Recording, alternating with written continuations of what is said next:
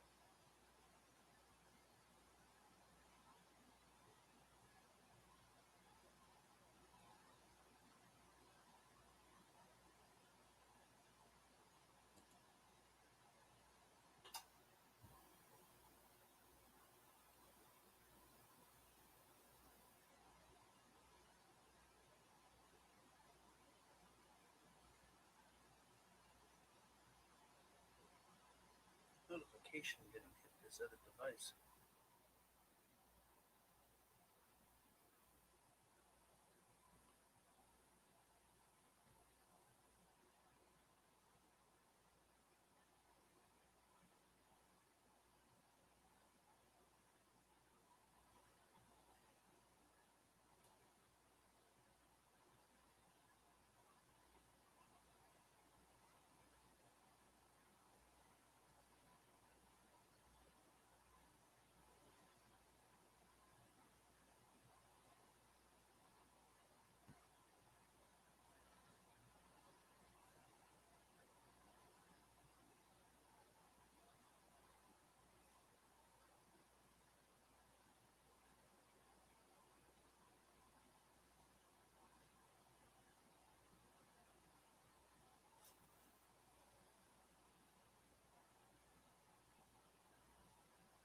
Hey, Betty, what's up?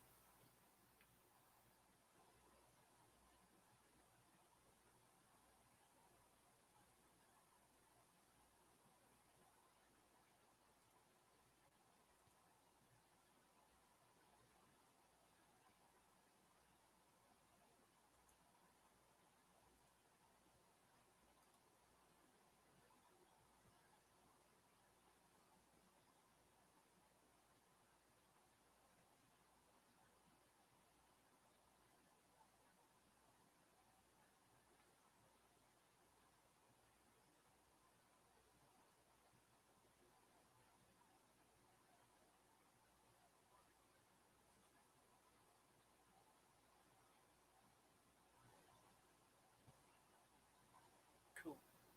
Missed you last night. I was live, I think, last night. What the hell? Yeah, last night. Where's your partner on Crime Nova? He went to sleep.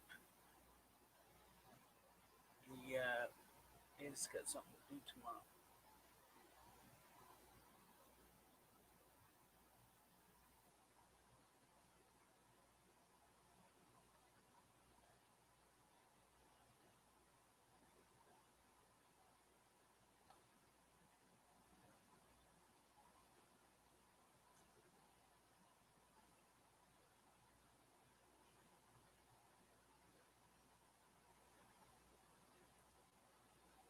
I was in Road Farm. Drove out there. No signal in the country. Hmm. I feel that. I don't get any signal at the hunting camp either. But that's like, I don't know, it takes 2 hours to get to the spot, and then another 2 hours of driving through the bush. Roughly 2 hours. Oh no, Nova is here. Guess he couldn't sleep.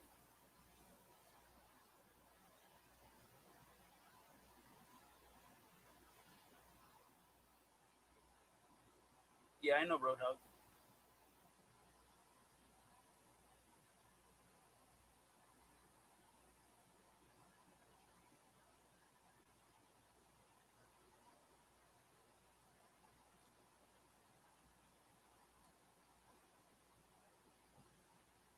I remember Roadhog from when I was actually just Tank Boy. It was a long time ago.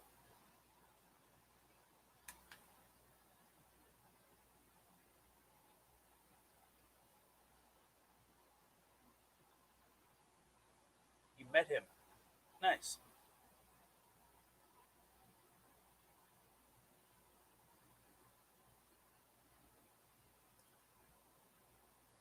Them and Blinking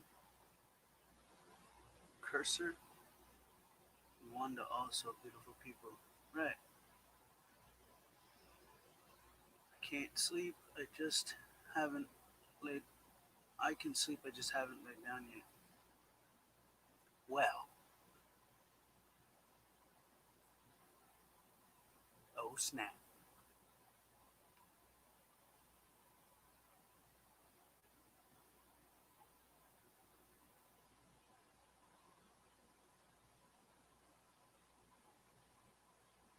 my God, laid.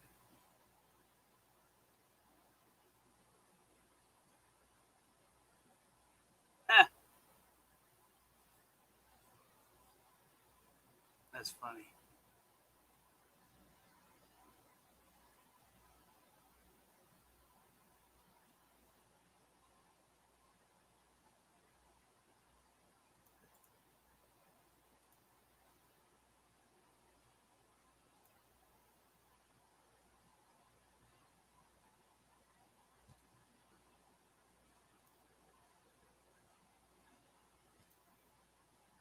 Betty said laid. Yeah, she did.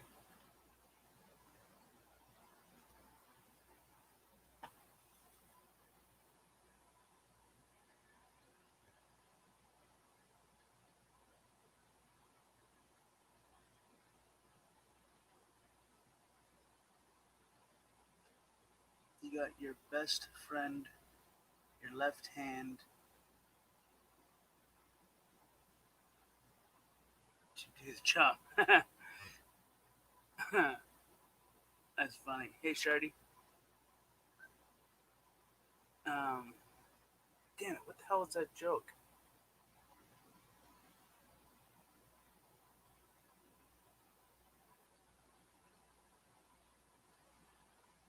Dang it. I listened to a bunch of jokes today while I was doing some things. And I can't remember what the hell they were. I remember there was one that was like, what do you call it when you pee in Canada? Um, or no, what do you call it when you pee in Canada or something along those lines? And then they say, I don't know, peeing in Canada. And then the next one was like, what do you call it when you pee in or no, what the hell? The moral of the joke is it's European. Um, but I can't remember what the hell the joke is. So if anybody knows that joke, now's the time.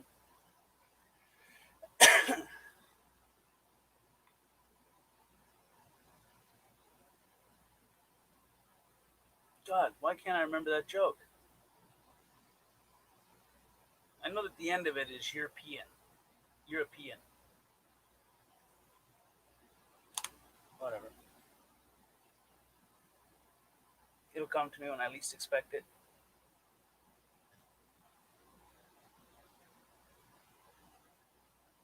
You're getting old. Yeah, I think maybe. I don't know.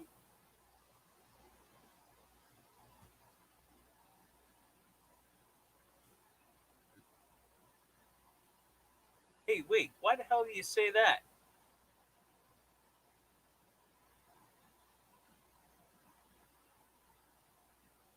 Oh, because I'm forgetting things probably. Oh,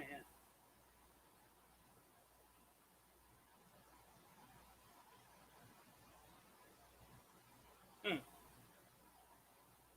Is it Alzheimer's or old timers? I don't know.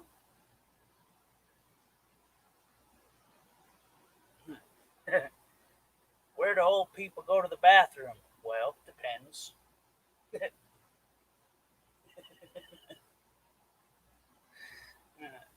No?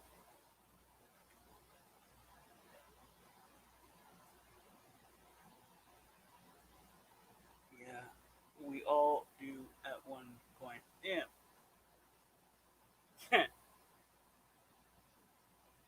When I start to walk around and lick the walls, I know there's a problem. So when that happens, y'all can just take me to hell right out of my misery.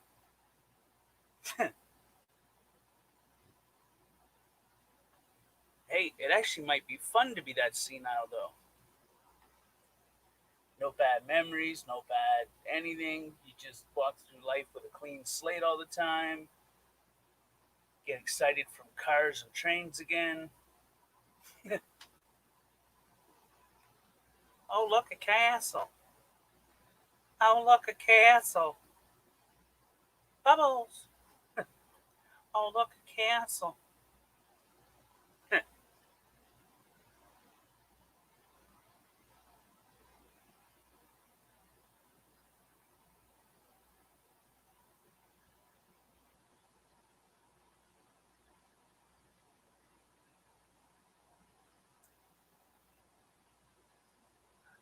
I opened the stream up on a secondary device, and I got a 96-minute ad.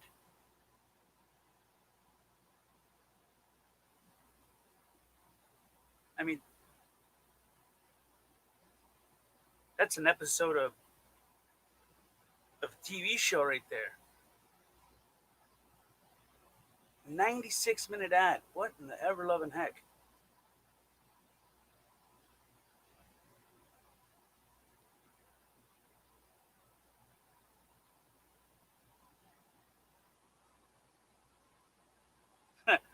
No, but remember the night that you got how long was that ad? We both got long ads that night when we opened my stream. I don't remember.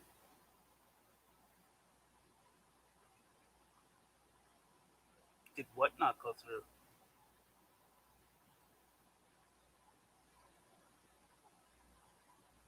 Yeah, but this one was 96 minutes. When I opened it up, it said 96-minute ad, one of two.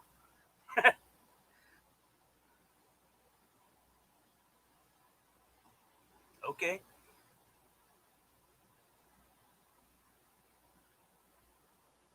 What is the point of a 96-minute ad? And all it looks like is people singing.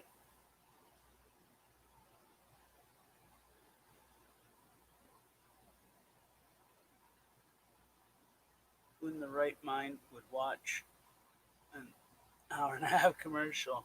I don't know.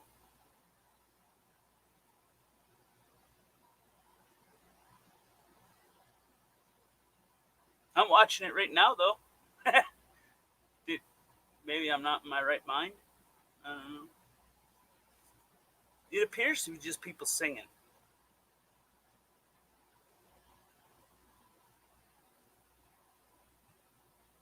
I think. I've got those before.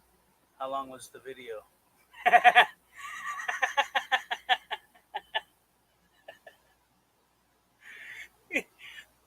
Dude, I I got a notification and the title is so intriguing that I had to open it up, right? I'm like, what the heck? So I had to open it up.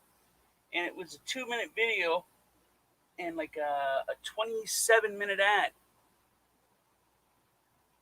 And you couldn't skip it.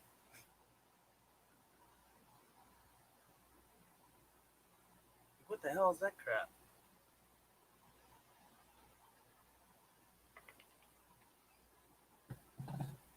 What the hell?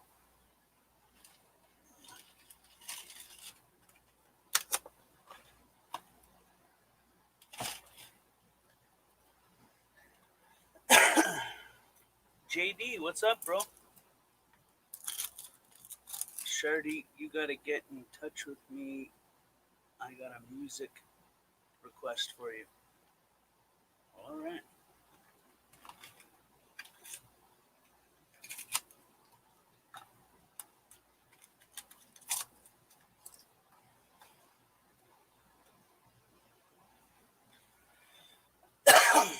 Yeah.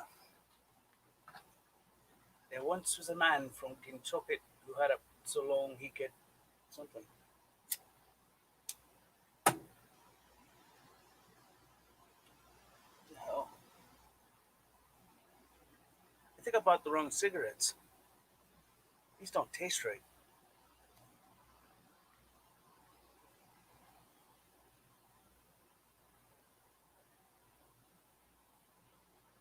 It's full flavored.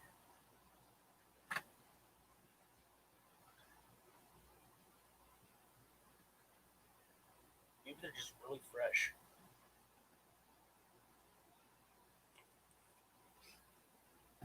You ever get a really fresh cigarette?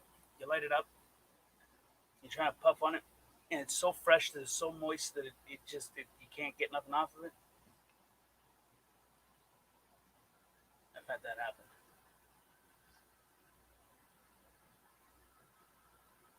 Wrong place to go. His place. Huh. I'm not sure. I'm not sure.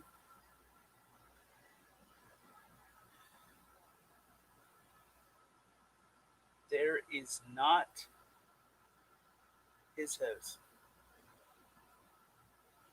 Tag said moist. Did I?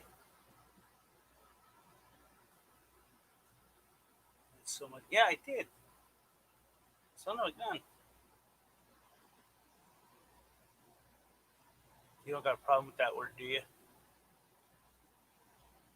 Huh.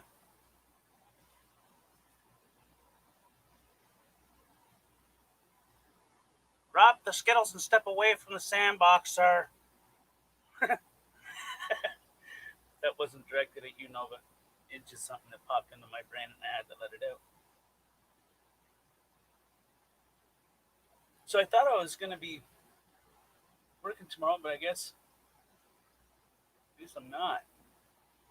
There's supposed to be a storm coming in.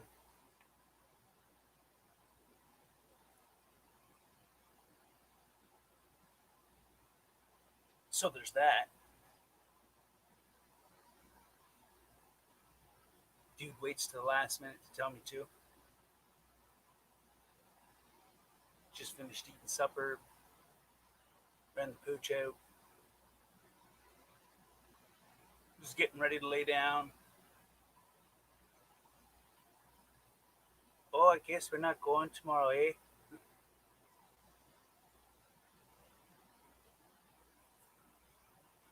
Would have been good to know a few hours before that. Oh well. I could sleep in tomorrow. Kind of.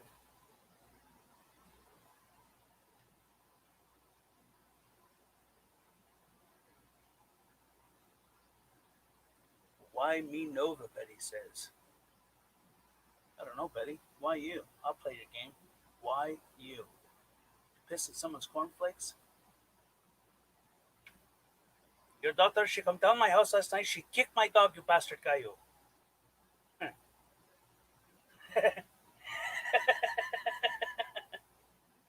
Hey, anybody remember that song, Gangnam Style or Gangnam Style or whatever the hell it was? You know, for the longest time, I thought the lyrics to that song was Oopdom Condom Style. Yeah. Apparently, that is not the lyrics. Well,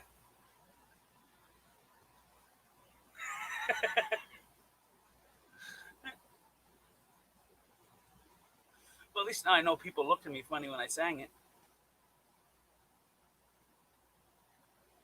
I think they'd have the decency to be like, "Hey, yo, that's not that's not how the song goes."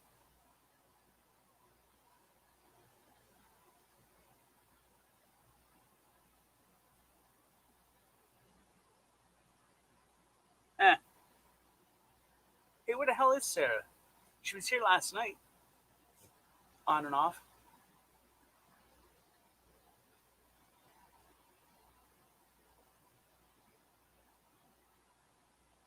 Hmm. What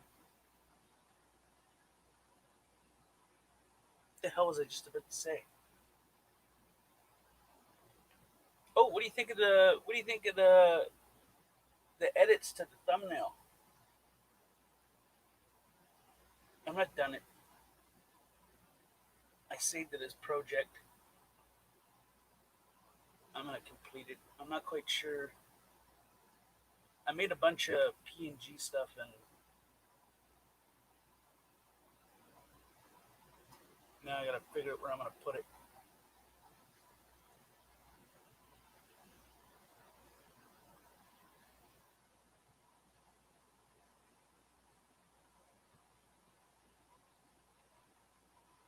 Was the good to me or Nova?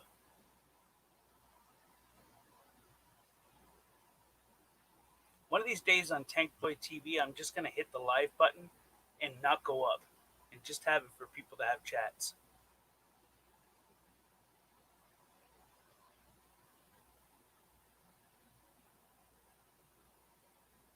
Yeah, I kept to the good versus evil theme.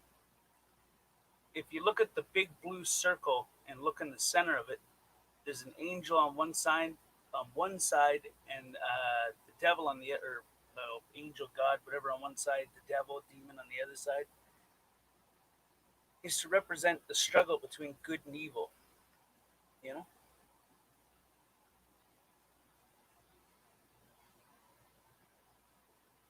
really confuzzled at the moment. Hmm.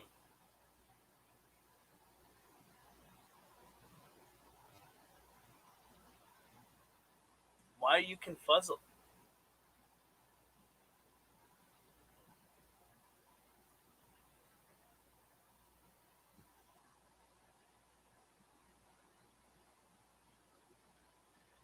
Melver didn't take his meds.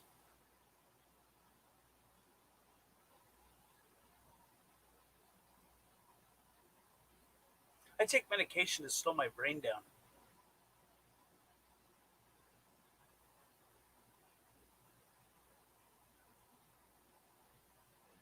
My brain goes 100,000 miles a minute.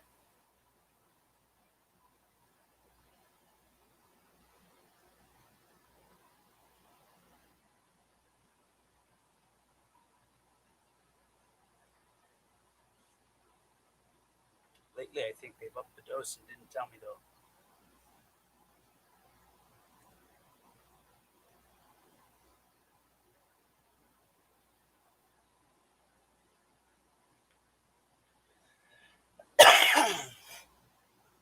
So how was everybody's day?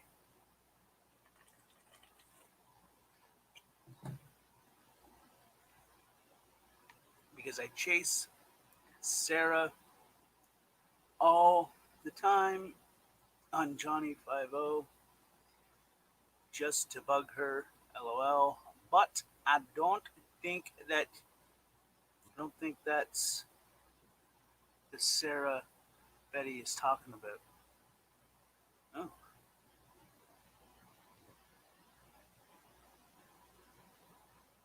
dude, I asked that question 10 minutes ago. How the hell did you just get that now?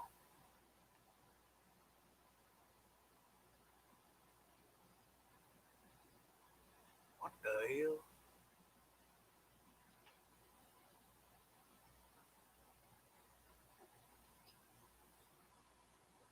Huh. I think. How long ago did I ask that question, Betty? What the fuck was that sound? Nova, it is that one. What?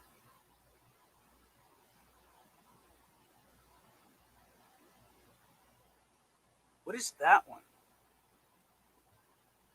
Is there someone talking in the chat but I can't see them?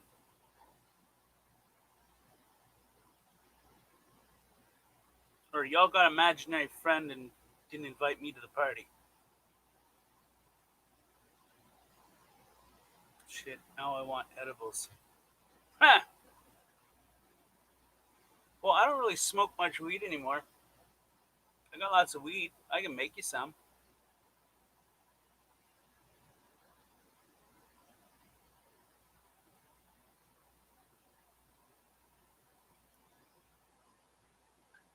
I need to keep up. Heh.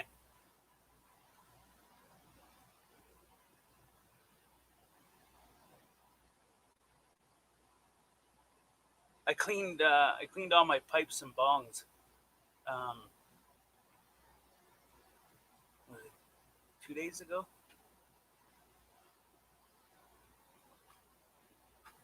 ish, so that I could put them back on their shelves because I'm not really using them. Is it weird that I have a whole shelf unit with like all my pipes and bongs and different ones?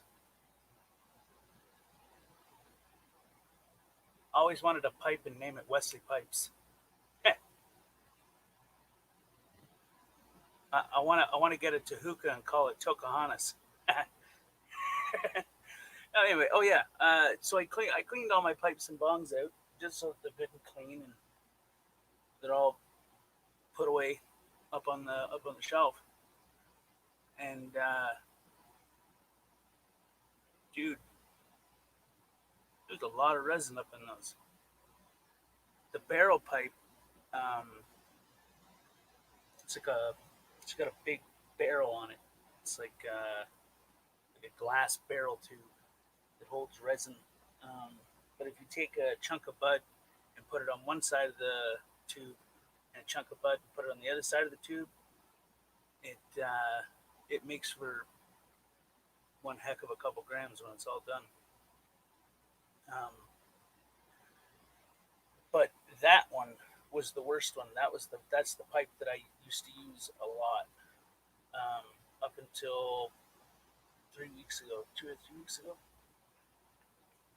2 or 3 weeks ago, I don't know. It's not that I don't want to smoke weed, but I don't want to smoke weed. Does that make sense? Doesn't make sense, does it?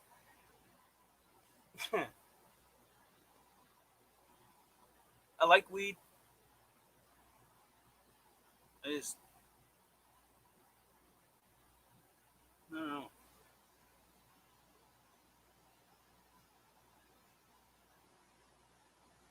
Can't smoke on certain job sites, so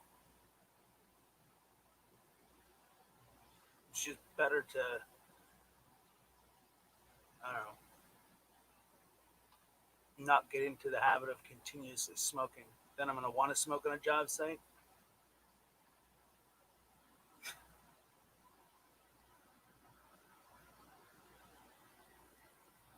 Next thing to go might be cigarettes. I don't know though.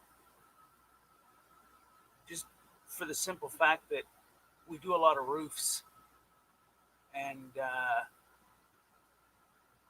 smoke between job sites.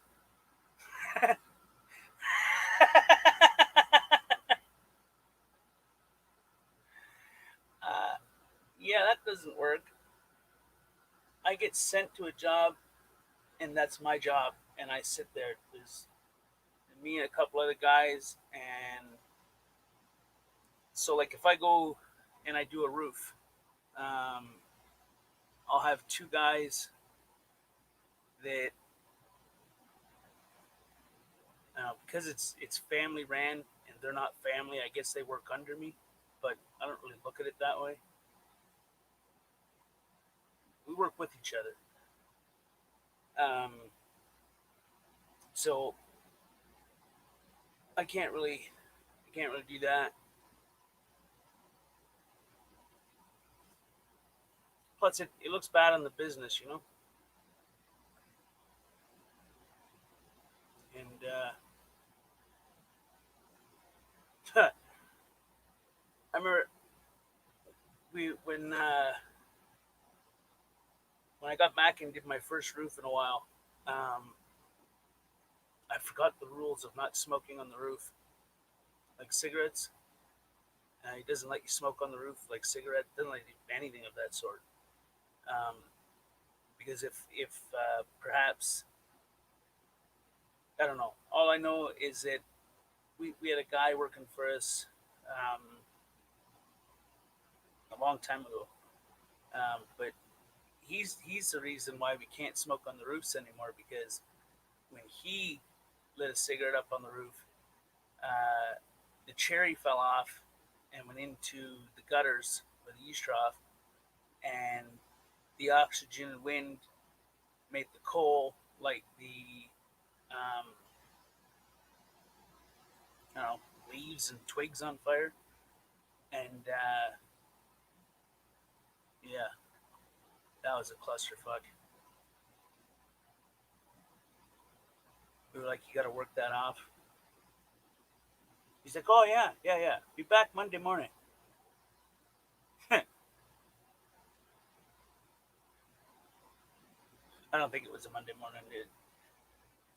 I think it happened on a Wednesday, and he was supposed to come back Friday, and we never seen him again. He was supposed to work that off because by the time we were able to get into the trailer, um,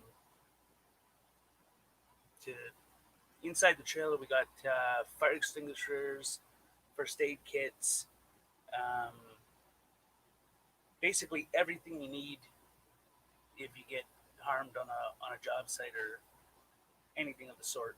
Um, or if a rookie hooks up a electrical panel box the wrong way and it sparks and creates a fire, that's actually funny to watch. I don't know if you've ever seen an internal fire, like when someone hooks a junction box up wrong and it lights up.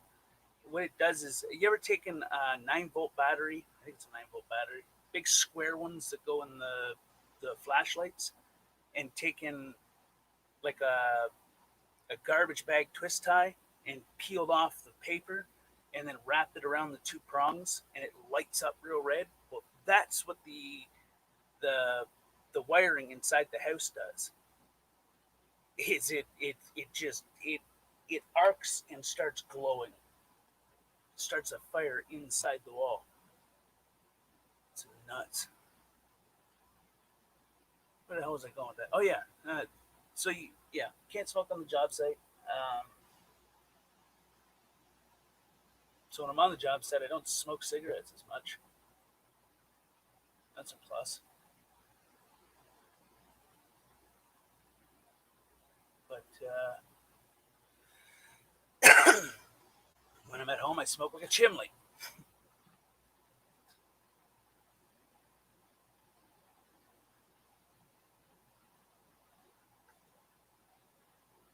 Hmm. Sorry, I was sending you a text. Oh,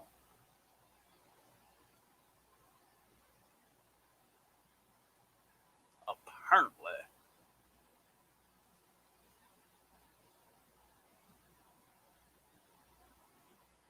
Anybody seen the new siding?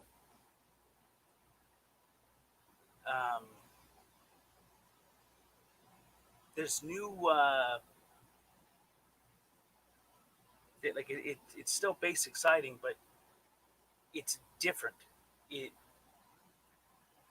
Like the old ones, they used to just tongue and groove, and then you tack the top part on, and then you got another piece that'll clip on, slide over, tack that one on, slide, tack, slide, tack, slide, tack. Well, these new ones, there's like clips, almost like buttons. They're absolutely garbage. That's the only way that I can put them. And I say that because I've installed a lot of siding, and I know that when the wind takes a notion to pick up, if it gets under that siding, I think that it'll come completely off, rather than the ones that you just tack on and clip together. Week and a half ago, we did a siding job, and it was this new siding that I had never seen in my life. Maybe it's because I've been away from construction for a while. I'm not entirely quite sure, but this new siding is garbage, absolutely garbage. It's like buttons. It's the only way that I could put it. It's like little buttons. It's like click, click, click. I don't like it.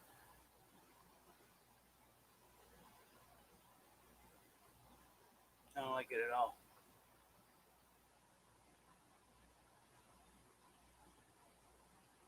Betty said on top of the wood. What?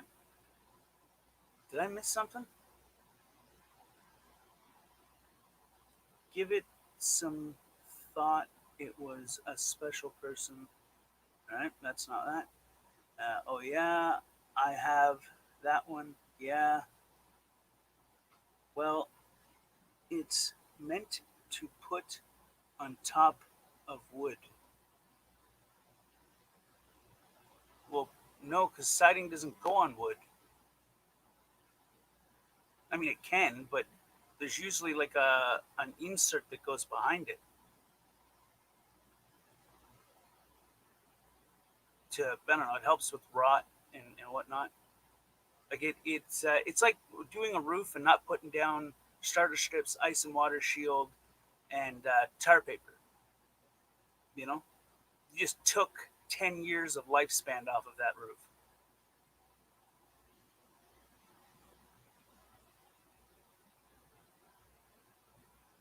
I guess that's because if moisture gets in behind it onto the plywood, um, the plywood can rot out, which means your siding will outlast your the side of your house.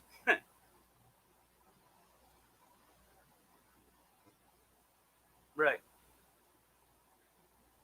I miss the old siding. We used to have a company or a store around here called Beaver Lumber, um, and then Rona bought it out. And Beaver Lumber used to get basically all Canadian made stuff, and the siding that they used to get was awesome.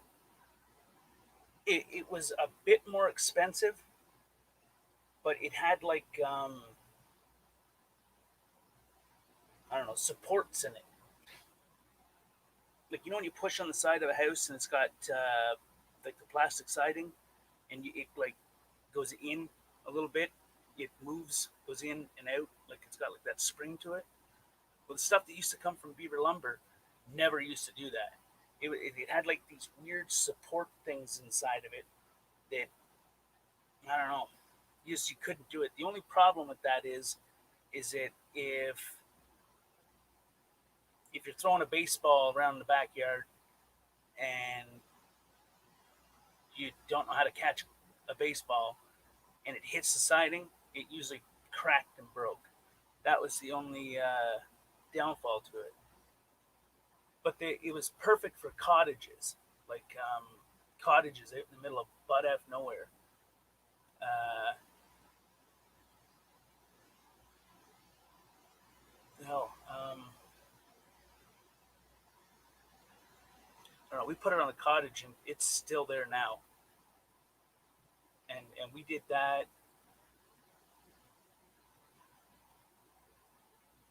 I think I was 14, 13 or 14.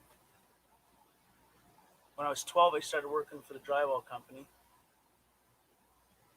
and I started working for my dad at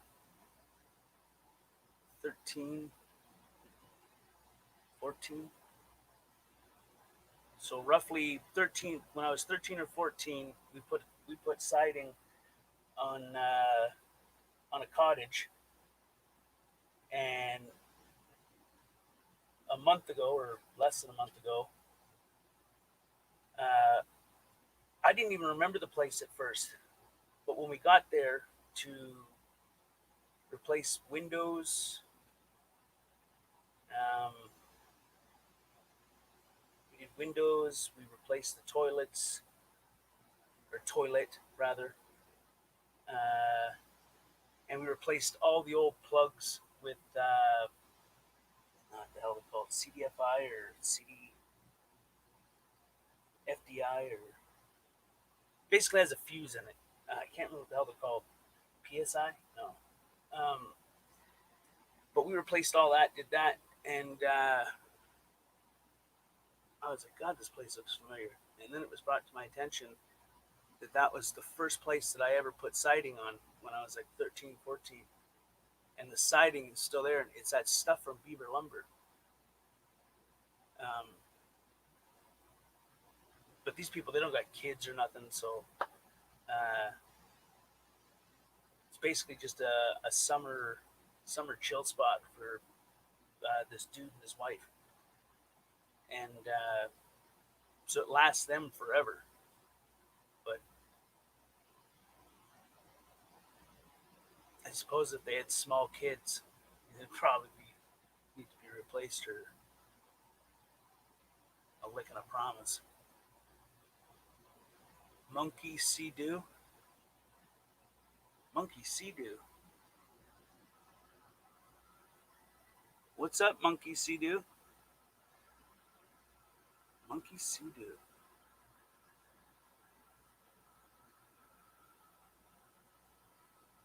When I read that last part, the only thing I can think of is water and a sea-doo.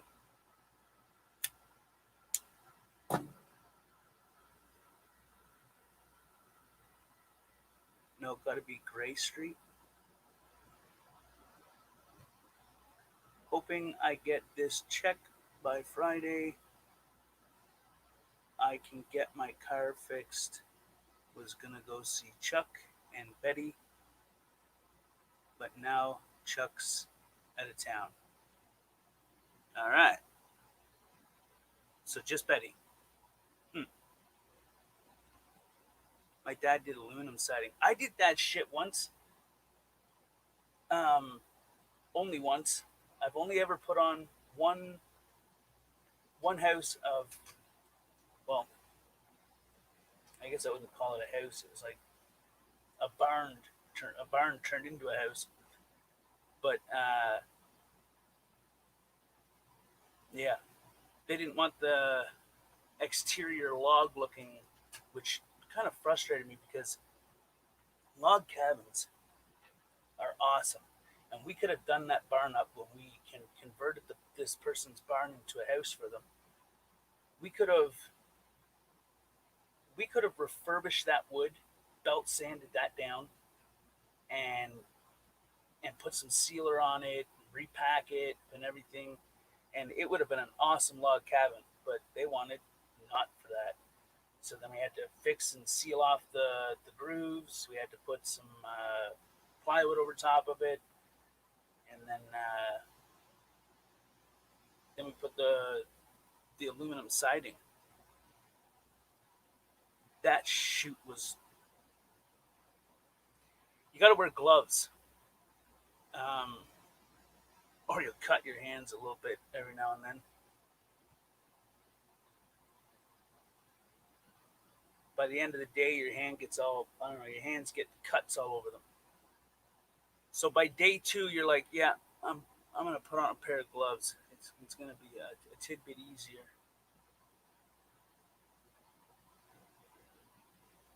Well, I don't know about easier.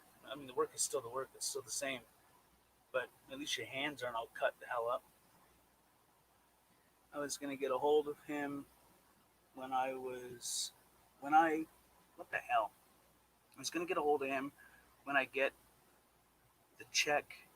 It'll take a couple of days to get the car done. Hmm.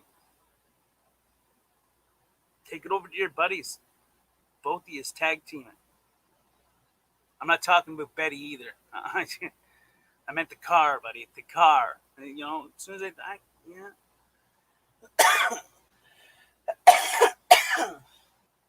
Too much.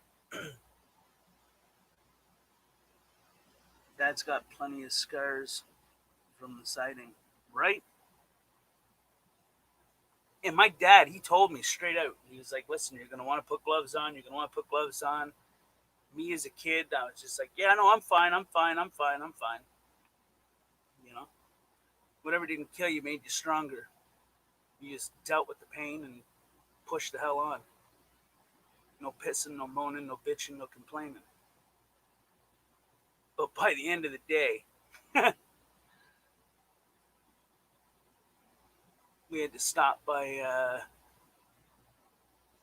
the hobby. The hell is that? Hobby Town, or I had to pick up super glue. Because there was a couple cuts on my hands that were deep. I mean, they were deep cuts. Um, and how I stopped the bleeding on them was twist ties, or not twist ties, zip ties. You know, little tiny zip ties that you use for like tiny wires or holding things together inside of the junction boxes and whatnot. Well, I just took a few of those, and then I took like a little plastic half circle thing, and then zip tied that son of a gun uh, to the part on my hand where it was really badly beat, and that's how I stopped the bleeding. But we stopped at the hobby town on the way home. Back then, I didn't drive. I didn't have a vehicle or nothing. So, like 15, 13, 14. So when I first started working with my dad, and we stopped and picked up a big thing of super glue. Now, you may knock it, but I can assure you it works.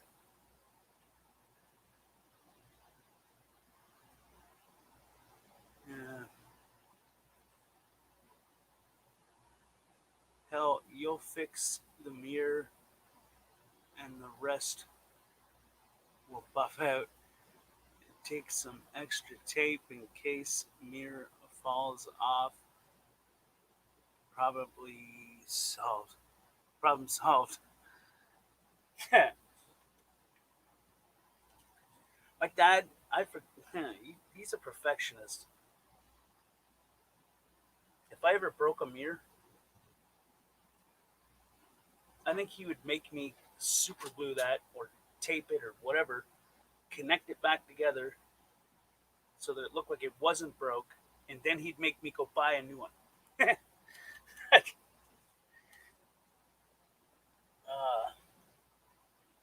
but that's how I learned certain things from him. You know, um, growing up when it came to construction and general repairs and renovations and whatnot. Trial and error, the errors you paid for in more ways than one.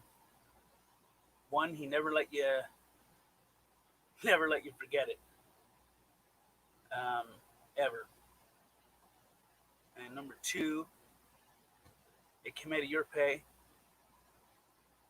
Number three, you couldn't go home until it was done properly.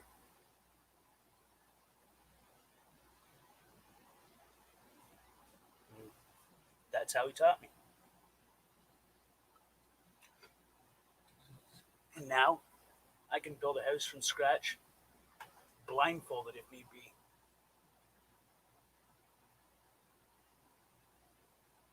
So I'm grateful for that.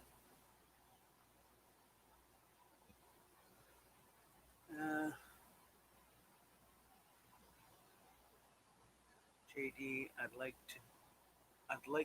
why the hell can't I see that? I'm gonna have to zoom this in. Give me a second. I gotta change the,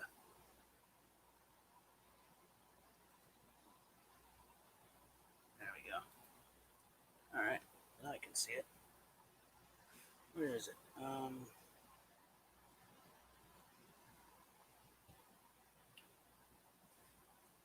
Where was I? I'd like to do that. Stop and pick it up. If it falls off, mine's a tattoo. That's not how you spell tattoo. Tattoo. Toto. We're not in Kansas anymore. Uh, don't don't scrap it. Weld it.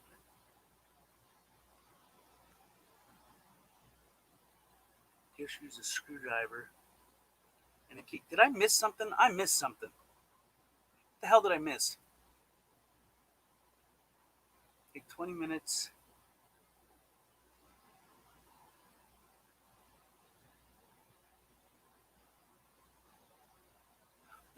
I think we're talking about Nova's broken mirror. You got scrap yards near you. Sometimes if you go to the right scrap yard, um, I think they call it UPO, which means that you just pay for the part and then you go take the part off of whatever vehicle in the scrap yard that you need. Find the best one.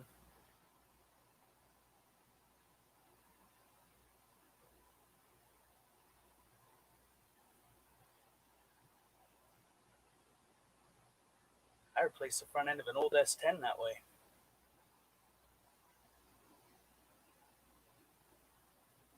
That S10 should have never been wrote off.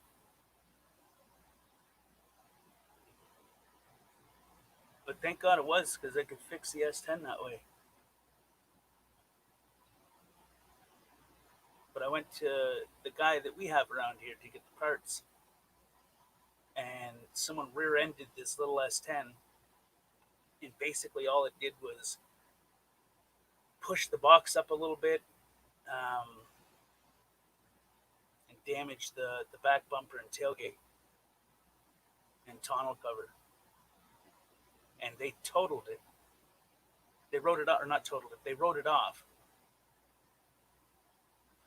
Maybe $4,000 worth of damage, five at most, and they wrote it off.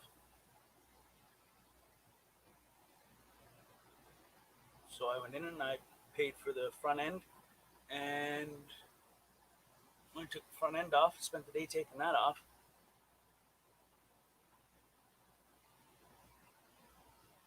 S10s are good trucks.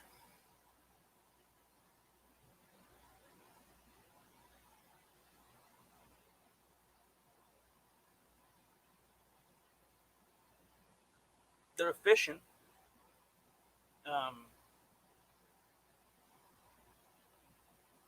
about a year and a half, 2 years after I redid the front end on my buddy's S10, he went and gave it a lift kit, uh, upgraded the motor, tranny, dry shaft, um, basically redid almost everything. And that son of a gun, if you touch the gas, it was just like the old Mustang. Dry pavement, dry tires, create a nice smoke show.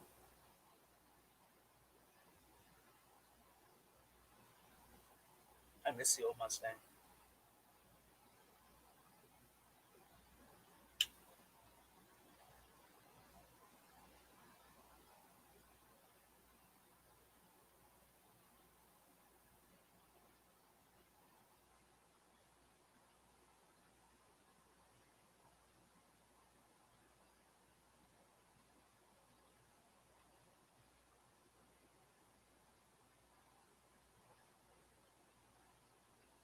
I feel like I'm only getting some of these comments.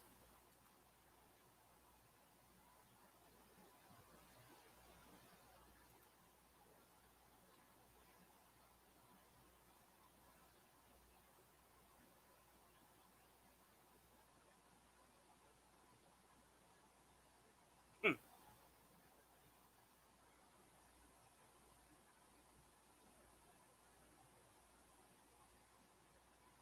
S10s are unique vehicles. You can do a lot with them.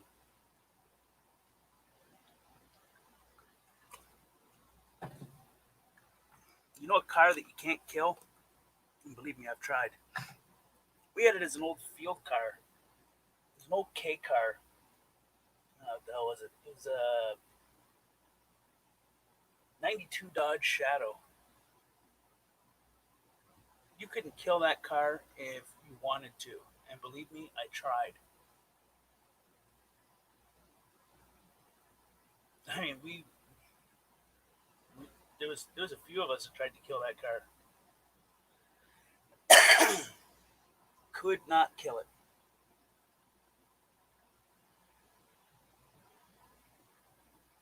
It stalled out once though, but the only reason why it stalled out was I drove over railroad ties. There was some railroad ties in the back field of the farmer's place, um, and that was interesting. I broke the um, so the fuel filter is it left side? Right side? The fuel filter's on the side by the rocker panel, um, and when I hit the railroad ties, I teeter tottered on them for a second, and it broke the filter off, which no gas going to it, which means nothing going to the injectors, which means no compression, which means no gas going into the engine, which means it's stalled out. So, uh, yeah, I reconnected it. And how I reconnected it was with fish tube, like fish blow rock tubing. And the hell are those clamps called? like circle, and you take a flathead screwdriver and you turn them until they tighten up. Those are intriguing to say the least. Anyway, 15, 20 minutes later, we were back up and running and driving through the field like maniacs. I had permission. I didn't get permission until 3 weeks into taking care of the farmer's farm, though. When his wife got sick, he couldn't take care of the farm. So I volunteered to take care of it. I lived down the road, and I noticed that he was coming from the city every single day to feed the animals and take care of them. And I knew that his wife didn't have much time left, so I offered to do it. Plus, he didn't really have much money, and any extra money that he was getting was going on gas to come back to the farm. Plus, I only lived down the road. It wasn't much to hop in the truck and drive down.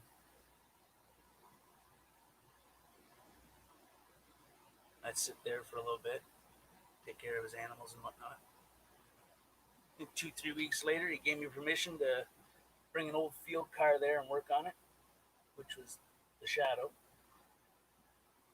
And then me and a couple other guys tried to kill the car, but could not kill it. Not for the damn life.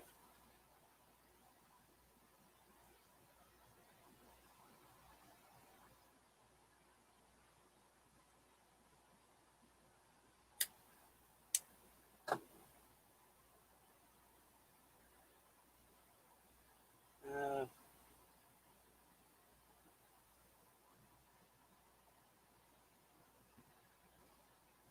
hmm,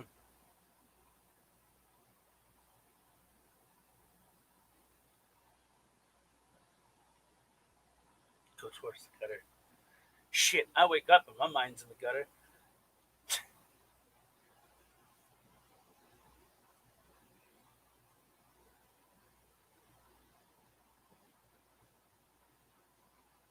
If you only knew what I did on the freeway and the bridge, lol. Excuse me, that Monte Carlo would speak. That's funny.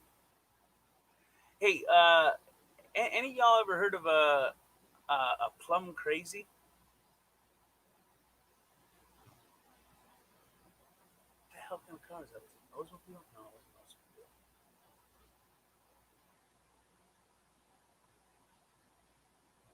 They're very rare. Um, it's called a plum crazy. I think that's just the nickname of the vehicle. I'm pretty sure that it's made from like Pontiac or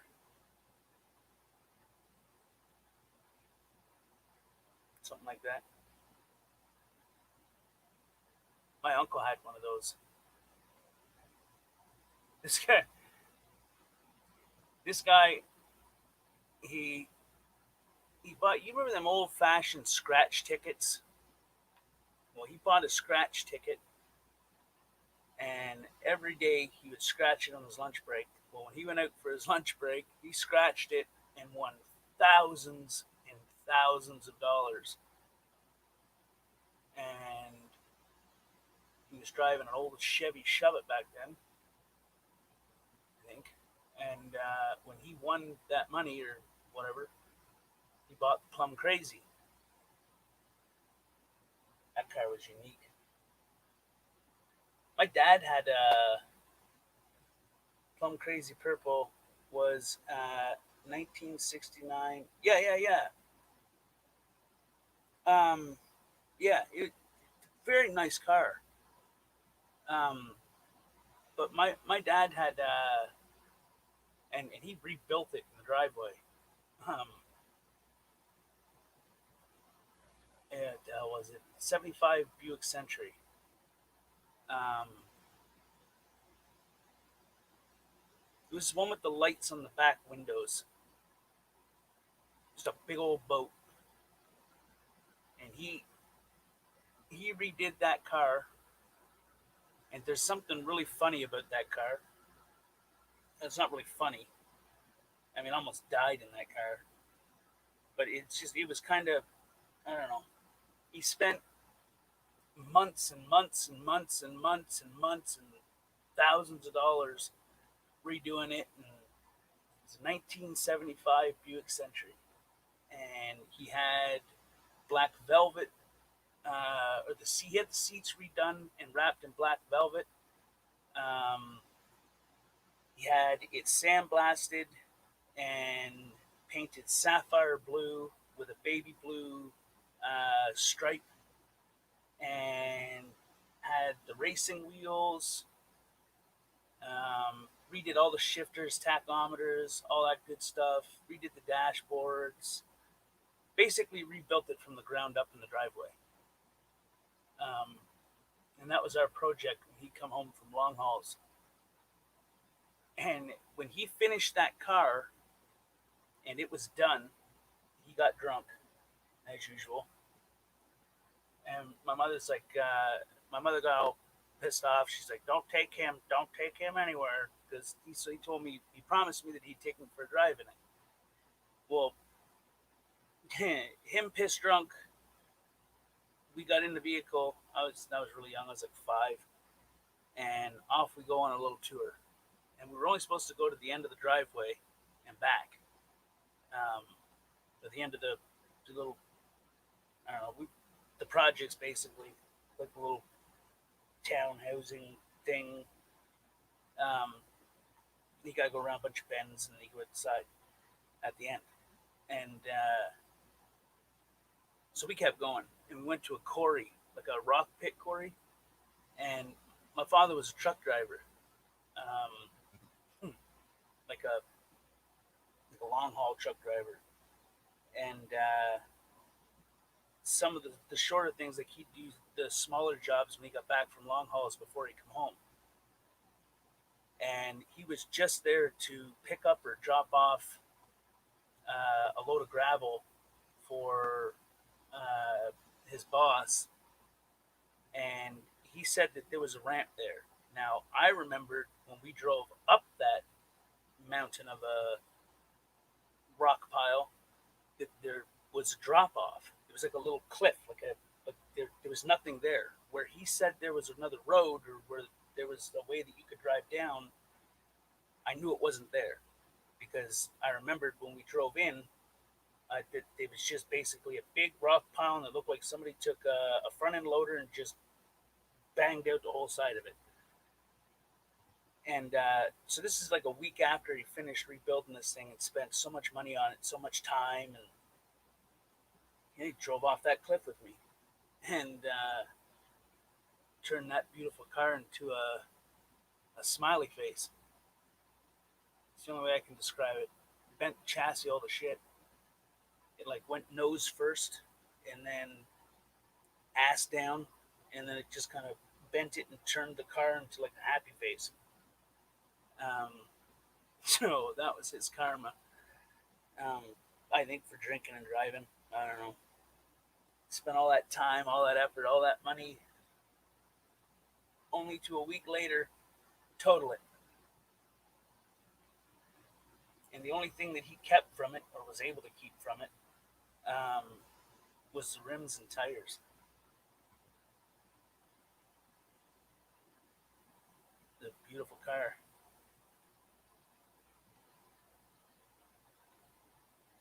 Um, Betty did what in the back seat under the bridge? Details, girl, details. And then Nova says BRB. You know, he's waiting for the details, and he's not able to type. His hands are probably preoccupied. I'm just saying, you know.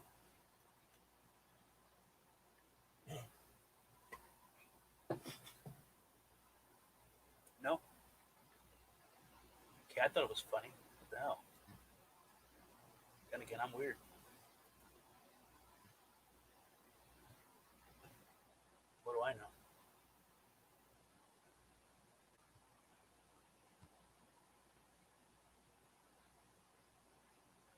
What's this?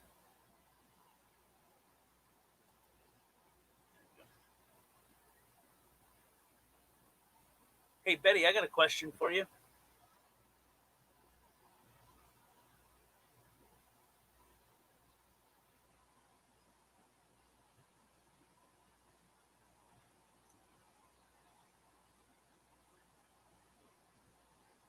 I haven't put this link in here in a while.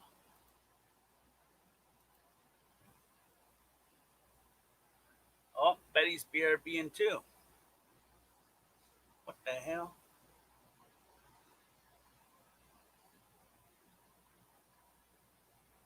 All by myself. I should go make a coffee or something.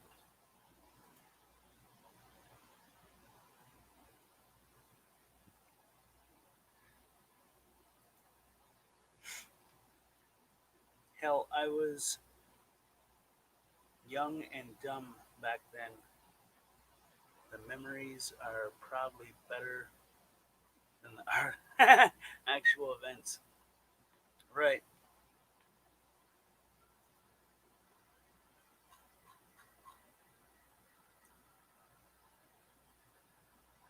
Seattle to allow criminal child care workers. What? Seattle to allow criminal child care workers. I don't get it.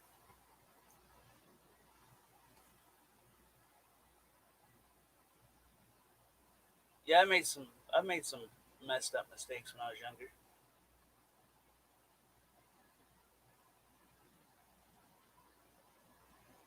You ever got your truck stuck in the ditch and used the front winch to pull it out, but then you had to before you had that winch fastened to the front push bar, you pulled it out with an ATV winch. And I'm not talking about like you accidentally slipped off the road and went into the ditch. Like you deliberately drove through the ditch. You're like, hey, this looks good.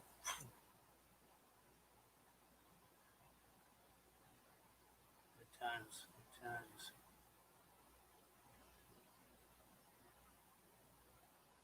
You ever drive? You ever drove one of those racing speed bike things? They go like 200 miles per hour. My cousin got one of those a long time ago, back when he was alive. Um,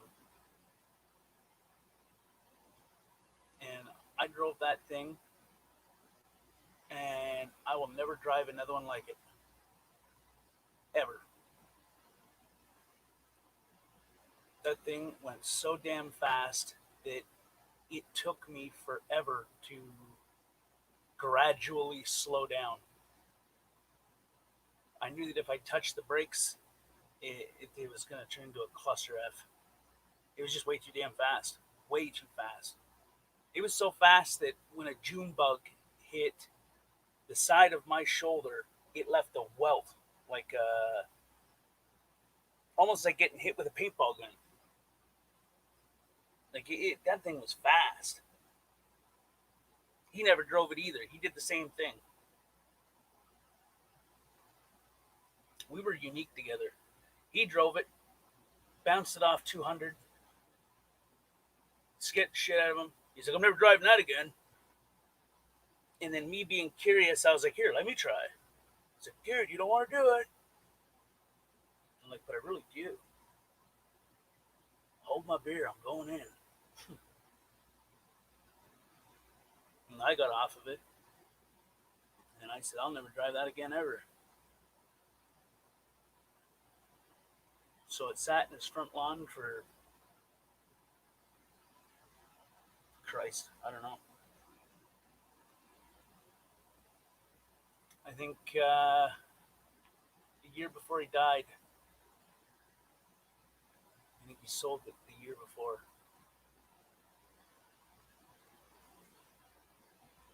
I'd like to drive the Mustang that he bought right before he died, but his ex wife, I don't think she'd let me drive it. It's 75 or 70 something or 68. No, 70, 77. Christ, I don't know. A good damn, it's a nice Mustang though. Speed in cars didn't bother me. Some of the motorcycles I have ridden scare the yeah. Cars are easy, you know. Same as trucks. I mean, I prefer speed in the car though, preferably something a little bit lower to the ground. Um, but that bike, that you know when you're going so fast that you know that one wrong move and you're not waking up, and then you start realizing I didn't put a helmet on. Uh, yeah, those are some realizations that are confusing, frustrating, and freaky all at the same time.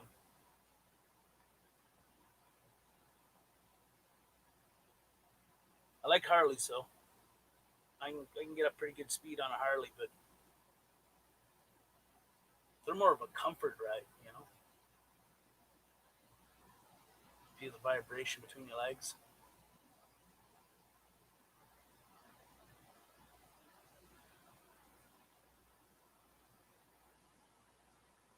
Only car to ever scare me was a lowered S10 with a 355 going 165 to 70. Back. Welcome back, Betty and Nova. That piece up was just too light. Yeah.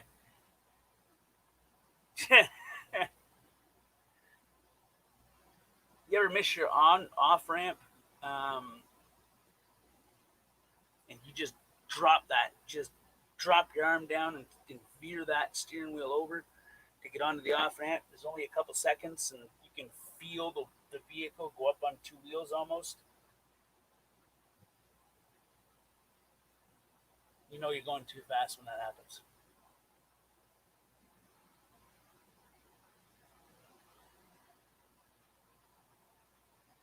Hey, Betty,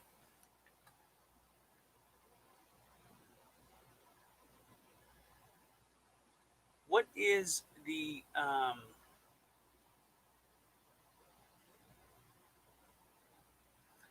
okay? How long? Okay, yes, tank. So it's like a 45-second delay,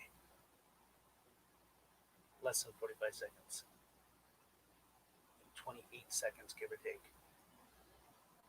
Okay. Do you know this new app that you're supposed to have an option to download? Helps you uh, find out if anyone near you has been tested positive. You know the app I'm talking about? The one that's supposed to be a choice.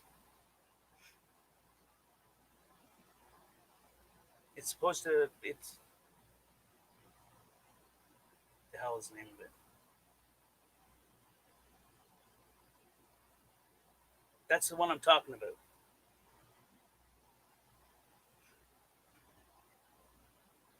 That's it. Nova's got it. Okay, well, it's supposed to be a choice for you to be able to download it. Can I ask you a question?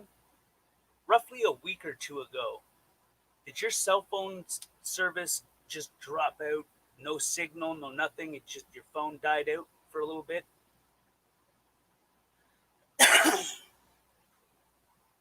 Like, did your phone stop working for like an hour or two?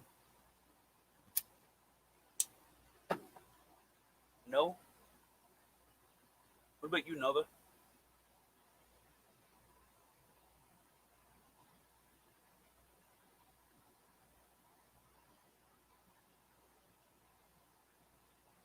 That's right. And how you find out if it's been downloaded to your phone? Betty's got an iPhone, so she's gonna want to go settings, go down the settings, go to health, and then it should be in there. Um,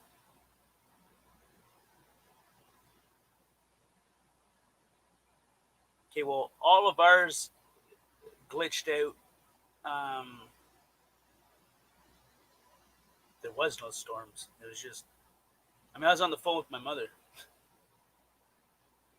I was in my driveway, and I was talking to my mother, and the phone dropped out, and it was as if someone was using a cell phone jammer. So I was like, "Oh, great, here we go. Somebody's dropped a cell phone jammer. They don't want no contact in or out." So immediately, I'm preparing myself for anything. Come to find out that it wasn't just my phone. There was multiple people, thousands and thousands and thousands of people at the same time or throughout that day had interruptions. And they found out later that the app was downloaded to their phones. The tracker was put on their phones without their knowledge, which means that your service providers are working with your governments to put stuff on your phone.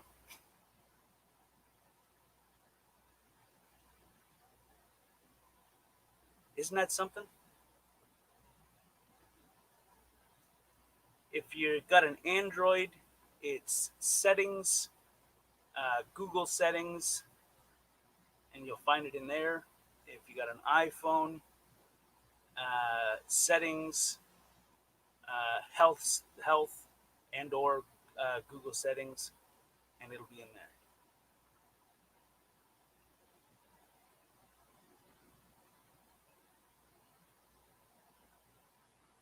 Well, I know that they can't put anything on the phone that I use. Like the phone that I use for that I carry with me all the time for texts, calls, all that good stuff. You, it is physically impossible, and it's an Android phone, and any other Android seems to have had it put on it. But I built that phone myself, and I've done things to it inside of it. I'm not sure that might not be legal, but I've done some stuff inside the phone, and like I rebuilt that phone from scratch. It was just a bunch of different phones of the same brand and everything, and I rebuilt it. And I removed a lot of things from it. Number one, the tracker, the GPS chip. I fried that out. GPS yeah, chick. The, the GPS chip, I fried it immediately when I was building it. Um, Location, uh, I fried that chip. Anything that would allow remote access, location services, GPS, anything like that, I fried those and bridged the cables off. Like the location tracker, I had to actually unsolder it and then solder. I had to bridge uh, the two pins together because for some reason it wouldn't turn the phone on unless they were bridged to make it think that the location chip was in it.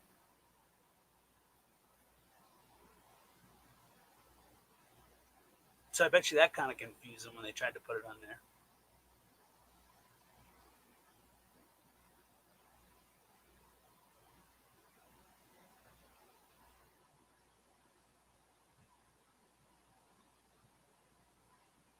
Hmm. Always take precautions, you know.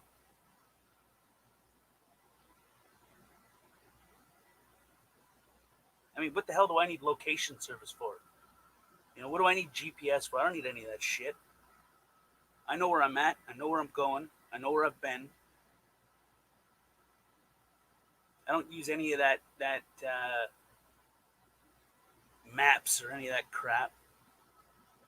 The only thing I use a cell phone for is an actual cell phone, is texting, calling, and that's it.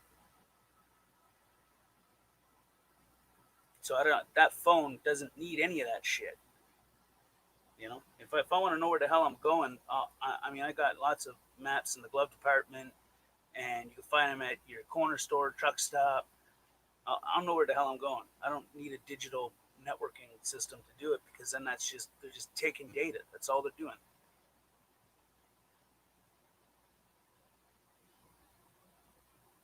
I got to use maps for work. What the hell? You see now? You don't know where you're going?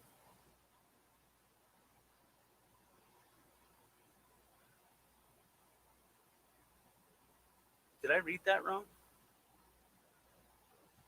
Or I missed that? And always film the. Okay, so he's leaving. I'm gonna go, guys. Gotta get some sleep. All right, Nova, bro. Thanks for popping by. I appreciate it, brother. It's not on your phone. You said you're through Verizon.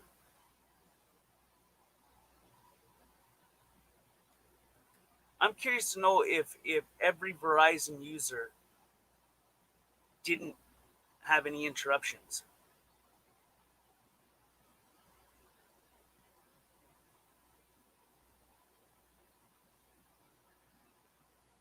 Because maybe they're just starting with certain companies, like certain providers. Like I know Telus, Virgin, but they're pretty much the same.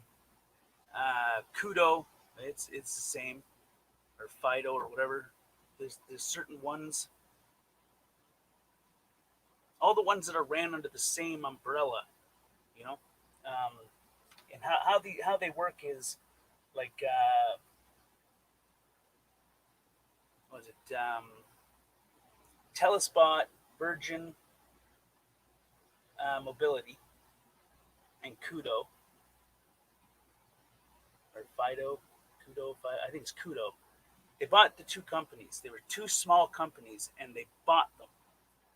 And then they were going to buy another set of companies, but it fell through. And so they're all under the same umbrella.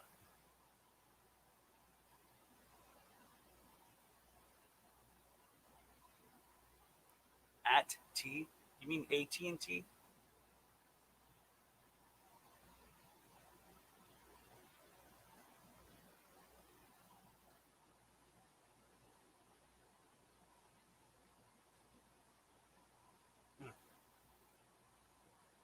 AT&T, I would have thought would have been one of one of the first companies to do that crap.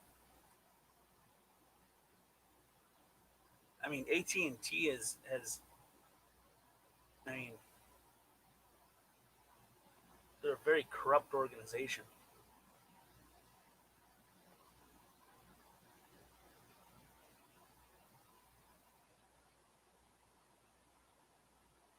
Super corrupt.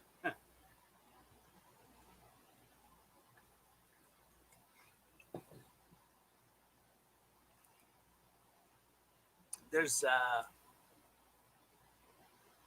also phone companies that have been bought by other countries.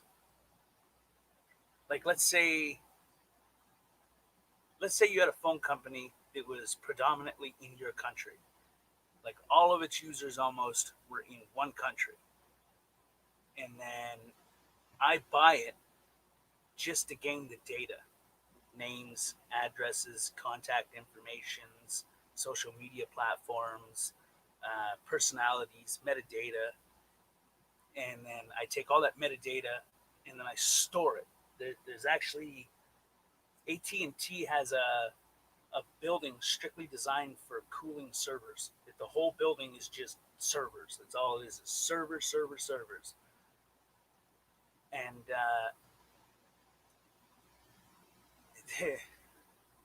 your data is not safe with them. I can tell you that much. If I'm not mistaken, the NSA was in cahoots with them, and our CSIS, like a joint operation to gain data.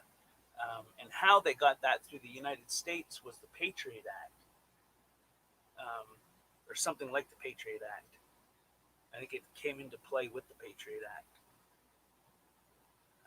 Because I mean, if you read the fine print of some of those, like they'll say, "Hey, this is for this and this is for that," but if you read the small print and the stuff that they're not showing you, uh, it basically states that they can spy on you.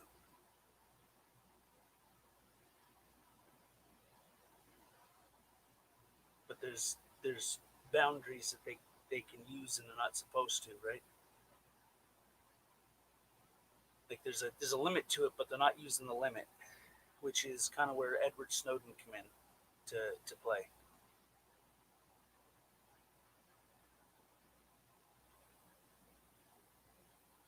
I got a good way to put it. Have you ever seen the TV show Person of Interest? It's about a supercomputer, artificial intelligence that accesses anything on a network. Phones, security cameras, microphones, computers, smart devices. Um, if it's on a network, uh, it's being accessed. Well, this TV show, Person of Interest, it kind of it outlines the same kind of technology that the NSA was using to spy on people, which is how Edward Snowden kind of come into play.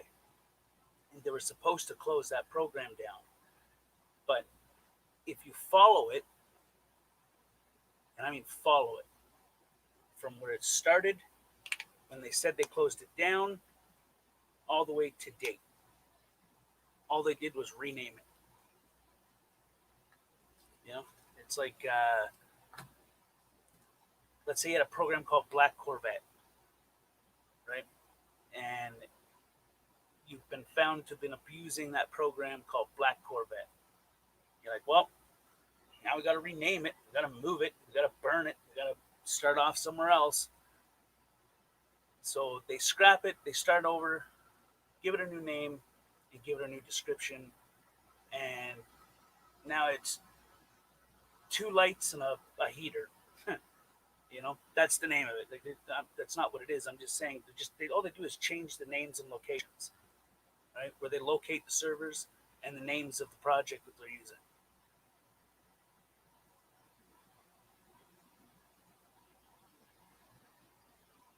It's pretty insane.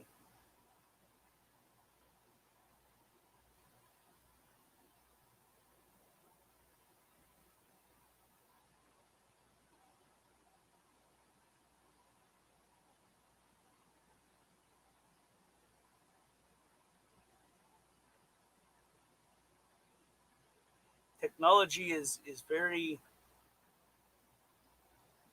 unique, to say the least. Um, Nothing seems to be safe anymore. They got like massive algorithms and artificial intelligence, and they've taught it to basically perfect coding and to evolve on its own. So you teach it how to hack into something, and by the end of the day, it now knows what took you to learn your whole life in the span of an hour. So by the end of the day, it knows every in and every out to perfect its execution and cover up its footprints. Because the way that certain networks work is sure you may be able to find a back door, but think of it like if you got a back door and I got a back door and it's snowy outside and you walk from your house to mine, you you leave a footprint, you know. Well, they're teaching these algorithms to cover their footprints, something that something that's incredibly hard to do in some cases, depending on the circumstances. Uh, YouTube channel Daily Driven Exotics. The way he is able to own his exotic cars is his main corporation. Tracks your YouTube history and sends appropriate ads to you. Well, it's ad mining, right? It's data mining. It's and they do it through your microphone, through your search history, uh, all of it. What if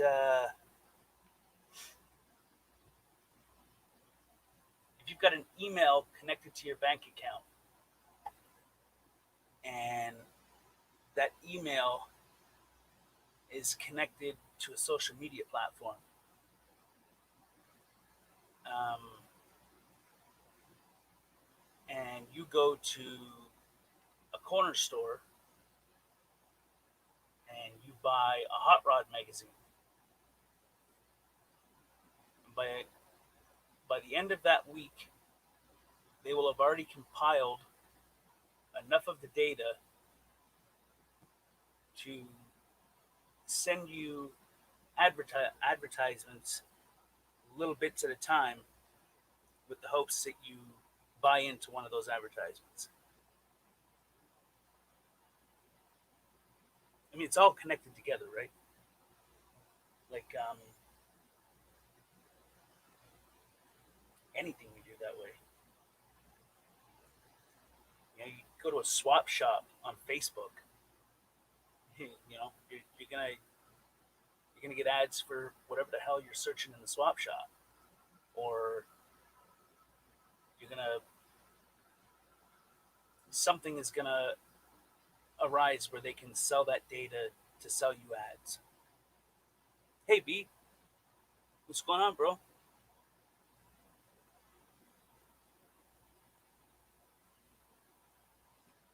I watch sailing channels and I get boating ads and related ads all the time.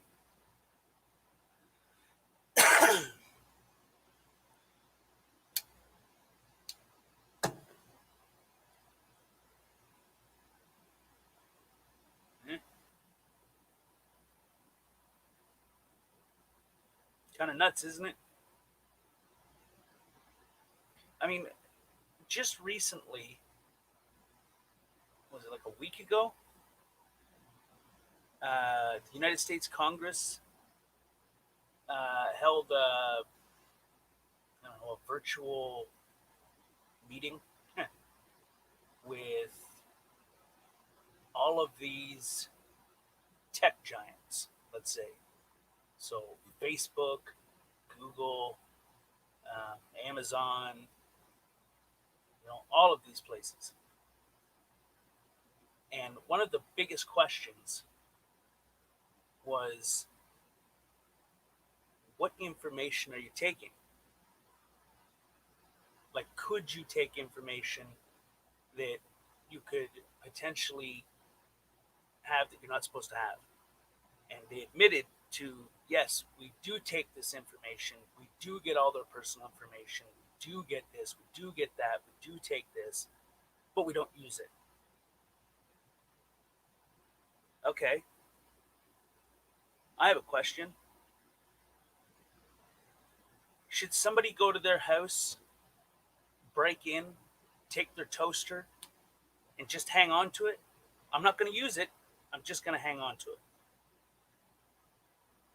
Is it still theft? I mean, I was just hanging on to it, right?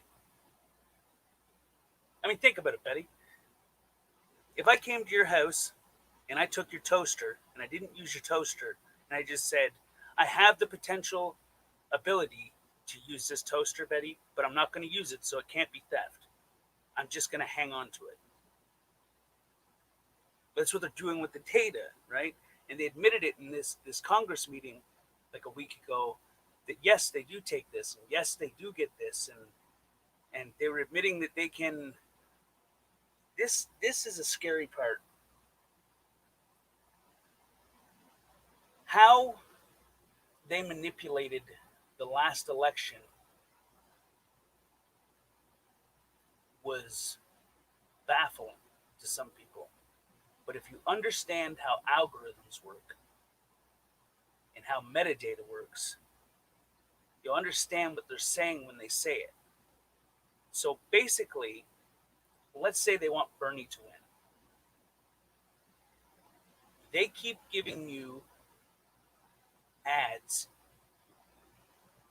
that I'm Bernie Sanders and I approve this message. Boom. Well, giving you suggested and recommended videos to make Donald Trump look like a scumbag. Right? It's the same general concept. I mean, if they did it for the last one where they recommended videos where it put him in a bad light and put her in a good light. And anytime someone would try to put her in a bad light, they would be silenced or taken away. They just disappear. Right? Well, I mean, it's censorship, right? To control a narrative or to control an outcome, you know? They do the same thing with ads or recommended videos. I mean, how easy would it be to change a narrative in someone's brain by recommending them videos of one person being in a good light and recommending the videos of another person being a bad light when they've equally done good and bad stuff. It's this is a special word for it, but I'm going to call out everything you do wrong. I'm not going to admit to any wrong, kind of thing. You only get one side. Well, it's what they're doing through these recommendations and ads and data and metadata collections is they're using that to steer you in a different direction. I mean, just think about it for a minute. You, it, it should make a little bit of sense. You're gonna notice it's gonna ramp up real soon. Right, like there's gonna be a crunch time, and there's gonna be a window, and inside that window is when the pin's gonna be pulled. It's that last sprint of it to try and get the outcome that they want. If you pay close enough attention, you'll be able to see it. You'll notice that your recommendations will be different, your ads will be different. You get recommendations for things that you have absolutely no clue. You just, I've never even watched this before. I don't watch anything to do with that. Why is that coming to me? But then curiosity, it killed the cat because now you got to watch it and figure it out. That's what they're counting on. Technology is a bugger.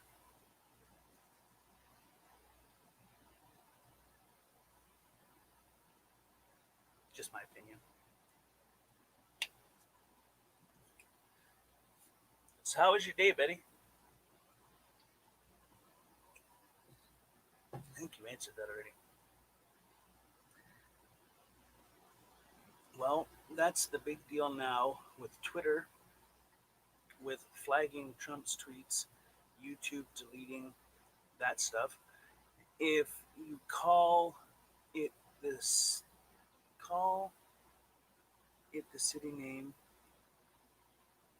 all form, yeah, right.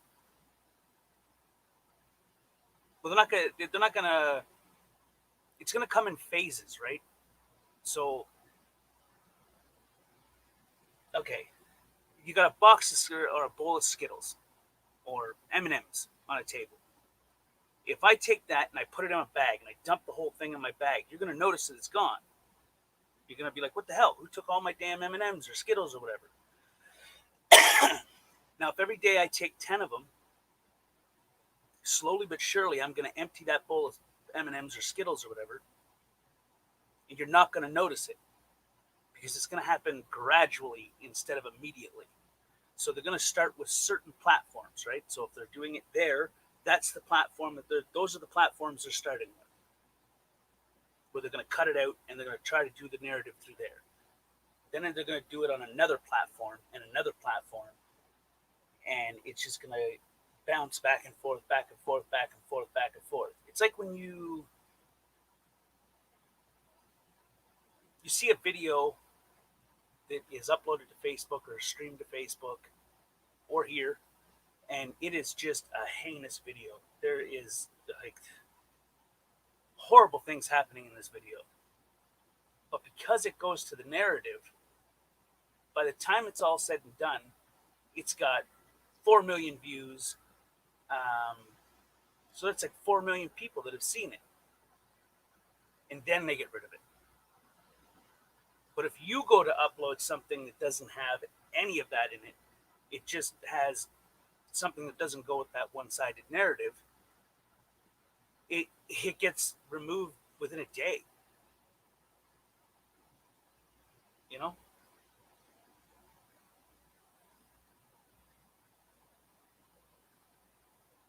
But that's the same concept. If I dump the whole bowl of candy in my bag, you'll notice I took the bowl of candy. But if I take that bowl of candy that you've placed out, that you value so much, and I take a couple pieces or 10 pieces of candy out of that bowl, a couple Skittles here, a couple Skittles there, M&Ms here, M&Ms there, slowly but surely, I will have emptied that bowl, and you'll be none the wiser. I'm not sure I use that word right, but you won't notice it. So slowly but gradually. You want a perfect way to figure to okay. You run a hot bath. Okay, your bath water's filled. You get in your bath. You're like, shit, this bath water's hot. Now take the same temperature of bath water, sit in the tub as it's filling up. You will gradually get used to it. Slowly but surely. It's not going to be as hard as if the bath water is hot, you jump in it after the bath water gets filled, rather than you sitting in it as it's getting filled, because slowly but surely your body is adapting to that heat instead of it being a complete shock.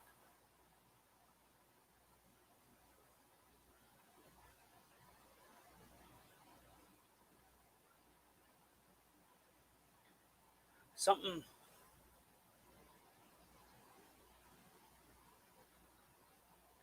something very large is in the midst of taking place in our reality, and it can't end well.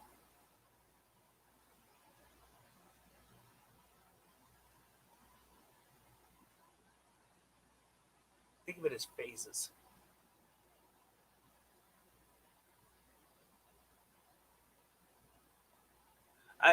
I feel I'm not saying it's just my opinion. Uh, let's say I don't know nothing. let's just say I'm just basing an opinion on something that I've seen or whatever.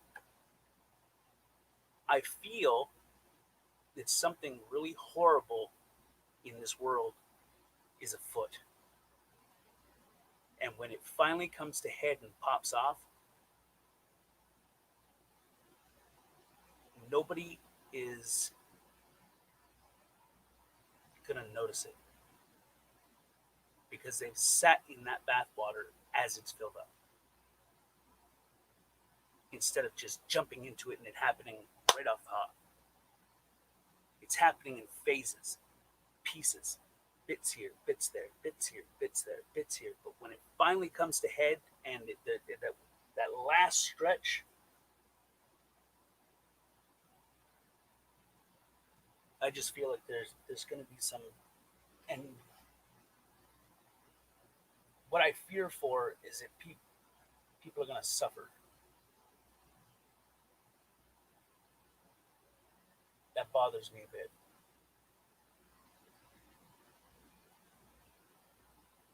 Instead of watching a side or paying attention to one viewpoint, sit back, sit high, and watch everything. Piece it together.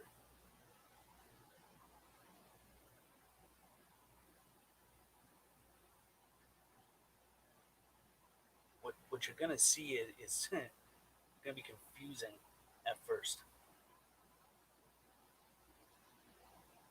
You're not going to be able to make sense of it at first. You're going to, what the fuck am I, what is this? But then once you sit and you piece it together a little bit, you try to figure it out a little bit more. You look back, you look forward. The tactics that nothing good has ever come from.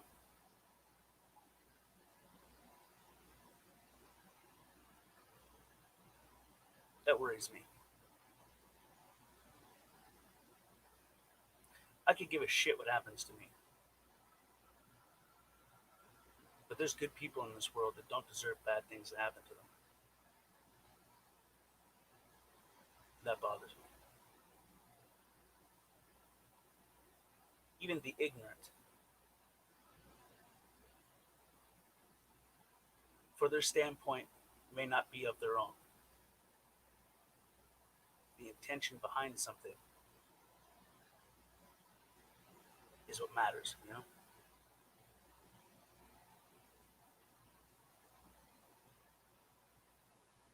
JD says the deal with Twitter is somehow the way they structured their corporation of a platform,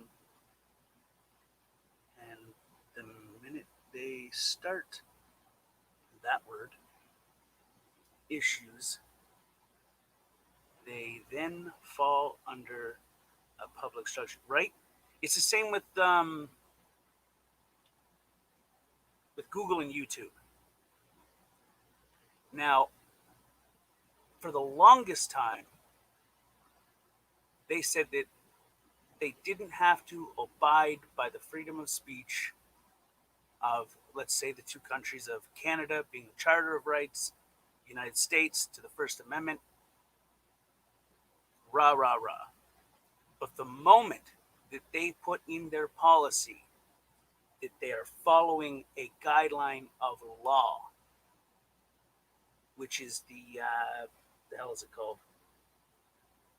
Child Protection Act, or whatever the hell it is. The hell is it called? COPPA, whatever. The moment they acknowledge that into their system, that leaves a door open, because now you can no longer say that you don't recognize that as something. If you're recognizing a law, you have to recognize the rights that go along with that, which means First Amendment or the Canadian Charter of Rights, Section 2B, etc., or anything.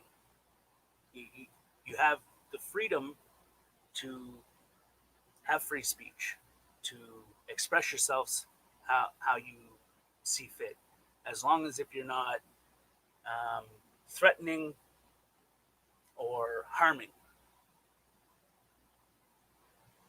So for the longest time, they got away with a lot of things, and they escaped lawsuits because they said that they didn't acknowledge into their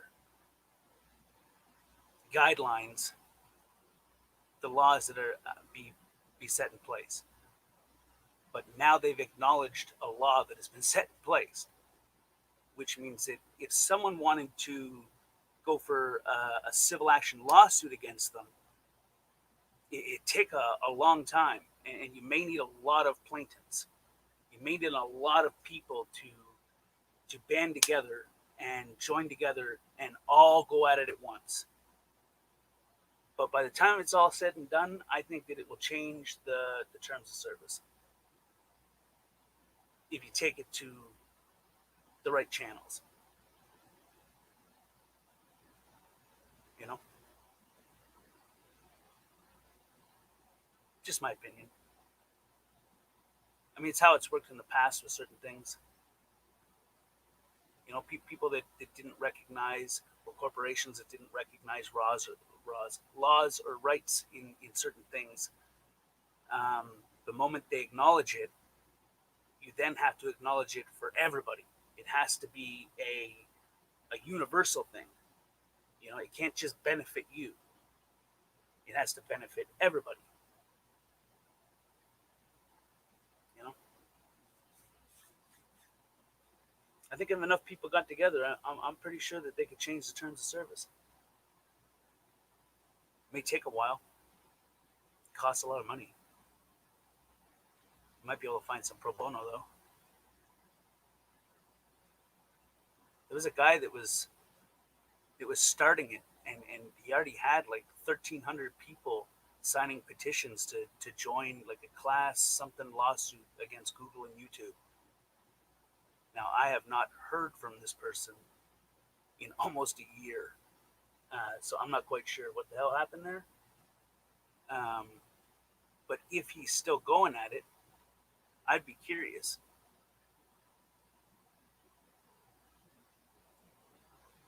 very curious, to see what that would turn out as.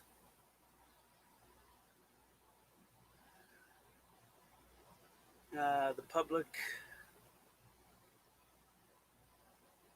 that's not public, that's publish.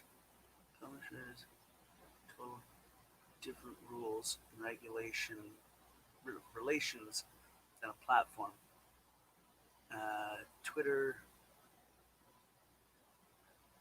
Twitter, and the kicker is Twitter is a left-leaning organization, and if Trump goes after them, it immediately becomes a political issue, uh, and the left-leaning news will spin it against Trump, right?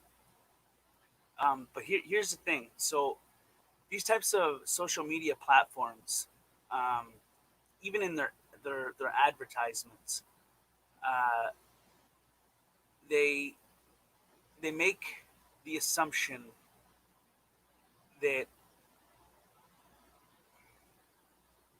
basically public figures. Okay, so public figures, I think, would fall under the same thing. So when they say we don't acknowledge this, we're a private corporation, rah rah rah rah rah, that means that they shouldn't, what is it like, follow any of it. You know, they've got their own policies, and they should stick to it. It's against the law. It's illegal. Report it. Rah rah rah. You know, it's good. Leave it up, etc. But as soon as they take acknowledgement of policies to enforce a law, that opens a door, a legal door. To enforce laws, you must have rights. Otherwise, you're just enforcing laws that, I mean, could you imagine if they just said they're enforcing a law that if you said Apple, they removed you? Is it right? No, it's not right. It's just the word apple. It's a fruit, but it'd be the same concept. So with laws comes rights. Rights protect against uh, violations of laws, laws that violate someone's liberties and freedoms. So when you enforce a law, you have to also acknowledge the rights. You know, that's where they opened that door. They opened that door that if enough people got together and started a lawsuit, it it would blow right the hell up. It'd be quite an interesting scenario. I already read that.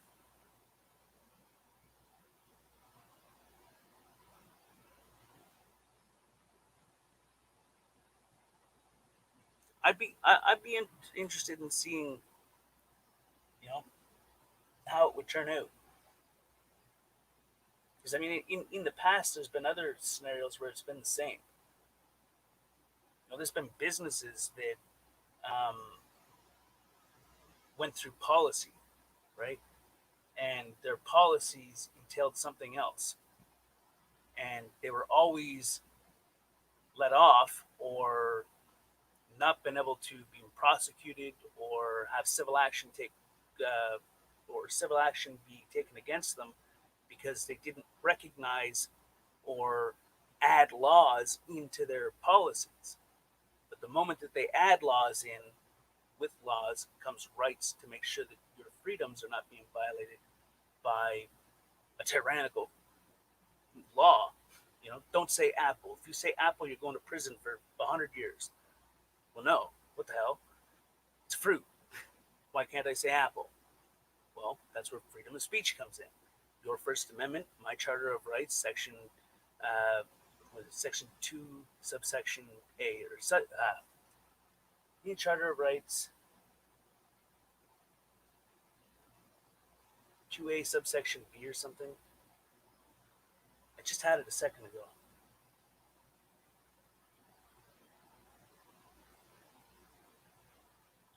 Charter of Rights, 2B, or there's Part A and Part B to it. One is freedom of speech. One is falls under the freedom of expression. You have freedom of religion, but then there's another portion to it. I can't remember if it's A or B. Subsection B, I think. But it's the same concept, right?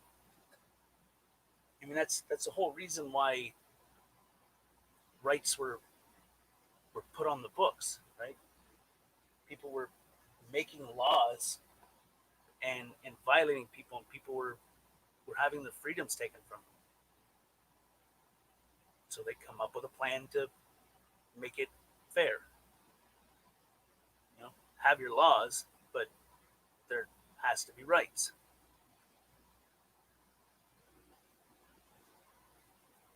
Once you acknowledge the law, you have to acknowledge the rights. Uh, there's a new social media platform, Parler, that is growing very large because people are aware of the that word. I know what the word is. I just don't want to say it. Um, Bucket censorship. Um, Issues creeping into other social media sites. Do you, how long have you been on YouTube for? Were you around when the two guys owned it? There used to be two guys that used to own YouTube. And then Google came in and put their long arm and stomped their feet and said, "We're buying it." But before that, there was two guys that owned it, where there was no such thing as copyright. There was no such thing as policy violations. If it was against the law, they reported you, they tracked you down, and you got dealt with. You even fall under freedom of your expression to do whatever the hell you want, as long as you weren't hurting anybody or threatening people, you were good to go.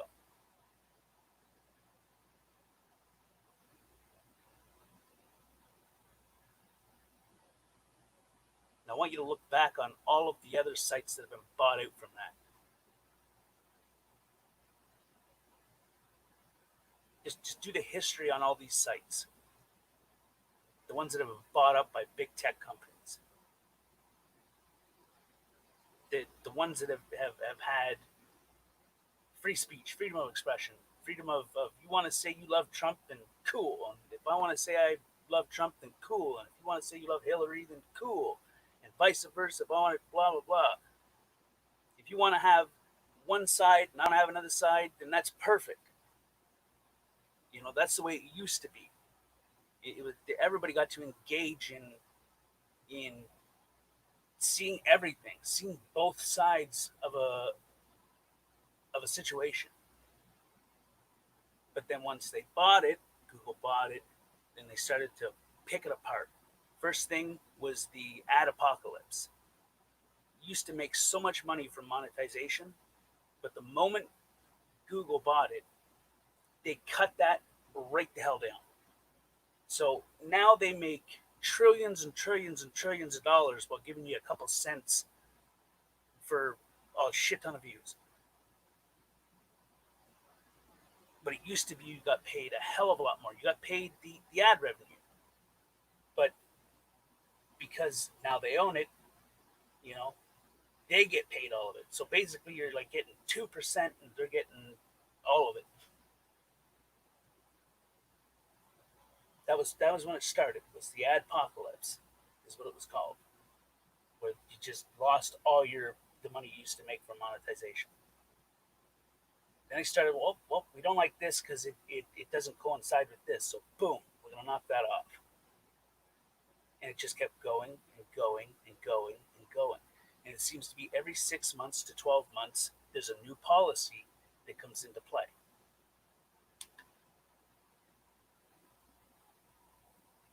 Something new to censor people is being added at every 6 to 12 month ratio.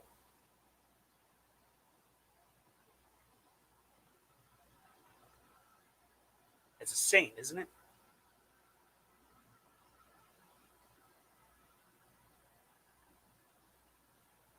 But I was just talking about that earlier. I mean, this has been a plan. Technically, if they wanted to, but it would create alarm and people would notice it. They could just say, we're going to enforce all of the things that we want to enforce right off the hop. But then it will shock people. Like, what the hell? And then people will leave, people won't come to the platform, etc., etc., etc. But they're doing it in small doses. Small doses.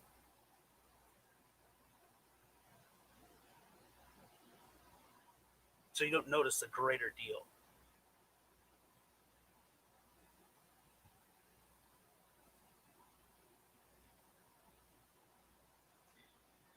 Tank, if you could look into the future and see what social media will look like, just think, just think in honestly, social media is in, it's in, right. But that falls into the same thing that I was just talking about. Bits and pieces, bits and pieces. It's the same as technology.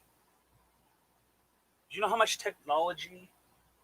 I mean, do you know how many patents that people take to get registered that get seized and cease and desist orders get issued for threats to national security? I mean, there was a guy that made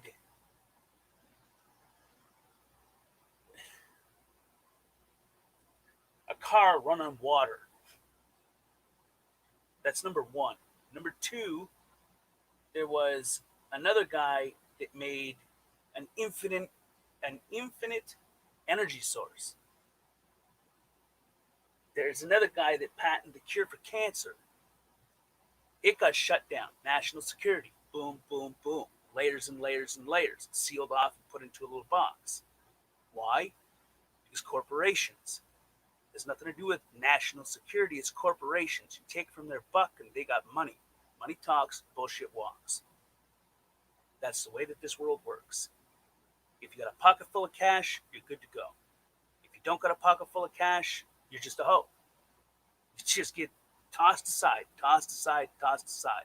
And corporations do the same thing. There's been so many. I mean,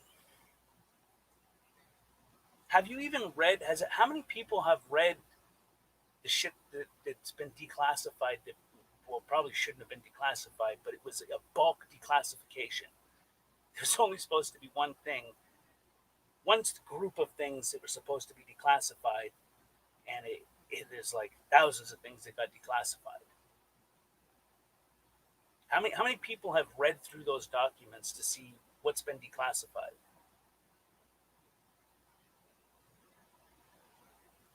I mean, it'll change your whole outlook on reality.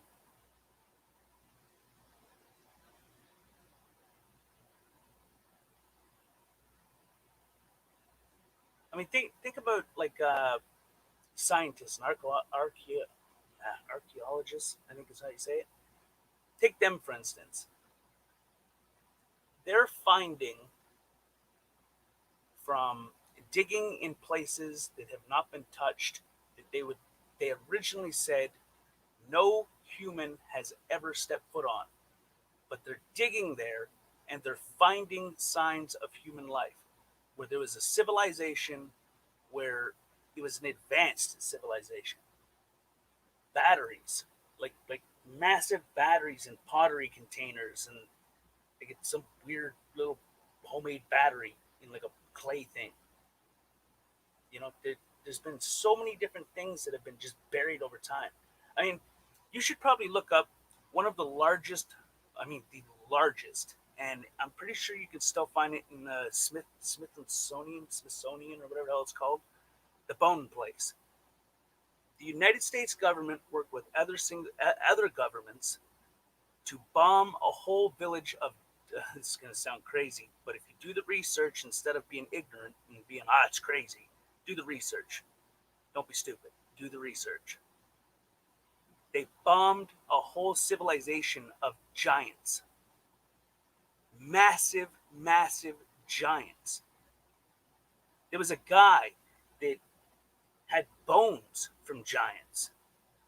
I mean, he kept skeleton remains from giants. I mean, there's sky pictures. People got up on these big ass damn ladders, and or however the hell, where it climbed a tree, I don't know, where there's a dude, and the dude is like a finger to this damn giant. And governments work together to bomb this civilization of giants because they posed a threat. You know what the threat was? They're bigger than us. If they decided that they would take and cause a revolution and revolt against us, because they're bigger, they have a higher chance. That was the threat. How do we know if they're going to do that? They could have been peaceful people. That would be the equivalent of me going to the house across the street and saying, that guy's almost 7 feet tall and weighs like 400 pounds. He's bigger than me. He could pose a threat to me. Let's just go shoot him in the head right now and get it over with so that he can never hurt me. I mean, that's insanity. Well, our governments did that to a whole civilization. A whole civilization. And anytime people find certain things that have something to do with their dirty little secrets of their past, it gets seized, it gets taken, it gets put in a little box and stored away someplace. It's crazy. I mean, it sounds insanity. When I first started hearing about this type of things, I was like, that's insanity. That's stupid. It doesn't make any sense.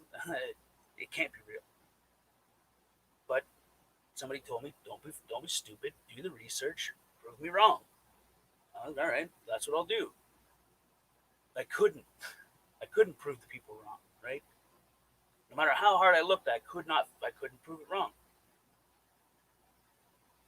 I mean, there's evidence upon evidence upon evidence to back it up. It's not being shown to people. And now, recently, with a lot of things that have been declassified that probably shouldn't have been declassified through the bulk declassification, they're I think in the next year, I think that you're going to find, because there's still people going through the classified documents that have been declassified. There's still people that are going through it and trying to make sense of everything. I think once people start going through it and they start, okay, what's this? Piecing it with this, piecing it with this, piecing it with this, and then ancestors upon ancestors and their stories upon their stories, you know, the markings in caves, etc. And then you piece all that together, and it's like, okay, well, these people drew the same thing, and this person did the same thing, and then this person, and then if you even read the Bible, which is plagiarized anyway, but hypothetically, if you're religious, they spoke of David and Goliath. Goliath was a giant, you know. Take that, then that means that they've been around since whoever wrote that, right? It's the same concept. Bring it together, pass up, back up, back up, back up, then go forward and start reading through it. I mean, people throughout history have spoken and and and wrote or documented certain things, and I mean, they're centuries apart from each other. So I don't know.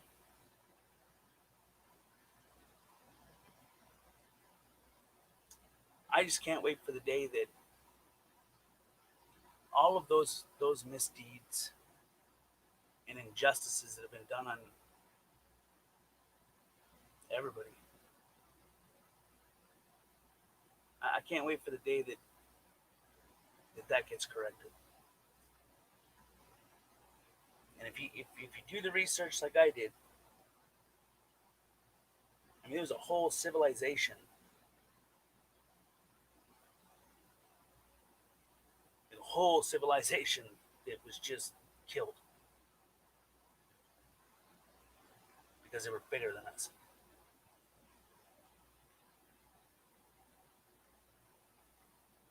We're definitely one of those things that, I mean, there's so, hey, you got to take a look at the stuff that you can look at through the Smithsonian. What the hell is it called? Smithsonian, whatever the hell it is. Um, the stuff that you can look at through there is only scratching the surface, but even that stuff is very eye opening. And like, could you imagine if your neighbor was 17 feet tall? I mean, I think that one of the biggest ones was 25 feet tall. I don't know if that's how tall this person was, but they basically took the bones, they measured the bones, and then took a regular size of skin, and then just jacked that up and did the measurements. Calculated it for a larger scale, and figured out that it'd be like 25 to 27 feet tall. I mean, the head is the size of a Volkswagen, and that's like the bottom jaw. And these mugs were big. Instead of automatically jumping to the conclusion that they could hurt, why wouldn't you make them family, bring them in, be nice, be common courtesy, be courteous, friendly. Your threat becomes your ally. Just my opinion. Just because someone can do something doesn't mean they're going to.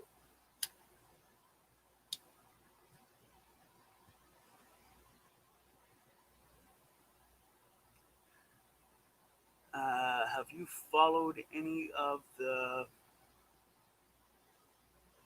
persecutions of Trump, which was basically a coup to overthrow a sitting president? Right. Well, if you remember correctly, the people that tried to impeach him said before he was even elected, when the day after he came down the gold escalator. If he gets in office, we'll impeach him. Why? There's a guy that just moved in and bought the house 6 houses down from me. Should I go and try to evict him out of his house? We'll figure a reason out. If you remember correctly, that's one of the statements that was said. We'll figure something out.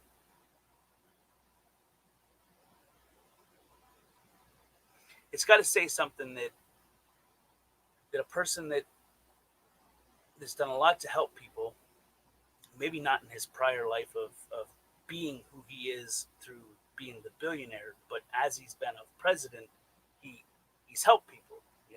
He's done a lot. He's shut down massive child trafficking rings. He started to get out of debt. Everything started to, and then this pandemic happened, which threw a wrench in the motor. But it, it'd be the equivalent of me coming and cutting your grass every week for free, and you calling the cops, and every week trying to give a false statement to get me charged for trying to do something nice. Because I don't know, maybe you don't like my motor or mower. If you're a John Deere guy, no, he's a craftsman. Maybe the way that you cut your grass, you think is the right way, and the way I cut my grass, I think that I cut my grass perfect.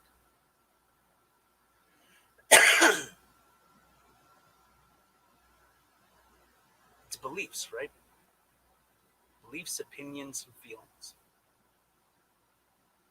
You know, this is my belief system. This is what I was brought up on. This is this.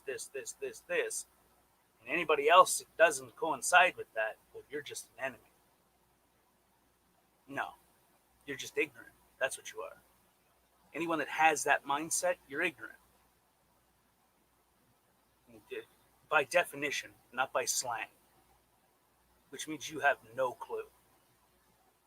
You may think that you're smart in an aspect, but really you're just ignorant. You have no intelligence on it at all. I mean, that's my opinion, right? How people grow and how civilizations grow and how we've got as far as we have as a civilization is we've learned from each other. You know, I mean, have you ever seen wildlife? I mean, you take a pack of wolves. They learn from each other. They have a pack leader.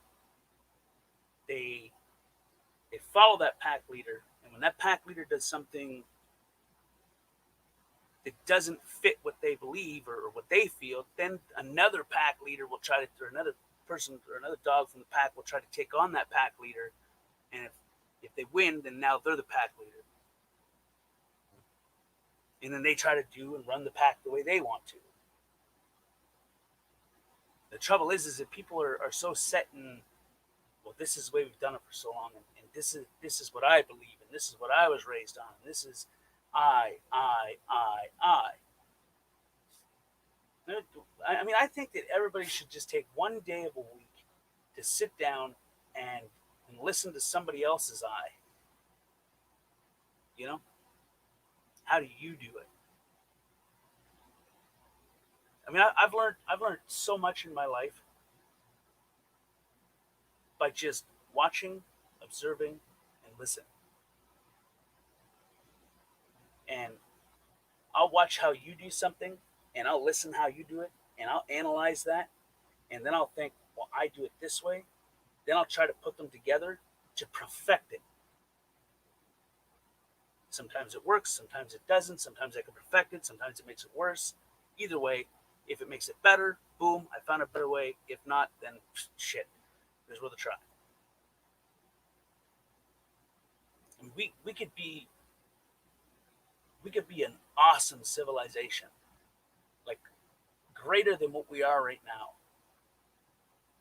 if we did that more often instead of being divided into our own little cliques and groups and our own little opinions and beliefs and mindsets and this is how it's been and this is how it's going. We can learn from each other if we just get our heads out of our ass and pay the hell attention. You may think that you're paying attention, but I ask you to do this. The next time you think you're paying attention, 5 minutes into when you're thinking you're paying attention, retrace it in your brain and see if you can recite it exactly how it was said. Recite it exactly how it was done to be explained to you. If you cannot do it by exactly the same, then you are not paying attention. You're only hearing and seeing bits and pieces, which means you didn't get the whole story. You didn't get the whole thing. Pieces were missing.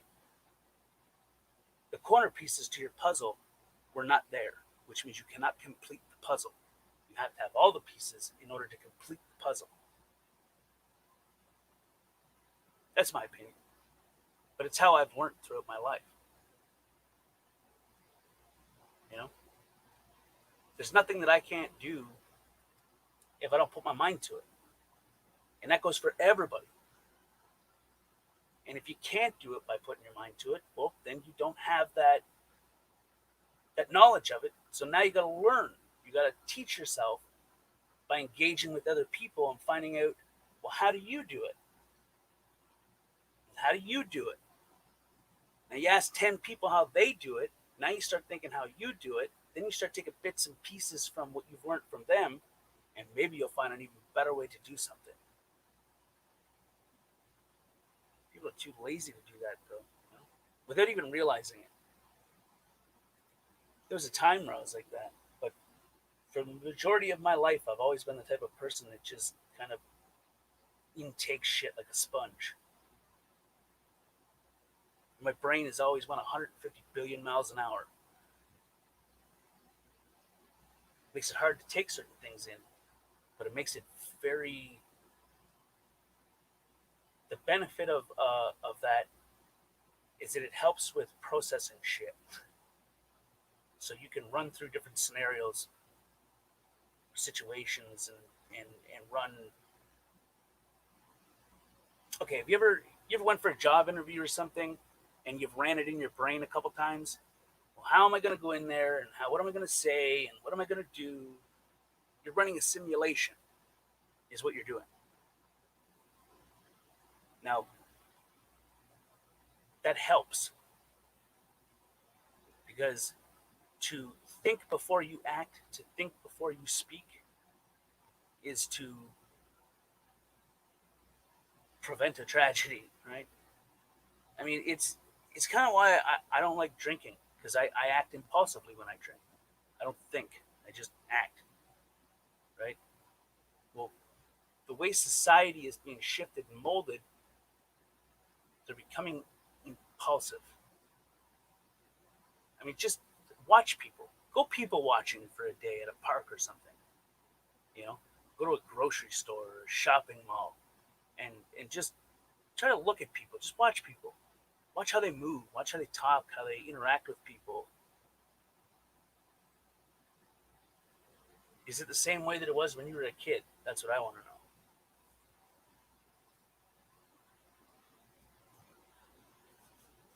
Well, Tank, you're more of a leader than a follower. I don't know about that. When it come, okay, yes and no. Um,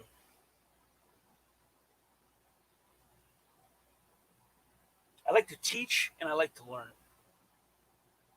Uh, and those are two crucial things.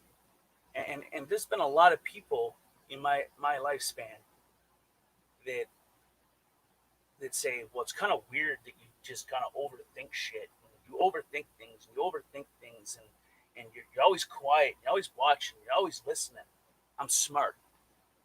I'm watching. I'm paying attention. I'm observing. I'm intaking the information to form my own opinion of that information. Instead of basing it off of an impulse decision, I'm taking the time to intake it, digest it, analyze it, and figure out what I feel about it. So, take this for instance.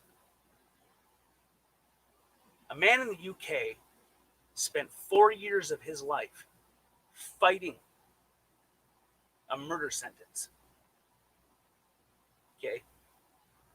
There was eyewitnesses that said that a man was just on top of a dude, beating the shit out of him. Dude had a heart attack. Rah rah rah. Prior to that man having a heart attack, he just broke into this man's house. He was matter of inches and feet from his infant daughter while they were getting ready for bed. So he goes and he tracks that person down. He calls 911. The dude, he can't find him anywhere. Dude hears him because he's hiding in the bush talking to 911. Dude's a meth head, gets paranoid, starts running. Boom, the chase is on. He gets him. He's trying to make a citizen's arrest to detain him because this dude just broke into his house, was a breathing distance from his infant daughter. Now, because of the meth and the drug use, the dude had a heart attack. And running, he had a heart attack. But the eyewitnesses, their first initial thing when they come up was that he had him in a headlock, which he never had him in a headlock. He had his arm placed over his shoulder and hand extended out. But because of the angle and the perception that they were at, it looked like he had him in a headlock. Now, could you imagine if the person that took that perception, which was the eyewitnesses, that there was a big portion of this person having to go through all this ordeal, looked at the whole situation, the whole scenario, the whole placement. He then would have realized, oh, he doesn't have him in a headlock. He's resting his arm over top, pinning him down with the butt of his forearm while having his hand out and his other hand there. Now, why did he punch him? Because he bit him. When he was trying to put his hand over top down to keep him there, waiting for the police to arrive, the man bit him.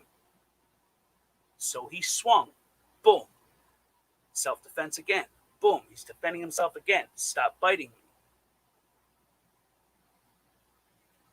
But the perception of someone that didn't take the time to intake the situation, to pay attention, to slow it down, to think about it, to figure it out, they went with their very first impulsive decision. He's got him in a headlock. He's choking him. Boom, he killed him. But if they would have just stopped for a quick second and not been so quick to judge by that impulse, they would have figured out he doesn't have him in a headlock. He's just taking his forearm and holding him down. Why did he punch him? Because he bit him. Why was he chasing him down? Because he was a mere breathing distance from his infant daughter broke into his house. This is the same concept, right? So people always ask, why do you overthink things? Why do you just sit back and listen? Why do you do this? Why do you do that? I mean, taking the information like a damn sponge. I'm not going to be quick to judge. I'm going to take that information. I'm going to analyze that information.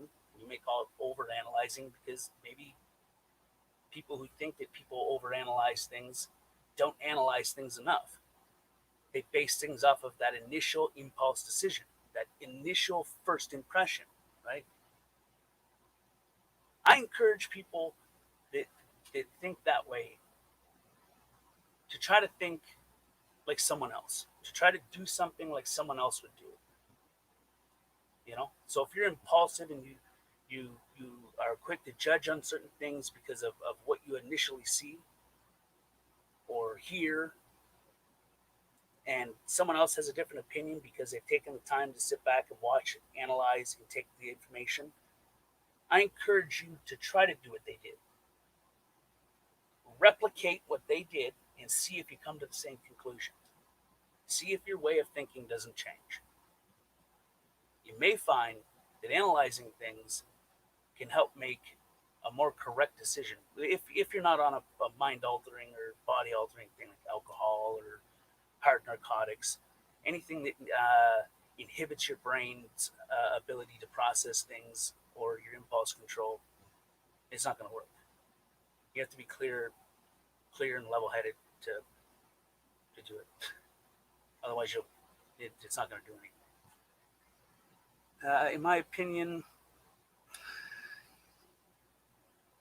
In my opinion, even in different channels, you see followers, and unlike you, un oh in no, that's not in, that's that followers that unlike you do not take the time to think, but just blindly are led. Uh, Give me a link, and you'll probably have to help me. Hey, Swammy. Okay, I'm just gonna go quickly top up my coffee. Give me 2 seconds. I'll be right back.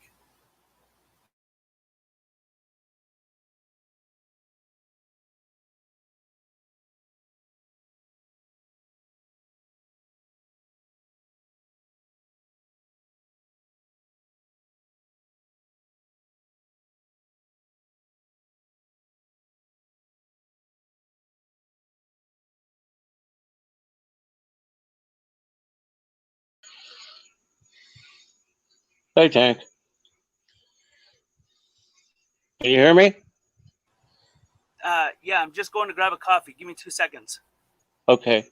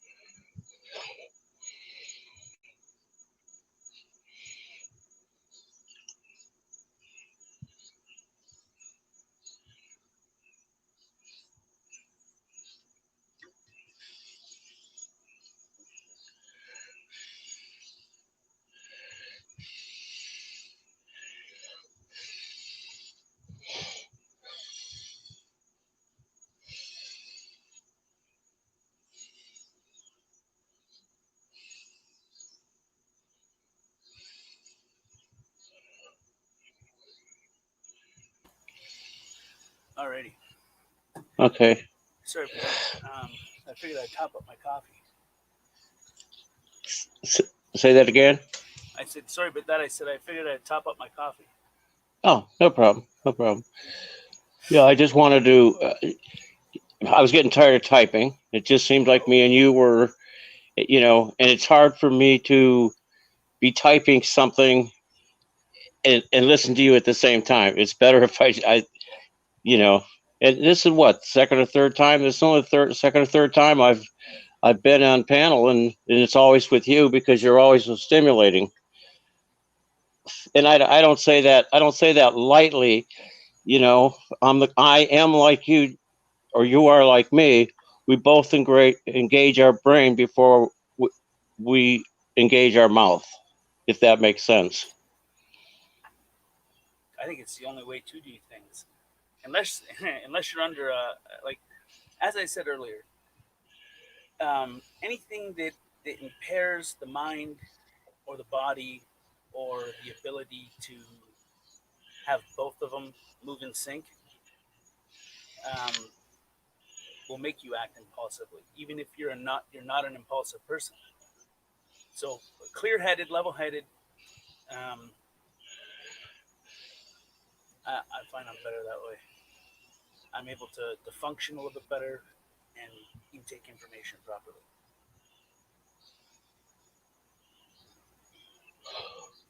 Well, if I remember correctly, weren't you kind of self-reliant on yourself growing up?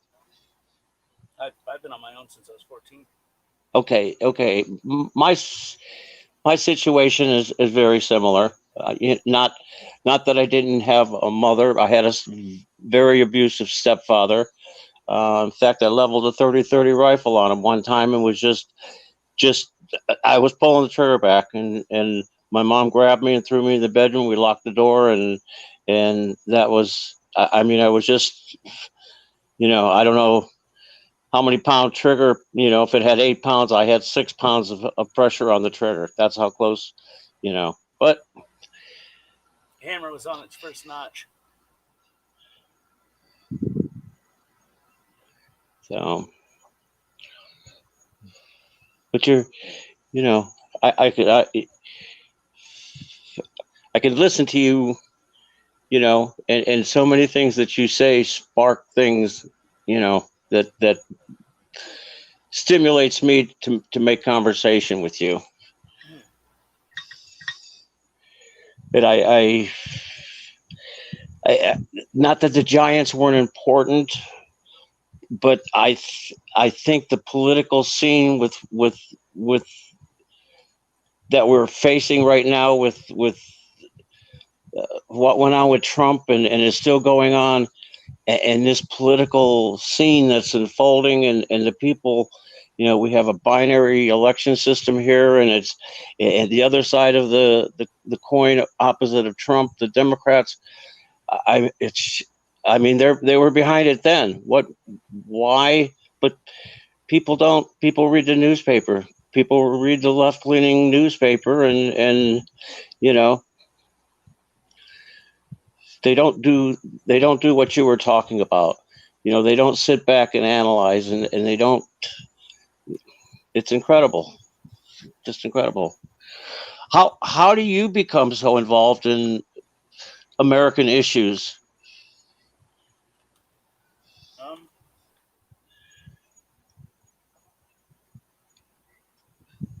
I guess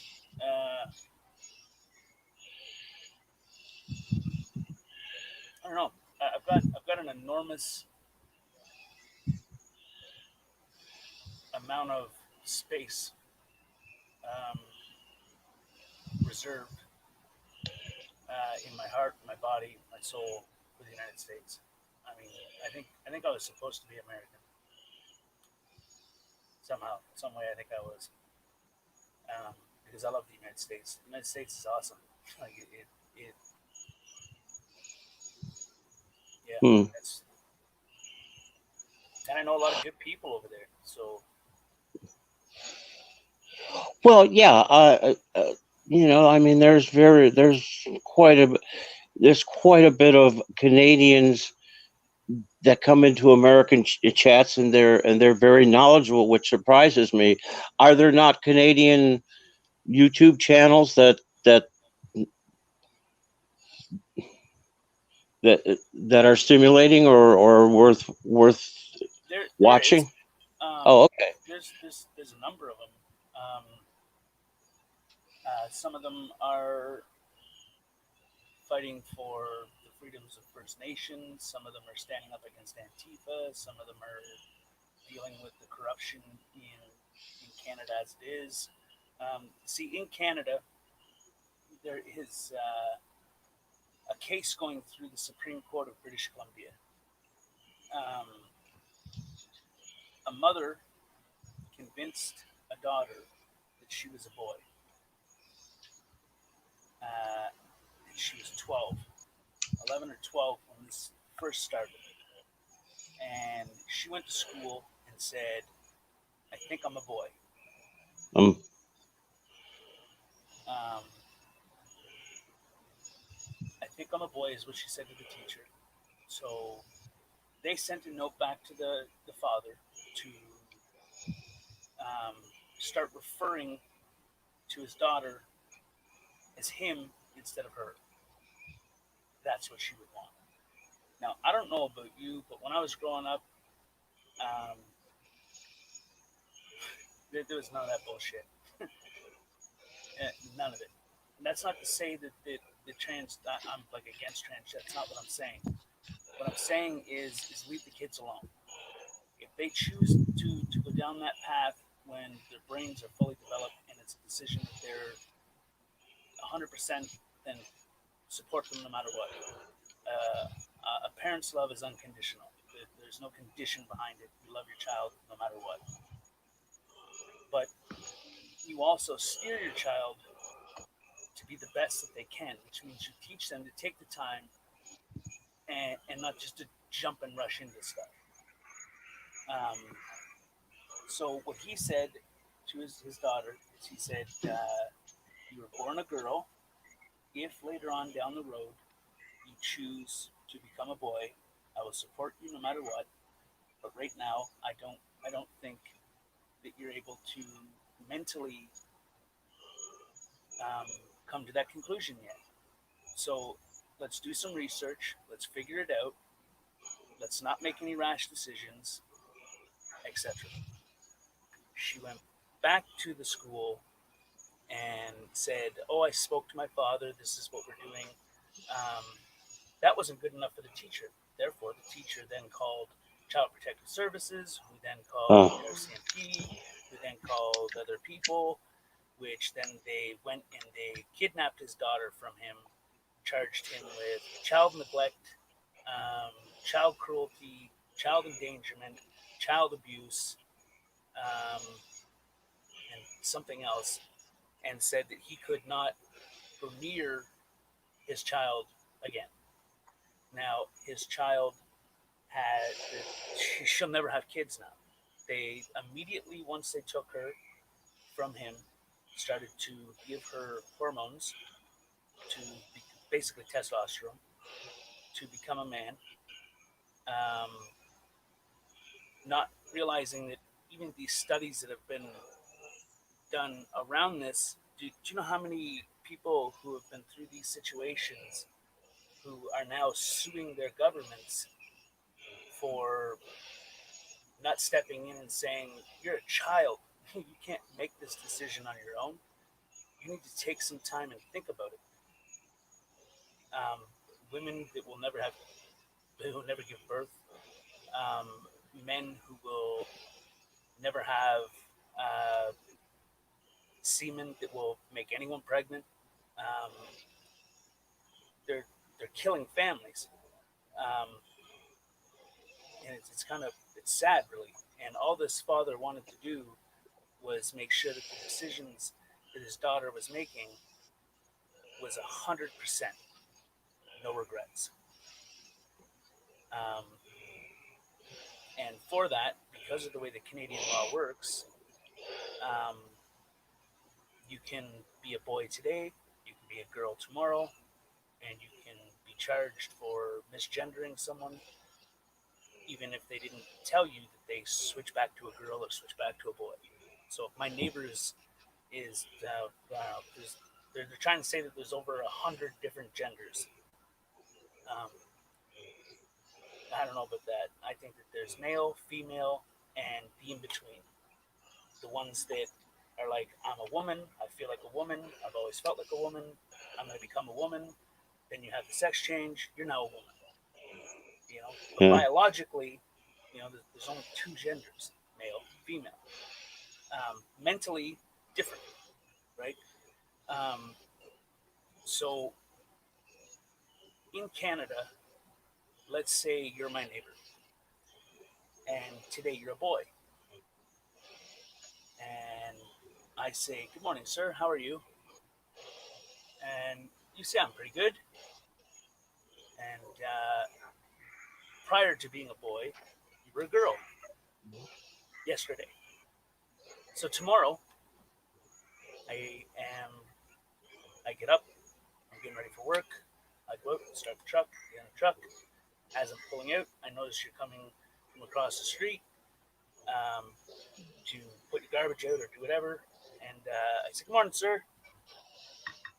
And that person doesn't have to say anything to you. They just pick up the phone and say that you have been misgendering them and that it's a hate crime.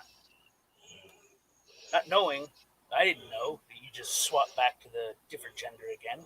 The hell, you know? Um, then they come and they deal with me accordingly. And it's a crime to misgender someone. It's a hate crime, basically. It's the equivalent of walking up to a gay man and saying, "Hey, faggot." That's the equivalent of it. Mm. So could you imagine not knowing someone was gay? Like, do you remember? I mean, when I was a kid, my buddies used to come and be like, "What's going on, fag?" What's going on, fag? We used to joke around with each other. Could you imagine doing that now? Yeah. People's feelings getting hurt and things being taken out of context, and now you're a piece of shit. Um, yeah, and that's how it works. So there's a lot of things in Canada that are a lost cause. There's a lot of people in this country that have been manipulated for so long that it's something familiar, and it takes you back to what I was saying earlier, where people are stuck in their ways and are not open-minded enough to just try something different. Try to look at it from all perspectives. To solve a problem, you must diagnose. You must run a diagnostic test, All right. right? Physically, mentally, digitally, whatever the problem is, you have to run diagnostics. So if my truck won't start tomorrow, now I'm like, okay, do I hear starter? Nope, I don't hear the starter. All right, is there any lights in the vehicle? Okay, I got lights, so the battery's still working. Well, it could be the starter. Didn't hear the starter roll over. The starter could be seized. All right, well, if the starter was seized, I still hear a click. I still hear a grind off. All right, now I got to run the diagnostic through my whole thing and be like, okay, it could be this, this, this, this, this, or this.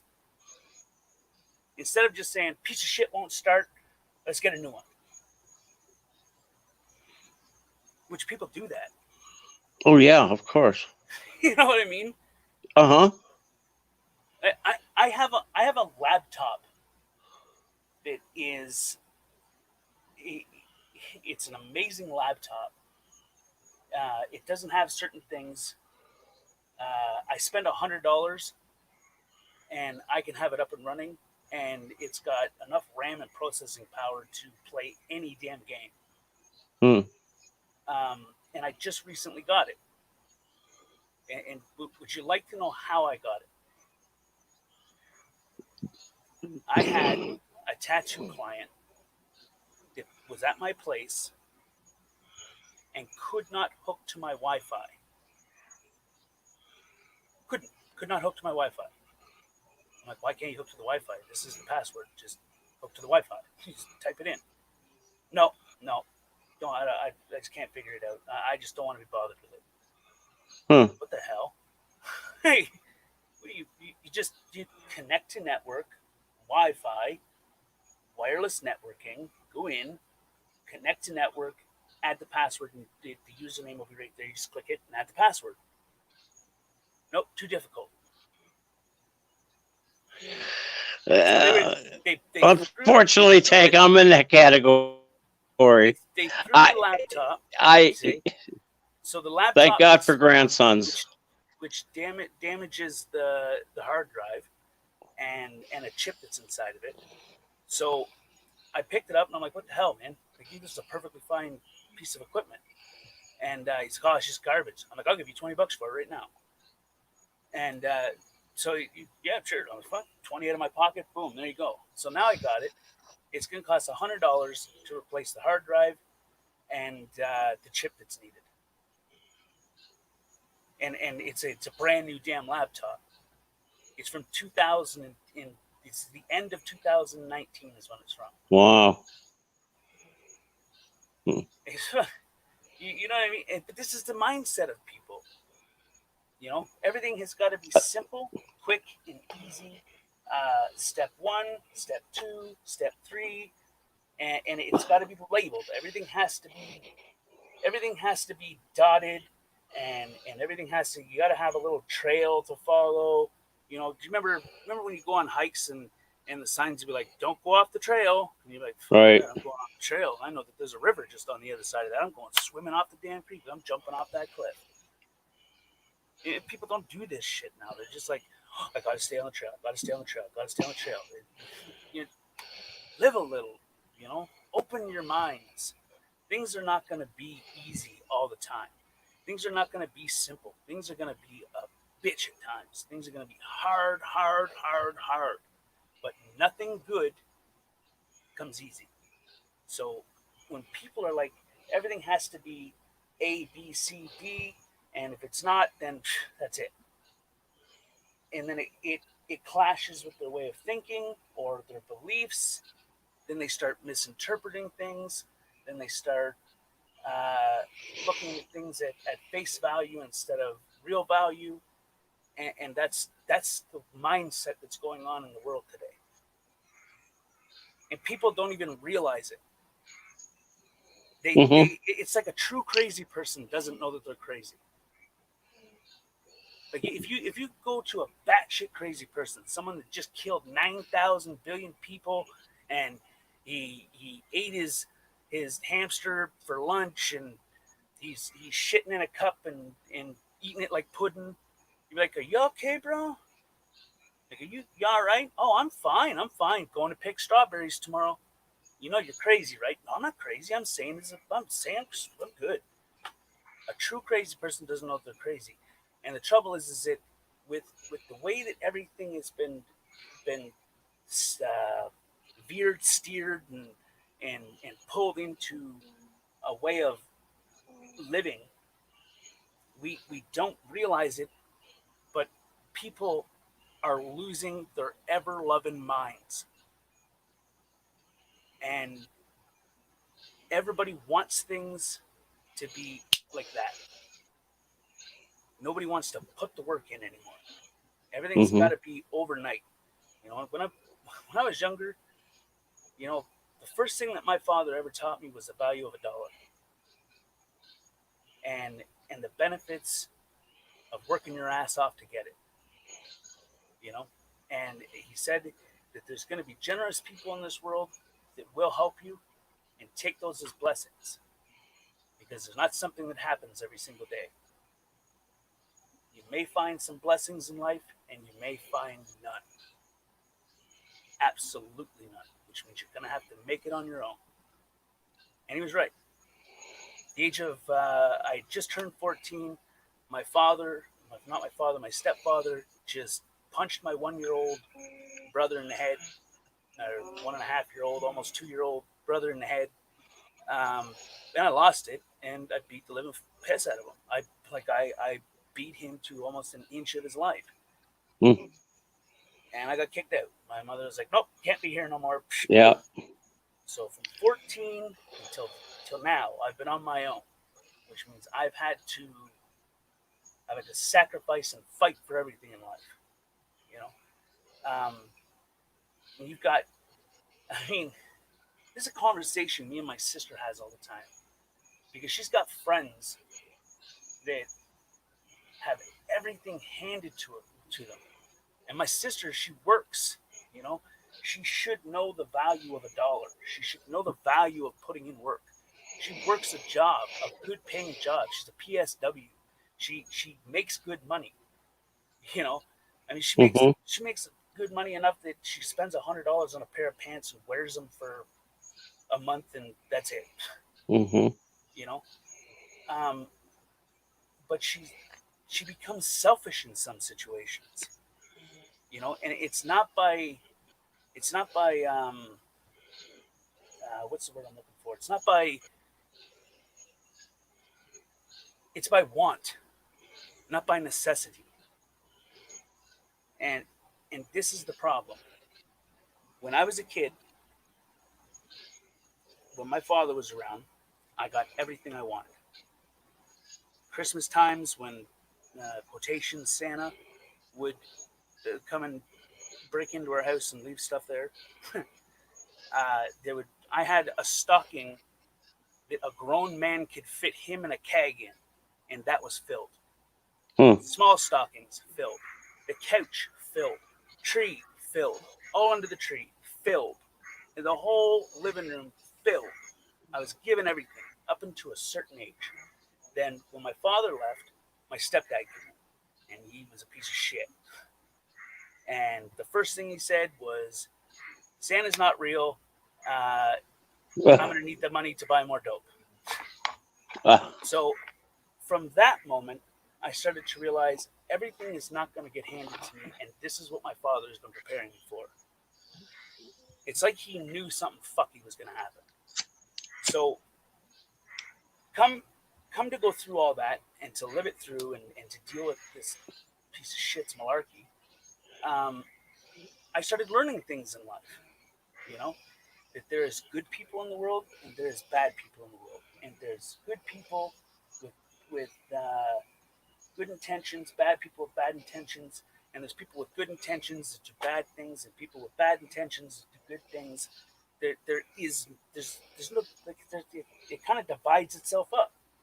You know, humanity Mm-hmm. is a unique group of people. So from that moment, I was given nothing. I went from being able to have a bowl of cereal in the morning and two pieces of toast to picking between a bowl of cereal or a piece of toast or two pieces of toast. So I'd either have a bowl of cereal or two pieces of toast. So Mm-hmm. then the next month would come by. Well, now it's you can only have a bowl of cereal. Okay, well, now the next month comes by. You can't have a bowl of cereal. Milk is too expensive. You have two pieces of toast. Okay, well, now it's not two pieces of toast. Now you only get one piece of toast. Next month comes by. Oh, well, now you don't get any toast. You don't need breakfast. Have some water, some good old fashioned nature's Mountain Dew. So I learned that nothing in life is ever going to be the same for me. And I started to accept it. And I started to learn different things. And one of the things I learned is everything that he was, I don't ever want to become. Everything that he did, I don't ever want to do. How Yeah. he made me feel, I don't ever want to make someone else feel that way. So, with that being said, that's the lifestyle that my childhood was like. Now, take us to my sister's. Anything she wanted, she got, and he treated her like a princess. You know, his own kids, he treated for the most part 1,000 times better than me because I Hmm. wasn't his kid, and they were. So they had things handed to them, even though they believed that they didn't have things handed because they were told no a couple of times. You know, they never went to bed hungry. Um, they never woke up hungry. They they were never exposed to a level of violence that should never be exposed to a child. They were never exposed to the things that I was as a child. So what they believe to be hell Mm. is just because you're getting your feelings hurt. You know, Mm-hmm. you've never had your teeth knocked out. You've never been kicked the living hell out of for an hour and a half by your father and, well, in this case, my stepfather and his four friends because they were drunk and high on coke, and I just happened to be there. You know, they never had that. They never experienced that. So what they believe is hell is only based on feeling because society dictates that if someone hurts your feelings, that's a crime. But when I was growing up, sticks and stones may break your bones, but names will never hurt you. You know, when I was growing up, you were a man. You needed to be a man. You didn't cry. You didn't bitch. You didn't piss. You didn't moan. You took what you got, and you didn't ask for nothing else. And sure, maybe that's a horrible way to bring up a kid, but it taught me things. You know, because I grew up in a predominantly female family, I learned a different set of ways of thinking when it came to women. So women were considered the money holders, the controllers, the the ones that make all the decisions, all of that, right? So Mm-hmm. there's two sides to someone like me. There's the person that when he, well, like take my ex from years ago. You know, I knew when I needed to stand up, and I knew when I needed to just sit the fuck down and shut up. Yeah. And when it came to anybody disrespecting her, uh, I knew that was my time to stand up. That was a real good time for me to stand up. When it came to someone being harmed or hurt or being physically or mentally or any of Uh-huh. that being harmed, it was my ability to stand up. You know, it's something I couldn't do as a kid, but now I can, right? Right. But when it came to me acting like a Nimrod or I have an idea, I'm like, hey, listen, okay, let's cook meth, right? I didn't never say that, but hypothetically, let's say I said, let's cook meth, you know, and my ex from years ago would be like, hey, no, we're not cooking meth. A, it's illegal. B, it's a hard drug. C, what the hell is wrong with you? That was a time for me to sit down and shut the fuck up. You know, a real scenario of a time for me to know that was we were at her mother, her aunt, uncle, whatever, her family, and she was having an argument with her brother, and I didn't like how her brother was treating her, and I was gonna get up to say something and stick up for her, but she just kind of was just like, no, just don't worry about it. It's my brother. Don't worry about it. I don't like to sit there and listen to it. But that was a time where it wasn't. It was my business, but it was not my place.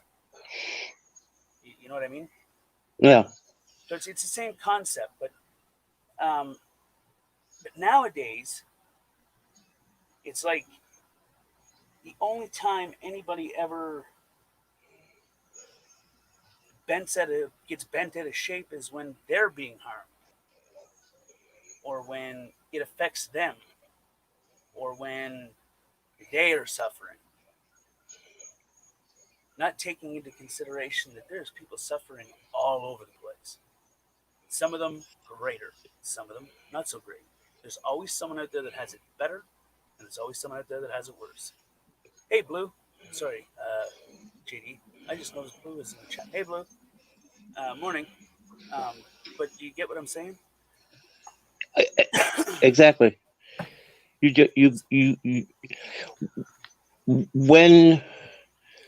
when when your dad left and your stepfather came in, did you feel abandoned by your mother or Oh, no? bro, she always took his side. She always Okay, okay, okay, okay. the only thing Yeah, that she and would that ever say is that there will become a day where he's not going to be able to push me around. You're going to wind up setting a mindset, and then it happens when he gets older. He's going to do something. But then when I did do something, which has now been encouraged every single time it happened by her saying that, and then I finally gain up because he now just touched an infant, which was my little brother, and I was defending my little brother. You know, um, uh-huh. I get kicked out. Now, mind you, it's been a number of years since then, and my mother is 10 times stronger, 10 times better now. She doesn't have him around at all now. And now if he starts any bullshit, that's it. You're out, gone. You know.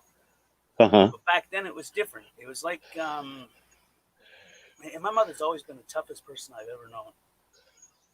I mean, she hit a guy so hard at the bar. Remember those old phones that were like when they rang, they were like bring bring. You know what I mean? A little bell.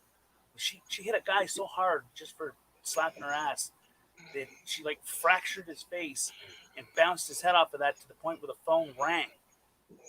My Huh. mother's tough, She's a biker chick, bro. She's like, that's the style, that's the family, and she's tough. But when it came to him, she wasn't. I never understood that.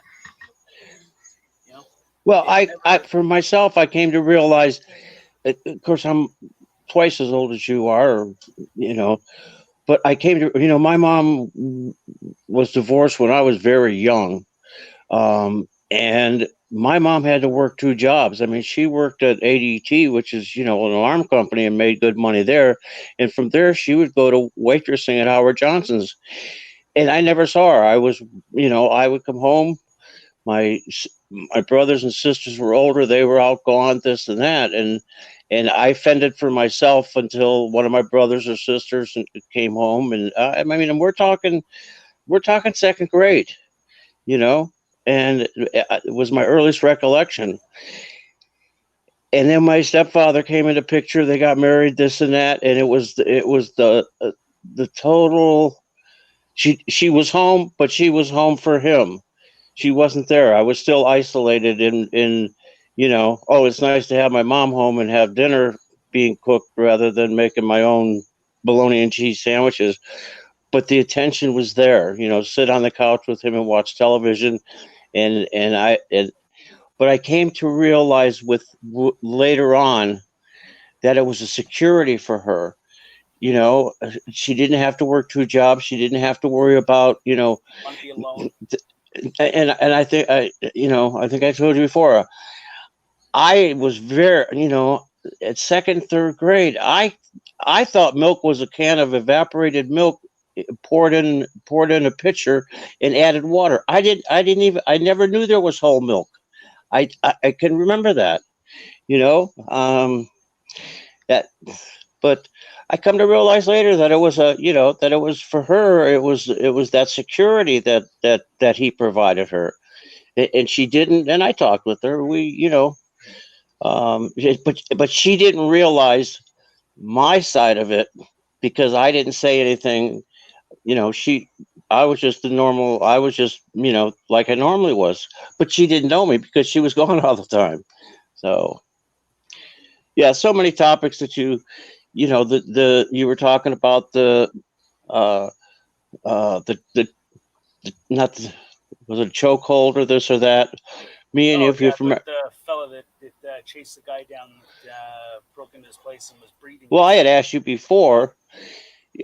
You have some martial arts background, and it's very the difference between a chokehold and a is it a carotid artery Uh, where, where you carotid, grab. carotid hold. Carotid. Oh crap! I They're can't think of so that. they're by appearance they're so close together that you can't tell the difference. But yet, martial arts guys use that carotid artery thing, to put what most people would call a sleeper hold and knock their opponent out. It's done all the time. So Hey, Sarah. yeah, the eyewitnesses and the other going along with that. I have a good friend whose girlfriend. We have a very very large.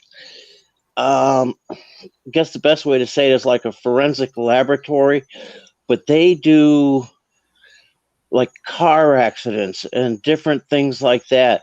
Because if the insurance company is not satisfied with the police report or the eyewitness reports, I mean, they have a test area where they do all the calculations and you know for forensic evidence of car accidents, and that the eyewitnesses report there's no way that the car could end up in this position if they were doing this and this and this and how it was. uh so the that was the other topic you were talking about as far as eyewitnesses. Mhm. Yeah. Well, they say that eyewitness encounters are only a lower percentage Yeah. accurate, um, and they're factoring in impulse, like like scientists, brain. What the hell is like a brain doctor, a brain scientist do, or girl, whichever. Could be girl, could be boy. I don't know. But they've done research to state that people are a very large percent impulsive without even realizing it, and because there's so many people that are impulsive without realizing it, it's become a normal thing. So by that initial, I see things at face value, but I think I see everything. I believe I see everything, but I didn't look close enough. Right. I'm not Oh seeing yeah. everything, you know.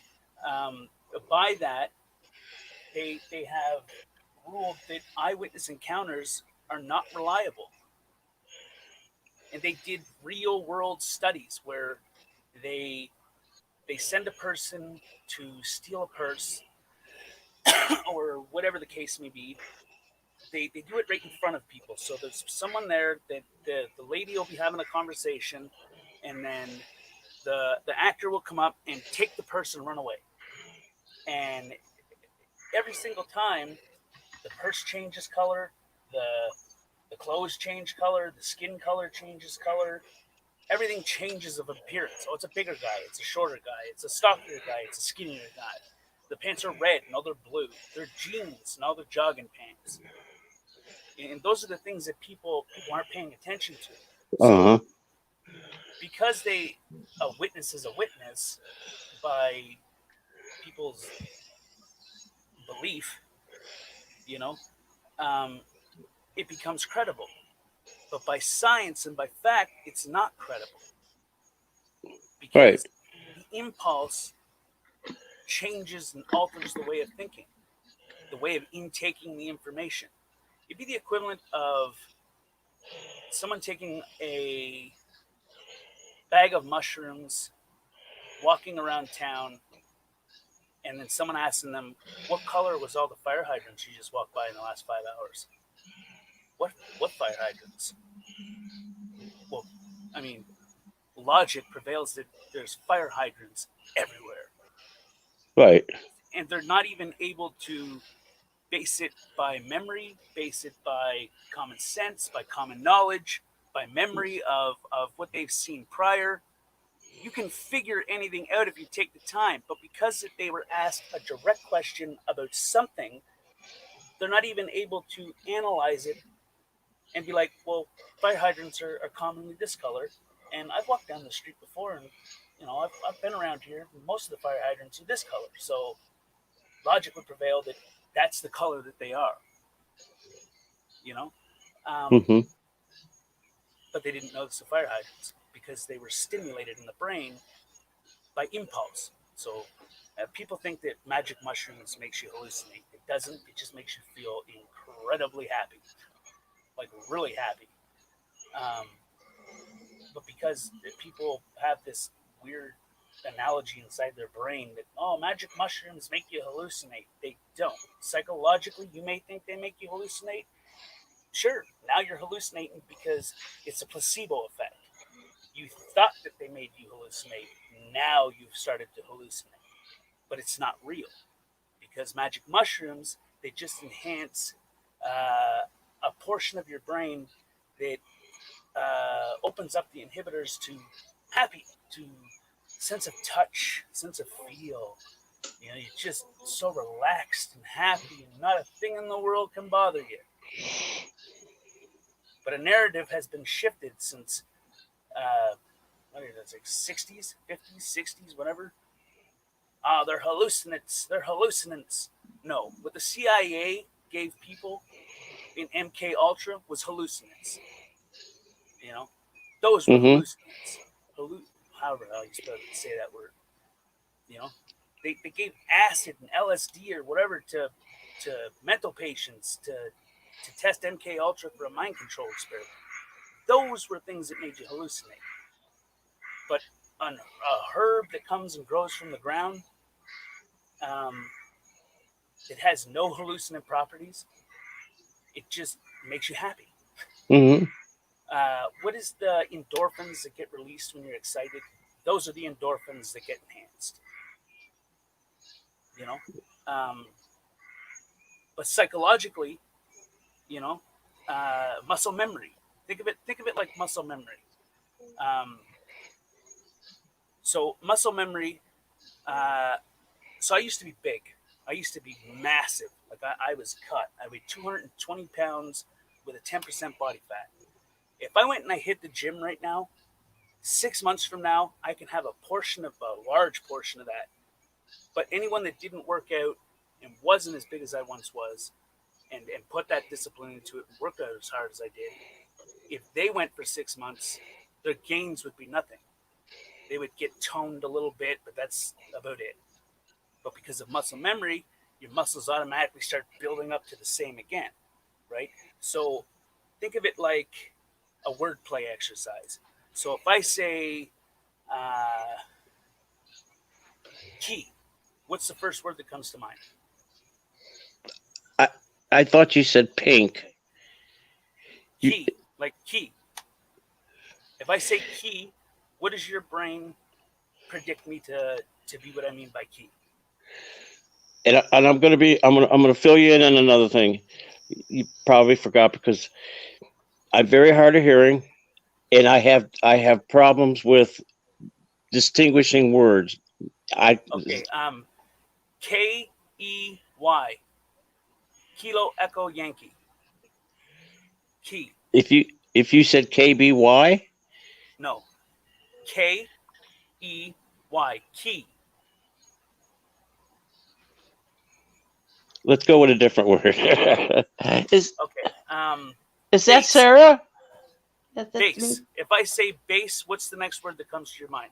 Base. I'm infatuated with Sarah. I Okay, see so her. what's the word that comes to your mind when I say base? I can't distinguish the word, unfortunately. Base. B. Face, No. B. As in bat. Base. news. What? If you're saying fake, I'm going to say news. No. That's the word. Base. Base. Okay, I'm We're just not going to going. We're explain how it works. If someone says base, commonly, depending on where you're from, the next word is ball, right? People like baseball. Oh, Baseball? okay, Well, what if I meant base mount? okay, Basement, you okay. know? But because it in their brain, when they hear and see certain things, their brain automatically predicts it like it's some kind of Google search engine, you know?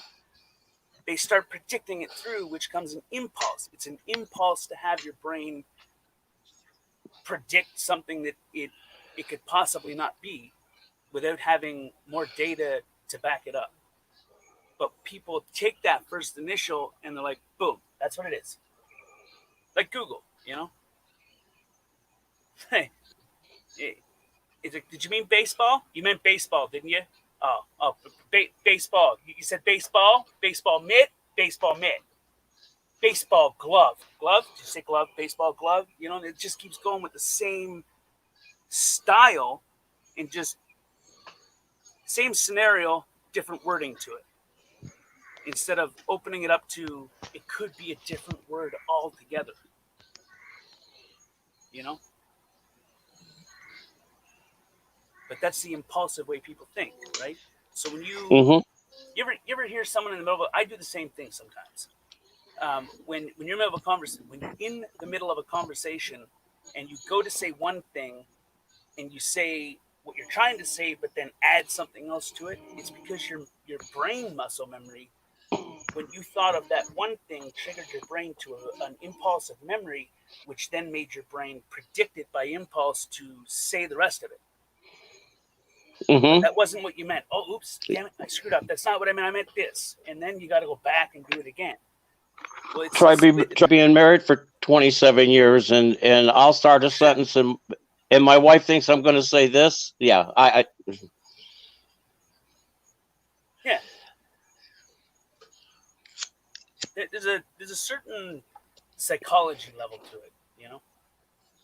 Like I'm not a psychology major, but I mean I studied a little bit of it, not enough to make me an expert, but enough to give me an idea of how certain things can go a certain way.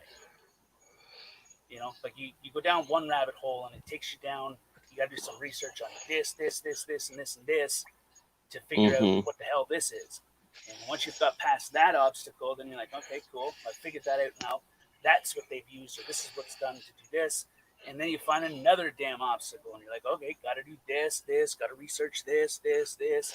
You know, so I've learned, I've taught myself certain things, right? So there's a psychology level to it, or element that makes people impulsive by muscle memory, and your brain is a muscle. Whether people want to agree with that or not, it's a form of a muscle. You know, Uh-huh. it retains things and it can lose things. You know, muscles can obtain things and lose things, and once they've obtained things, which is like mass, size, stretching, growth, scarring, etc., it's not hard to get that back, which is the muscle memory.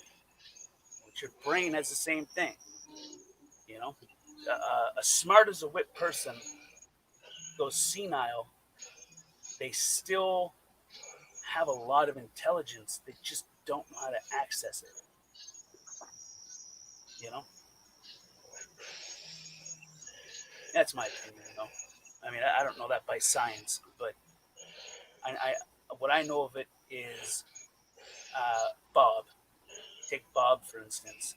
He was a guy in a handicap group home that I used to help out at, and his body was shutting down, and part of his brain was shutting down. So he was almost all the way paralyzed, and his brain was starting to skip. But give him 3.5 seconds, and the dude could give you evolution on a platter. He was incredibly intelligent, you know, but his body was shutting down, and because his body was shutting down, some of his brain functions were shutting down. But he still had that knowledge in there. He just had to give himself a minute to come at it from a different angle to find the knowledge that he was looking for. You know, it's a big ass muscle, and if you keep exercising it, it'll be easier to intake more information as you go. Yeah. I still have the mental ability. It's the physical ability that I don't have anymore. You know, it comes with age. You know, your body just, you know, the same thing. You know, like the hearing. You know, too many loud engines, too many. You know, what the hell was it? Hearing protection. When I was doing what I was doing. We didn't know anything about it. Hearing protection. Now it's with OSHA and awareness, safety awareness, and stuff like that. You know, I see guys out cutting grass that have either their earmuffs or their headphones for stereo systems, but it's still the same. They're hearing, and it's a lawnmower. I was around great big giant diesel engines. So talk Definitely to takes us. its toll after a while. Uh, Definitely talk to us, hot one. What's going on, Sarah? I just got off of a new panel. A new That's what I panel. have down here. You say Yeah, a nude panel or a new panel? a new panel I've never been on before. I was trying to be, I was trying to be funny there. I would have Oh, thought that you would have thought you said nude. oh, well, you were talking a little soft, little quiet. I didn't hear you. I'm sorry. Yeah, it's just I did something weird. I put a cone around the microphone, Uh-huh. hoping that it would bounce my sound from my voice in the cone Uh-huh. and give me sound.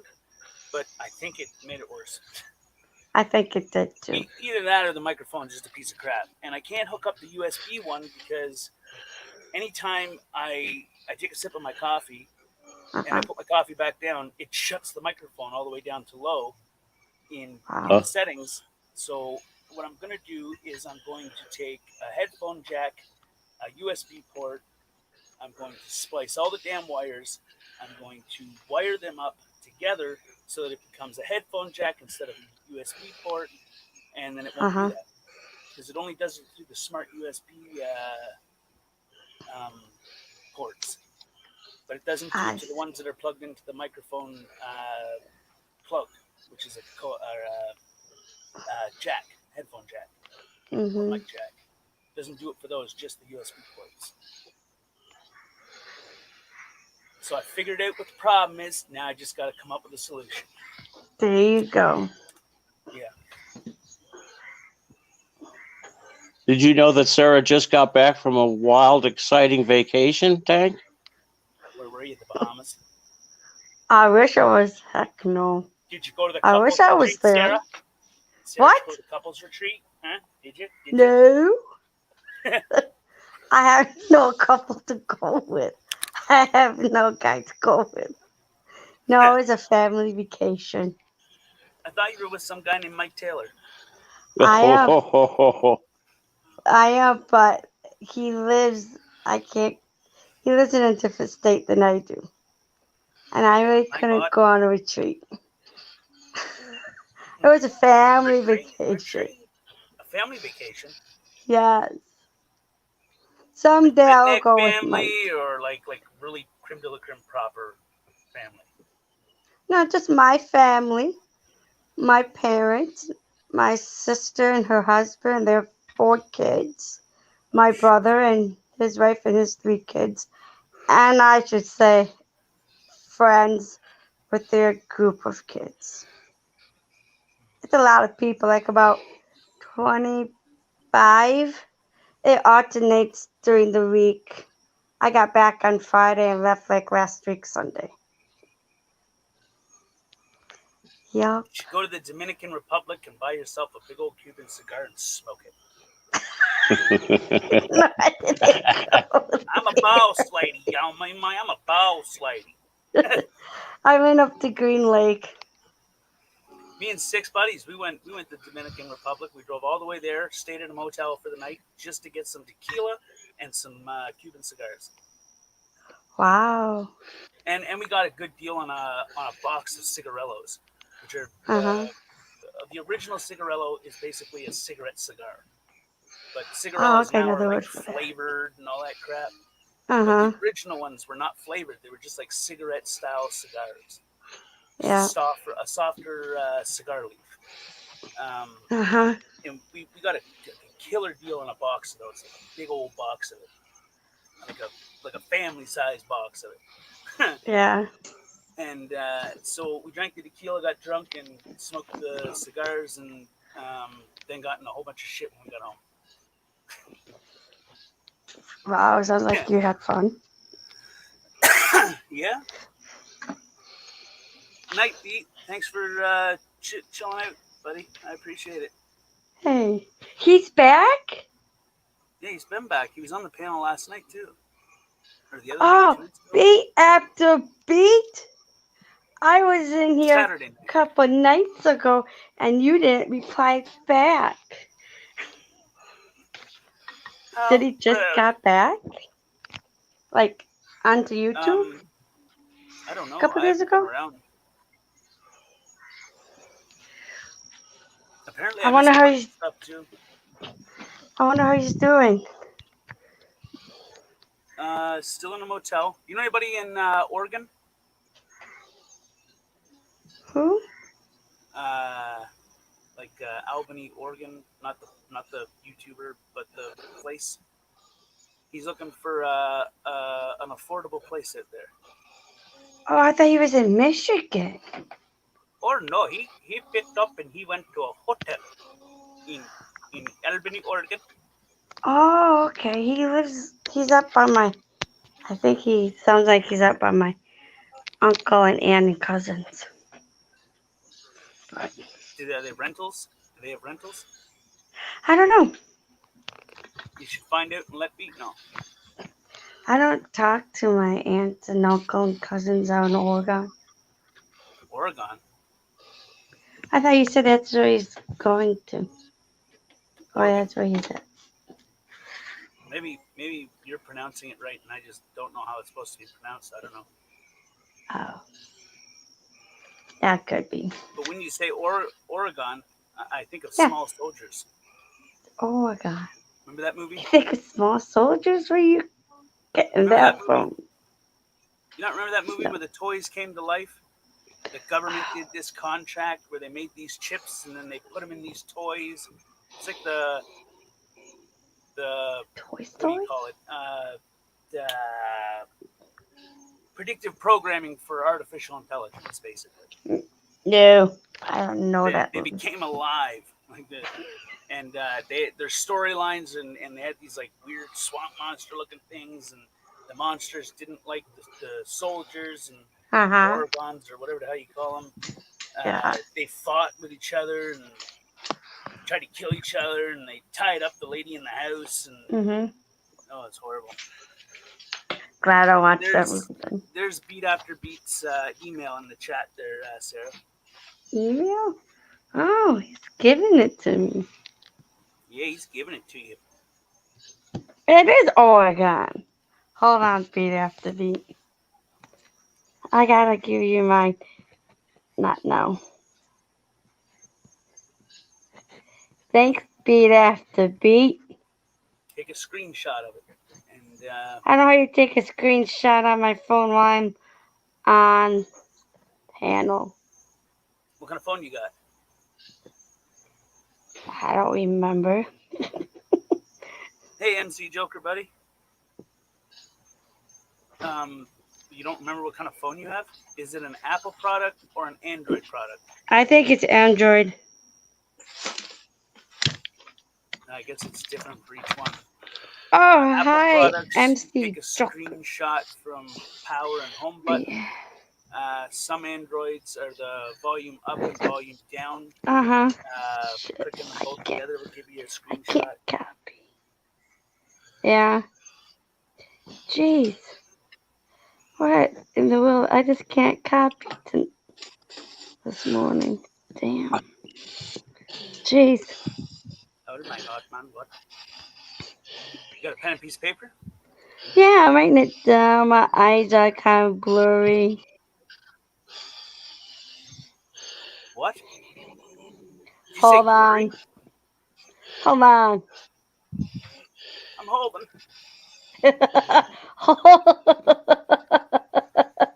What now? Oh my. How you doing, MC Joker, buddy? Hope all is well. Okay. Beat after beat. Got it. Let me get my glass. Oh, I can't find it. What? Do it though. Getting better. I'm down and out with. Oh shit. Well, I hope Oh, you get better. there's my glasses. Oh, I can see now. Oh my God, you're not blind. Sarah, how many fingers am I holding up? I'm sorry. I can't see your hand. Well, your glasses are crap then. You have your picture up, dude. Yeah. You have to be.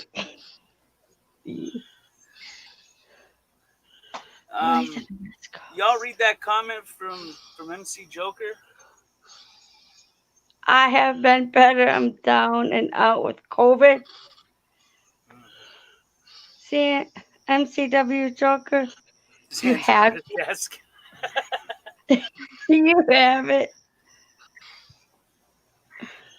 I hope you feel better soon, MCW Joker. How's your son doing? Let's see if he answers. I'll put the link in there in case he wants to pop up. Okay. I have a question for him. Is that the right one? I don't know if you will answer my question.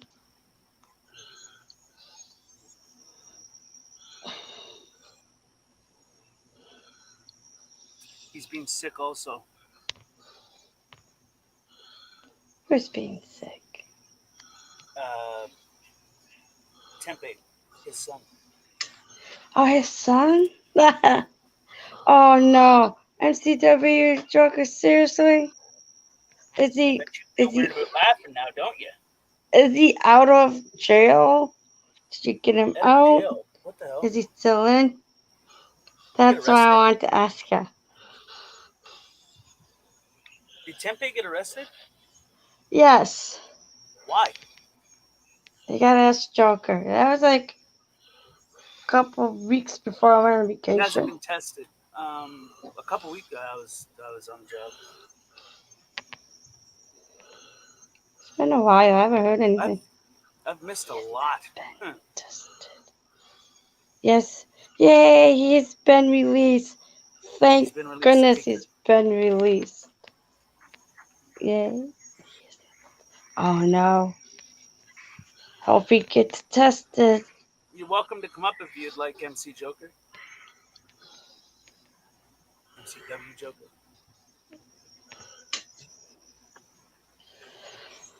Oh man. Killed your bug. Please copy my new email address. Who is that? Tank. Dot. Copy it?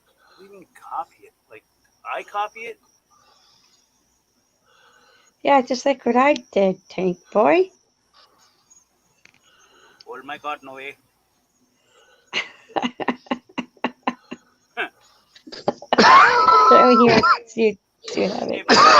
Sorry about the coughing. Yes, Tempe's been released. Yes, Tempe's been released from jail. He was arrested in Tempe about 3 weeks ago, for obstructing a street and interfering with a police arrest. They arrested him in Tempe. They stole his vest, his helmet, and his blowhorn and said they don't have it. He was released that next morning from Tempe and immediately arrested and taken to Phoenix. Wow. And then he was released later that day, and so he's got to go to that administrative court on September. The virtual? Oh, no, it's the administrative court because Phoenix doesn't have enough evidence to hold him.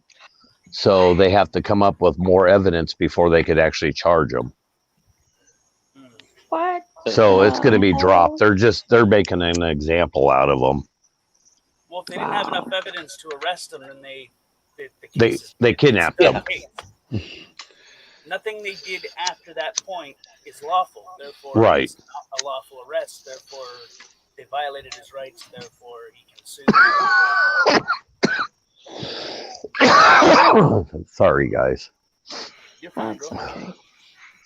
So, but yeah, no, he's out. He's doing more or less protest, not cop watching. He's focused on protests right now. But I just haven't been out much because of being sick. So I've been out of work going on 2 weeks now. Wow. So that's not good. I wasn't able to sleep right now because it's hard to breathe when you lay down. So, and I saw a tank on, so I wanted to come in and show support. Well, I appreciate it, bro. Nice to see you, the NCW Joker. Thank you. On panel. Yeah, I don't do very many panels. Usually, shit goes sideways and I go off. Yeah, same with me. Not in Tanks though. Tanks chats are usually really good. I think that's why not many people come here. Well, I've hosted panels to where shit went sideways. Yeah, I just gravitate to drama, and I don't like to have it. So, well, it's funny. Every time there's a police call in my complex, they announce on the scanner that be careful. There's a hazard in the complex. And they say exactly on there. It's an aggressive cop watcher by the name of MCW Joker. I don't get aggressive when they get aggressive with you. Exactly. I was just going to say, I never even speak to them until they open their fucking mouth and start yelling at me for something. I will not. I could do a full cop watch and not say one word. As soon as I turn around to leave, they have to open their mouth. Exactly. Wow. But I'm the aggressive one. Jeez. I like it when they say we got a sovereign citizen. They're the only one that have sovereign immunities in most states. I like when they're in my complex and I start going by them, going bomb, bomb, bomb, hazard. That's funny. That's funny. Yeah. Oh man.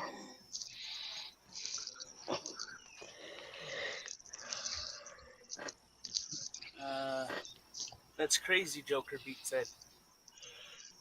So, oh my God. And it's been hot as fuck here. We've had, sorry, I keep cussing on your stream. We've had record-breaking summer for the hottest summer ever in Phoenix history.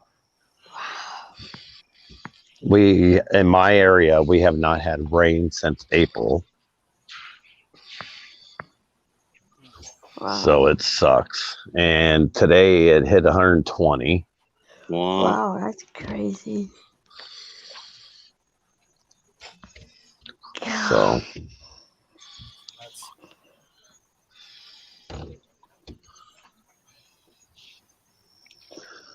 the world's going weird. Oh yeah. It is. When this world gone mad, we won't spank the monkey will spank us. I don't care as long as I get spanked.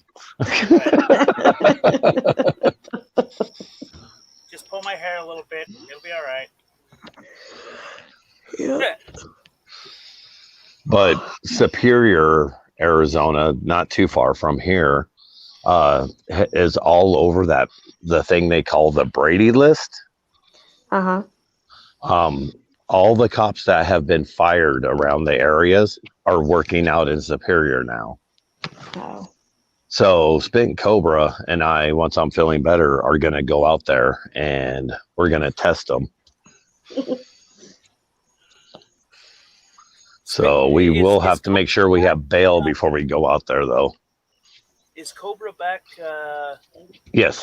Back, okay, good. Full force. Full force. Yes. Hey, where has anybody seen Betsy? I haven't heard from her in a while. Betsy doesn't talk to me anymore because of some of the mods I have. But she's still doing okay. I have nothing against her. I will never talk bad about her. She don't like me right now, so. But hey, it is what it is. But no, she's still. From what I understand, she is still pretty sick, but she's still around. She doesn't do very many other channels except for, I think she goes to SGVs and Spit Cobras. That's really about it. I saw her. She's always being here. I saw her like last night or yesterday, and not now, maybe later. Okay. Chat, but I don't see her hardly anywhere either. Now, Baby Cobra Cop Watch, Spit Cobra's daughter, lives out here in Arizona now, and she was trying to get to 1,000 subs. Well, I had my backup channel that I was not using, so I gave her that channel that had over 1,000 subs, so she could go live. Nice of you. That's nice of you to do that. Oh, MCW Joker. That's a cop one? Yeah, the Cops Gone Wild. Yeah.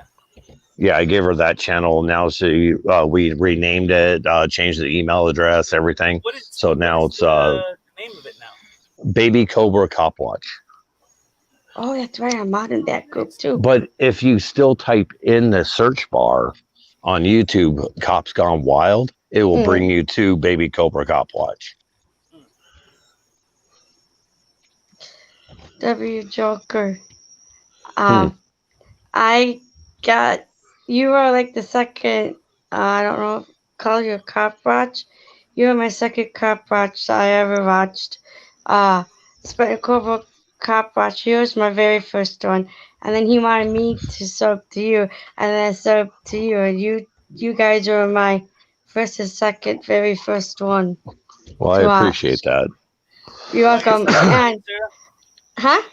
Want to hear something funny? Well, not really funny. Sure. It's kind of surprising.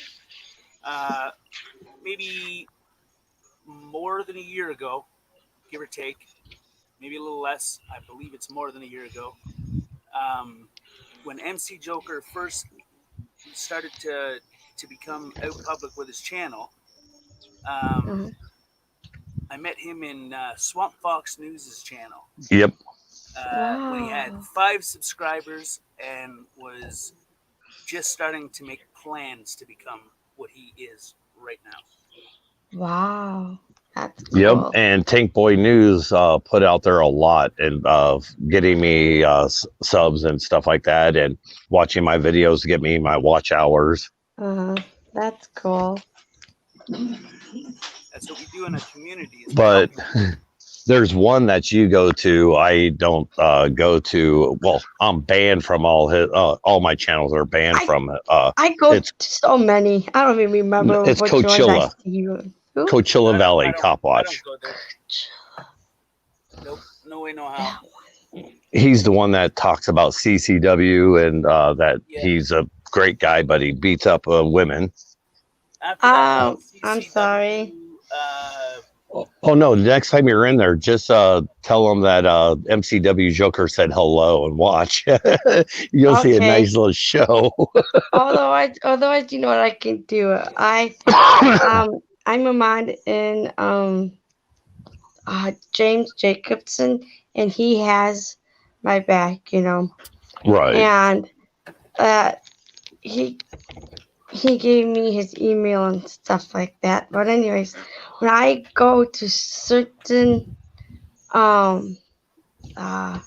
chats, he's abandoned from them too. And I tell those chats that he's a good guy and he has my back and he does not do nothing wrong, and they still won't do it. I noticed before he was banned on mine, so someone banned him and I unbanned him.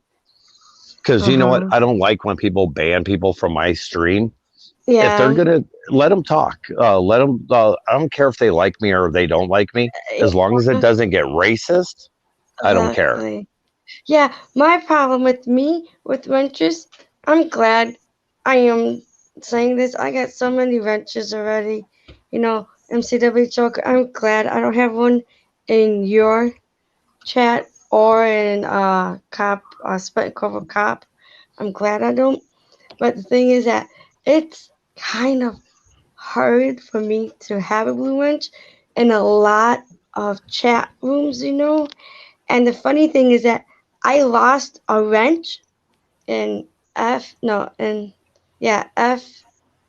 the wait like fuck the cop. Um whatever. Oh, fuck the police. Fuck the police, yeah. And I just lost one from his chat. Okay. I don't know if they can hear the ghetto birds flying over me right now. I do not know why. But then on the other hand, does it go got me a wrench? It's like, man, every time I lose a wrench, I get another one. It's like I have so many others in a lot of rooms that it's hard for me to go to each room, just pop in and say hi and pop out, you know. And then the reason why I'm glad I have them because I can pop the trolls. And I have so many trolls because I like somebody on YouTube and they got me train us. And it's like, man, I had to take a break last week from my vacation and I starting to bop the trolls now, you know. And it's personal block, you know. But like when Right. you W Joker for your rules is different than any other chat room rules are all different. It's like See, it's Tempe's the same way. There's a guy named I am Fear 44 that talks so much crap, saying talks real bad about us, but we still don't block him. I don't care how bad it gets. Like I said, long as it doesn't become racist, then I'm good. yeah. You know, like And the only other person that certain people in the chat, like you're a bitch, and you're a slut, and I hate you, and right. die, and you know, I don't like that. See, if they tell me I'm gonna die, oh well. I hear that all the fucking time. People in the chat, you know what I mean? Like don't bring that kind of hatred. Right. Exactly. Hey, give them a warning first, then time them out. Don't ban them. Yeah. Because every day that we ban someone, that's taken away from a backup for us. Even though they hate you, but they're still there. That's still backup. Yeah. I let the other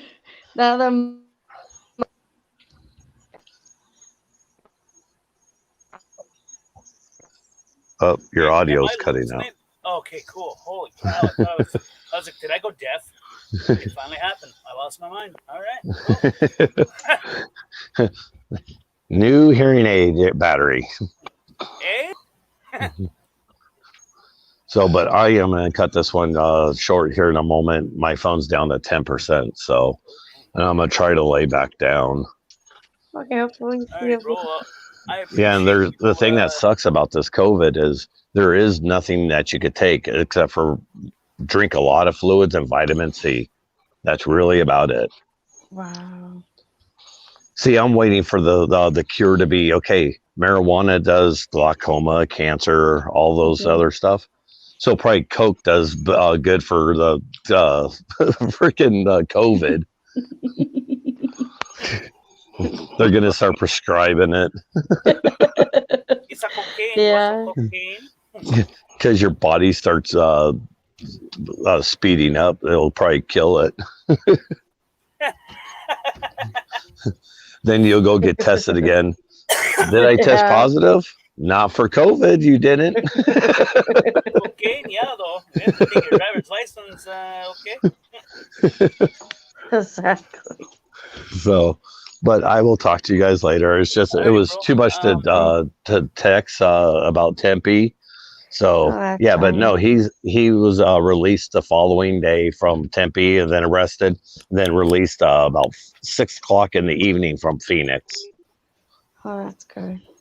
So All right, bro. I appreciate you Thanks for the coming up here, update. and no don't problem. forget to like, share, and tell a friend.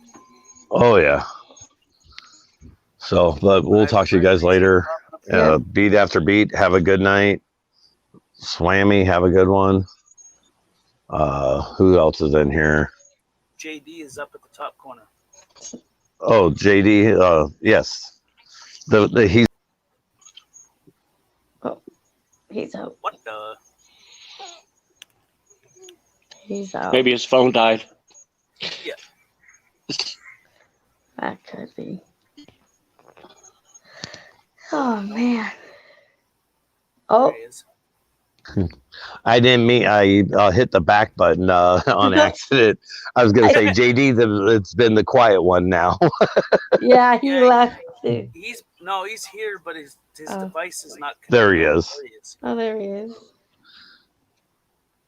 But everyone have a good night, and we'll talk to you guys soon. Yep. Yep, you All too. right, bro. I appreciate you being here. Nice talking Not a to you. problem. Yep, thanks for the update. You guys have a great night. Yep, I will. All You right, too. give my best Bye. to Tempe. Okay, thank you. Yep. Bye. Bye. You get better.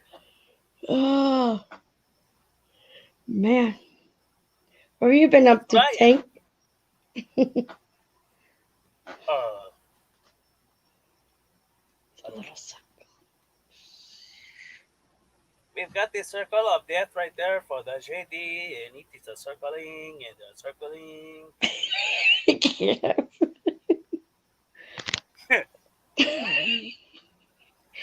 It's connection or something. It's a circling around and around and around. We cannot hear him nor see him, but it's a circling around and Yeah, around. it's having bad connection. Can you hear me now? Exactly. He said, "Screw this. Oh. I'm grabbing my apples and I'm going home." You go. Oh man, there's a lot of chats. It's like try to keep up. It's too many. I get sucked in when I want to say hi and push like button. Like your chat, I never get sucked in. But other chats, I get sucked in. No But like gravitational pull here or something, or what's really going on? like about 10 to 20 minutes, like I get in and out. I have other chats I might go and talk to people in, but nope, don't work that way. When I say I bounce, Tank Boy, that means I'm bouncing around. If I don't say bouncing, I bounce around. That means I'm going from one chat to the next to the next. We gotta make you an intro with that. Who the hell sings that song? It's like jump around, get up, and jump around. Yeah, I don't know what pussy you're talking about. Who sings it? Oh yeah. Holy crud. It's almost 3 o'clock. Oh man, it's getting late. It's okay. Definitely 5 o'clock somewhere. That's a song. Definitely that is a song. I don't know what the hell I dropped.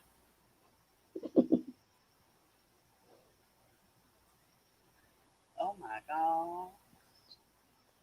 Oh, he just texted me. He says, I'm gone and came back in the chat. What? He was gone, now he's back, but he's in the chat. Oh, he's not in the chat yet. I think it's his connection. But bad. Oh man. Cypress Hill. Yeah, I thought so. It's one of their older ones. It Yeah. wasn't Mrs. Doubtfire, dear. Do you remember Mrs. Doubtfire? Yes. Just I used Mrs. to watch. Doubtfire here. I used to watch that movie a lot when I was younger. Like over and over. Which one? What the hell? I said Mr. Doubtfire.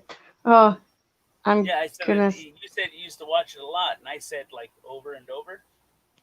Oh, And yeah. you If were there like, was which nothing one? else, What the hell? if there was nothing else on, then yes, I watched it over and over with Home Alone. Oh, Home Alone. What? you ever heard of the movie called Home Alone? Don't ask me what it is because I can't explain it to you. Oh, I should have said those two movies. What was I thinking? What movies? I was on a chat before I came on yours, and they were asking me what movies I like to watch. And I said Daddy Daycare. But I meant to say Home Alone. And the other one we were just talking about, Mr. Doubtfire. Mrs. Doubtfire, dear. Yeah, but I forgot. You got? But it's okay. Sometimes forgetting is good. Yeah, it depends what you Unless it's your forget. car keys or, something you No. need. Or Yeah, everybody wants to forget something they need. That sucks. I just came exactly. back to say thanks, Tank, and as always, I enjoy myself here. Sarah, I will talk to you in the morning. Alrighty, JD, I appreciate you being here, bro. Okay, JD. Don't forget to like, Night. share, follow, and tell a friend. Now it's me and you. Yeah, Oh, man. and Zenzar was too.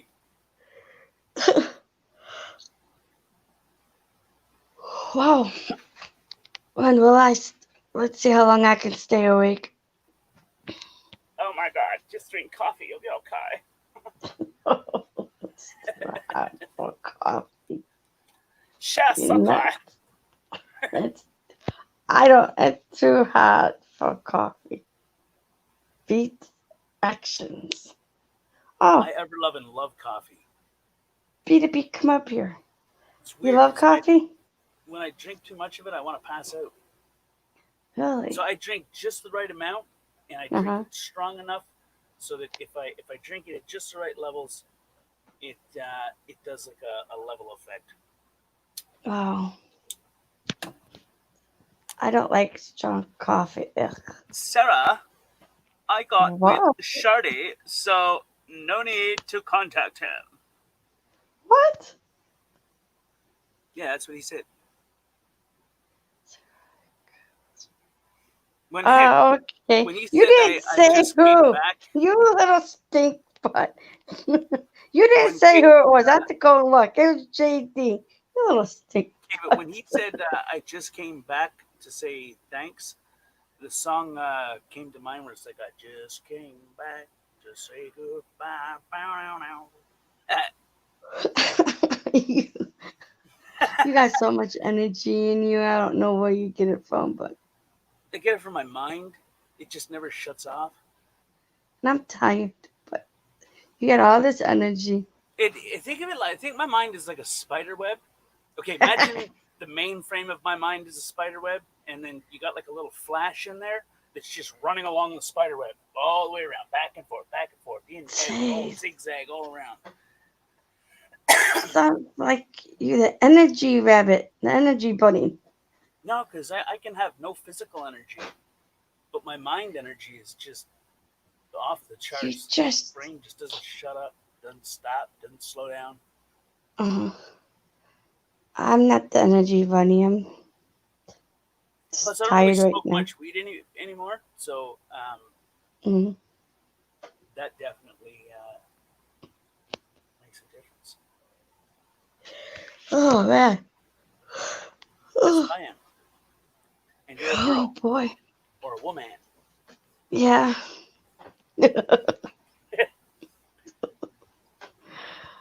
Oh jeez. Cheese? Yeah. Did you Oh, say cheese or cheese? I said cheese, not the cheese that you eat. No, I just said cheese. Like Cheese. cheeseries. Jeez Louise, what the hell? Oh, let's see if I can stay off the panels tomorrow. I mean, later on today. Yeah, right.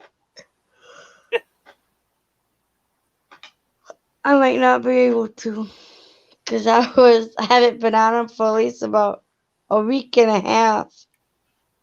A week and a half. What the hell? Yeah, because all the trolls are finding out that I like. Oh, I don't want to say his name because they might be coming in here. You never know that I like Mike. Or my God. And then that Mike they and come in, Sarah sitting in a tree. they come in and destroy us, and well, mostly me. But I just haven't been. That's why I haven't been going on panels lately. But I'm gonna try to go back on again. I don't know. Let's see. How about I'll get back on later on today. If you have time, could you make some thumbnails and banners with CDs, cassettes, and vinyl and auction hammer on it? Beats auction.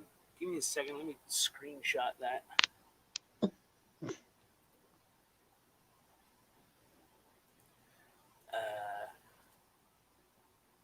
Boom. Got it. Ow. Yeah, I can do that.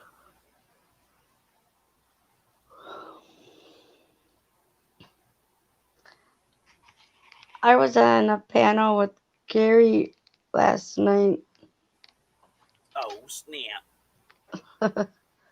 at not now, maybe later's.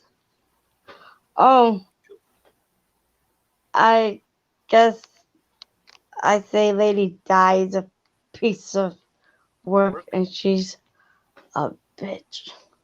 Oh, no. Lady Di.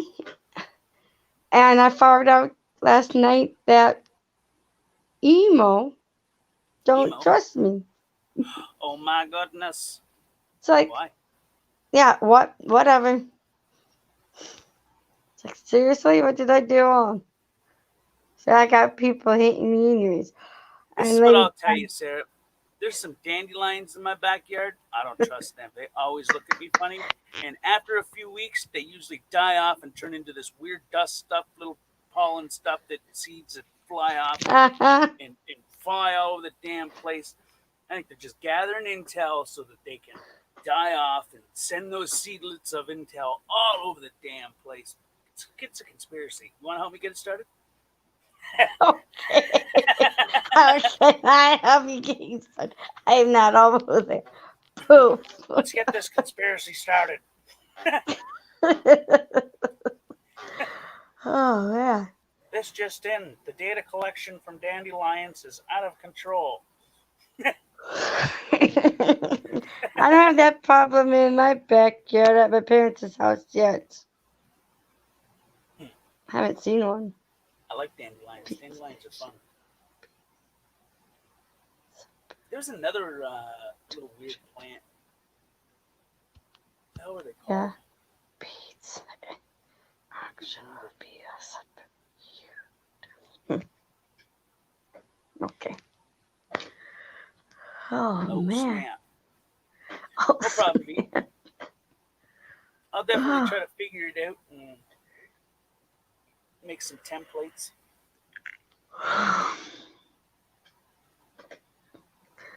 Yeah, I was on a blocky mode last night. Emote. Yeah, blocky mode. I was blocking people. Personally like personal blocking. That was kind of like fun. I try to pay attention to people's intentions. Hey, Swami, I am telling the truth. What I hear, that is not right. Swami, what I've been hearing from Lady Di is like totally wrong. And she's rude, and she's mean, and she's a bitch. And I know that. I don't like her, and I should. If you say I shouldn't say that, she should watch what she says to me. It's her own fault, Swami. It's not mine. It's Lady Di's. She needs to watch what she says, because that's not nice of her talking mean about me and saying that I was dragging somebody into it, and that's not the truth. And she's lying, Swami, and she's She's a got this fat weird vision liar. of you grabbing someone by the throat and dragging them somewhere. Exactly. Come Sorry, here. I had Hold my pocket, would you? exactly. Hey, I hope my Shirley, mom's sleeping. you hope she's sleeping, or is she sleeping? I'm saying hope she is sleeping, Oh my God, why? because she can hear me through the basement, through She's gonna put you in a upstairs. timeout, isn't she? Well, I have a feeling one of these days that will happen to me with my mom. Like, you're gonna put her in a timeout, or is she gonna put you in a timeout? What the hell? She can put me in one. Hey, shorty. What? Good night, beat after beat. Hot. Hearts and Tank Buddy. Good night, Pete. Thanks for being here, my brother. We greatly appreciate it, you know. Don't forget to like her. He's a share. He's a dear friend, and see you again. Okay. Yeah. Hey, shorty, come on up. Here, I'll drop him the link. Drop the biscuit. Let me see you kick it.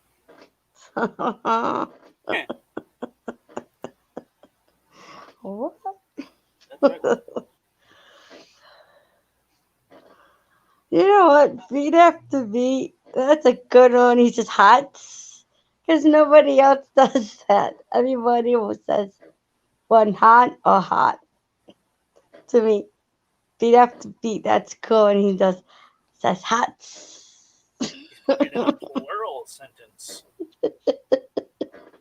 Like Oh, more that's. than one of you, or he thinks you're hot. Oh, I didn't think it that way. Oh, Outside the box. oh, yeah, that's right. Tank, I gotta. On the Oh, way to bed, just wanted to say hi. Hello. I thought I could do that too. Hop on here and say hi and look at. Nope, not I. I can't do that.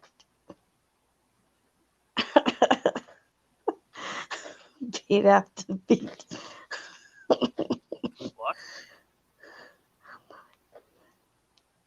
Here's a quarter. Call someone who cares. Night shorty. He's in a hotel. It's covered in lot lizards all over the place. Oh man. No? Hmm. Do you know what a lot lizard is? Yeah. It's nice to see him though. Lot lizards? No. What the hell? I was talking about beat after What do you beat. do for recreational time, Sarah? What the hell? Yeah, what I do? I was hopping from panel to panel and chat to chat. That's what I So was that's what they're doing. calling it now, DC. Oh my goodness.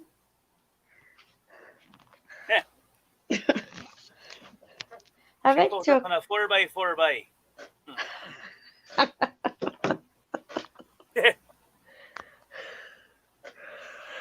Oh, jeez. What? I said, jeez Louise. Jeez Louise, what the heck? Who's he? I don't know. I just random said that. Oh, man. Oh, My hood, home of the dope show, home of the dope show. jeez Louise. That's not what. Holy. Who sent you? Who? Who do you work for? Oh, man. Okay, Jake from State Farm. What are you wearing? I don't miss that commercial at all. Well, I thought that commercial was awesome. It made me laugh. I think some commercials are stupid. No. Yeah. Yep. Oh, man. What? Oh. Said, man, I'm just tired. You're tired. I'm tired. What the hell does that even mean? What? Tired. That's a.m. What are you talking about? It's 7 minutes after 3 my time. It's 3:07. Listen, it's 5 o'clock somewhere. It's 5 o'clock. It's 5 o'clock somewhere. Oh.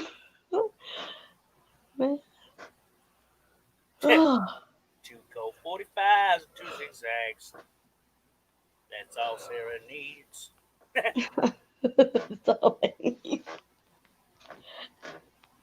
All I need is just get away with somebody. Just go away, far away, on a vacation with Mike. Both of us just leave the United States. We could go to the Bahamas. I wish we could. The Bahamas. The Beach It's Boys like song about that. I never been to the Bahamas.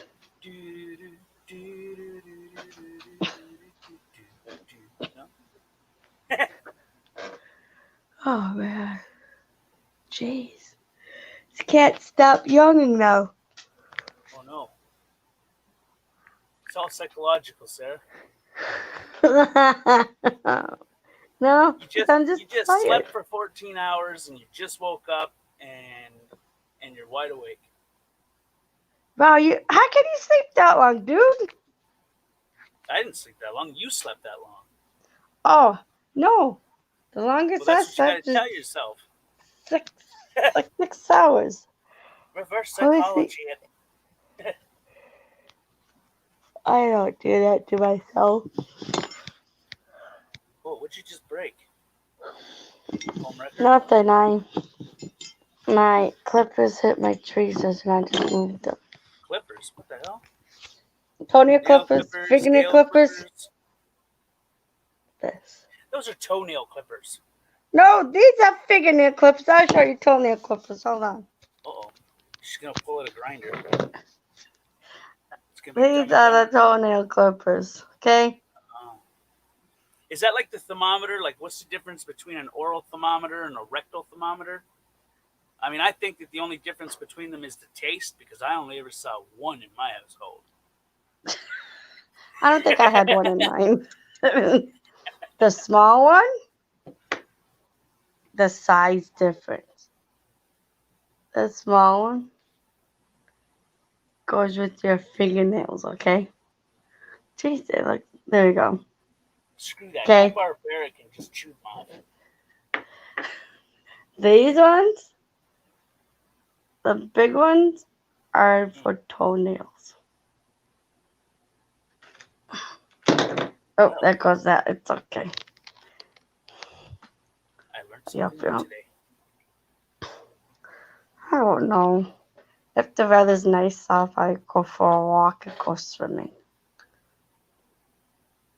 go for a walk and go swimming at the same time? What the hell are you gonna do? Carry a pool? No. around with you? No, I go for a walk first, then swimming. So you walk to the swimming spot. No, I go for a walk. When I get done, I get changed. Then after I get done getting changed, get my suit on, then I go to the swimming pool. Did you say Sunan? Swimming pool. Man. Swimming God. pool. Swimming pool? What the hell? Don't pee in it. It turns funny colors. Jeepers. Everybody looks at you all weird. The lifeguard can tell that it's you because the color is like perspirating from you. It's quite embarrassing. Okay. Don't change colors. I don't know where you're getting that from. But okay. Well, you're in the okay. So chlorine and ammonia, they're two different forms of it, but it's kind of the same general thing. But they have a chemical reaction with each other, and there's a dye that you can put in with it, which changes the color. So when you pee in a public swimming pool, the chlorine interacts with the urine, which changes it to a different color. Oh, you know what? I never had that problem because I'd done it before. I didn't see it changed.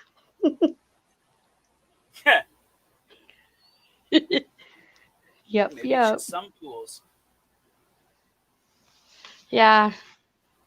Maybe my dad didn't put that much chlorine in it. Did you say your dead aunt? No, my dad. Oh, they said maybe my dead aunt didn't put that much in it. I'm like, what the hell? No, I don't have a dead aunt. I don't know where you got that from. No, that's what it sounded like you said. I don't know. Oh. It'll be all right.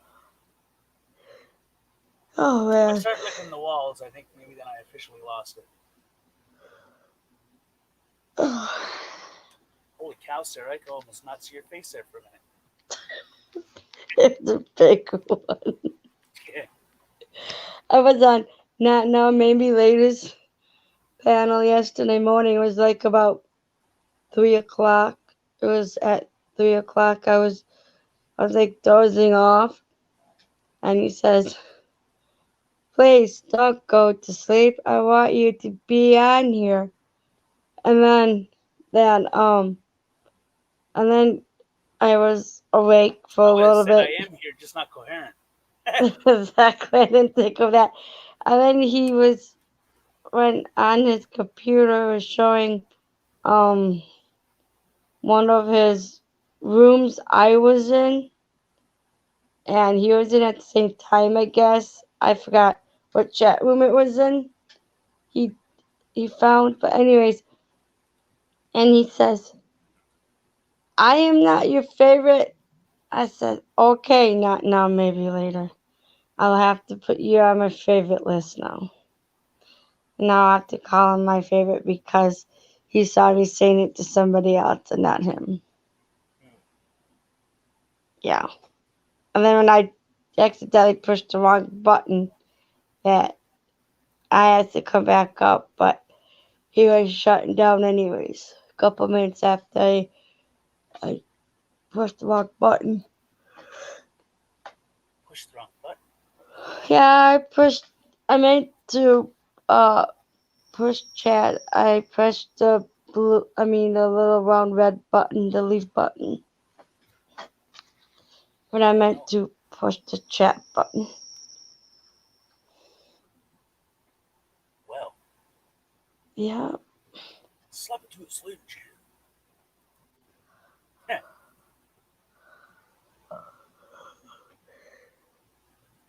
Oh, jeez. What is this? Listen, it's not my fault. I sold all responsibility to it. They took it on. Who took what off? On. Not off. On. Like the opposite of off. On. Yeah. Opposite of off. You know, have you ever heard anybody say something so weird? They're like, hey, you want to shut the lights on?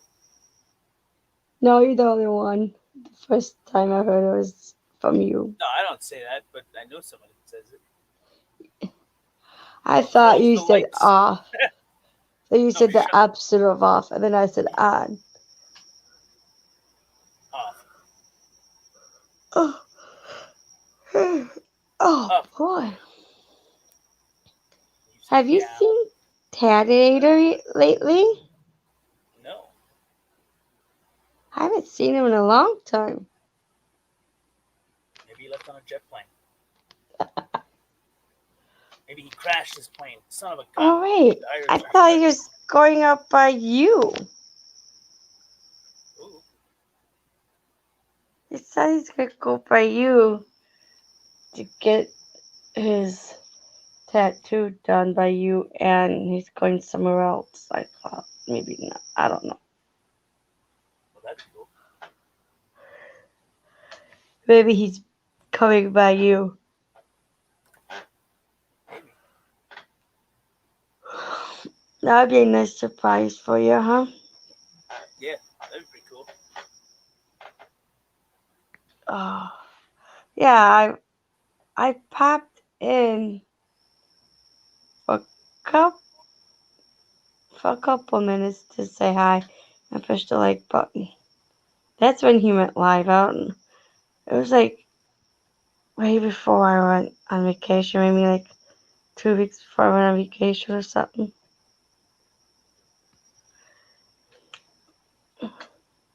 I've been, I wouldn't say away, but I just haven't been on YouTube Yeah. for a while. I recently took on some work, and I've got some Mhm. little projects that I'm trying to finish off all at the same time. You're just a busy person. That's Did you all. say a pissy person? What the hell?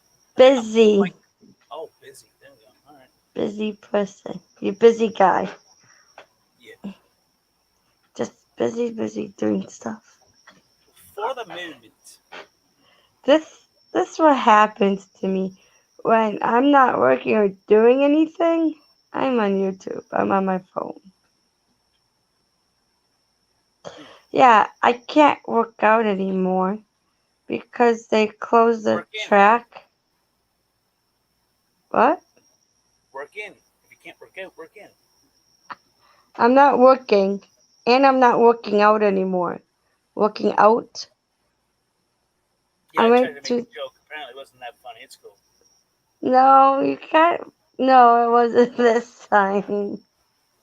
Anyways, I was trying to walk on the track, and they had like exercise machines all over the track because they have to do like 6 feet apart just to sing. And they finally shut the track down. And it was like a week or two before I went on vacation. But I end up like not going after the second time trying to walk around um the machines on the track, and I said, Mom, I can't do it. It's too hard. It's an obstacle course. And then she said, oh, maybe you can like go swimming. And then my mom turned in the slip, and they said, if you want, you can go online and register a spot in the lazy river part of the pool that you just walk around in it. And I'm not, no, I'm not The going to hell do is it. a lazy pool? Lazy river, it's a river, it goes in a circle. It's like the one I'm talking about is like in a swimming pool, and you have inner tubes. But when at the ride, when you work out at the ride, they don't have that. You have to walk in the lazy river. Basically, it's a lazy river. I actually been on a real river and been. Okay, but why is it a lazy river? It's relaxing. You don't do So why don't they nothing. call it a relaxing river? Why they gotta degrade it and call it lazy? Exactly. Lazy means you're not doing nothing. You're just sitting there relaxing. And that's being You can lazy. sit in a lawn chair and do nothing. Exactly. But you sit in an inner tube. But with this Shoot, one, you put one of don't. those in the living room floor. You're good to go.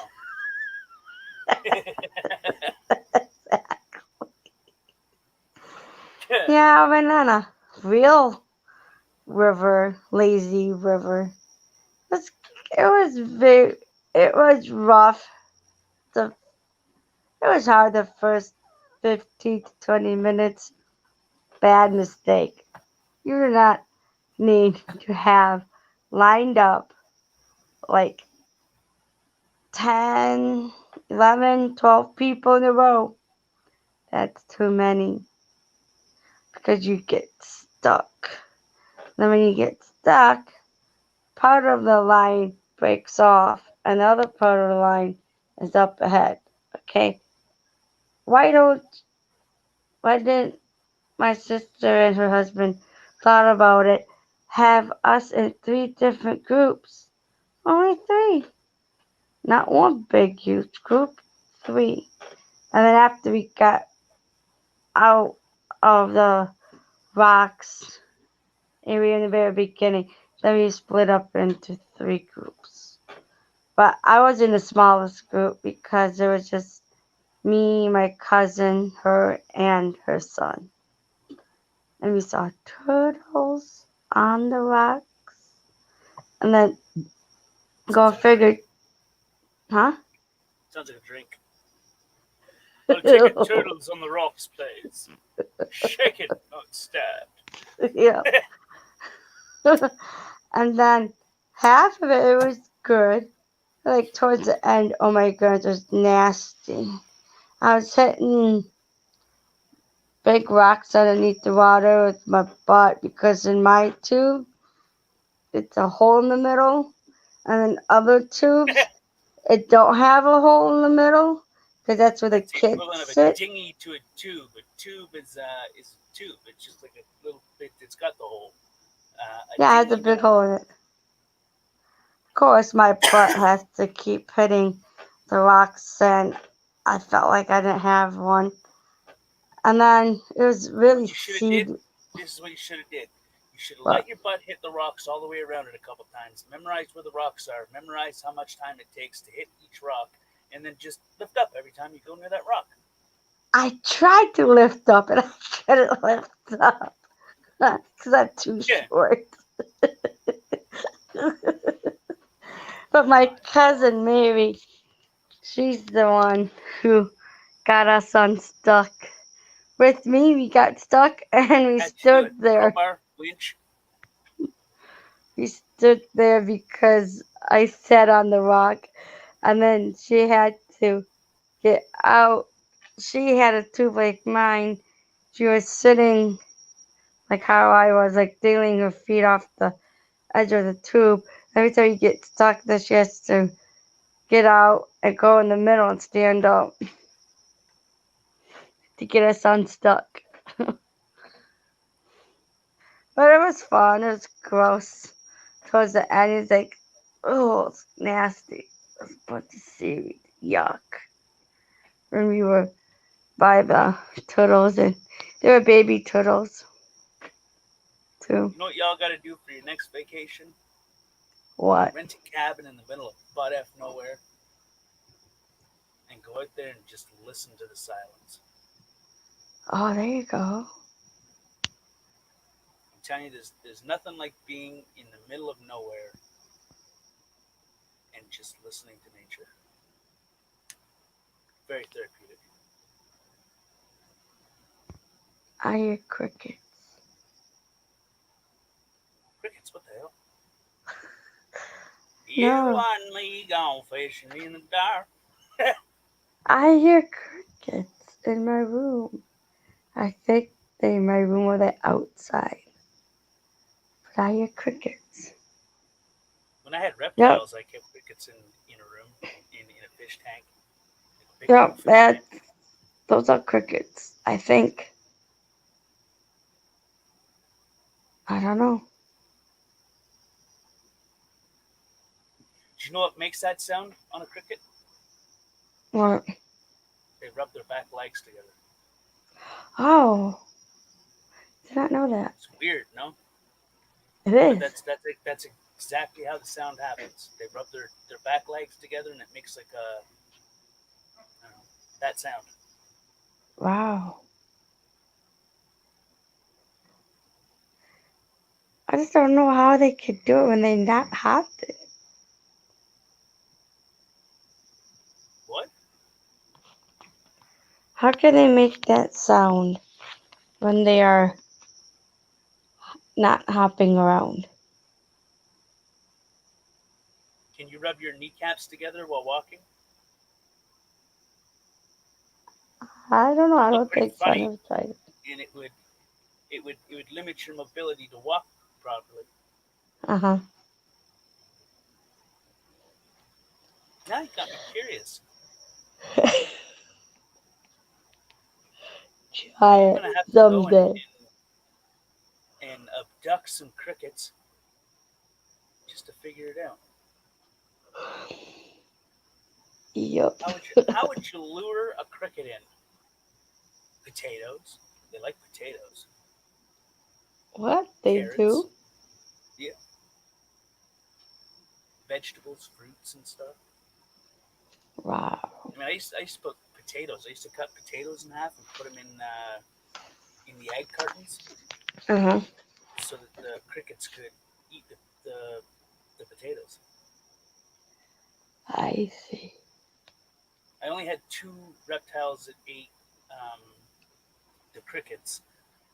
The iguana only ate like vegetative stuff, and I had to sprinkle some powder on the lettuce and the stuff that I fed them or fed her. Uh-huh. She loved grapes. Absolutely loved grapes. What kind of grapes? All kinds. You like But I all kind of grapes? Yeah, but what I used to buy her was the jumbo grapes because she had a fat head. I have the big ones. An iguana, it's just a reptile. Oh, no. I know. My sister had one. I don't like those. They're Gross. crazy though. See, here's the thing: is you can't startle them. If they do hit you with their tail, it's gonna hurt like a son of a gun. But they'll Mm-hmm. eject the tail. Like if they feel threatened, they'll slap you with Yeah. the tail and then eject it. Wow. They just shoot the tail off. Oh. Gone. They break it up somehow, some way. Are those the ones change color? No, it's chameleon. The chameleon. They it's a form of a lizard. The ones change colors. Yeah, they blend to their surroundings. So whatever you put them on, they can change to that to match it for a defense mechanism or protective mechanism for predators. Oh. Okay, I guess my sister had that kind. Not the other kind you were talking about. Never mind. I had three. You had I 3? had my iguana. I had a bearded dragon, and I had a fat-tailed gecko. Ew. Wow. Fat-tailed geckos are awesome. Their tails are fat and soft. Ew. And the one I had was like camouflage looking, and that thing was amazing. If I passed out and it passed out on my chest, it would not move off of my chest. Wow. And I never kept my iguana in any aquarium or anything. Uh-huh. What I did was I had a knitted blanket that I had screwed to the wall, and she would climb up that and sit on the fish tank. I had a 90-gallon, or no, she would sit on the, no, it was a 90, it wasn't the 220. She'd sit on the 90-gallon fish tank light and Mm-hmm. soak up the heat from the ballast. She just roamed around the house. Wow. She was amazing. She's pretty cool. She was awesome. Wow. I think my ex had one of those. Or maybe he had the kind my sister had. I don't know. But it's nasty. I don't like them. My ex almost kicked me out of the house Yeah. because one night, her name was Hope. Um, the iguana, or not, yeah, iguana. Her name was Hope, Uh-huh. and she climbed up into bed, scared the shit out of my ex. Wow. Get out of the bed, or you can go with it. Hey, 69, what's up? What the hell? I didn't have nothing. What? There's somebody in here? Oh, there you go. 69 right there. I feel like 69. I'm falling asleep. What'd you just call me? Oh, hi. Morning, 69, Miami 95. Did I miss a comment? Because I see Tank and Shardy. She Wait, didn't say hi. yeah, okay, so it would be morning. I said morning. No, say it ain't so. Jeez. I feel like I'm sleep talking. You're fired. Next thing I'll be sleepwalking, doing stuff in my sleep. It's okay. I put you on full screen and just have a heyday with it. To your left, Sarah. To your left, Sarah. Caroline. How are you Hello, going? Caroline. How are you going to do that? I don't know. Do sleepwalk while I won't be on here. You said sleep. You said you're gonna start sleepwalking. I feel like I will be. I don't know. I said that'd be cool. I'd just make you full screen and have some fun with it. And it'd be more fun if I sit here and start to fall asleep. You I don't know can if that tell would I be fun. can't keep my eyes open. Why? Oh, that's right. I saw Betty last night, and not now, maybe later. She says, "Oh, Sarah, your eyes are purple. You need to go to sleep." That was like around 6 o'clock last night. Eyes purple. What the hell? My eyes. We're purple. They're like black and blue. Because I'm tired.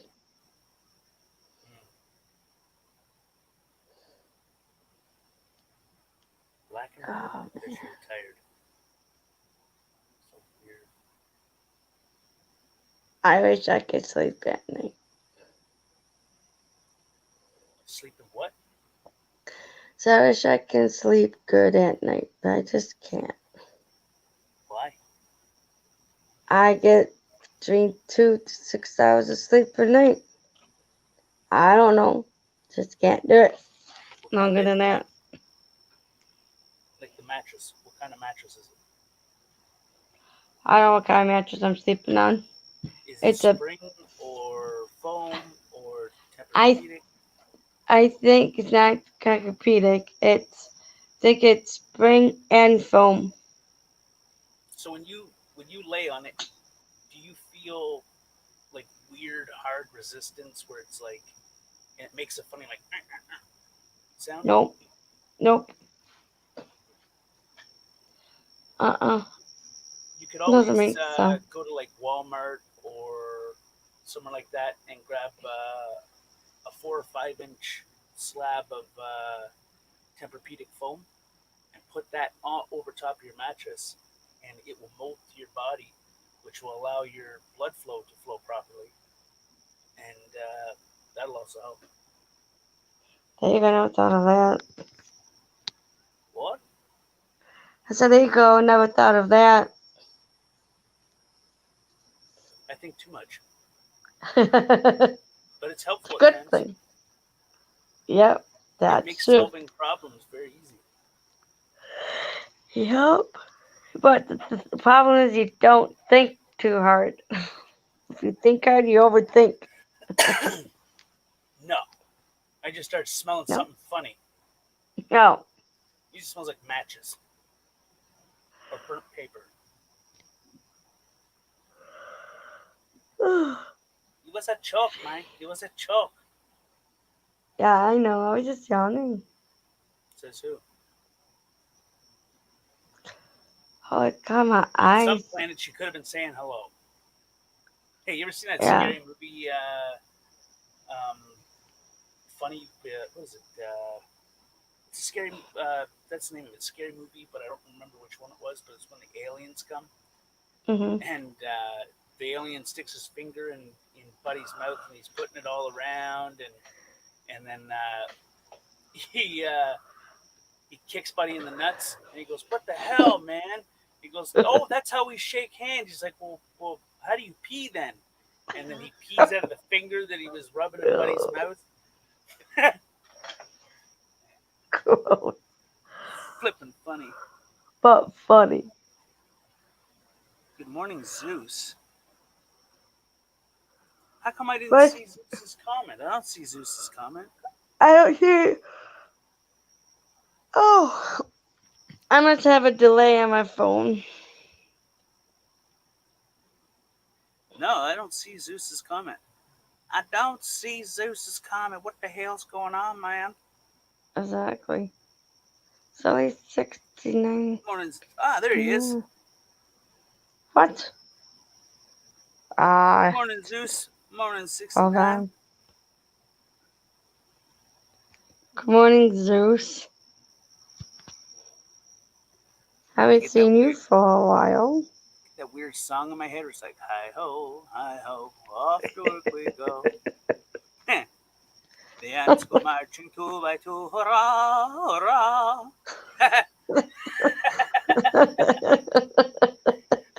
You're in a weird mood this morning. Well, it's supposed to work today, but there's supposed to be a storm coming in, so you obviously can't put a roof on when there's a storm. So it got called off until tomorrow for precautionary. Uh-huh. Yeah.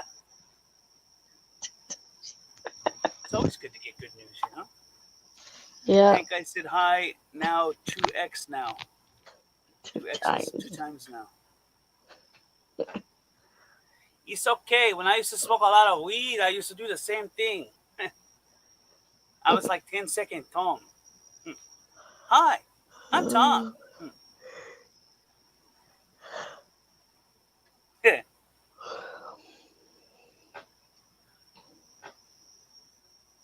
I haven't put the link in there in a while.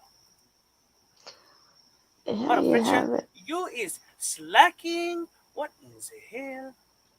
Yeah, you slacker. Good morning to you as well. Oh, what does it say? Times at Tank. LOL. Glad you're still on. Cool. I'm glad you popped in to chill and say hello. There you go. MC Joker was here. Did you know that he has this C19 he was talking about? C19. I don't like to say it because. Yeah, I get it. Yeah. Sorry. Yeah. The rhythm tell you goes that- nuts. You know, you Yeah. say certain words too much, and it's like, whoop, somebody's doing something not good. Exactly. What you were just saying about MCW Joker, my friend, he had it, but he had no taste, no smell. And for a while, at least almost like probably like a month and a half. I got a solution. Okay. Have you heard of flavored gels? You can just put it on your skin and you'll have a flavor. No. I get what you're saying. I was trying. Never mind. I know. I was trying to make it funny, but it was not that funny. But it's okay. Okay. You're getting me this morning. I'm getting you? What am I getting you? With your jokes. I'm not choking. Oh. Thought you were. You heard joking, and I said choking. I'm not choking. You know, it'll be okay. Yeah. It'll be okay. You're like, you're getting me I'm with your tired. chokes. And I said, I'm not choking. You know, and I someone's just like, need hey, to he's just sleep. choking. You know, like joking. Someone's saying, hey, he's just joking. And you're like, I'm not choking. Are you choking or not choking? No maneuver. I'm just tired. I just can't talk straight. I'm just Tank. It's nice to meet you. I love you.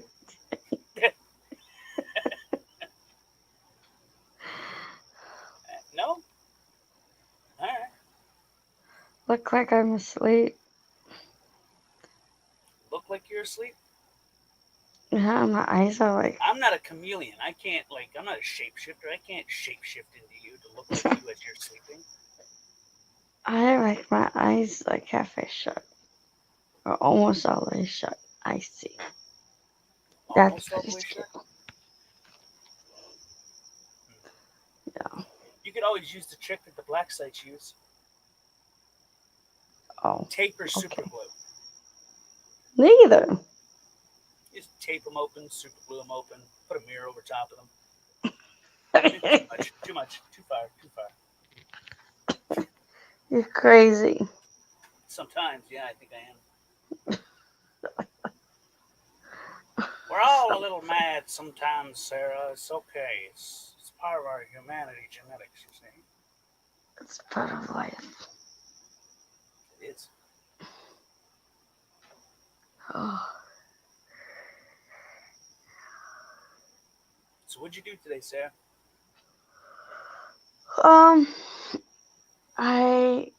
I mean yesterday, Well, not today. Huh.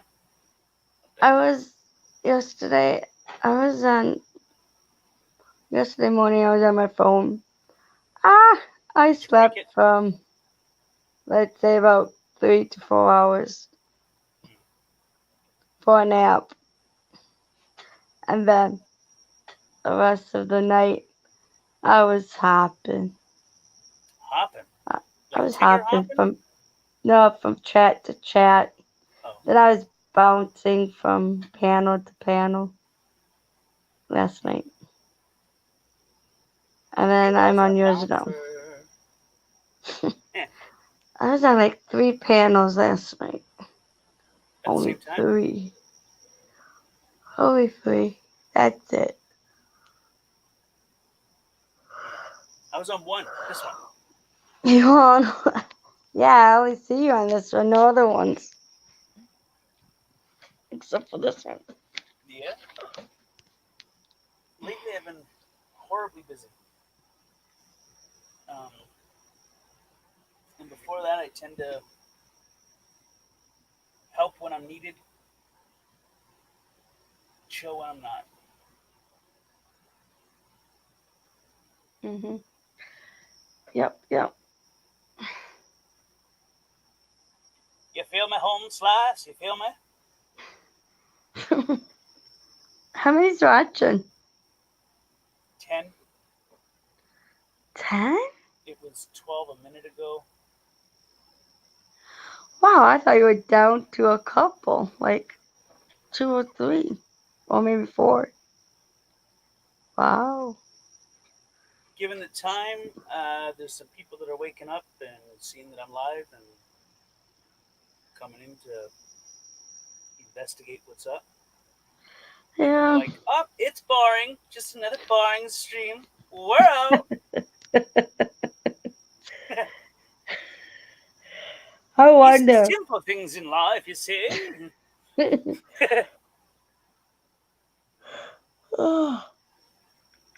Who I wonder sent if you?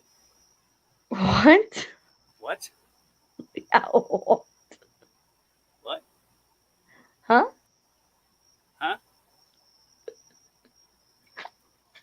What? Listen, it's not my fault. It's your fault. No, it's not my fault. It's yours. I was wondering if anybody actually thinks that some panels are boring to listen to and they don't come in or stay that long. Um, not sure, but I do know this. When people found out that people were finding out that panels were boring, they decided to make them unboring by getting a bunch of people that could potentially not get along, Uh-huh. and instead of trying to make them get along or help them get along or help them see each other's point of views, they just load up a can of bullshit and pull the pin, throw it in the middle of it, and then stand back. There you go. And they're like, hey, everybody thinks we're, not boring now. Yeah. I'd rather have a boring stream than a dramatic stream. No offense. But to each in their own. I mean, sometimes people need to hash shit out. Sometimes they Yeah. need to yell at each other for a minute. Oh, But every yeah. single stream, I done if you that a haven't couple worked times. it out by the first and second and third, you should probably just, agree to disagree and go your separate ways. Yeah, I got it with a couple people on panels. It's like they lost cause, not mine. If you have nothing nice to say, Not the ops. if you have nothing else to say, don't say it all. If you can't say nothing nice to me. You know, If you ain't Shiva? got nothing nice to say, don't say nothing at all, you see? Exactly. I blew up at Shiva. I mean, How'd that go? stage crit on me. Stage quit? Yeah, that means he decided to drop off. I don't get it. He got mad at me. And he dropped off. Where'd he drop off of? Because I was yelling at him. No, where did he drop off of? Oh, off of a panel. And I'll news. probably be on for another hour or two. 6-9. Oh. She asked if I'll be on for a while It still. didn't. What the hell? What did that go Whose through? panel did he jump off? News, New England's.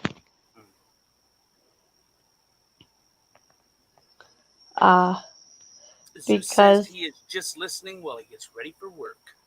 What he should have said is guys and gals, or gal, or gals, whichever one. Yeah, just wow, you're right. Wow, so you wake up extremely early. What? I said Zeus wakes up extremely early in the morning. Wow. Just get ready to go to work. Yeah, what I was trying to say is that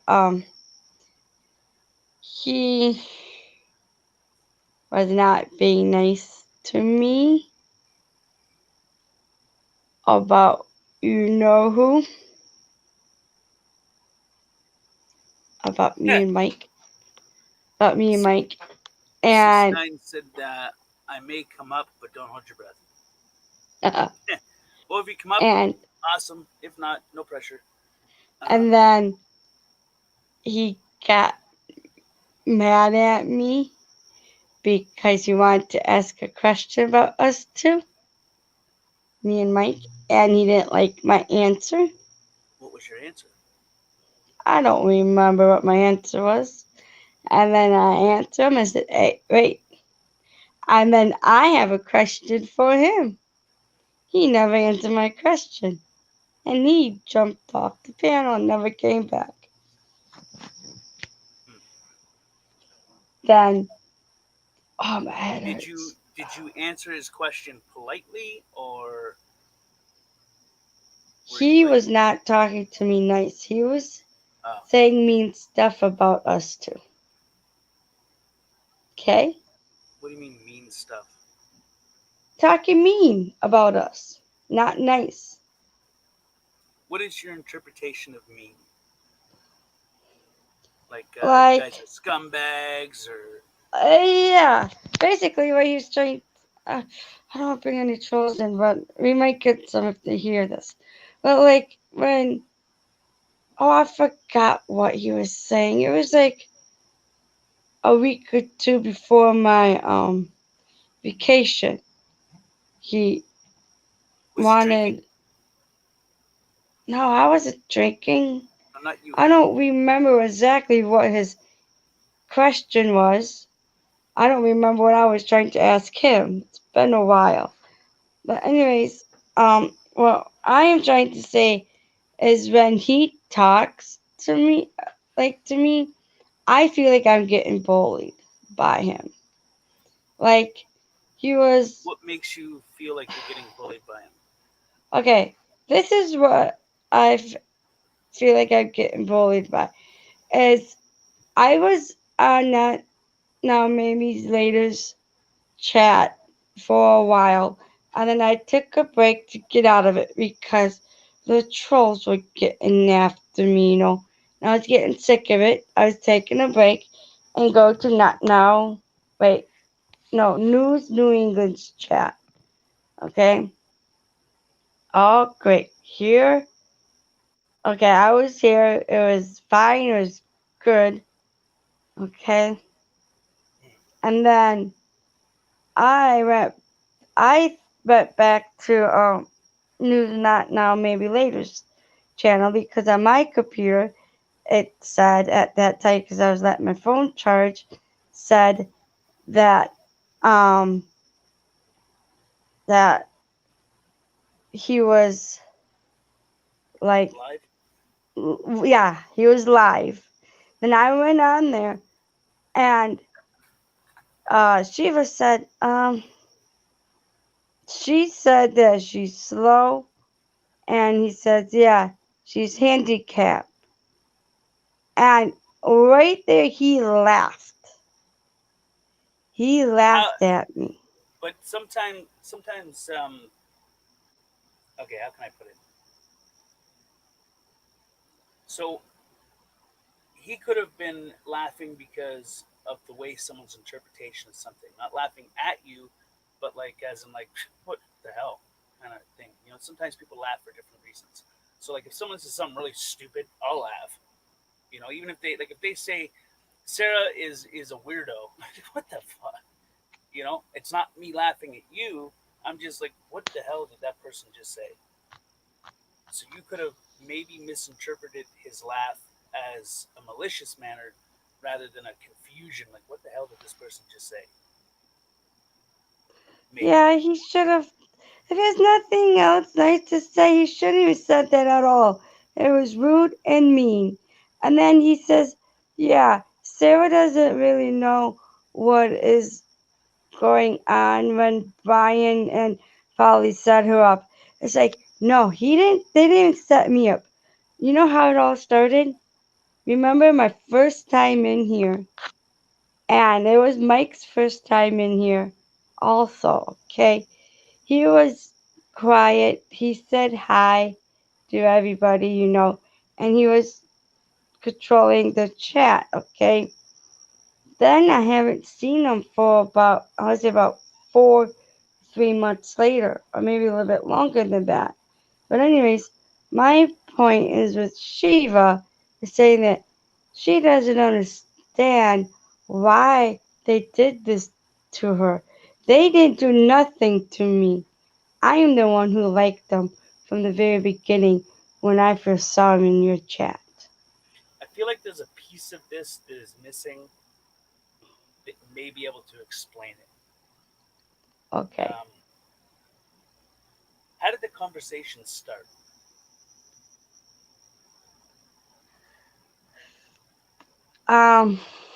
It started with when I first went on when I first went on News New England's panel. No, I mean the conversation. With who? Shiva. With Shiva? Like you He come up wanted onto the to. panel, you said hello, everybody else said hello. I I don't could tell remember the what he focus. was asking me. I don't memorize what he asks me.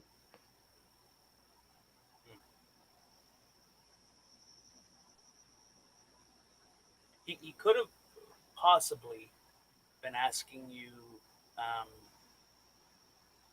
if you understood what was going on, or if I just did understood what was going on, but okay. Shiva didn't want to hear it. Shiva is blaming Brian and Polly that they said there was a game going on, but no, there was not no game, and Shiva is lying. What game?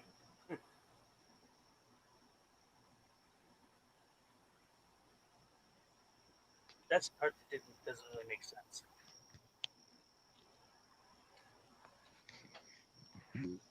If there's a game being played, but I don't understand that. It's like a dating game. They were people were saying that Brian. Okay, this is what I'm trying to tell you. I have done two News New England's panel.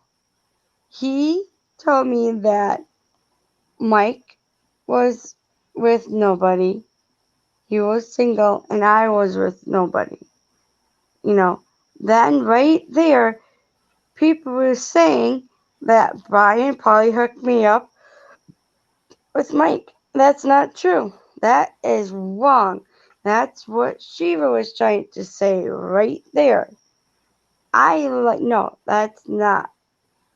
that's not true. I liked Mike Gray before he He could told have me been. that. He could have been asking you if he set you up, but the way that Shiva Yeah. comes off is very direct. He's very to the point. He doesn't beat around the bush.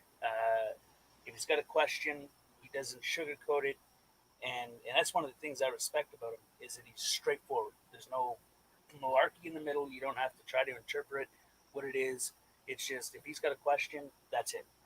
And sometimes that can come off as um, so blunt that it comes off rude, but it's not him trying to be rude. It's just him being as straightforward as he possibly can, if that makes sense. Yeah, that makes sense, but it doesn't. He's lying that he's saying that Brian hooked me up with him. No, he did not. I liked him No, I meant like when I first. he could have been asking you. So if I ask you, uh, Sarah, did you eat breakfast? I'm not saying you ate breakfast. I'm asking, did you eat breakfast? It's a Yeah. question, not an implication. Like I'm not telling you you did something. I'm asking rather, did you do something? Mhm. You know, it could. Yeah, I don't like I Shiva think you might have anyways. misunderstood him. I think that there could be a potential misunderstanding there. His bluntness can come off a little bit strong sometimes, but Uh um, huh. I don't think he can help it. He's just straightforward to the point, and you may be used to people sugarcoating things and taking their time to ask a question, but he's not like that. He just straight to the question. I'd like to know, Mhm. just to clear up any misconceptions. Um, but I think you could have possibly misunderstood his bluntness and straight to the point for malicious manner. But I don't think It seems his like he's a intentions. troll. He's trying to get into us and not want us, like each other or something. I don't know. That's what I feel about it. I've always known him just to be straightforward and honest. Sometimes it can I come off really try. horrible, you know. Yeah, I But try. It's hard. A lot of people don't like it. That's why I say a lot. Like, I have nothing to say about it. Oh, otherwise I get bully attacked.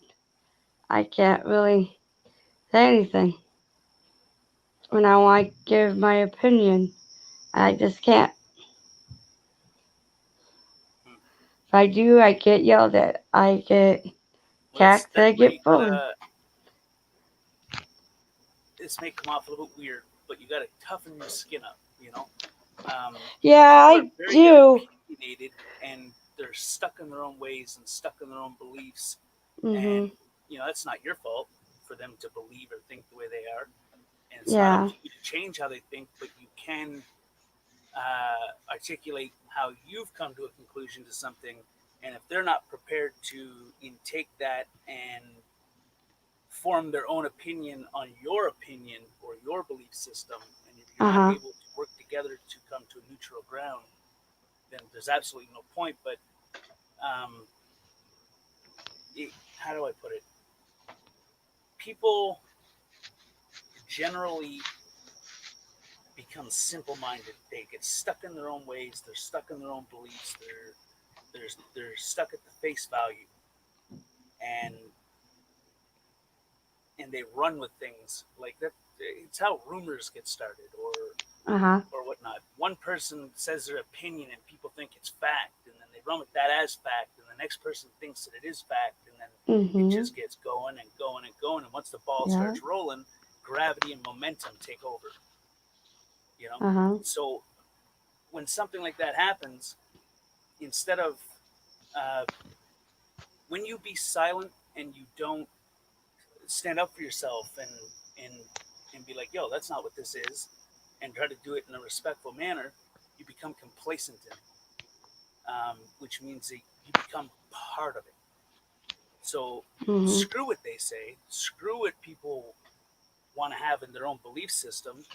You know, don't be afraid to speak up and say something. And if they don't like it, Yeah. then too bad. But be respectful while you're saying it, so that they can't be like, yeah, she come off as a bitch. You know, try to be Exactly. respectful and be the more level-headed, clear-minded, voice of reason person. You know. Yeah, I understand what you're saying. I did that to this one guy in Eric Brandt's in his chat room, and he was getting out of jail that day, and he was silent. Everybody stopped talking, and I was asking quite a few people what was going on, and nobody's replying. And then I asked one more time, what's going on? And this guy, his name is, I forgot, James somebody. And he got really rude, really mean. And then What's the and then last? What's the first letter of the last of his name start with? B, B. James. I think it's James.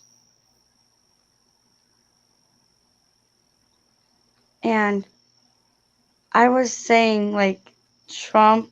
Oh, I was agreeing with Sam Report. I was agreeing with her. And she says, Trump 2020.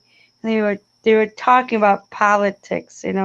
And then I wasn't even talking to him. Then he was rude and mean to me. And then when I said hi to Trump said, and then he said it the same thing again to me. It was rude and mean. I ended up blocking his butt.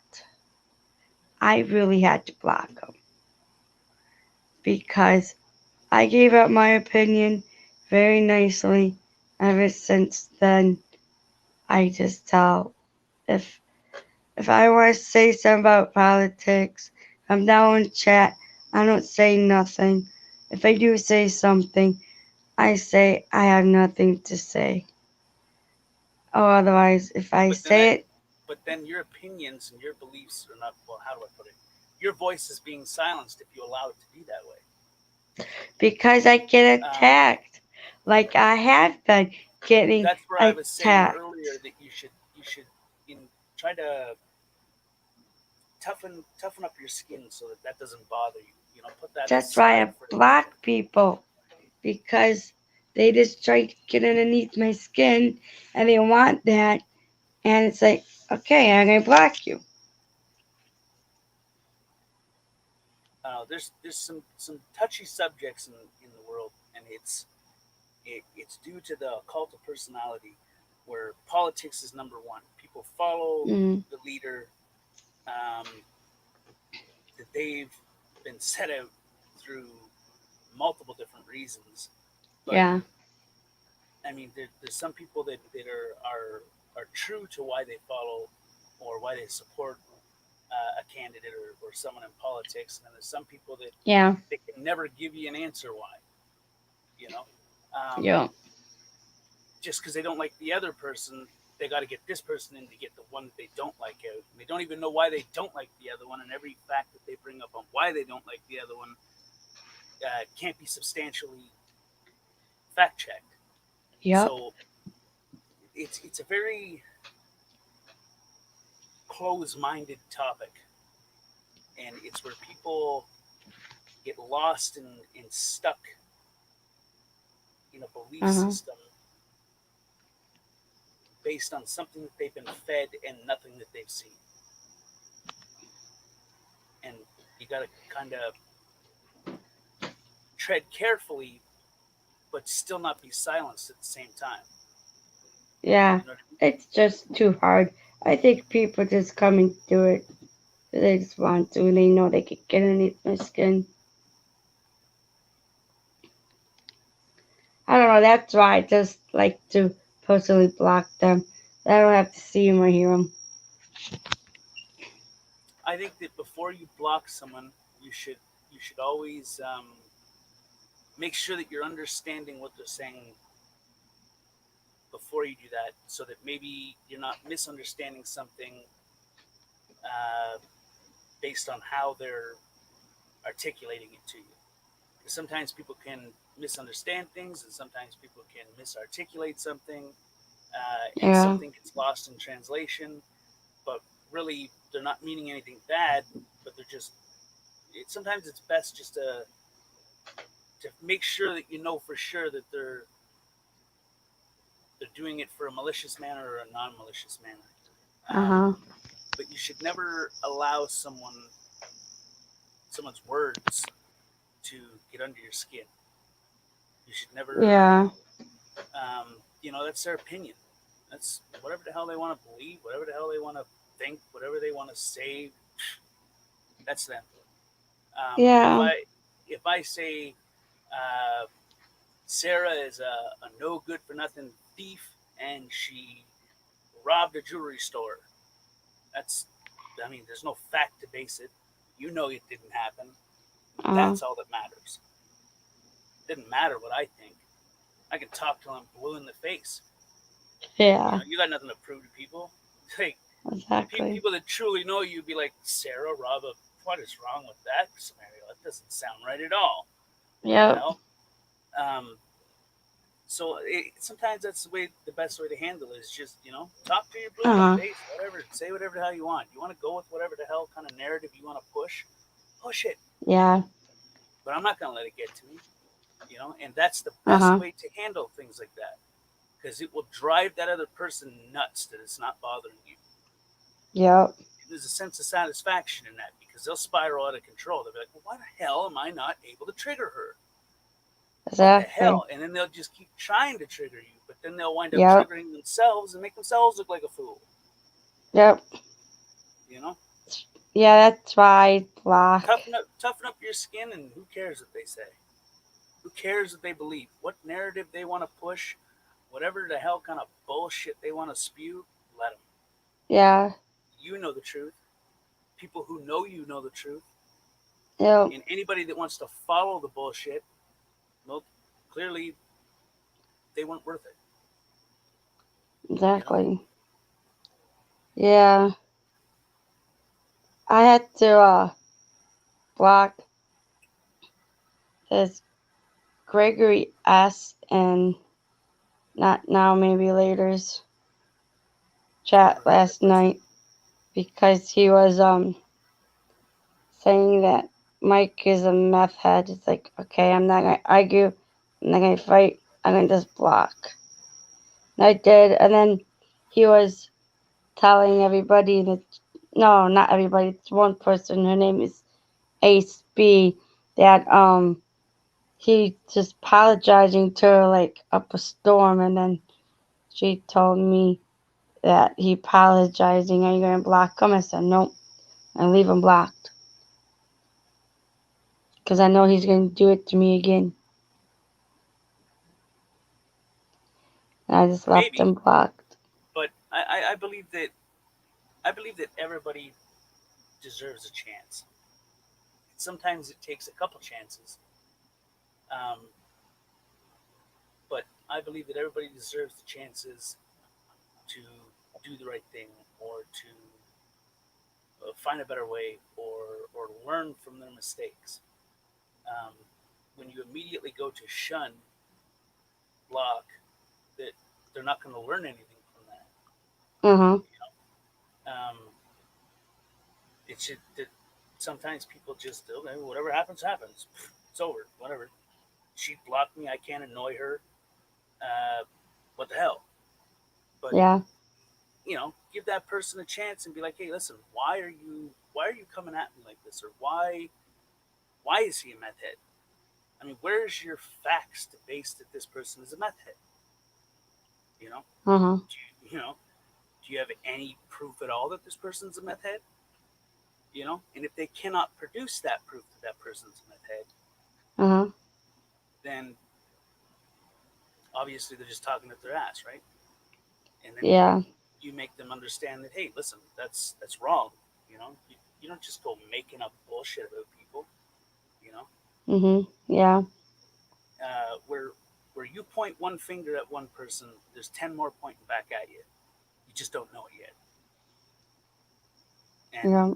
that's something that people should live by. Um, I have tattooed across my chest, "Only God can judge me," because that's the only person that can judge me. My creator, Yep. my higher power. Um, Anybody else is irrelevant, and I think that you shouldn't let things get to you, but you should always give people a chance to do the right thing. Sometimes it may take a couple Uh-huh. chances, but if people are meant to come around or they're meant to improve in life and become better or do the right thing, Yeah. those chances help that person become that way, right? Yep. Um, but then you gotta kind of map out, well, when is enough chances? You know, how many chances do you give someone to understand that they're not doing things properly? They're just being a troll or Yep. just being malicious in manner. Well, you know, go with the three-strike rule. Three chances, boom. By the third one, if nobody gets the hint when they're communicating with you that that's not the way you communicate with me. That's not how you Uh-huh. communicate with anybody. This is how you're supposed to communicate with people. Then screw them, block them after three chances. You know, Yeah. people are unique. Um, it's no fault of their own in some cases, and in some cases, it's all their fault. It's completely malicious and it's intent. But Yeah. you always got to give people, if not even just one chance to do the right thing. Otherwise, you'll Mm-hmm. never know if they had the potential to do the right thing. Yeah, I just feel like when I do that, I have a feeling that they will keep doing it like nonstop. It's like, okay, I should not even. I have a feeling that they will do that. Just keep on doing what they're doing. They won't listen, and they won't stop, and they won't listen to me when I going to tell them. It's like I'm gonna block them, and I'm not gonna unblock them because they're gonna keep doing it to me over and over and over again. Why should I block them when I should just leave them alone? And they're fine. They will get over it. They need to build a bridge, get over it. And they should have been nice to me in the beginning. If you're not nice to me, you have nothing to say. Don't say at all. But if they gotta be mean, you get booted. I'm not gonna put up with I think this. I think people test certain boundaries too, though. You know, especially when they first meet someone or um, getting to know someone or whatever. They test boundaries, right? So like they'll Uh huh. test and see if you're a pushover. They'll test and see if if you're this or if you're that or if you interpret things this way, that way, you know, it's Yeah. part of the that middle ground, you know. And some people don't, some people do. Mm-hmm. A lot of people do, but I think that before you jump the block, you kind of stand your ground in, you know, a very respectful, polite way, um, and let them know that that's not okay. Why are you, don't be Mm-hmm. afraid to ask questions either, And if they're too lazy to answer questions and whatever, but don't be afraid to ask questions because you don't know certain things in life unless you ask. You know, sometimes there's Yeah. things in life that you're not going to know unless you ask. Like my neighbor, I don't know if they've ever been to Paris. The house across the Uh-huh. street. So I mean, I would never know if they went to Paris unless I asked them if they went to Paris. And I don't know why the Yeah. hell I'd want to know if they went to Paris. It's just an analogy. You never know Mm-hmm. certain things unless you ask or unless you're observant enough to see certain things. Um, but yeah, you should never jump to just shun. If not for anything, at least give them a chance. I just had too much of that crap in my life, let alone. But now you're basing your prior experiences on new experiences that could potentially be something greater than what your past experiences were. Yeah, my brother's like a troll. Right, and Sorry. you're That using sounds the bad. muscle memory of your brain so that when you see someone display a symptom of something, you're taking that and you're going, well, must be that. When it probably isn't that. There's a chance that it isn't, and you could have a conversation with someone and try to figure things out. Like, why are you saying he's a meth head? And he'd be like, well, I heard it from blah blah blah. Now you know when says he heard it from someone else, it's not firsthand information. So now you can clear that up for not firsthand information. Be like, well, it can't be this or it can be this, and then you never know. That person that you just blocked could become one of the greatest friends you've ever had. The best supporter, Yeah. the person that sticks up for It's you, someone that's got your back, you know. yeah, I know what he's saying, but it, I don't know. I do things different. I do it the way I do it because You, that's the only you way I look can back handle instead it. of forward. And it's easier for me to do it that way instead of I gotta do it this way or that way. I just do it what's the easiest for me to deal with it. That I don't have to worry about. I don't have to worry about what they're talking about to me. I don't have to see it. I don't have to let them get underneath my skin about it. And it's the easiest way for me to do is just pop them. I don't read what they are have. I know I gotta read what they have to Here's say something to about keep in me. mind. Here's something to keep in mind. If you're always looking back, you're never going to see what's in front of you. You know what that means? What? It means that whenever someone displays something that you've associated with a past incident or incidents, where, like you say, your brother reminds you of your brother's a troll, uh, etc. Uh So huh. anytime someone displays one thing of something, you automatically jump to, yep, that guy's an asshole. You're looking back. You're not looking forward. When you're looking back, you're not looking forward. And if you're not looking forward, you're not seeing what's in front of you. If you're not seeing what's in front of you, you're not taking information. If you're not taking information, then you're not learning. If you're not learning, you're not growing. If you're not growing, you're not excelling. Excelling? What is that word I'm looking for? Not I know what escalating. you're saying. You're not growing throughout it. You know. So it's Yeah. not where you've been in life, but more rather where you're going. You can't hold on to yesterday. You can only Yeah. focus on tomorrow. Whatever the hell happened yesterday is yesterday. You cannot do nothing about it, and you can't use it to affect tomorrow, because if you use it to affect tomorrow, you're going to lose out on good things, amazing things. Yeah. I did that for a long time, and I missed out on amazing things in life because I wasn't looking forward. I was always looking back. I was always looking at, well, this person did this, and now this person's doing this, and it could be that. Well, they all automatically got to be a piece of shit. Come to find out later on down the road, years later, well, that person's not a piece of shit. That person just is, well, not a piece of shit, you know? And Yeah. so it's a life lesson. And if you're always looking behind and you're using to base things on bad experiences, then the good experiences that you could potentially experience are lost because you haven't given those good experiences a chance by focusing on what's behind you rather than what's in front of you. Mm-hmm. So don't use your past experiences to define what your future experiences are. You can use them to the extent of, well, at least you'll have a portion of a guard up. And then once you figure it out, through it a little bit more, you can drop your guard more if you start saying, oh, okay, maybe I was wrong. Mm-hmm. You know?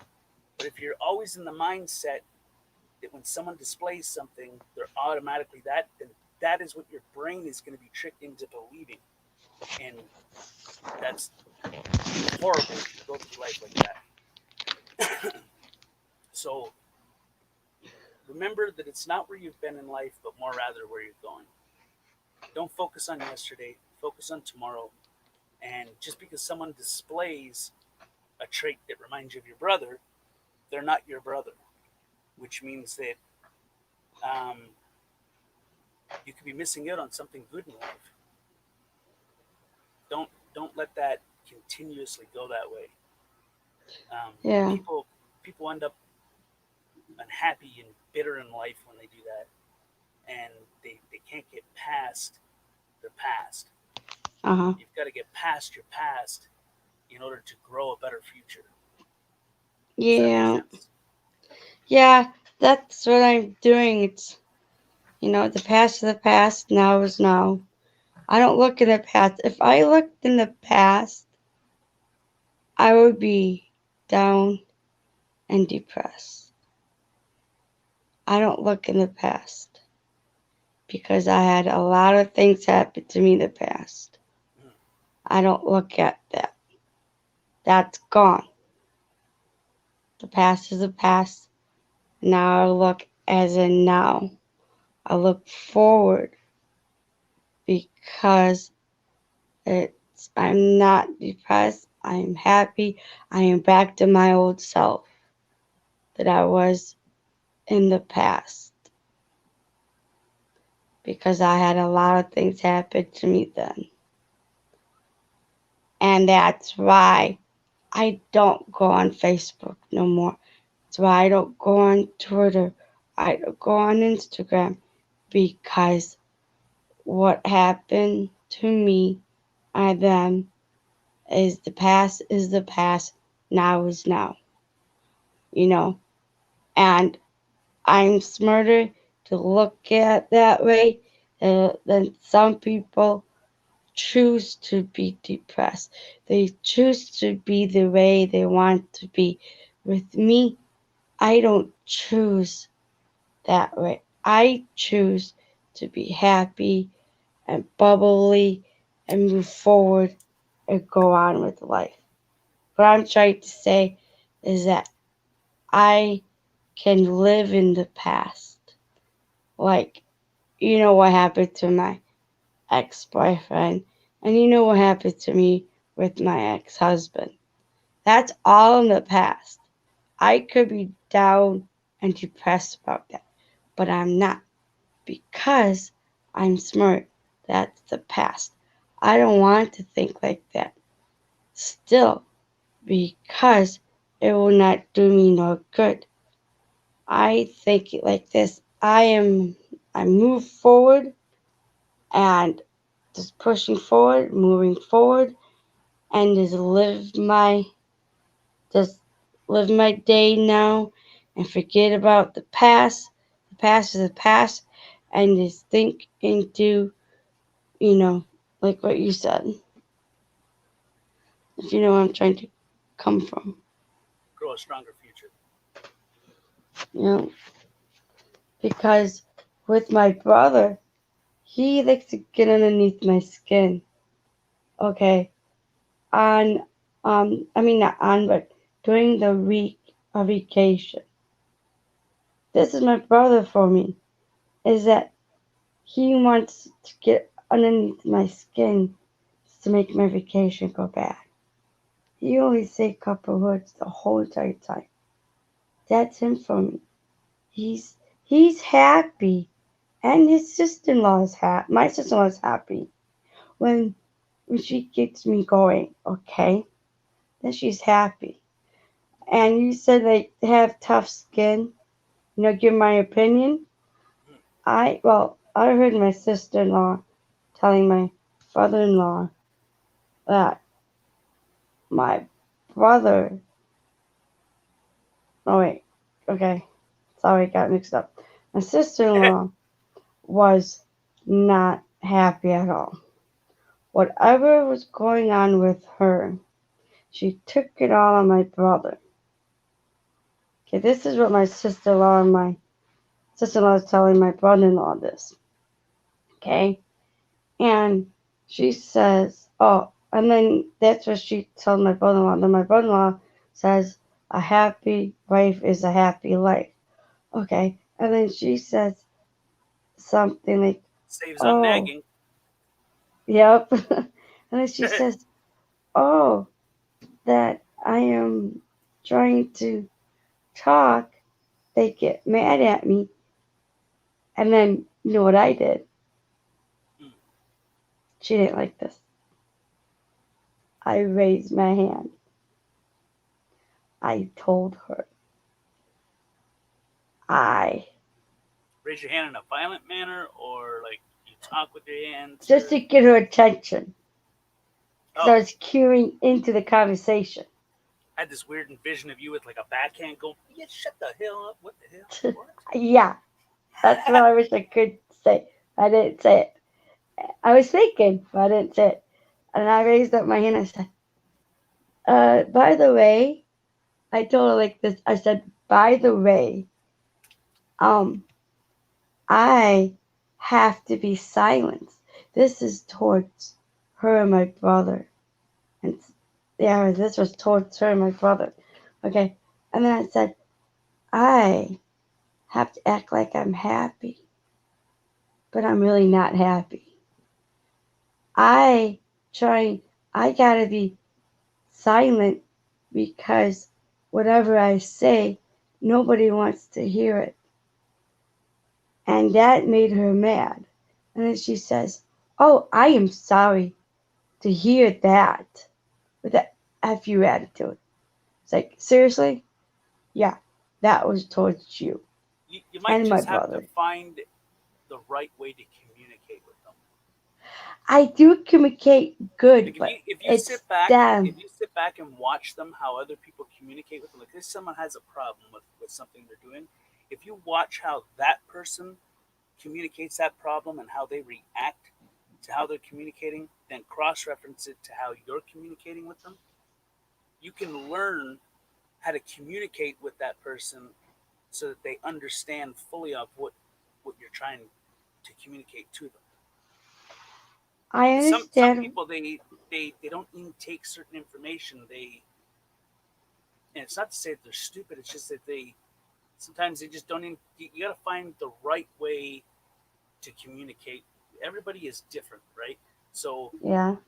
sometimes communicating with certain people, the way that you communicate with others, they intake it, but they don't acknowledge the intake of it Mm-hmm. because they're not taking it seriously, right? So Yeah. if you can find a way to both communicate it so that they intake it and they take it seriously at the same time Uh-huh. in a respectful manner, that might help. Yeah. It's I know what it is. I am not part of a clickety click group. She can have a normal conversation with my brother-in-law with my mom now and with my sister and with everybody else. Why? But with me, no. But She why has a can't hard you? time talking to me because she doesn't like it when I talk to her because she knows I have a voice now and she doesn't like it. And she has an issue with me. And she's never going to let that issue go. She would never If you talk can to me about figure it. out what the issue is, you can figure out a solution to work with so that you can move past that issue. I can pass that issue. It's her. She's the one who has it with me. Right. She won't not tell me what the issue is. That's That's the why I said problem. that if you can figure out what the issue is, you can then find the best way to address the issue and to communicate a little bit better and have a civil dialogue rather than uh, assumptions and face value things. You could get to a more deeper realm of a conversation where you can communicate on a level where both of you guys understand exactly what you're saying in taking, acknowledging, and taking seriously at the same time, so that then Hmm. you can have like a heart to heart kind of moment, you know? Yeah. I was waiting for that date to come, but it hasn't come yet. Well, you can't wait for a certain thing.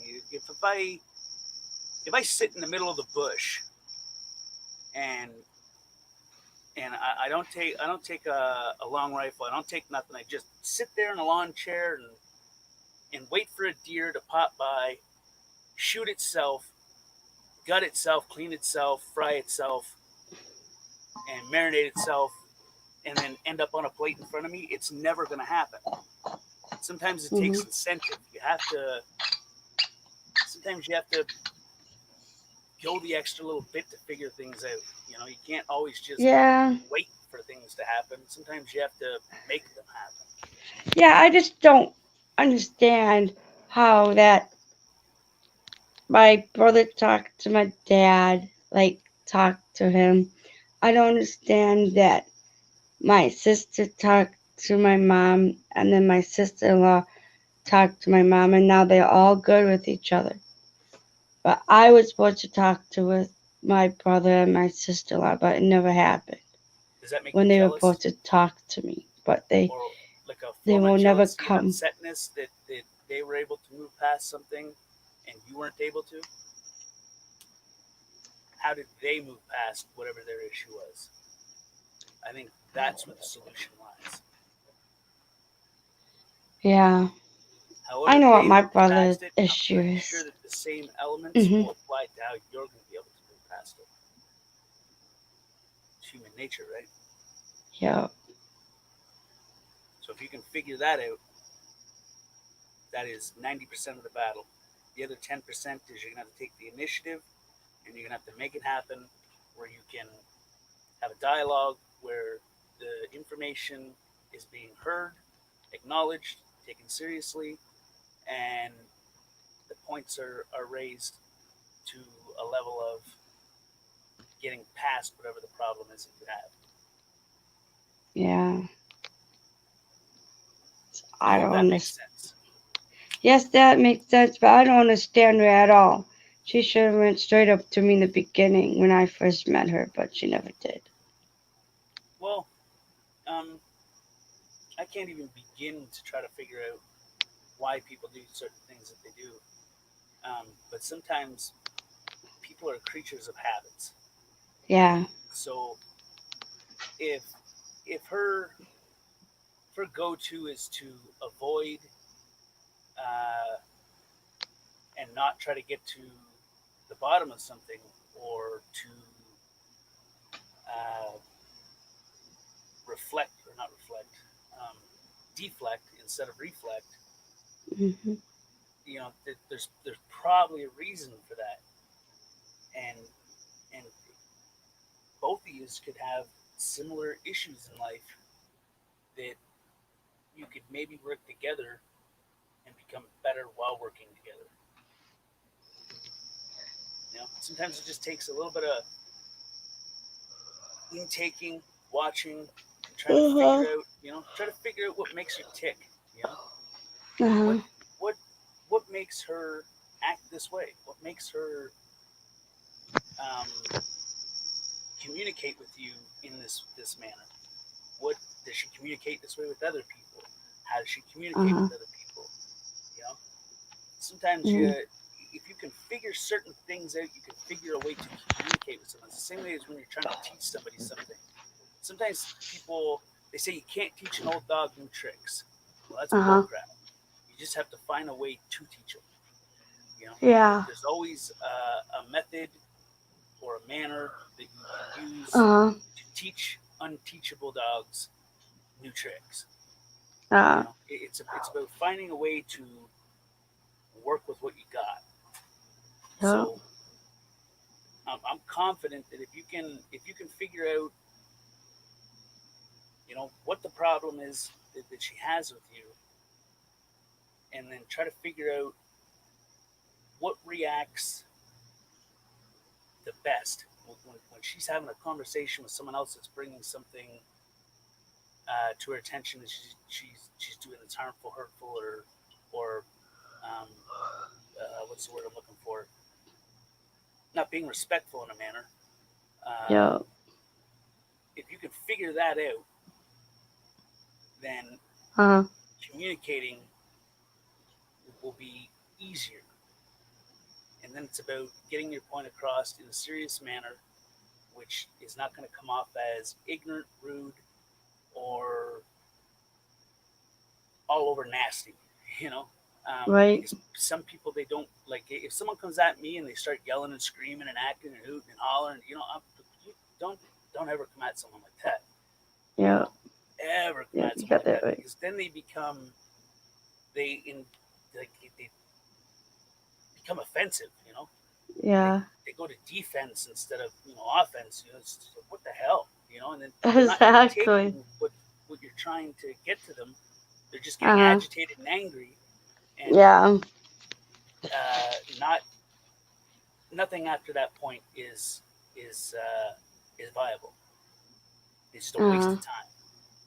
So if you can, Exactly. have a civil, calm conversation, respectful, while still Yeah. being serious and getting your point across and finding the best way to communicate with her so that she understands what you're trying to get across to her, takes it seriously. I'm pretty Yeah. certain that maybe not in that moment, she may not Uh-huh. completely 100% come around in that moment, but I can Yeah. assure you one thing is that once you catch that attention, Uh-huh. she'll run through her brain. She'll think about it for a quick minute. She'll be, what the hell? Mhm. And then she'll be like, oh, well, maybe. And then, she'll Uh-huh. start kicking and she'll be like, well, maybe I am being kind of a bitch to her, you know? And then Yeah. she'll be like, oh, okay, yeah, it's probably not right. We're family. We shouldn't be like this. Family is supposed to stick together and, Yep. and have each other, no matter what. So that might help Yeah, her you come got around. that right. You know. Yeah. Oh, I agree with you on that one. Oh, Reginald, I disagree. What? No, I mean people, Oh people are man. people are unique creatures of habit. Um, Yeah. and even if they think that they don't become simple, I mean Mhm. most people become simple. You know, Yeah. um, and sometimes it's not a bad thing. It just depends on what's making them simple.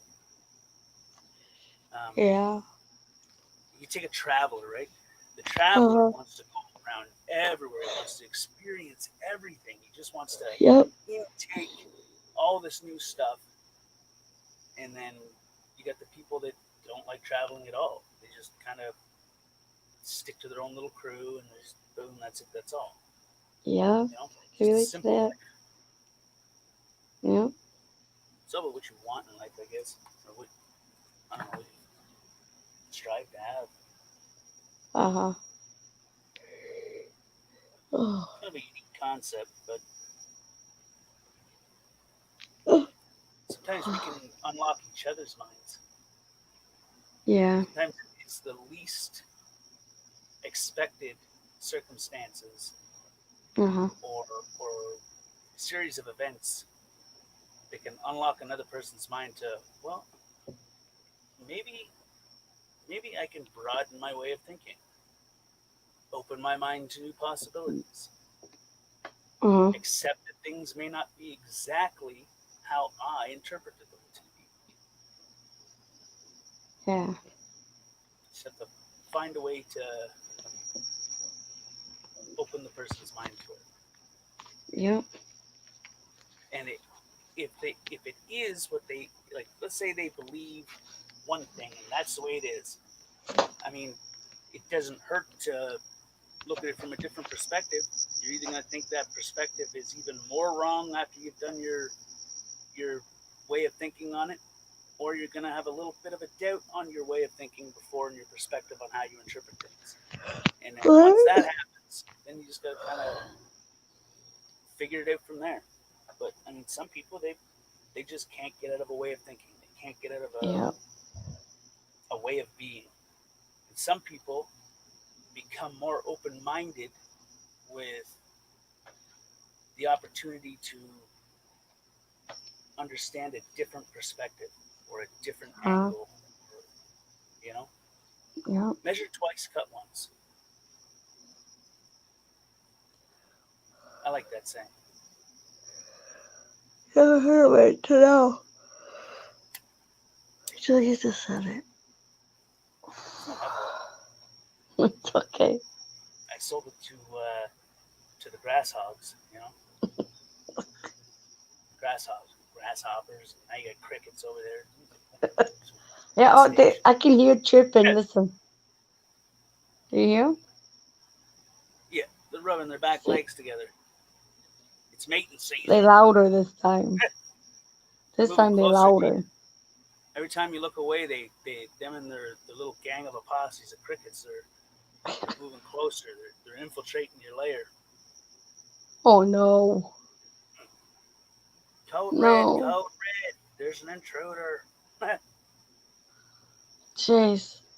Can you hear them now with my earbuds? What do you mean? Can you Like hear with them your now? earbuds in your ear? Yeah, if my earbuds are in There's, my ear, can you hear the crickets? Are they that loud still? no, it wouldn't matter if your earbuds are in your ears or out of your ears. The Oh, microphone is not in your ear. I thought you That's still right. can hear them no matter what. Yeah, you can. You can still hear them because the microphone is not in your ear. Like I have them in my ears. Can you still hear the stupid crickets? Yeah. It's the microphone in your ear? Yes, they are. No, the microphone, not the hearing piece, but the speaking piece Oh is in yeah, your. never mind. It's the microphone. Ah, see? It'll be okay. It'll be okay. I just can't talk straight. That's like me one of the nights that I was drinking and I grabbed the microphone and I put it to my ear because I couldn't hear what people were saying. I don't remember that. Wow, It that was was like a long horrible. time I ago. laughed so hard at that. I didn't laugh at the beginning of the video, right? But as soon as Uh I huh. saw that, I laughed. I'm like, God, I'm such an idiot. You know? Yeah. Oh, I'm not like that.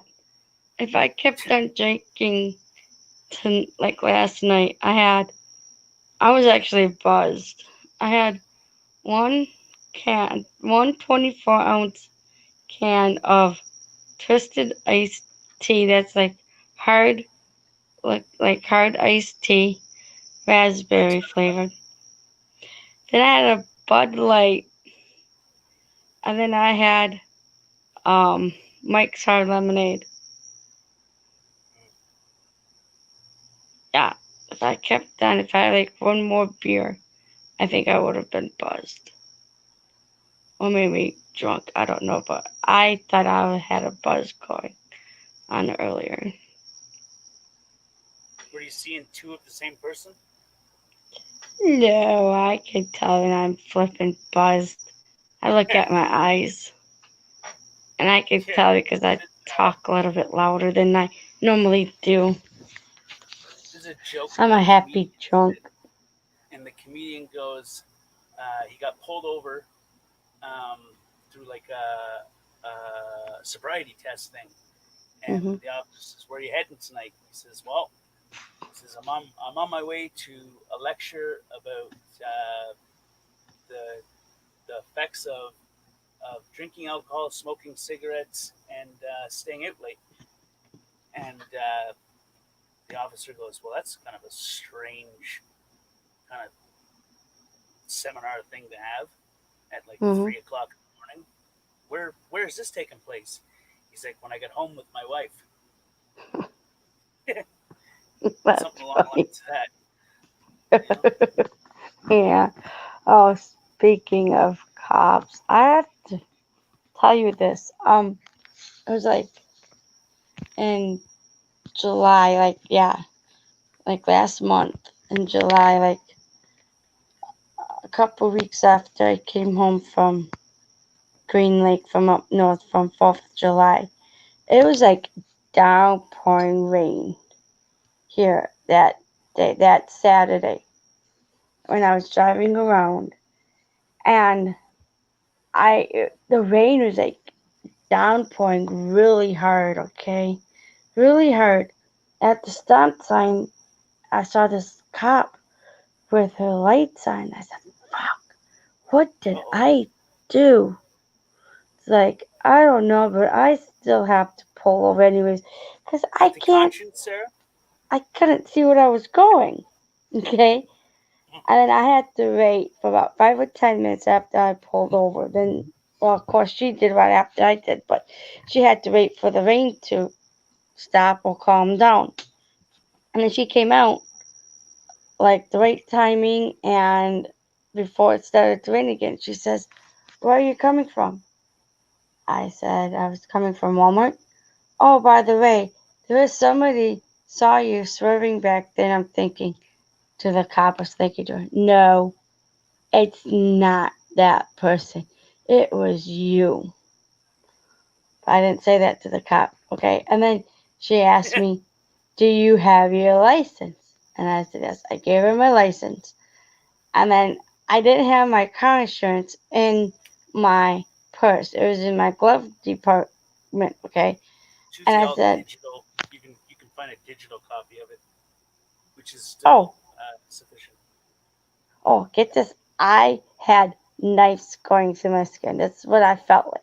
Having knives going through my skin, okay? And You had then what? every time, what? What going through your skin? Sorry. I felt like knives Oh, okay. because I was scared and I was nervous, okay? And then every time I gave her uh my uh insurance card, oh, that's not the right one. Oh, that's the wrong one. Oh, it's expired. Really?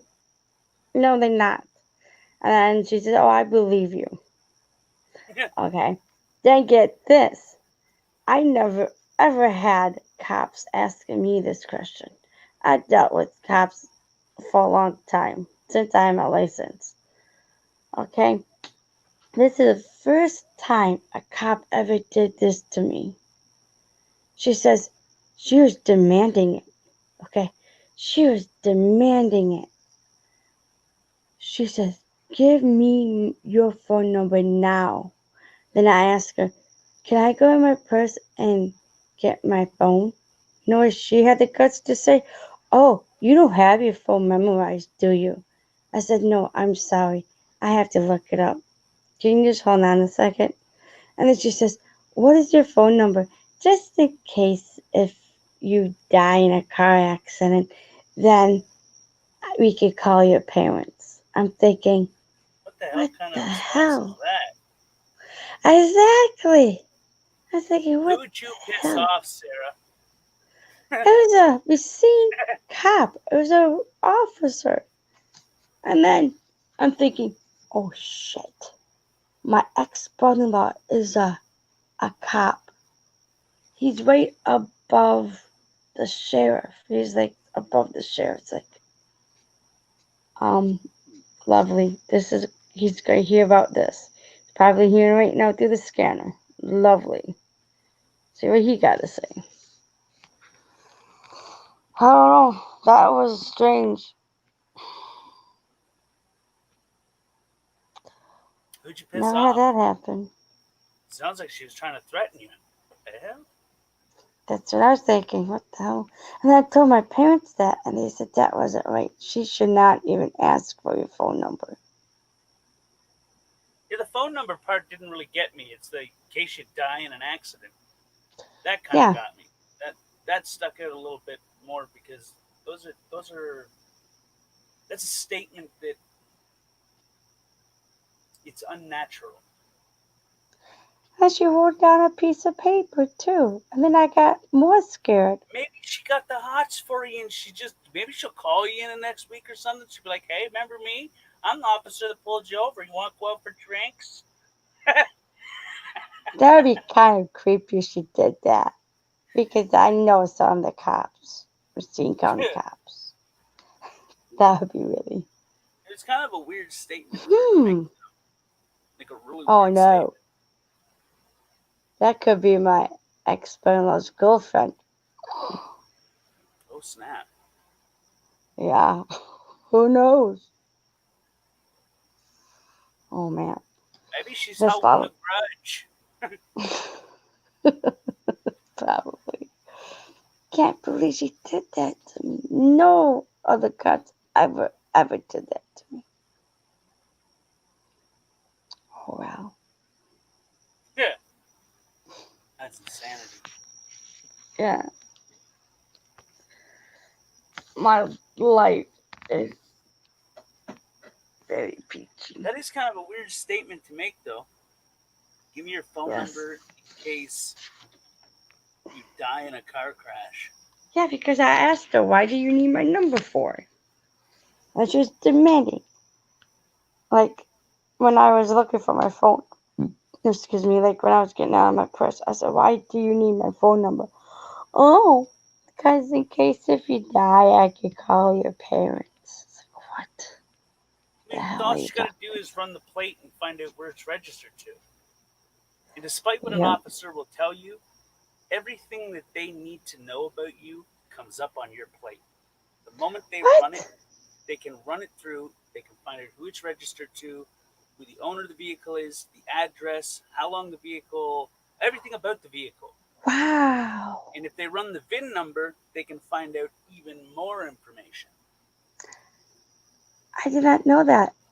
That's why my dad said, that's the reason why they get up on our butts to look at the number, like you said, in the license plate. Well, it's the whole to purpose run of it. a license plate. It holds all of your information. It's a number that has all of the information connected to the owner of the vehicle, That makes the sense. license, the registration, everything is connected to it.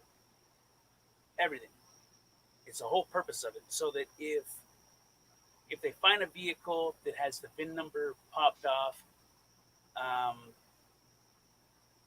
and it's been stolen, but the license plates are still on it, then they drive that into the river, they pull it out, they return the vehicle to the owner through the license plate. Or if the license plates are missing, then the VIN number. The VIN number will have all that information plus more as well. But the VIN number is also connected to the license plate. And the plate number comes up to the VIN number as well, which has all the information that they need.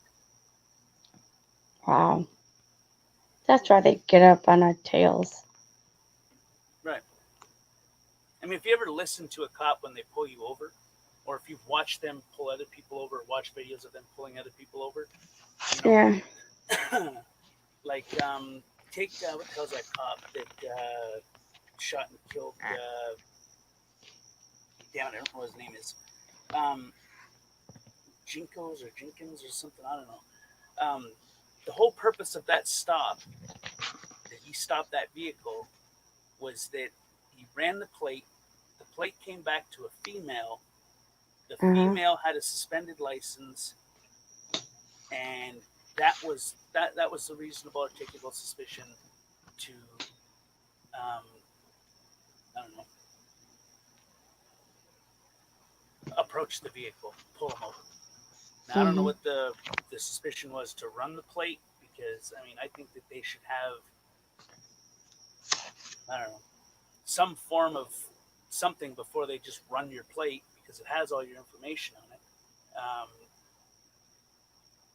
But I mean, nowadays they have plate readers. They don't even have to do anything. They just drive around and the computer goes beep beep beep beep. What the hell is that? Like, oh, found a plate. Boom, comes up the vehicle name, etc. And then they just look for that vehicle when it goes off. And they speed up to that vehicle and figure out, you know. But that's the whole purpose of it, you know. It's like having the registration number, an ID number on an ice hut, so that if your ice hut sinks to the ground, or sinks through the ice, and someone finds that number, then they know how to contact and all the information about the person that is registered to it. Who they are, what their fishing license is, what their hunting license is, etc. It's all connected to it.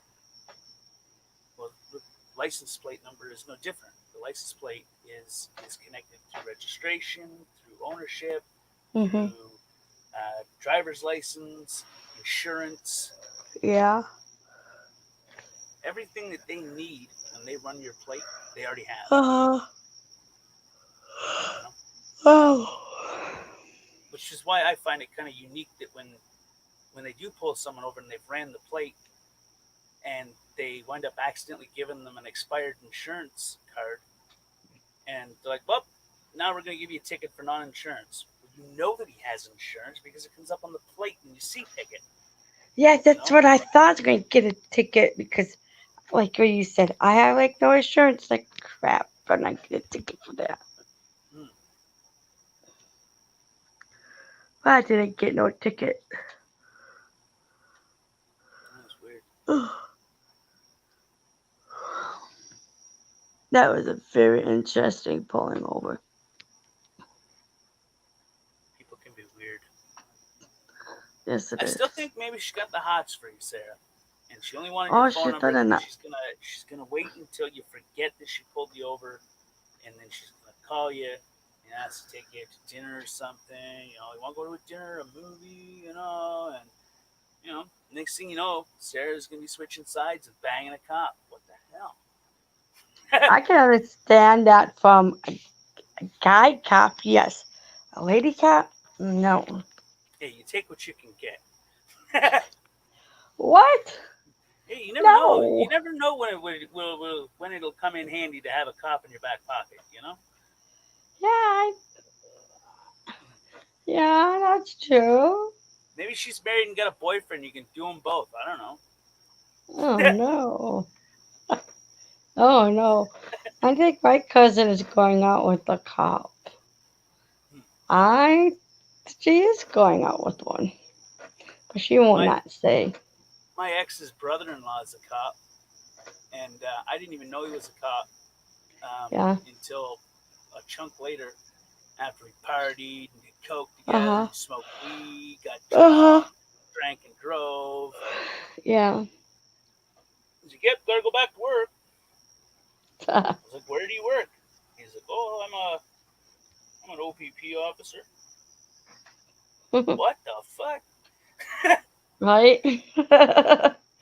Oh, yeah, she's going out with a cop. And I know what cop it is, too. And he's like, I want to say, she said, like about between 11 to 12 years older than her.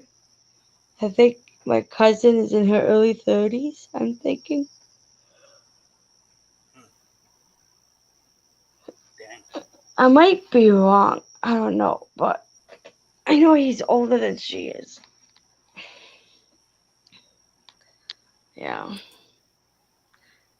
Probably in his 40s, like me, my cousin is. She's 10, 11 years? 10? No. Oh. She's in her 30s. She's in her early 30s. You guys I thought that's what you said earlier, and then you're like, she's 10. I'm like, whoa. No, Jump right to how the many conclusion years there. she's apart from me? She's about Oh. 10, 11, 12 years apart from me. 10, 11? So, no, I say 11 years. Round it up to 20. I say 11 years. Because she's 30, I'm 41. Yeah, that's 11 years. And her boyfriend is in his early 40s. And she's in her early 30s. And he is about between 10 to 12 years older than she is. He's in his 40s. Early or mid 40s. Early or mid 40s. And yeah, and I know him. He's a pretty good dude. He came over to my dad's 911 call of my ex-husband. And he was there looking at the house and helping me write out a report. Yeah. He's a pretty cool cop. I know some cops up on me, but not all. There's good and bad and everything. Yep. That's where the mentality comes in, right? When people have the mentality that just because you're connected, it means that you are the same, right? Yeah. I don't agree with that. And the reason I why agree don't with you what you were that- just saying. The reason why I don't agree with that is because I've met good cops and I've met bad cops, and I've Yeah, met same with pure me. tyrannical scumbaggery cops. Oh, I didn't But get that that doesn't far. excuse that they're Uh-huh. okay. It's like if I do a million good things and then I do Yeah. one bad thing, people will not pay attention to any of the good I've done. They will only focus on that one bad thing. Yep. It's a mentality, simple-mindedness. You need to weigh everything out. So when someone does one bad thing after doing a bunch of good shit, you need to weigh it all. You weigh it all out. You can't excuse the bad. Uh-huh. The bad still has to be held accountable, but you can't excuse the good, right? Right. It's like as a whole, there's good cops and there's bad cops, and there's really bad cops. You know, just like there's Yep. good people, there's bad people, and there's batshit crazy, Uh-huh. psychotic, crazy people that have no remorse, no feeling, like sociopaths. You know, Yeah. there's good and bad and everything. You know, Yep. that's just my opinion. Yeah, I agree with you. Oh, speaking of cops, my niece and nephew, my sister's kids. Okay, my ex-brother-in-law's girlfriend, she's a cop. Apparently, she made my ex-brother-in-law, my sister, to have an affair.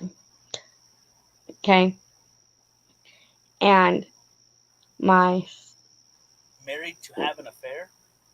yeah, I would tell you that after I tell you something. I would tell you more about it after I tell you this. My niece, this is how much she does not like her dad's girlfriend. It's her, I don't know, stepmom, I would say, because they're not going to get married. But anyways, um, they said that she has a C word, 19. Okay. Oh, snap. And my niece says, yeah, she got it. And I don't have to go over there because she's the one who split up my mom and dad. Later, And then, Zeus, buddy. Thanks for coming. I appreciate it. Zeus said by Sarah. bye, Zeus. I Thank didn't you see for it. coming. It's appreciated, okay? Nice seeing you, Zeus. And it's a delay. What? Holy moly. It's a delay in whatever StreamYards I'm having, or just my phone. And anyways, that. Have a nice day, Zeus. But anyways, that they were happy that she got it. And then my brother, I mean, not my brother, my nephew says, yes, she got AIDS. What the Because hell? they don't like her. Their dad's girlfriend, Susie, she's a cop. Okay, the way my ex-brother-in-law's girlfriend, how they met was at a cop party at my sister's house. And at that time, she was married to the cop, my ex-brother-in-law. They were married, and they had my sister, my ex-brother-in-law had an affair because that one night they had some bang bang. Oh no. Oh, yes, during the party. Okay. Then my ex-brother-in-law and my sister was having an affair after the party. She knew there was something going on. She knew because he was at home and she was home. She had a premonition. And Or not a premonition. Inclination. Nah, I'll figure it out. Go on. yeah, and yeah, she made them get a divorce. And yes, and it was not a pleasant one either. And it's still not pleasant. Yeah. I helped my buddy through his divorce. Would you like This to know was how I a helped rough him through it? divorce. It was a rough one for my sister. Would you like to know how I helped my buddy through his divorce? How did you do that? So they went to court and they settled where she would get half of everything so that they could sell it, which means half of the house, half of the possessions, half of rah rah rah rah rah, and they would sell it and split the money and move into their own little apartments or condos. Yeah. So I go over to his place. He hands me a chainsaw, and we cut everything in half. And we took all of her half and set it at the curb, and that's how I helped him. He said it was therapeutic. Wow. He's kind of a dick. Hey, at least you got able to help him. Yeah. I wouldn't advise trying to cut a TV in half, though. No, I wouldn't either. No, it was a picture tube TV, and I knew it was going to happen because it's compressed air that's inside of it. And when he finally breached the side of that, and the glass heated up to the point where it popped, and the picture tube itself, like the glass tube itself, burst. It just like it burst, and this like deadly powder came out. It was horrible, absolutely horrible. Wow. Still fun. Wow. My combination. Look like 2 seats done. Wow. I did not know divorces was really easy. I thought they were really hard to like go through. Mine, I did not know divorces can be easy as pie like mine was. I thought mine was going to be really hard like my sister's. Did you get the hell is it called? It's not a prenup, it's annulment. No, I don't think so. So you had to pay like the 10 grand to get the divorce? Mine was easy. I don't know if I had to pay that much or not, but I don't remember how much it was. I had to pay my attorney a lot of money. But did you have to pay? Was it just the attorney that you paid? I don't know. I don't remember. You could have got an annulment, I think is what it's called. How long were you married for? 6 years. Oh yeah, you probably wouldn't have gotten an annulment then. I mean, unless there was special circumstances, but Yeah. I wish I have never got married to him. But You know, you can get the same thing from your parents. Like you can no, get annulment, or I don't think I'm saying that word right. You can I did not know divorce your parents, and it is it sounds stupid, but my cousin did it. Um, she didn't like the rules of my aunt's place, and because she was 15 years of age, that. Mhm. almost 16, um, she was able to go through the courts and uh, branch the responsibility onto herself instead of her mother, and then she got to basically, like, her mother had no legal rights to her after that kind of thing. Wow. And what her mother didn't realize is um, that would mean that the trust fund, her half would go to her, Uh huh. right? Because her mother had control over the trust fund, which my uncle, the the money that he put away and paid into life insurance. And, I mean, they bought 4 houses each. You know, they bought plenty Yeah. of cars, furnished them. You know, they bought at high prices and sold at low prices to get new Mhm. houses, and so they were well off. You know, um, Yeah. but what I don't think my aunt realized is that she would be forced to give my cousin that half of the money. I don't think she realized that. So Wow. when it was all said and done, and she was legally required and mandated to give her half, um, my cousin wound up getting like $1 million. Wow.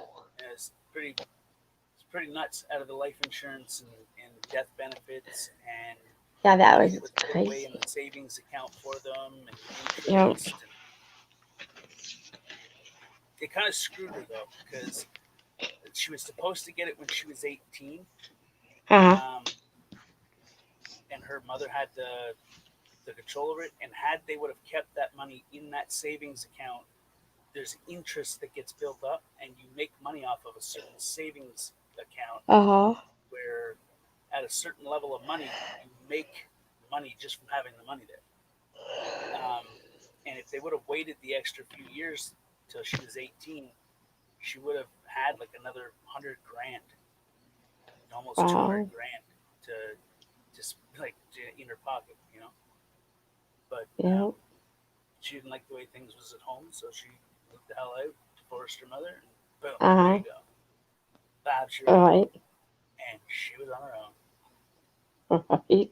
She found out a little bit after that it's harder to find a place when you're that young. So she moved in with her Uh. boyfriend. Wow. That just sounds weird. Mm. The most Oh. enjoyable part was the money. I mean, that when I found out that my aunt had to give my cousin that half of that money, I was like, what in the ever loving hell? The smartest, Right. the thing that was more logical is to leave the money in there and gain the interest for the extra few years, because both my cousins would have had an additional 100 to 200,000 extra dollars just from the interest alone from that. You Wow. know, it would have Uh huh. gone towards the kids that they have now as college money or anything. You know, Yeah. plus to give my cousin the amount of money that she was given at that age. Yeah. I mean, she blew through it faster than anything. Wow. Nuts. What is that sound? Oh, it's my cap to my bottle. This thing. I was Sounds like screwing they're. that on. Whoa, this is a family-friendly stream. Keep it in your pants, okay? Okay. When I'm leaning on it. Oh crap! Kickstand. Right? Yeah.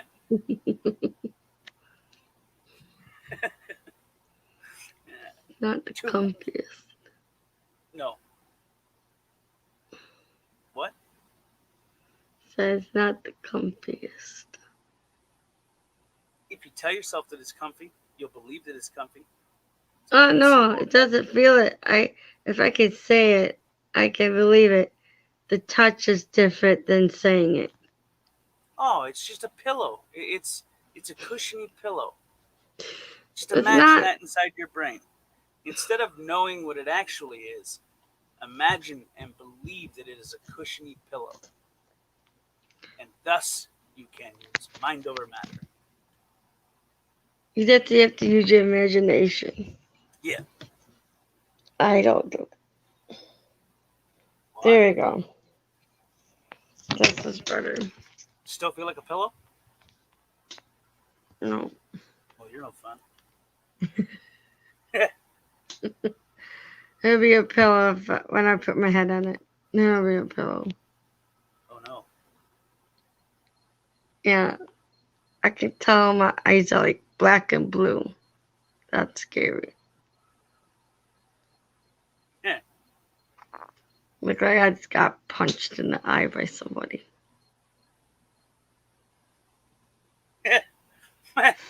Doesn't it? My buddy used to tell these like horrible jokes.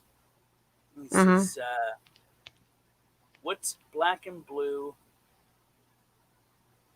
and covered in tears or covered in something Okay. or covered in soap, dish soap, or no, some I don't know what the hell. But the end of it is what do you call it? It's like a broken dishwasher. Or what do you do with a broken dishwasher? Give it a slap and it'll keep nice. He had some weird jokes. That's funny. Some people would hear those jokes and automatically make the assumption that he was a piece of shit, not knowing that the guy was probably the best dude that you would ever have on your side, ever. He was just Yeah. out there when it came to sarcasm. Oh. Oh. What? I'm ready to go. I'm ready to crash. Crash? Jesus, keep your eyes on the road. I'm in this vehicle too, okay? Okay. I'm ready to crash to go to bed. Well, I'm not I carrying should you. say like this. I'm ready to hit the road. You hit the road, Jack. Yeah. The road is hitting the bed. Haven't been on here for this long in a long time with you. Morning, Blue Eyes. Blue's here? No, Blue Eyes is here. Yeah, blue eyes. Yeah. Blue I was bugging you. eyes. Sorry. Oh, good morning, blue eyes. Morning, pretty lady. What's going on? Oh, man, she's up early. Yeah. Is she working? I asked my brother one time, I said, "You ever get caught jerking off in the closet?" He said, "No." I said, "Well, hiding spot, eh?"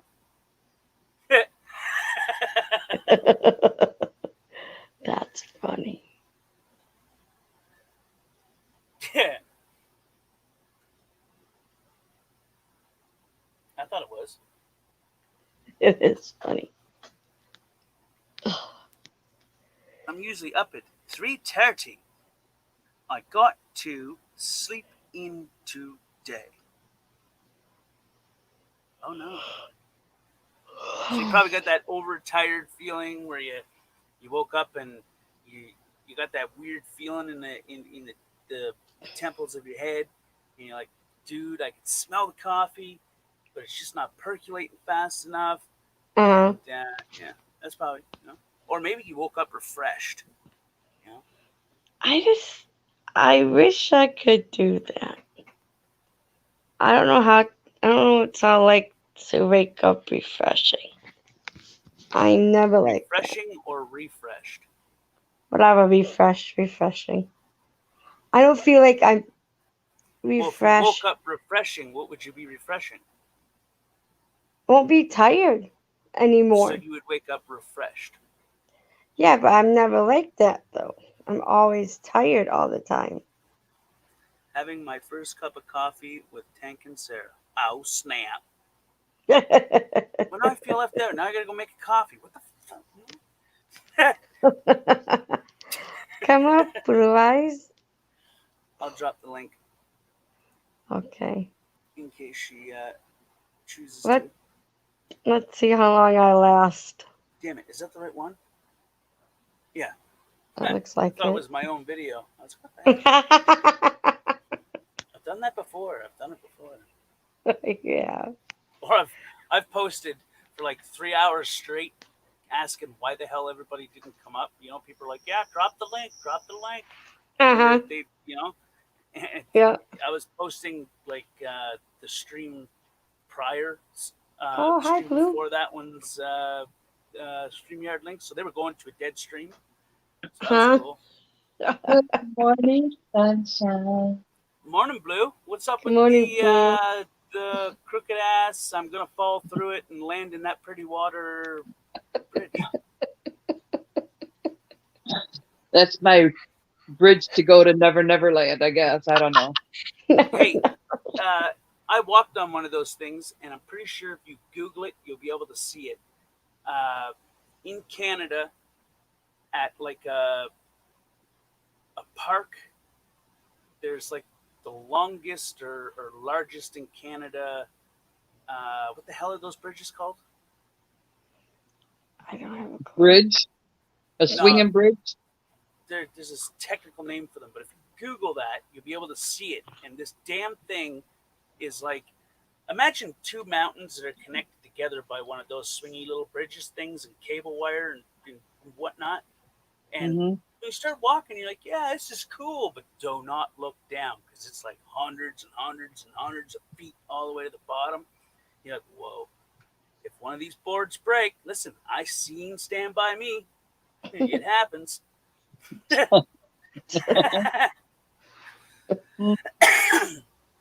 Yeah, I got to It was crazy. felt good. I get to sleep in the next 8 days. I gotta go to the airport this morning, so I had to get up. Oh my Yeah. God. I haven't been to bed yet, Blue Eyes. You haven't? No. I was on one panel. I was on my first panel with a friend of mine because he started up a panel for his first time and he wanted me to come up tonight. And then after I got off of his panel, then I went to Tank Boys. Who's Tank Boy? You. I was okay. over last night. I was kind of bouncing around, but it was between. You saw me? I saw you in Not Now Maybe Later's. That's it. Yep. I was in there, and then I went over and Emo got swatted again. Oh. What? And I don't know if a phone call is considered swatted. I'm not for sure. I don't really know what happened. All I know is that he was talking to the police, and I'm pretty sure it was on the phone. But anyways, he fucking flipped, and I said enough is enough. Wow. So I went over there, and they were just kept bouncing me out, and Swammy kept timing me out, and CIA kept timing me out, and I'm like, I made me a phone call real quick. I said, somebody better quit timing me fuck out right now. Wow. Next thing they know, and Salty goes, well, it's good to see you, Blue. How you doing? You motherfucker. I kid you not. They're like, you leave Blue alone. Oh, fuck, I will come out with some fucking info. Enough is enough. Yeah. Oh, I haven't had that problem yet going on panel. They're like, Blue Eyes is hanging out. And I said, yeah, I was over there. So what? Don't tell me who I can. Exactly. Don't tell me who I can see and who I can't. Right? You know. See, I'm Yeah. reading out up of my goodies and my business. I'm like, and I told him, I said, even Navin was pissed off that somebody did that. I think Yeah. it's Joey Gomes. If you ask me, that's my opinion. Joe who? Joe Wolf. Joe Wolf. Oh, Wolf. Joel Wolf. Yep. Wasn't that the one they were trying to get last night to answer the phone? Gumby. Yeah. Oh, Gumby. Okay. Oh, the friend I was on last night, his name is Trippy A. And Yeah. it was He's his so first time. And I popped over there for a couple of minutes. He says, "Come on up, Sarah. Come on up, hot one gal. I know you. Come on up." And then he was so worried about his likes. Like, no, his dislikes and stuff. It was funny. But it was the first time doing it. Of course, I got sucked in. When I was wanting to go to bed, I just stopped in and said hi, and I couldn't Yeah. leave. They hang out. You guys hang out with that NNE, don't you? Yeah. Yeah. Yeah, That's it's where I thought okay. I thought that's where I saw the name from. Yeah, they're doing better after I chewed out AFA. Uh-huh. Chewed them up. He Cheat must 'em have up. ate steak. Steak. She had to tenderize him. Yeah. Well, usually when you eat like gamey meat, it becomes So I've been told. Uh-huh. I've never had it in my mouth. I've had other women with it. Yeah. But you know what I'm saying, right? No, you probably don't. Uh-huh. Never mind. Hey, I'll be right back. I'm just gonna go top up my coffee. Top Okay. up the coffee. Top Hey, up the Blue coffee. Eye. This spaghetti, Yeah. you know what I mean? Just such a little Um, Yeah. spaghetti morning. There's only a couple groups I hang out with because that they actually talk to me in there, in the chats and stuff. It's like not now, maybe later's. Yeah. And the other two, you know what I'm saying? And they talk to me, like the people in there, I get involved talking and stuff like that. But like the other groups I go in, I hardly talk to anybody in there. I try to carry a conversation. It don't work. It's like, Well, oh, it's mhm. boring. Okay, let's go to the next one. I just hop around. I try to mingle. Some, it's Yeah. like I just gotta go into the groups that I can fit in, and stuff Sarah, like that. I feel that way also. There's Yeah, like I can go in. I don't have nothing against Jeff. I just don't have nothing in common. So I uh-huh. wouldn't have a lot to say, so I would Same probably with just me. sit there. Yeah, so it's normal. Yeah, Yeah. it's just hard because Yeah. all of these, I got so many, like 400 some subscribers, and I just go to certain groups I go in, and I'm more involved with. Yeah. And it's hard to use my wrench, you know. I would rather not have a wrench because I'm not any good at it. The only thing I know how to do with it is to bop somebody on the head. I even I mean, can't do that. I can, and it's not that fun unless I'm in the mood. Sometimes they're like, "What'd you do that for?" I said, "I don't know. I thought it was funny." They're like, "You can't do that, Blue." I'm like, "I know. Okay." Yeah, I agree with you. But the problem is that Blue Eyes, that each group or each chat has different rules for us to use our blue wrenches. That's the Yeah. problem. I wear it just like a necklace now because I really don't Like, do anything with it. I I mean, yeah, do you personally block people though? Personally, do you block them? Like I do? say that Or no? again. Do you block somebody, like personally, like block them? Like Yeah. they can't Oh they yeah. can't Oh yeah. see you when Yep. you typing? I've been doing that a lot lately. Yeah. That's the only thing I do. But the problem is if I want to say, I will use you example. Say, if I want to block you, like personally block you, if you did not have a wrench, I cannot do that too. But if you have a wrench in the group, one of the groups I'm in, then I could personally block you. But I'm just using your example. Wait a won't minute. block Wait you. a minute. Really? Yes, because I blocked somebody and not know maybe later. Okay. And he had a blue wrench. And I could personally block him. But if say that you didn't have one in his chat, that I can't do that to you. No. Well, I never do it to you, but yeah. Right. We're just using each other for example. I didn't know that, Sarah. Because I've been trying to do that with a lot of trolls. I don't think that, because I blocked I'm not gonna say no names, but I blocked a few people and they have wrenches. But I tried to block. You go to their personal page. Oh, I don't do that. That's how you block them. I go to them. I go to them personally. That's what I mean. Like in the chat, I click on their name, then it says report or block, and I just push block. I don't go to their page.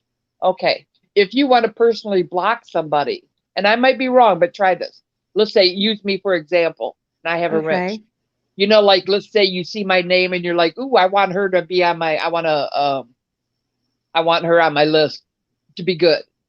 You would have to go to my page, right?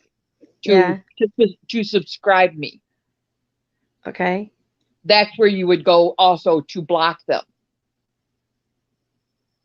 Instead of subscribe, there'll be 3 little dots up there and you go deep and you can block them. Okay. Whether they have a wrench or not. I will try to do that next time. Yeah. Don't go to their personal page where you go, oh, I'm going to subscribe this person. Yeah. I don't know if I would subscribe to this person or not. Yeah. Don't feel bad about blocking people. There's people that talk and just annoy me. For no, for whatever reason, I'm like, they're either their personality or whatever it may be. I'm like, I don't want to see them anymore. And I just block them. Yeah. I do the same thing. But the funny thing is that why are you blocking people? Is it bad? You okay? It's just the way they treat me, the way they talk to me. You got to have some thick skin, girl. YouTube isn't going around. YouTube is not fun, is it, all the time? I can't. She gaps for like a millisecond. It's too old. Whatever was going around, it was too old. And I just learned to ignore them and block them. There you go. Yeah, you can't take it too personally. I just ignore them. And I'll tell this, just the other day, when all this FTP and FTP and Too Tall and Mouse and they're having their convoy over there. I'm like, I can't take it anymore. Yeah. I've never had a riff with Too Tall or any bad words ever with him or anything like this. And I see him over there and just hanging out and talking and everything's fine. And he's like, hey, Blue. And I'm like, fuck off. Exactly. I'm done. Fuck off. Yeah. And that's all that's was said. And that's just me. We've never had words. But fuck, I can't sit there and have somebody go, oh, good morning. And he's over there, hanging out with a Tomo. Yep. I'd go back to the old West. Hang 'em high. Hang 'em high. Hang 'em high. That's funny. You guys, let me say it again.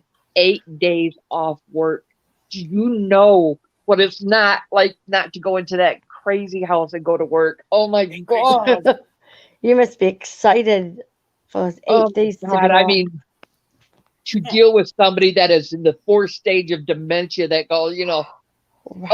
oh, I don't know how you can do it, girl. it is like being berated 8 hours a day, every second, every minute. If it's not an argument about touching a doorknob or wiping your Wow. it's like, okay, turn around your fork, use the other end, it'll help, Just don't tell me what to do. Don't tell me what to do. Oh, And I'm wow. like, oh, all right, and being blind on top of it. I'm like, I just don't. Uh-huh. And I never miss a day. Wow. Never miss a day. Never really asked for vacation. That's just the way I am. I call in and go, I'm taking a week off.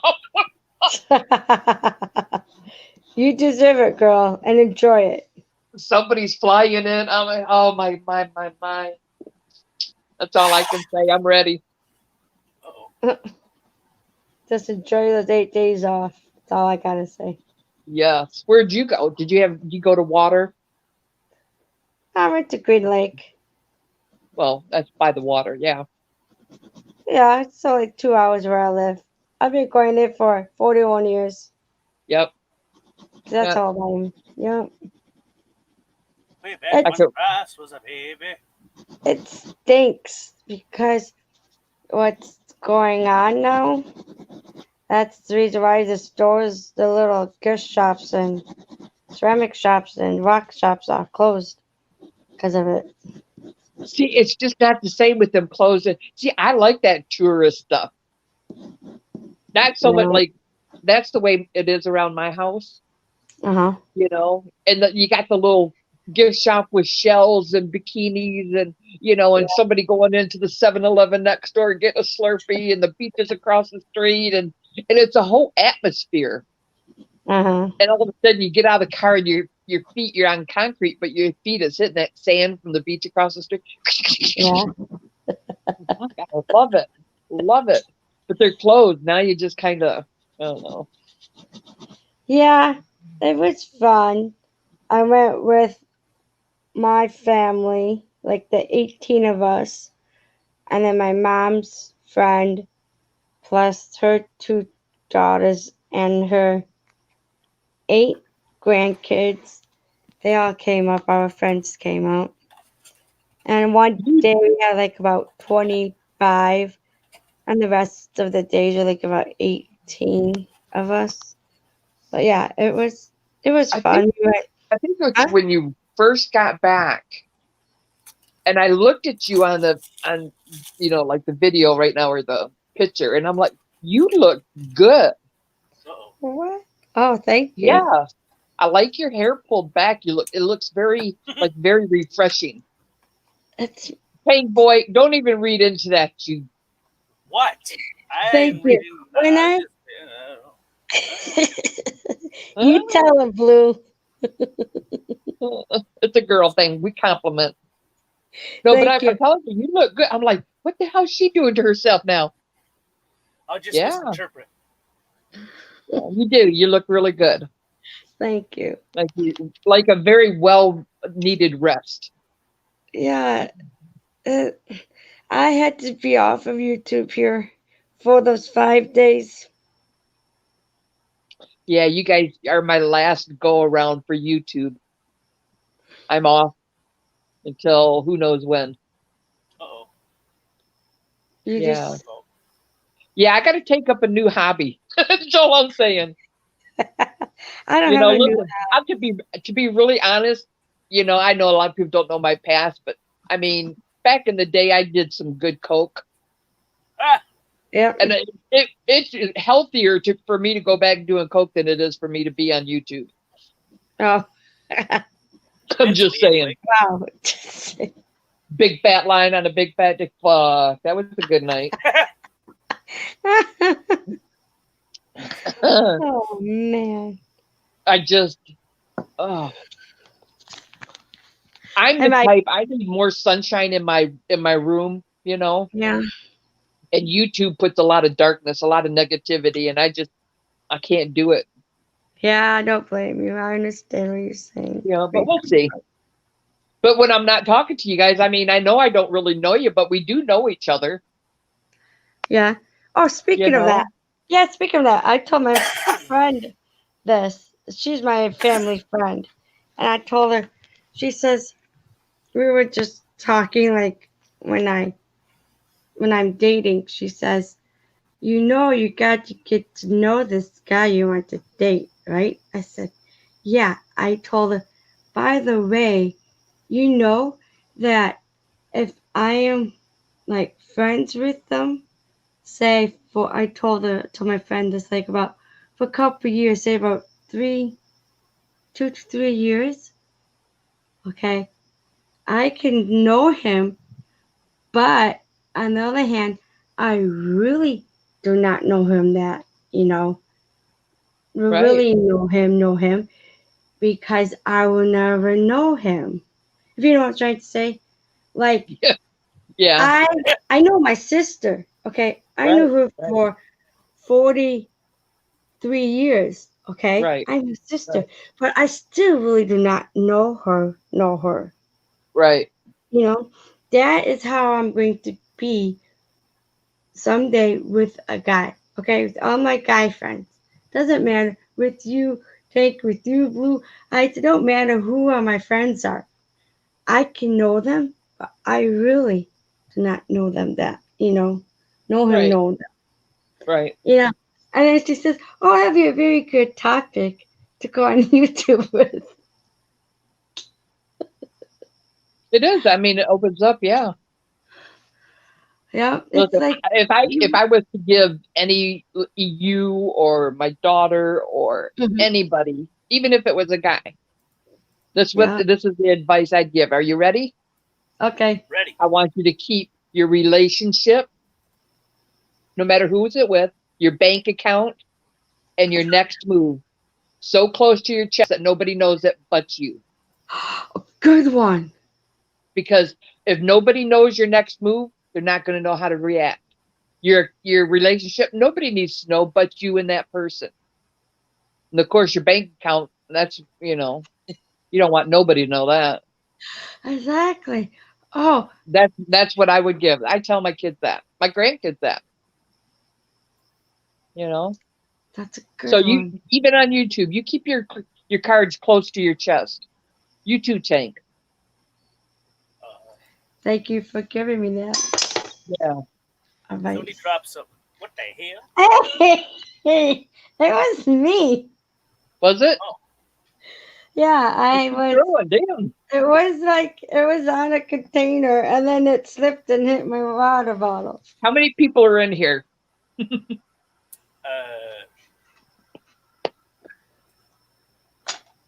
Just us? 7 people? It was 10 now. We're down to 7 now. Yeah. Yeah, That's what I would say. You just stay happy. Yeah, I learned my lesson. You speaking of what you just said about the bank relationship. No, the bank, like people asking for money. Yep. That way, I learned my lesson the hard way. Yep. I got scammed. I only did it a couple times, and that was it. Twice, no more than that. Yep. And it wasn't that much money, but I still got scammed. Yeah. And what? You just have to learn. Sometimes you gotta learn the hard way in life. It don't matter what it is. That's how I learned. But when you're a giver, some people are giver and some people are takers. I mean, you just gotta pick your battles. I was going into a store one time. I'll tell you a little story. And here's this. Pitcher, not a catcher. Yeah. What? Okay. There was a guy, and I seen him coming across the gas station parking lot, and he's looking down on the ground. I could tell he was looking for either spare change or he was homeless or looked that way. And and we were getting ready to go to the gun range and stuff. And anyway, I'm like, I'll be back in a minute. And I just had this instant feeling, and all I had was a 5 in my purse. So anyways, I Yeah. get out. I'm like, I'm gonna have to take my card, and I gotta buy something. Anyways, so I said, hey, guys, got to the door. I'm like, good morning, and walked. And she's like, good morning. I'm like, here. So I just handed him 5 to him. I'm like, you have a good day. Anyway, so I go in and I'm gonna buy us all a water, and he was looking for cigarettes, and he instantly went in, and he must have hung out at the store for, they knew him. Yeah. Anyways, I get 3 waters, and I stand in a line, and he happened to be right in front of me. And anyways, huh? Yeah, I said, I would agree Oh, with you. so anyways, he was right in front of me, and he's like, I'll take I don't know if he said 3 packs of, I guess these cigarettes were like $1.05. They must have been like really, really cheap cigarette. And the guy looked at him and he held up the $5 to prove that he had the money. Mm-hmm. And I looked at him like, well, you little fucker. To the cashier, just give him the cigarettes. So anyways, he puts the 3 packs up there, and I put my water up there. I said, I'll buy his cigarette. Put his on mine. I already gave him the $5. And the guy, the cashier in the back, looks at somebody that was behind us, and there's a line. I'm not the only one at the counter. And he was kind of hesitant. I said, I'm telling you, it's good. So anyways, I guess they told him to go ahead and do it. And this guy turned around, he says, no. And he's like stammering. He's like, I have money. I said, I know, I got this. Yeah. We left, and everybody was standing in line, and he was kind of dirty and, Mm-hmm. and he choking up, tears coming down. He's like, thank you. And I just gave him a big old hug, and I said, you have a good day. And I left. So it's not a scam all the time. Sometimes you help people that you don't, Yeah. What happened? Sometimes it's just money.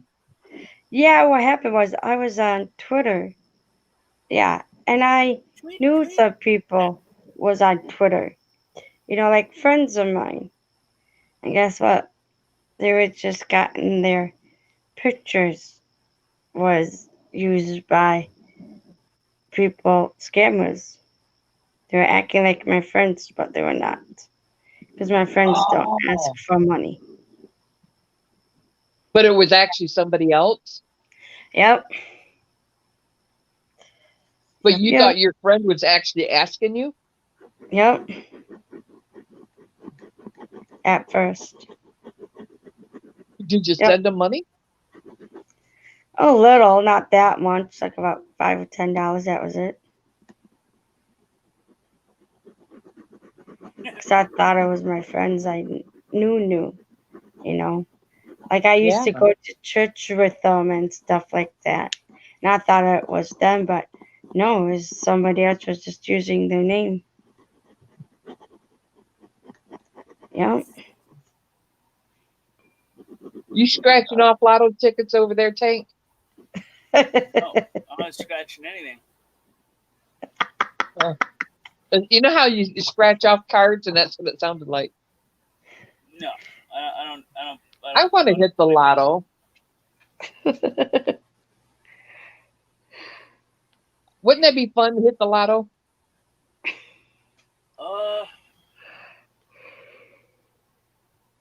Maybe.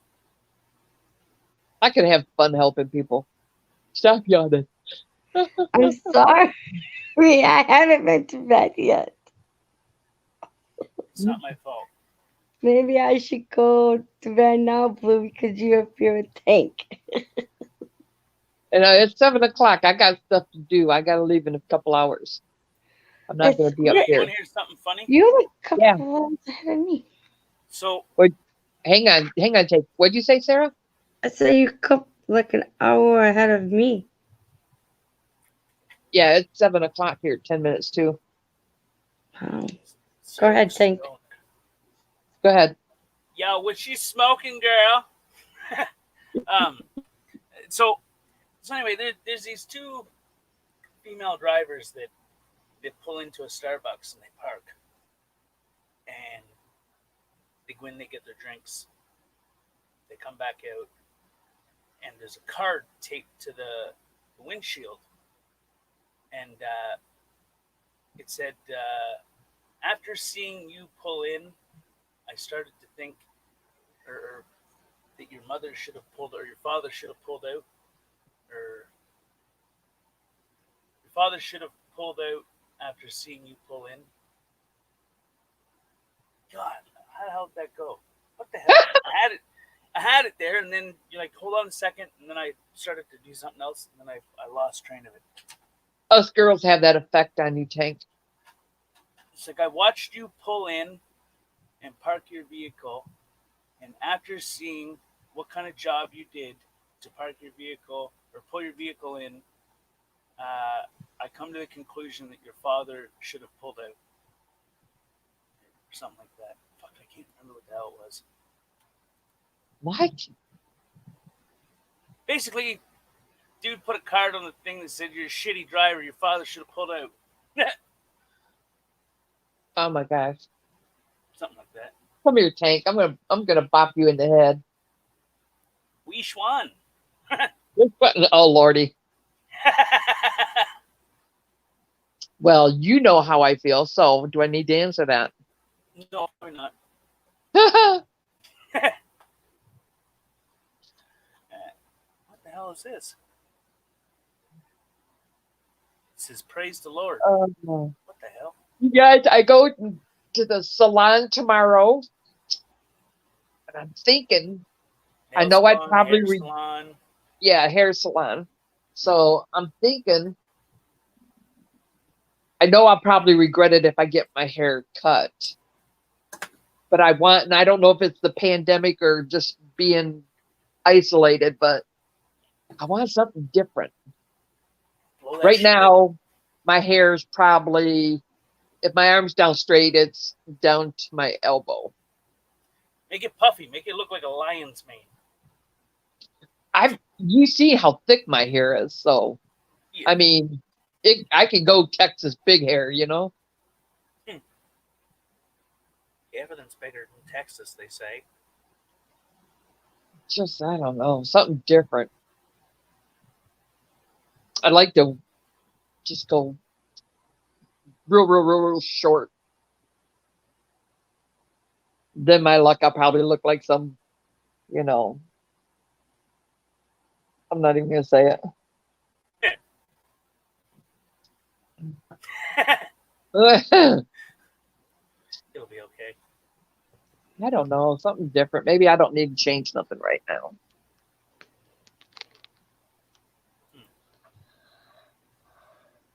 I don't know. Everybody's mouth just their faces just disappeared, and I think it had something to do with their mouths. With our mouse? Mouths. Well, no, not moth. Mouth. Your mouth? Yeah, that thing. Your gum smacker? What? Yeah, your popsicle liquor. Your gum smacker. Yep. Sarah's face just disappeared. What the hell? You should get that under control, Sarah. I need to sleep. Are you gonna sleep all day today, Sarah? No. I'll probably get a nap. Cat nap. Yeah. I can't sleep all day. You know what I've been trying to do? What? I've been trying to burn her completely out so that when she does sleep, she gets more than a couple hours. There you go. What was it? Thursday night, I stayed up all night. And it's not that I was on YouTube. I mean, I was, but I just couldn't sleep. And I knew I had to go to work the next day. Uh-oh. And it's like, and I get up at 3:30 and it's just. So I stayed up all day and went in and dealt with this client. And it just. Oh, Lordy mercy. When I got home, let's say at 3 o'clock, I was out. I was tired. Wow. I slept I took a 3-hour nap yesterday afternoon. Then the day before on Saturday I took a 4-hour nap. Never took a long nap like the past 2 days. What does your parents say when you sleep during the day? Like, what have you been doing? Mom says, Oh, "Oh, man, sleep what?" all Yeah, day. she That's says right. that. I said, "Oh, I'm taking a nap." That's all. Sometimes she asks me why. Sometimes she don't. I mean, do they know that you stay up all night? Uh, They would have to yeah. if you're in the same house. Yeah, my mom knows I stay up until I go to bed between 1 and 3. It's a habit because I had migraines for 13 years and I just found the right medicine to cure it. I just have a habit I can't break of staying up late. Oh. You know how you reset that, Sarah? How? Stay up. Holy cow! I just almost stuttered there. Stay up all night and all day. Find the time when you would like to go to sleep at night to map out Yep. how long you will sleep, and let yourself get incredibly burnt out by that time, and then pass the hell out. Wake up, and then make sure that you try your darndest the next night to go to sleep at that exact same time, and that's how you reset your schedule. Yep. I used to go to bed at 10:30 at night. Then I wake up about 7 in the morning. It's not that in between, like, I end up getting up like once or twice, either it's a migraine then or earache, but those don't happen. But the thing is, I'm in the basement. If I go to bed, say 10:30, I wake up 2 hours later, I'm like half asleep. I run all the way upstairs to use the bathroom. I run all the way back down. It's like, fuck it. I'm Well, not by trying that no time, more. you're awake, aren't you? I'm exactly. Yeah. That's my point right there. I'm awake. Yep. I'm up at 7 in the morning. But this Can't is what you sleep do, past Sarah. 7. But what? You put on that daughter charm, and you get your dad to put a bathroom off your bedroom. He won't put a toilet in my room. He will if you drive him completely batshit crazy. I had an ex that used to do that until she got what she wanted, and I used to always give in. He has too much on his plate already, let alone. You'd be Yeah, like, girl, get your butt up those stairs and use that bathroom. exactly. That's my problem. I'm awake when I use going up and down the stairs. It don't matter what time of day. Like right now, I'm a little bit sleepy because I ran upstairs and then ran back down. You know, it's like that's the reason why I can't sleep. It just keeps me awake. Yeah. You know, but it's just what it is. I think I worked third shift for 5 years. Uh-huh. And sometimes we pulled 6-7 days a week. But anyways, when I got off third shift to this day, and this is like 4 years later, I still have to sometimes do like a routine, like to make sure that I'm in bed by let's say 11 o'clock or 10 o'clock. Uh-huh. Like at half an hour before that, I'll have me some spearmint tea, and just because it smells calms me down. Watch a little TV, and I make sure I'm in bed at that time. Then I put on that music where it's raining, Yeah. and I do that. And after a while, you just kind of break your habit. But see, you're doing yours because of medical. I'm not getting up because of headaches or whatever. You know what I'm saying? Yeah, that was for That makes a 13 difference. years. That was 13 years, but now I don't have that problem. But it's this creature of habit because it took me all these years to find what could cure my migraines and my ear pain. And like right now, my ears hurt. It's like I still go to bed with excruciating ear pain.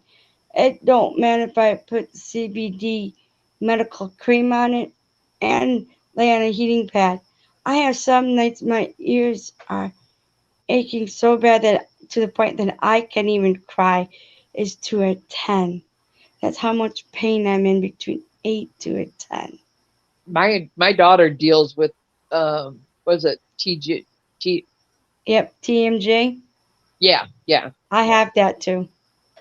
You know, and there's no, even from a mom's point of view, and you can't help and you can't give them that, you know, medicine or cure it, or you Yeah, just got to, oh, it's horrible. it is. And that's one of the reasons why I can't sleep sometimes. It's either that or I gotta keep getting up and use the bathroom. Well, she just went through, I guess I'll tell a little bit of her medical, but anyway, she ended up getting a lot of MRIs and checking it out and stuff.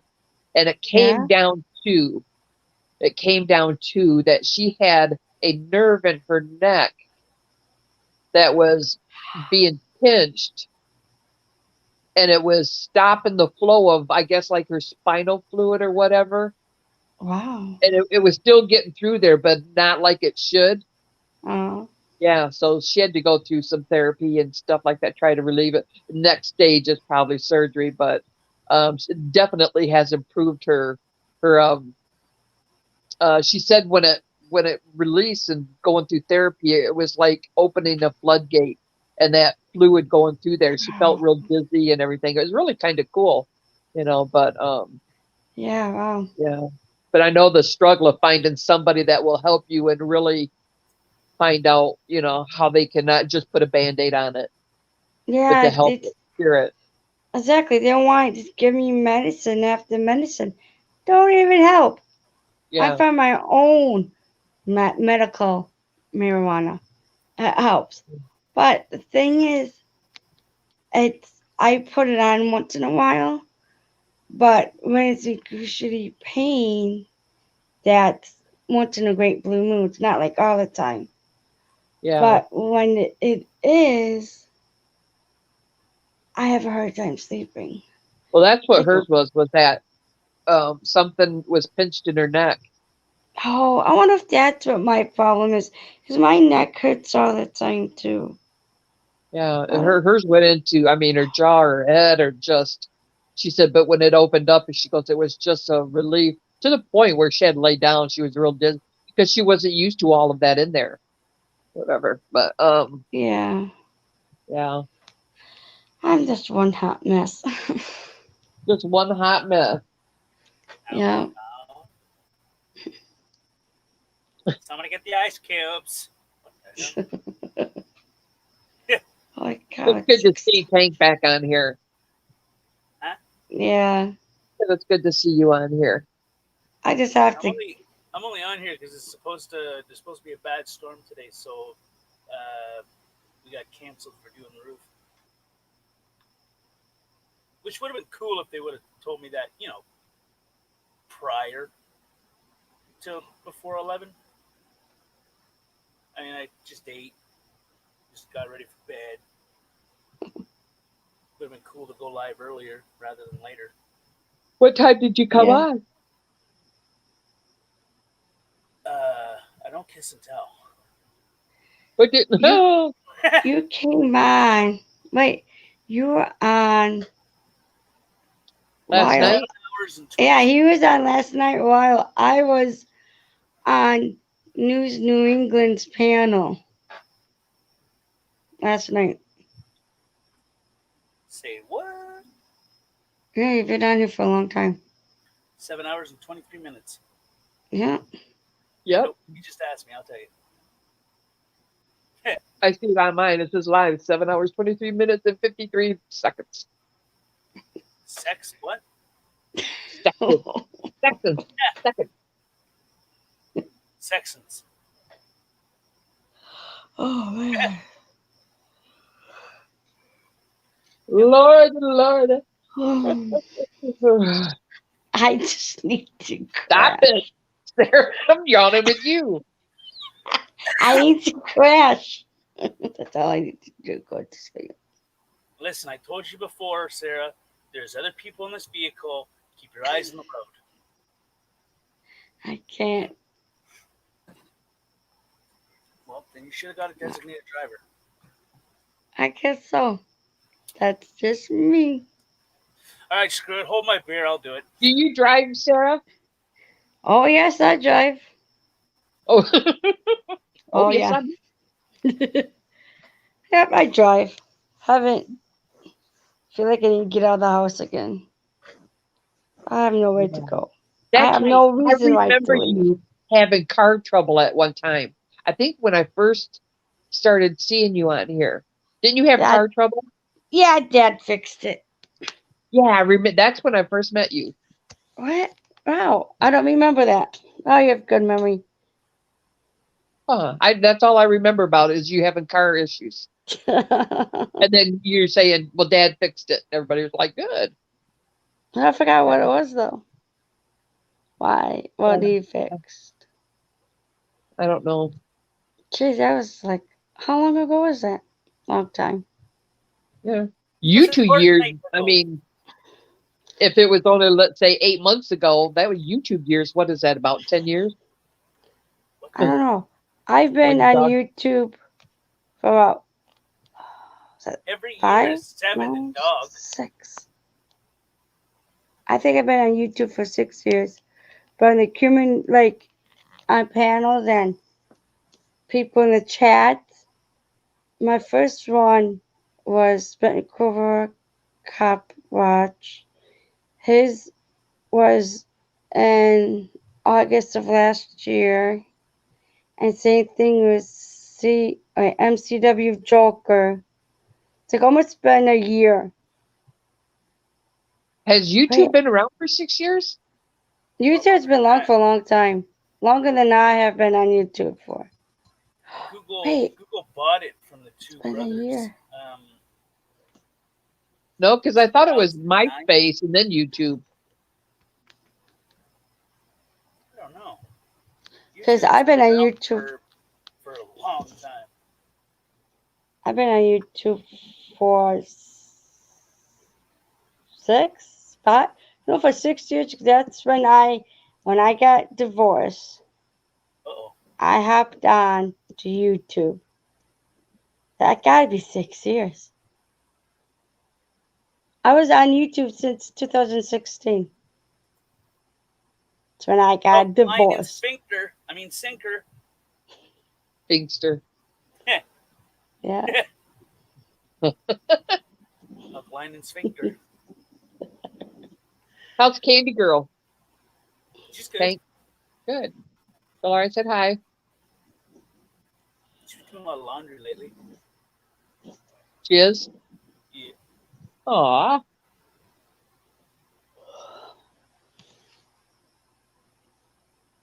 The hell is this thing? Oh, there it is. Yeah, she's pretty cool though. How's Heidi? Living the dream or dreaming to live? Huh? Living the dream or dreaming to live?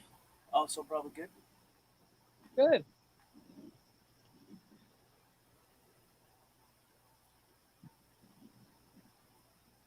You ever go through your recommendations and see what kind of shit fuckery they try to tell you to watch?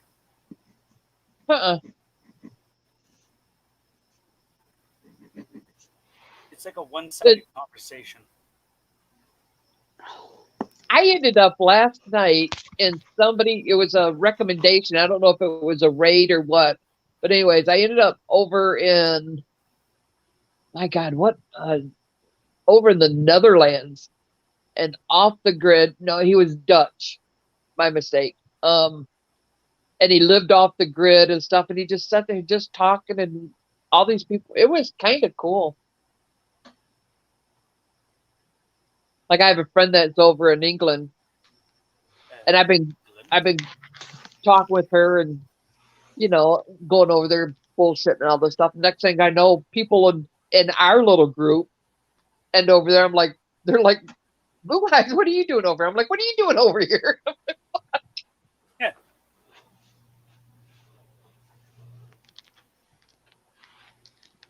I wonder how they come up with the recommendations.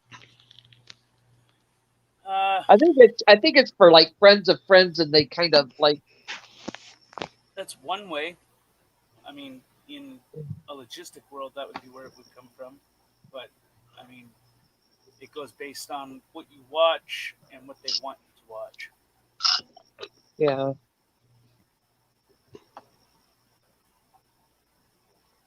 Lately, I've been getting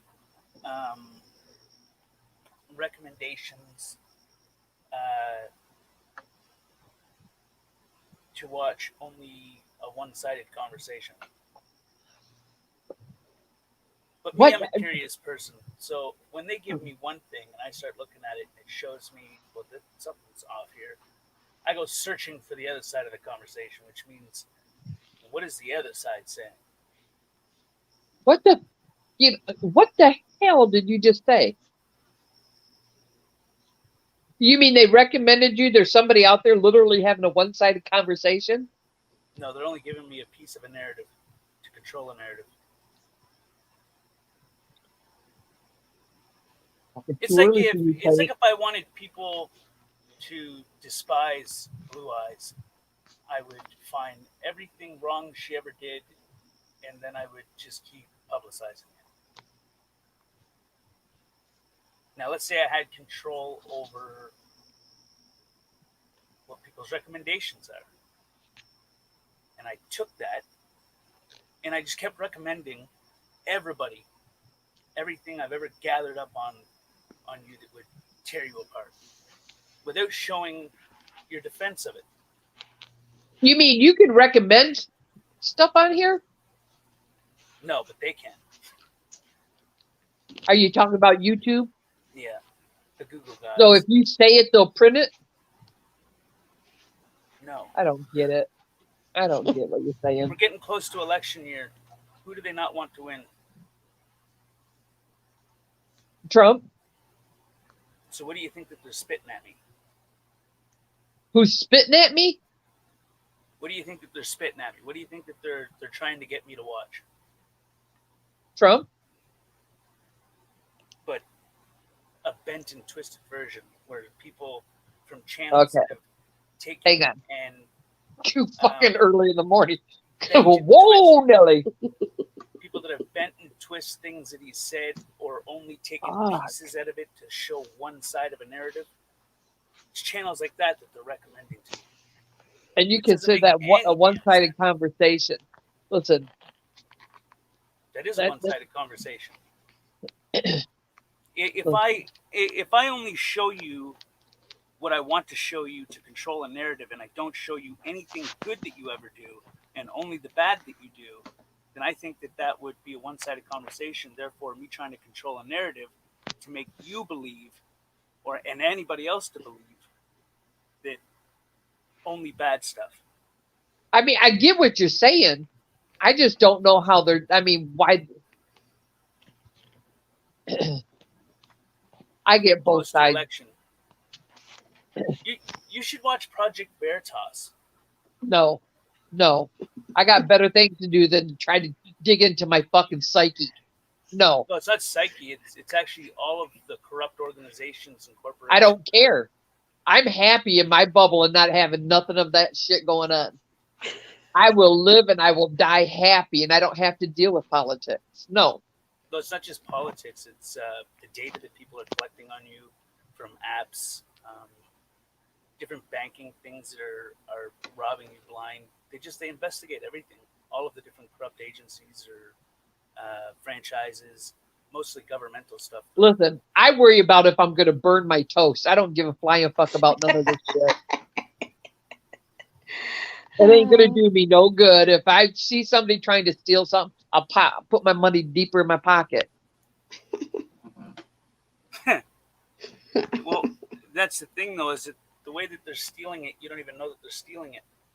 Well, then I don't know.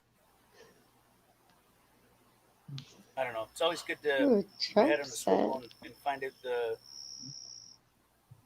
connections between things, you know?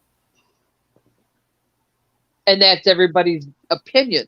They can say they're not stealing. They'll have a reason why they're taking it, but it's not theft.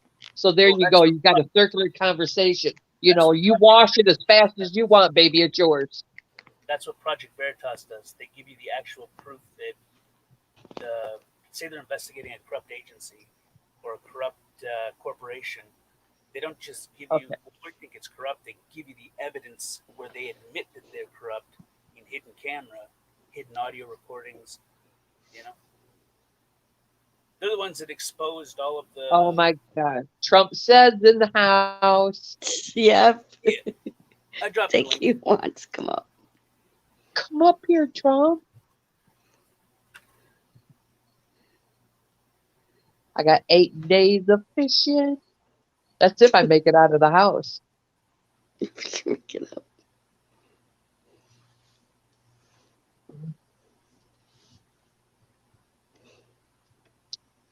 Whoop, whoop. I think that if the world don't start waking up to what's about to come, I think that we're all going to be blindsided. We're the ones that aren't seeing it. There's too many people. Somebody's going to be blindsided. No, there's going to be millions and millions blindsided. Well, you know, People I've had a good life. Well, people get stuck in a mindset, right? And it's not their fault. You know, some of them it is. You know, I'm not going to live scared. You can talk all your theories you want. I'm not going to. Don't live. The fear is paralyzing. Fear is what they want. They want you to be afraid. Because when you're afraid, you're looking behind you and not what's in front of you, which means you're not seeing what they're doing. Listen, I want a croissant with my breakfast. I do not want to have a conversation about this.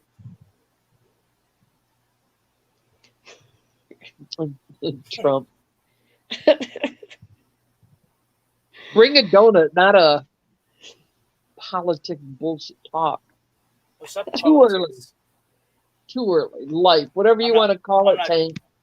I'm not talking about politics. I'm talking about there's going to be a lot of people that is going to get Your hurt soon. theories. Okay, It's we'll not just call it that. Hurts. Just bring me some Cheerios. It's based on whistleblowers and I mean, it's based on fact, right? But it's just not being publicized in the mainstream. It doesn't fit the narrative. I know, and I'm going down to hang out at Siesta Keys also. If I can make it down there. The sand on that beach, Sarah, is like, when you step on it, it feels like baby powder. Wow, that feels nice and soft. Yes, it Nice and really is. good. It's just amazing. One of our top beaches here. Or I can just walk down. See, I'm right there on the marina. Got a restaurant. Go in there, or go to just hang out at the pier. There you go. It's a short pier.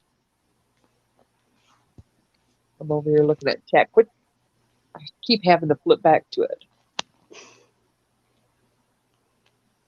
You did? Yeah. I'm not that far away from it. I'll take a vacation and go get me a condo over there just to stay on that beach. Jeez. And, Sarah, you should talk about tourists and just walking the shops and the restaurants and I like Reddington Beach, too.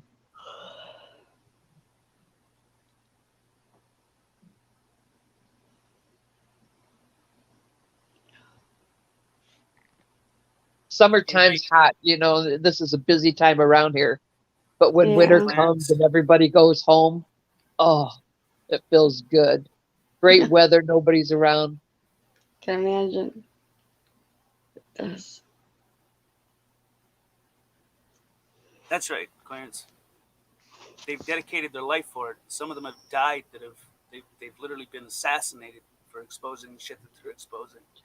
Well, good, Clarence. You come on up here and talk to Tank. There's been like hundreds of thousands of documents that have been declassified because of what they've done, which has saved lives. Well, that's what that's cool. If that's what you're into. Don't ding me because I'm not. I'm not. That's not what I'm saying. It won't be you that'll suffer. It's your next generation that will suffer. And they'll survive through it, or they won't. Next. We teach them what we can. You know, if it's survivalist, and then, you know, whether it's gardening or fishing or hunting or whatever, you know. So that's how we take care of ours.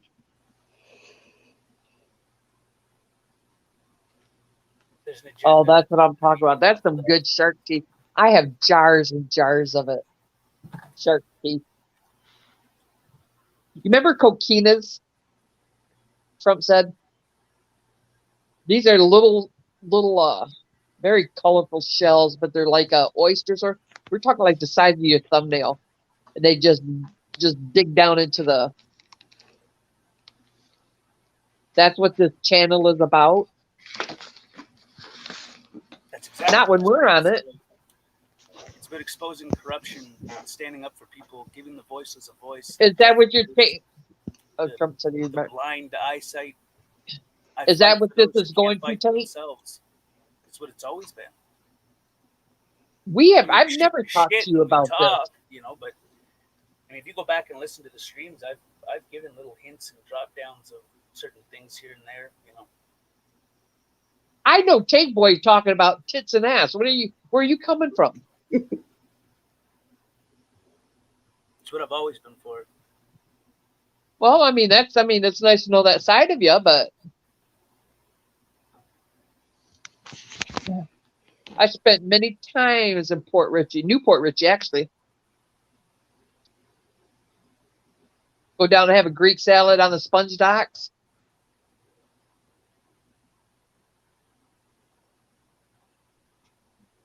That's right. Trump said this channel's about blue eyes. But she's like, that may be the case, but I'm not gonna not talk, right? I mean, no, of course not. I want to know that side of you, Tank. I'm not saying don't talk to me about it. It's not a side of me. It's what's right in front of people, and they're too blind to see it. Do you know that there was a declassified document that came out where there was a operation that was supposed to take place where you were classed under colors, and those colors defined whether you lived, died, or became a slave when it broke off. If your color was red, you took a bullet to the head, and so forth. It's downgraded and went into different things because there's been people like Project Veritas that have exposed the stuff where it makes them change their tactics, which has saved millions of lives. There's silent fighters fighting behind the scenes. People don't even know it.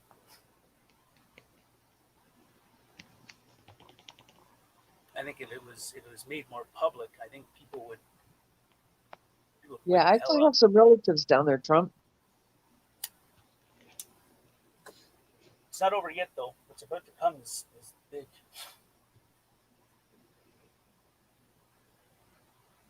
It's very hard to explain in a short conversation. Yeah. No, I'm not saying I wouldn't mind hearing it from you. This is the first time that, I mean, you might have had a few. I never heard of that side of you. That's okay.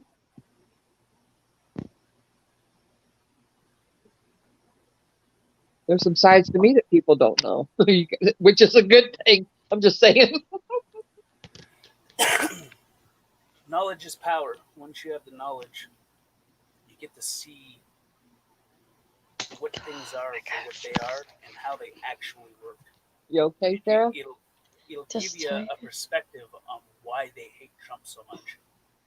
But the sum up is, for centuries, since pretty much almost the beginning, well, there's a lot of stuff that you can have knowledge on. There's the faces you see, and then there's who actually runs the show. It's usually just talking heads that make the perception that they run the show, but they really don't. I think that's why they hate Trump so much.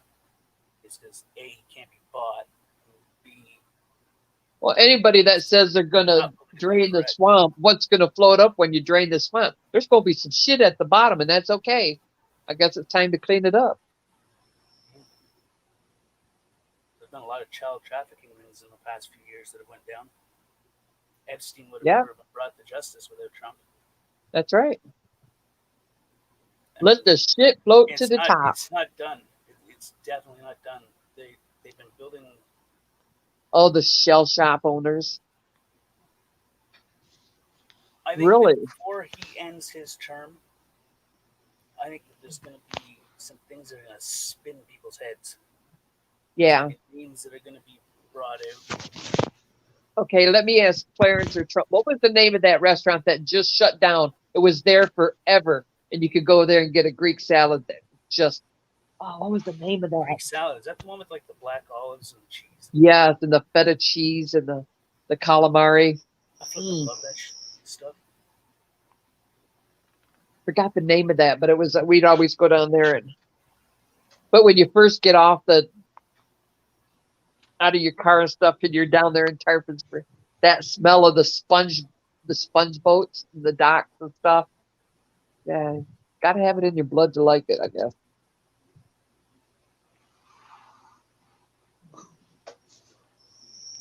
Trump wasn't bought. The guy's a billionaire. He can't be bought. Plus, he's still inheriting his father's money. Well, if he was bought by the Zionist bankers, then Epstein wouldn't have brought to justice. Thank you, Clarence. Yeah, that's the name of it. The Creek answer to McDonald's. Did it say Tampon Springs? Tarpon. Oh, what the hell is a Tampon Springs? Who the hell throws the tampons in the damn water? Tar. It's Tarpon. I didn't see the R. I only seen. And I'm down. M. I'm right down here where the Tarpons do their migration, and boats come. People come from everywhere that to catch and release. And these fish are probably the size of a Volkswagen. They're huge.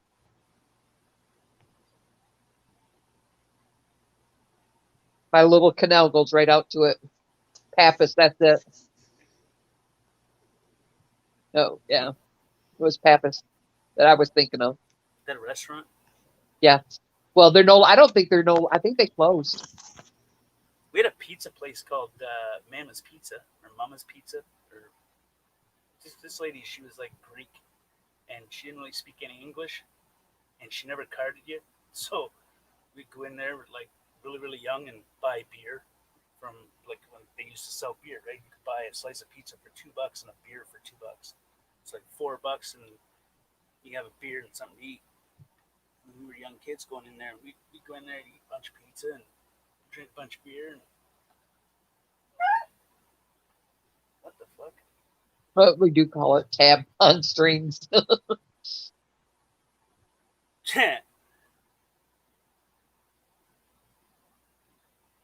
Used to hang out Clearwater a lot. I did a lot of parasail in there.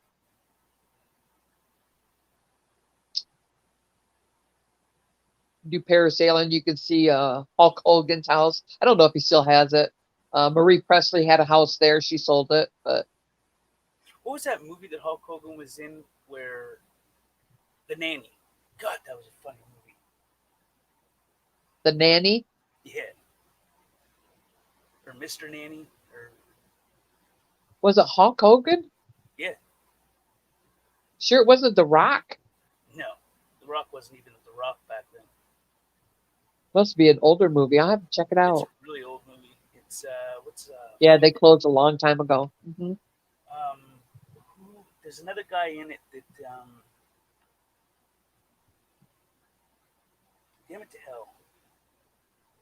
Get that metal plate guy, and then there's other wrestlers that play in it from that era. Yeah. Newer modern day wrestling, which is like the Rock's era, but it's like the old. Remember the old one when they had like chairs and shit like that? Yeah. Those are the wrestlers that played in it. The big ass mothers with huge long hair and kind of, I don't know. You ever go down to Clearwater and go to Frenchie's restaurant? Have a good night, Sarah. I appreciate you coming up and chilling.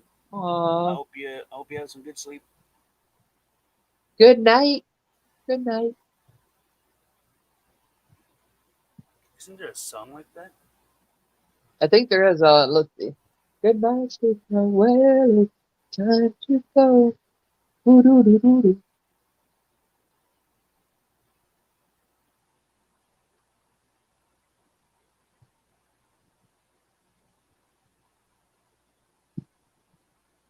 No, it's Goodbye.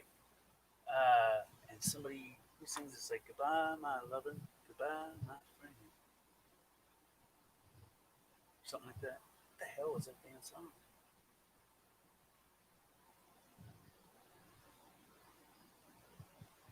I don't know. I like a good Greek salad, but I'm more into seafood. Seafood.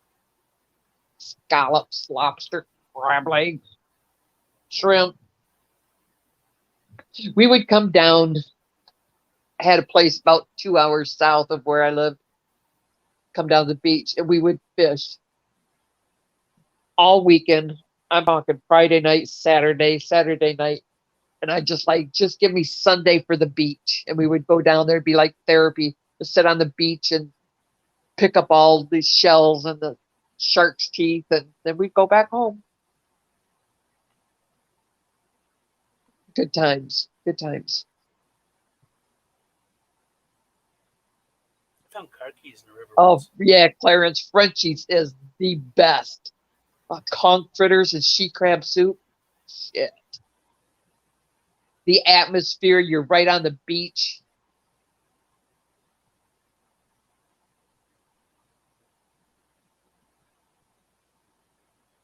You ever got hives from swimming in lakes and shit? Do you get hives? No, have you ever? Uh-uh. If there's a large nesting ground or hanging spot for ducks, the duck feces give you hives, make your skin break out. I Huh. learned that the hard way. I know when red tide is in its fury down here,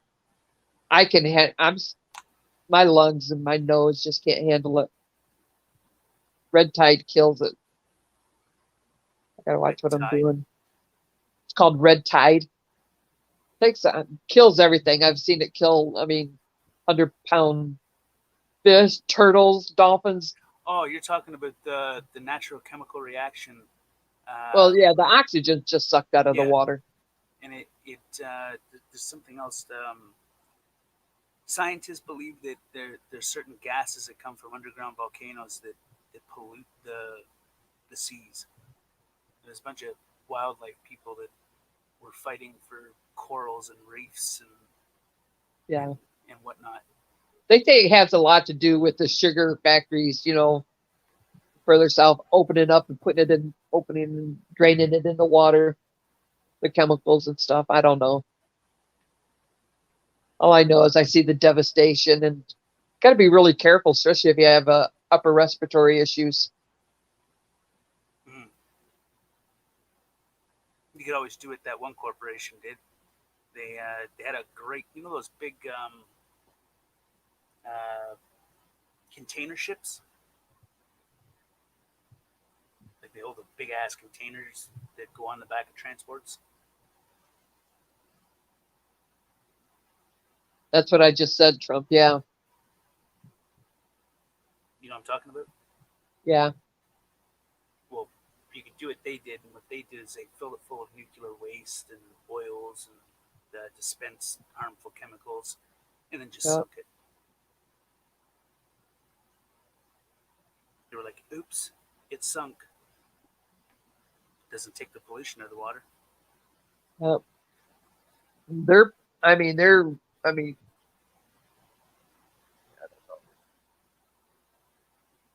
there's a lot of groups around here trying to go up against the pesticides and herbicides and all that stuff. What's People that are putting it the into the 80s? water. Remember the Huh? long-haired, bearded guy from the '80s? He went around.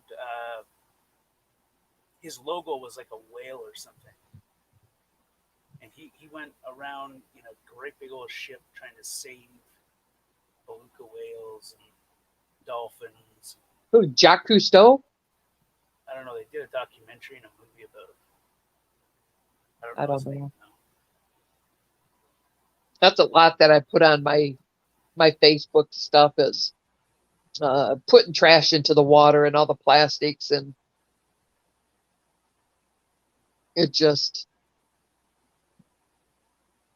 Kills everything. We need all Trump of our said- systems in order He's- to survive. Trump said, Trump's asking you a question. Tank Boy News. How the F are you? I haven't seen you in forever. I'm good. You? Living the dream, I think. Maybe. Living the dream. I'm not licking the walls yet, so that's good. And if you do, get lickable wallpaper. Shit, yeah. Willy- I'll start Willy stapling Wonka. flavored condoms all over the place. What? We'll go Conehead style and use it as gum. Remember that movie? He's like, you want a No. piece of gum? Gives him a flavored condom. No, I didn't see that. You never seen Conehead? Uh-uh. What the hell? It's What got the he's I got- mean, I know what movie it is, but I was never interested in seeing I it. can't think of what his name is, but one of our largest HA clubhouses here, being gifted this guy a patch, everything because of how much he supports. It's just how much he supports, and he donates like a shit ton of money to HA in Canada, and he owns his own bike shop here in Canada. What the hell is his name? He's in My Girl and the Blues Brothers. Dan Aykroyd. That's it. Dan Aykroyd. He's in Coneheads. He's one of the Coneheads.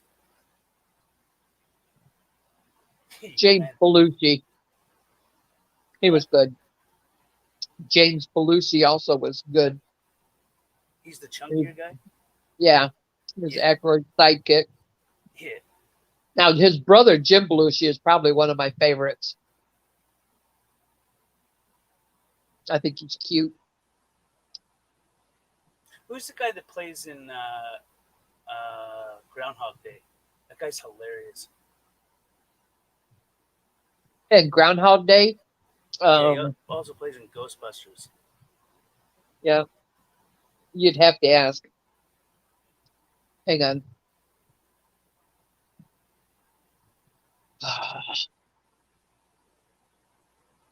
About a week ago or 2 weeks ago, in between 2 weeks ago until now, did your phone go out for a few hours? Uh-uh.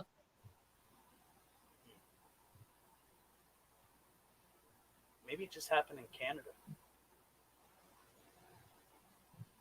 Well, the reason why that happened was they're putting the app or the I don't know, key components on people's phones for that tracker app. A Trapper app? Tracker. Oh, Tracker. You know the app that they're talking about where Yeah. it helps track. I didn't notice my phone going down. Do you have an Android or an Apple? Android. Android. So settings, Google settings, or health settings, and it should tell you in there whether or not it's there. There's been a lot of people here in Canada. It's because our phones went out. Like it was like a complete knockoff. Like it just all of the cell phone signals dropped off, internet dropped off. It's like there was a complete blackout for 2 hours. I thought somebody used a cell phone jammer. I was like, all right, cool. So got sloppy. I'm gonna get killed now. Huh. I was talking to my mom on the phone, and I'm sitting in the driveway. Huh. Phone dies out. Everybody's phone died out. Everybody's internet died out. And then apparently when it come back I've on, been haunting West Pasco since 1978. I raised my kids in Zephyr Hills. 1978. Christ. Oh, way back when Christ was a baby, Jesus walked on water.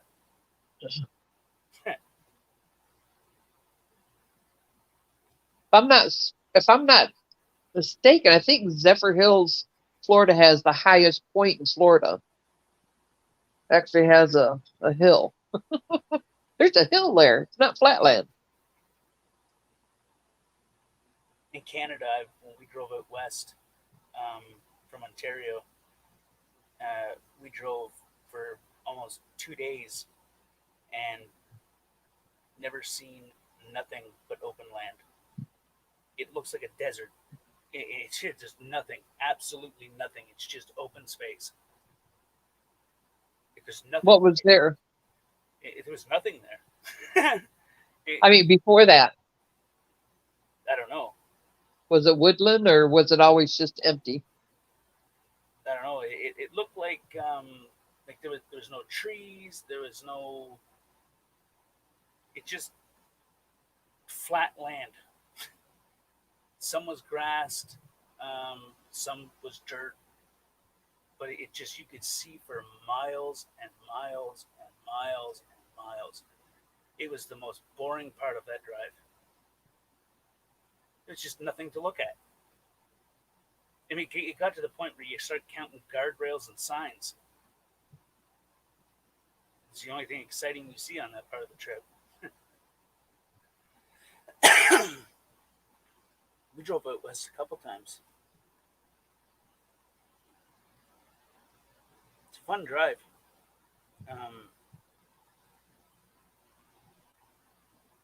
It's very confusing because you'll drive through one spot and it'll be sunny, and then 20 minutes later it'll be raining, and then 20, 30 minutes, maybe 40 minutes later it'll be snowing, and then it'll start that cycle all over again. Oh, that is so drive fun. through different weird seasons. It's like you're driving through different worlds. Yeah.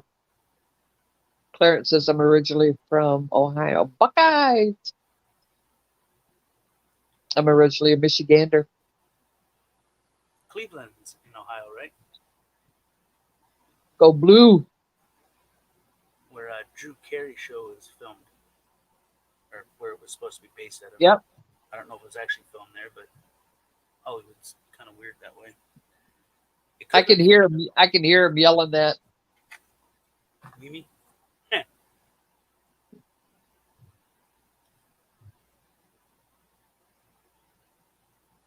She wore too much makeup. Hey, Alexander. What is up, Mike? Alexander says hello to everybody. Alexander, hello. Hello. Is it me you're looking for? Looking for. I can see it in your eyes. You know the knockoff Brokeback Mountain scary movie? One with the aliens and shit, where they, Kevin Hart and the other guy. Is he not the funniest? God, that dude's funny. They do like a knockoff Brokeback Mountain, and that song starts coming on, and he takes a battery and he hooks like booster cables to it. And he sparks and he's grabbing his nipples, and it starts off though with the bigger black guy reaching over and grabbing in front of Kevin Hart's crotch, and he's like, "Yo, man, what are you doing?" He's like, "Just trying to grab some pea nuts," and it's like tiny little nuts. And then Kevin Hart reaches over and goes, "Yo, bro, what are you doing?" And he goes, "Just trying to grab some nuts," and it's like oversized nuts, and they get it proportionately to the size of each man, and then that's how it's like a knockoff to the Brokeback Mountain scene, but they made it damn well funny. Huh. Or the alien part, where the alien meets the president of the United States, and he's got his finger in his mouth, or no, the other guy, and he had his finger in his mouth. And then the one alien walks up and kicks the dude in the nuts. And Buddy's like, "What the hell did you do that for?" He's like, "That's how we say hello." And he goes, "Oh, well, if your nuts aren't there, then how do you pee?" And so he takes the same finger that he's got in Buddy's mouth, takes it out, and then pees out of that finger. Stop yourself.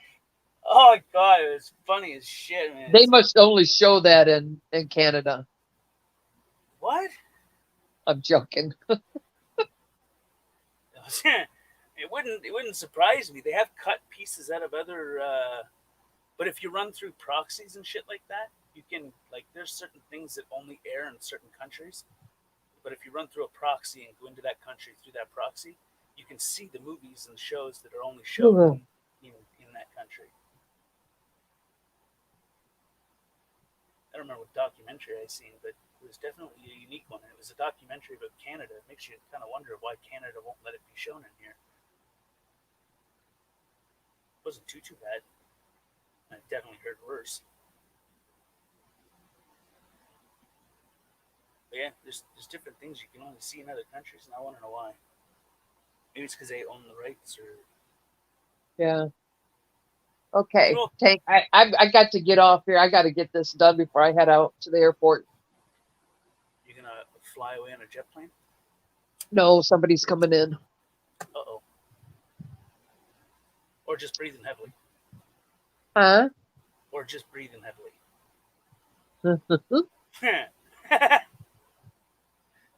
Touchdown.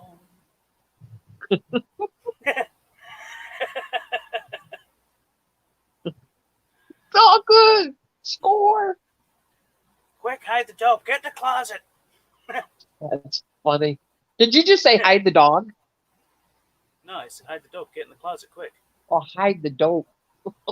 Yeah, I say it to my sister all the time. Like, quick, hide the dope. Get in the closet. Sometimes she's not very smart. Hey, Trump said, are you still in here?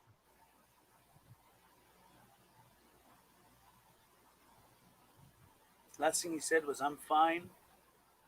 Thank you. I'm glad you're doing well." Yeah, he must have stepped away. Oh my God. What is Okay. it? I will talk to you later, my friend. Already. I'll probably Okay. end this soon anyway. It's been going for like 8 hours. 8 wasn't hours, even gonna 7 minutes. Yeah, I wasn't even going to go live, but today got canceled due to a storm. So I figured, screw it. Why not? Okay. I'll talk to you later. Alrighty. Have a All right, good day. bye. All right, bye-bye. Bye.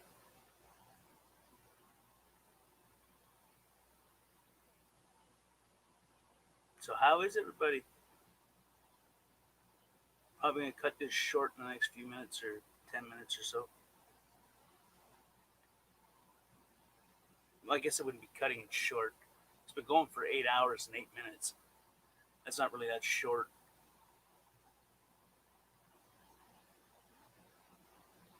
That's as short as a mission. What the hell?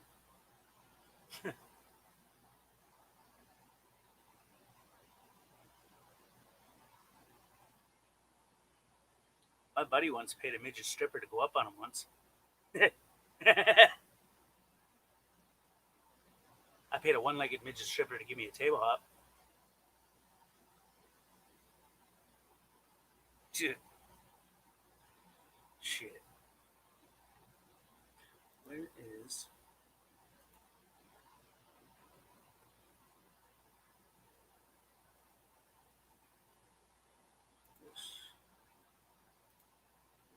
What was that?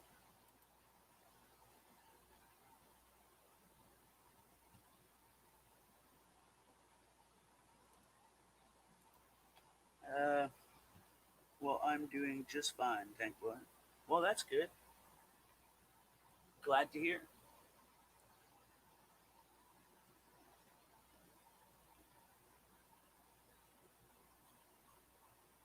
Everybody is in good spirits and living the dream or dreaming to live.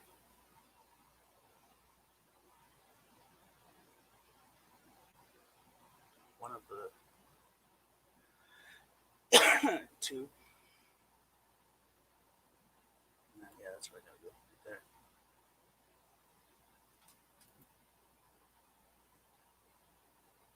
There we go.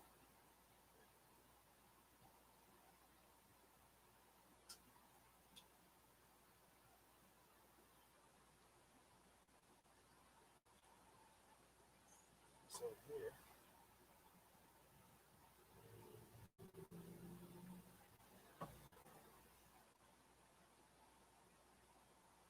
There we go.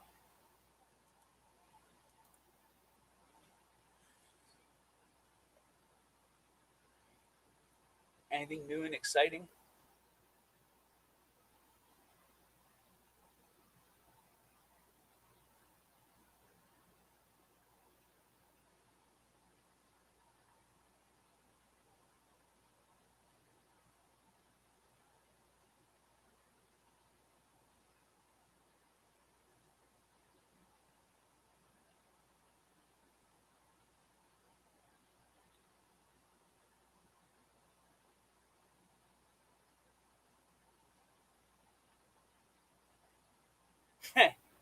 Scotland. My grandfather was Scottish.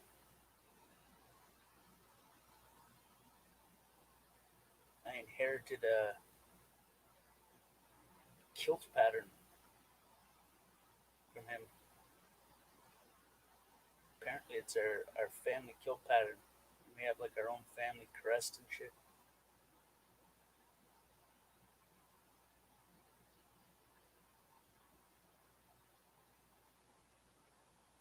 Apparently, also, which I never really asked for verification, but I trust my grandfather.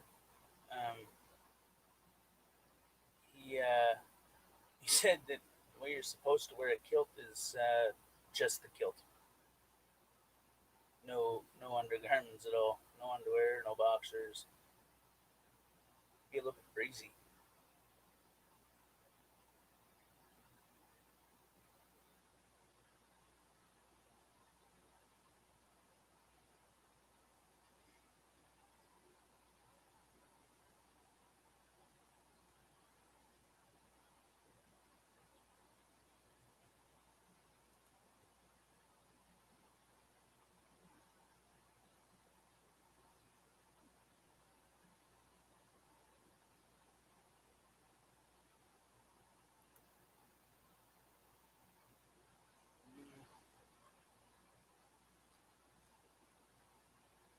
Cool.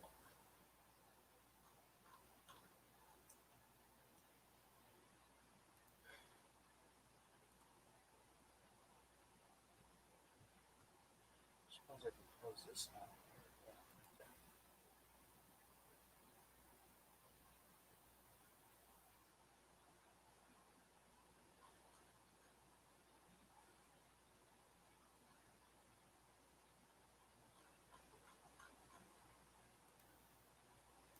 I gotta save those for watching later. Alright.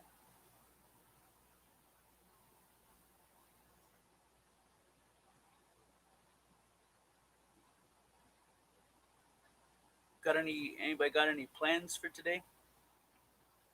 Anything exciting happening?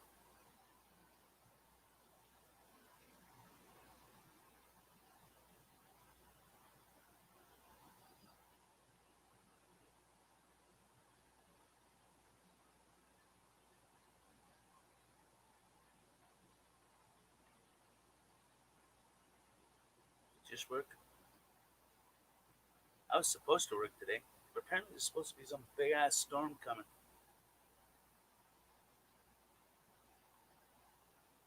I don't.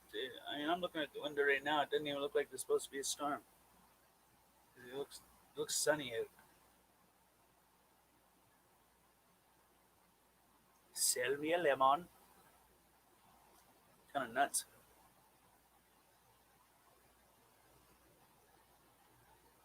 But you never know. Weather can change fast. It also varies from town to town for some reason. In my town, it could be nice and sunny, and then I drive to the next town over, and it's like thundering and lightning. Shit, kind of trippy.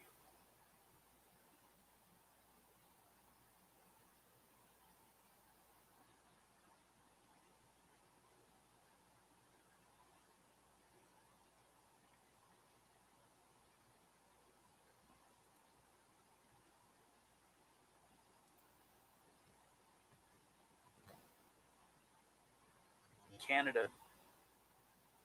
I'm from Canada, eh?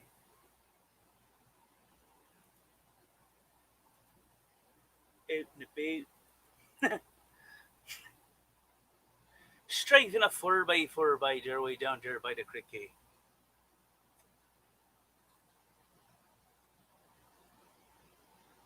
That's funny.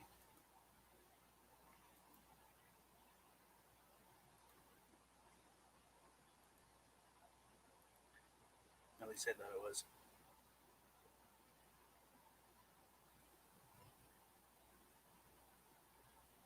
There we go.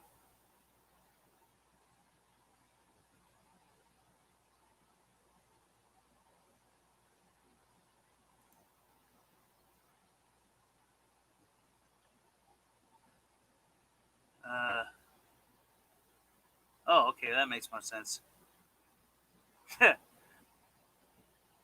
I was like, LKL.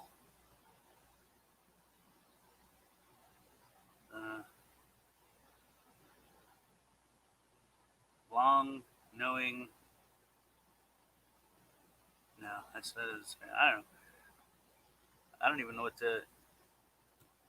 But it's good you put LOL after that, or maybe that does mean something, or it was supposed to mean LOL, and that's why you put LOL after that. I don't know.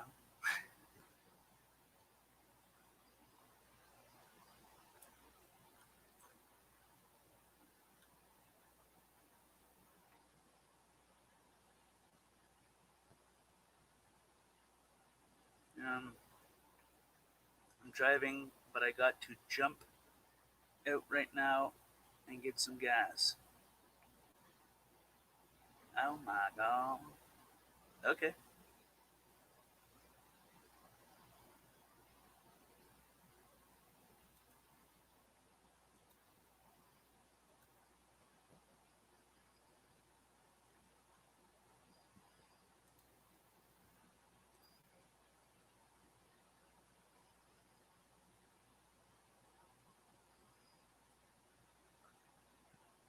Fat fingers.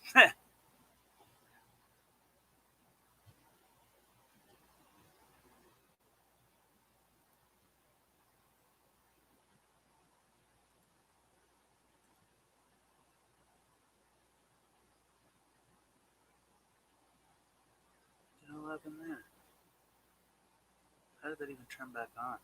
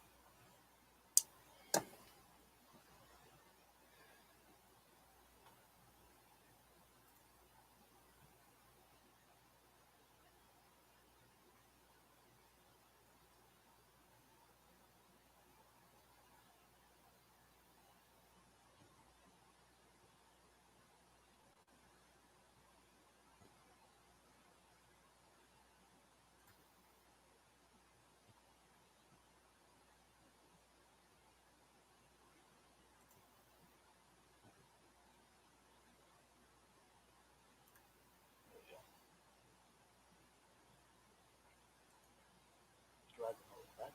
Still works.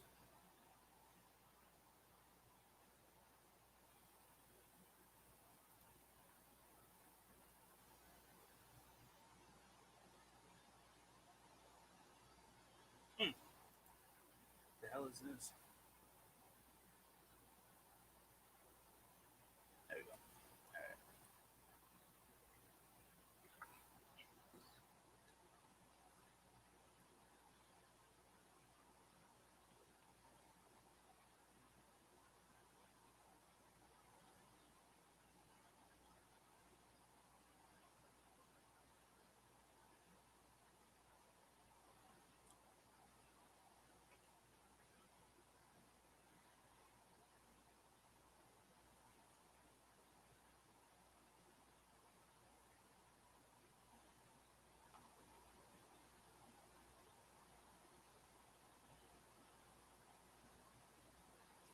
Damn, I should have.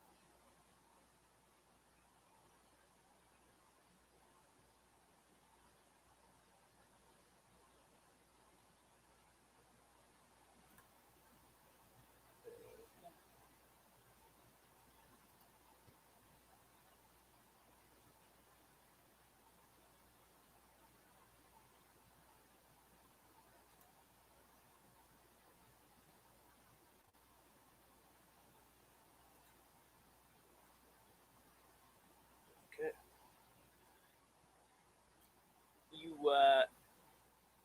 You back yet there, Clarence?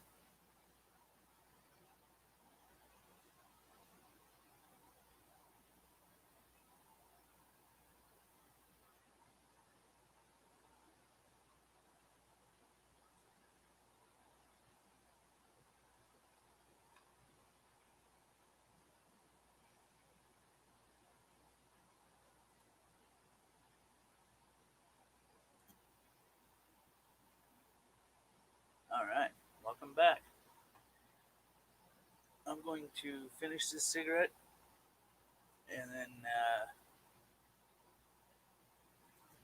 end this one. It's been going for 8 hours and 22 minutes.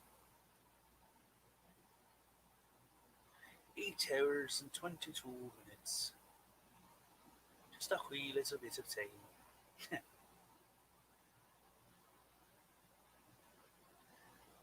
Definitely fun though.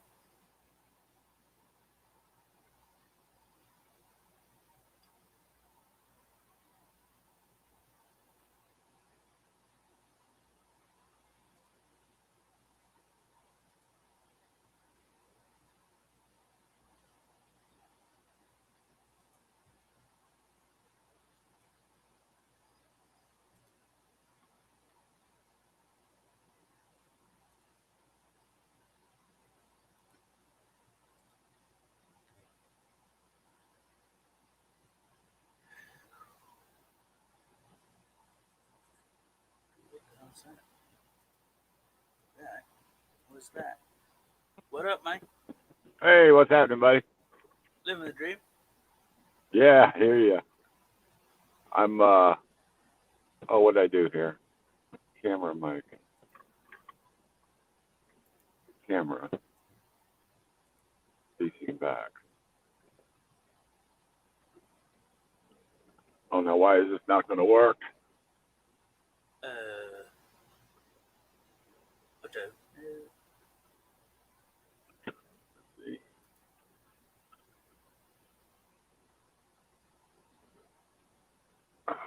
Okay, why did that not work? Camera, oh, maybe because I turned the camera off. Oh, now it's on. Oh,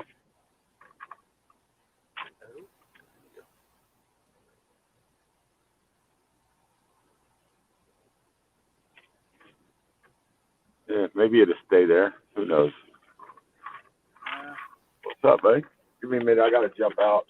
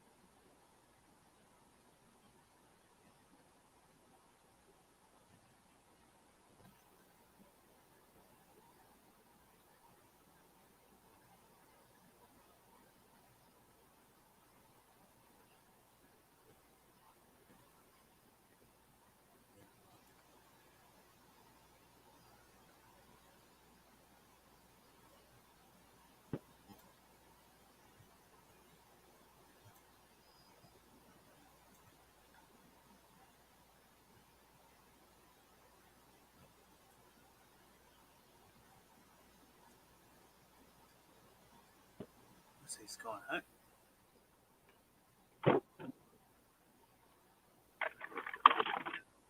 What's in season?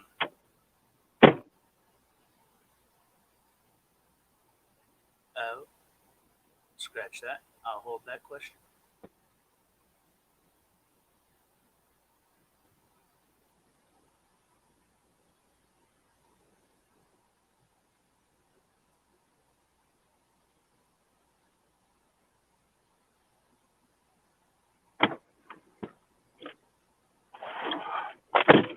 All righty.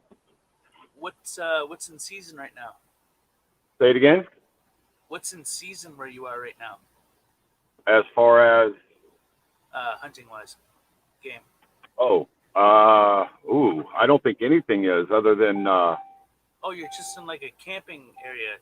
I seen the Well- camouflage on you, and then I seen like a little camper. Oh yeah, no, I live here. Actually, I just bought that one from a Canadian because the border's closed. The border's closed, and they can't come down here this winter. So rather than pay full pop every month, they sold it to me. Really cheap. But I'll show you here in a second. You're like the only one on YouTube that knows I live in here, dude. Nobody knows. Nobody else knows. That's the one I live in, right there. And believe it or not, I bought that. I remodeled it. It's beautiful on the inside. And it was about a month later after I bought it and remodeled it, the dude calls me to buy the other one, the bigger one. So I'm like, oh man. So I'm in the middle of remodeling that one over there. Every waking minute I get that I'm not working somewhere else, I'm over there working. So. Maybe connect. But yeah, so my bills, man, electric and water and cable, is like $650 a month. Everything except for my cell phone. Per lot or for all? Per lot, like just like the one I live in. For we got to pay our own electric, whatever electric we use. But I leave my AC run 24/7, and still my monthly bills for everything, the lot rent, cable, water. We have a swimming pool in there, and a bunch of other crap. I don't ever go use it, but yeah, like $650 a month. It varies. It might be $6 or $580 or something in the wintertime because it's Florida. But might be $675 if I'm doing something outside a lot with electric. But yeah, it's pretty cheap living, man. So Not bad. yeah. Plus, you own your own, you own your own camper, so. Pick up and go whenever you want. Yeah, pretty Neighbors, much. find But another spot. yeah, no, I got really good neighbors. That's always Look, good. they come and go too. I've been in there for over 4 years, not quite 5, but over 4. I've seen a lot of people come and go. Hi, welcome party. Would you like to try a Southwest omelet burrito? Now I want to get a steak biscuit with cheese and just a little mustard on it, and that would be all. Thank you. Get That me lady some just caught me right the hell off guard. And a little bit of mustard. The total today is $4.27. Thank you. Pulling through Hardee's and getting something to eat this morning. So yeah, I've got to go all the way down to Clearwater, man. Remodeling a bathroom in a lady's house down there.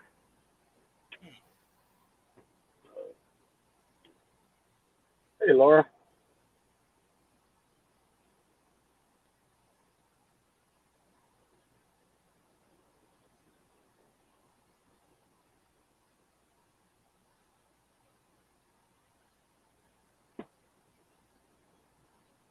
Thank you, sweetie.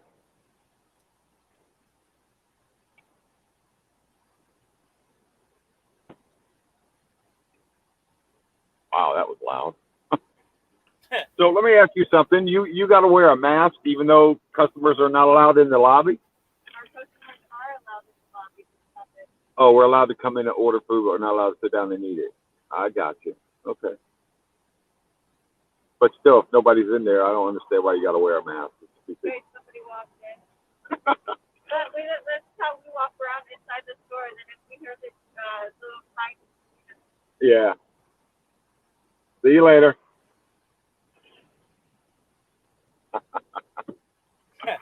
Oh, I think this whole thing is stupid.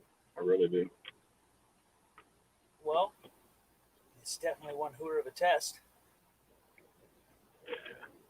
I mean, I walked through Home Depot with no mask down here. I'm probably like the only one in the whole damn store that's not wearing one. And I don't feel funny. I don't feel weird. I feel liberated, actually, that I'm not one of those people walking around, put your mask on. Get the hell out of here. I'm almost I ask waiting him, for someone to start that bullshit. well, oh, I've been told a few times by customers. I'm like, I look at them, I say, does that mask work? Well, yeah, it works. I'm like, well, good. If you can pretend that mask works, then you can pretend I got one on. I And had then a pretty intriguing conversation with a lady. I went to Walmart, and the lady goes, you're supposed to have a mask on, right? And I was like, why is this? She's like, well, it's kind of the new guidelines. And I said, when I start seeing the people that work in these places have their mask fully functional on themselves instead of hanging around their chin, then I'll start abiding by it. And then we get into the conversation of, I asked, do they prevent against the catching of any viral, infectious things of any flu nature, or in this case, the COVID? And she said, yes. And I said, have you read the package? And she said, no, why would I read the package? And I said, why wouldn't you read the package? I mean, wouldn't you want to know how to work something, how to use something, and what the risks are and benefits? And she said, no, they work. Doctors have said they work. So manufacturers say that they don't, and that they do not prevent against any contamination at all. And she said, well, I don't believe that. And I said, well, then I'll be right back. And I went and I grabbed a box and I read it off to her. Warning, this mask does not prevent against any airborne or basically any flu or infectious diseases that were there's a specific name for it, but it's basically viruses. Coronavirus. It said including coronavirus. This is not a preventative measure, or it's not like it's like condoms. Condoms aren't guaranteed to do anything. You know? Right. There's still cross contamination either way. It's just it takes away a 1%. But it doesn't prevent. And the lady never said another word. She just walked away.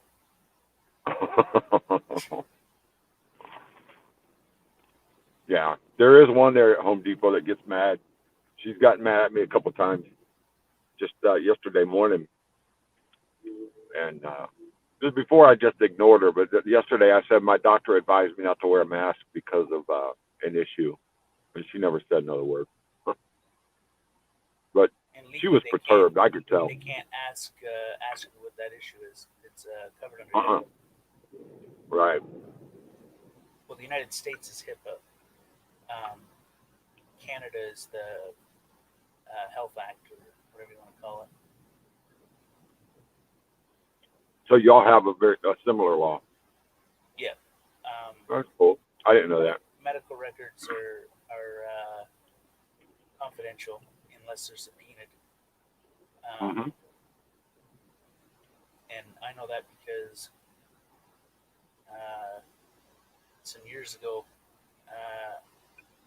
pulled over, and they tried to say that I was drinking and driving, and I wasn't drinking and driving. And what had happened is I hadn't eaten much for a day and a half or 2 days or whatever. I'd been working a lot, and I just didn't eat, right?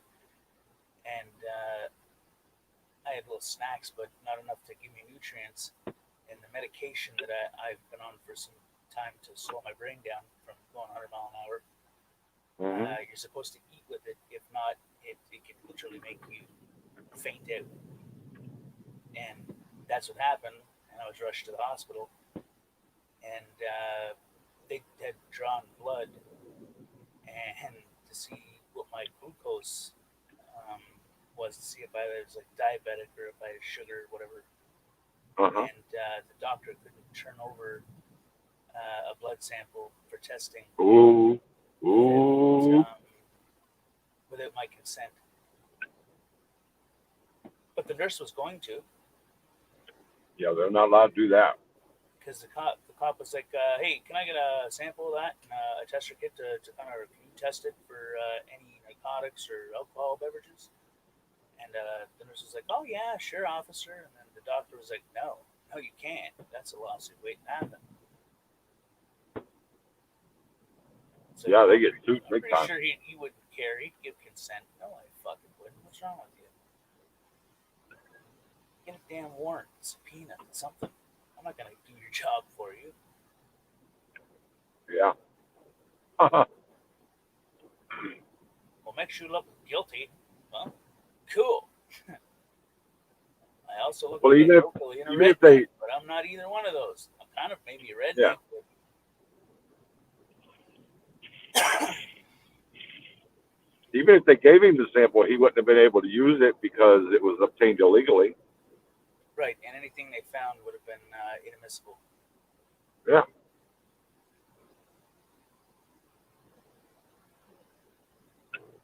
They botched a murder case here in Canada by doing that.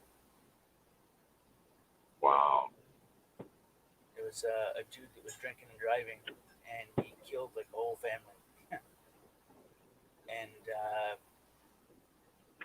they took his blood vial from the hospital to have it tested through their labs, and then they went and they arrested the guy after the fact, after he'd been released from the hospital, because their lab had come back, and the hospital didn't even know that they had taken the blood sample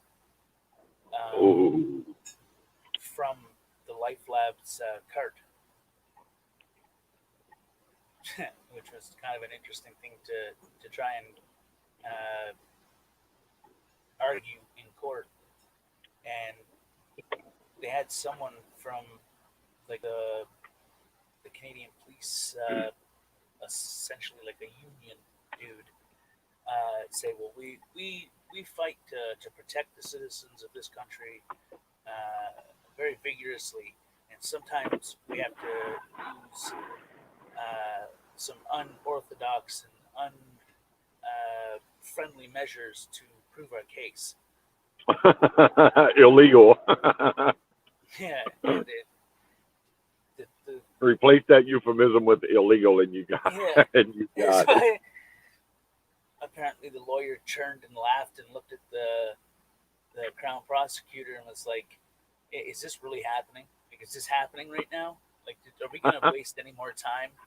I move for immediate dismissal, and the judge says, "Well, I just have one question.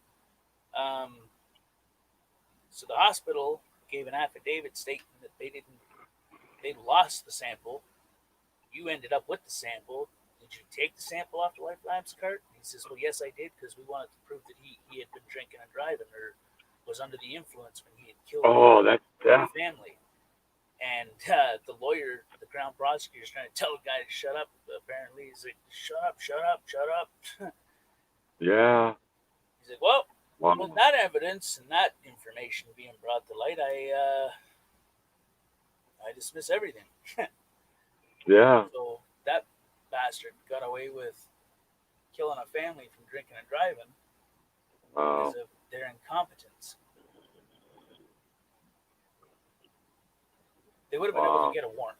It would not have been much at all. All they would have had to do is go and apply for the warrant, and in 24 hours they would have got the warrant, and the blood still would have been in the Life Labs possession, and they could have been able to test it. They could have been able to convict the guy for murdering the family by drinking and driving.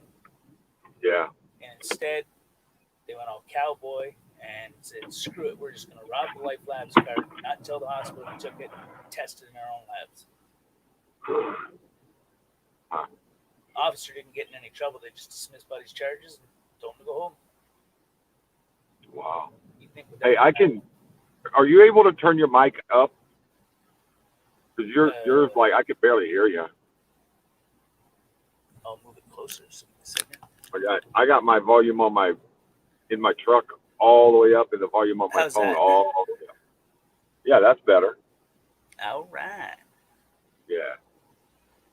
Yeah, when Blue Eyes was in here, she was like, I had to turn it down for her, but then I had to turn it back up for you. I was up and down, up and down.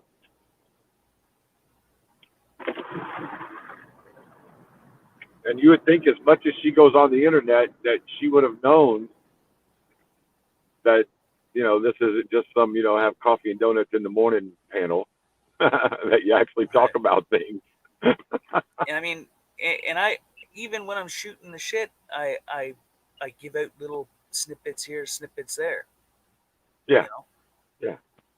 That's why I say knowledge is power. If people know about things, then they'll be able to get certain references, certain little things that I give out, Oh, yeah. Well, I mean, she goes to, like, she knows Joe Cool. I know she knows Joe Cool because he says hello to her all the time. And so she goes on Jeff, NC Tyrant Hunter. Jeff is here live. She goes on his in his streams.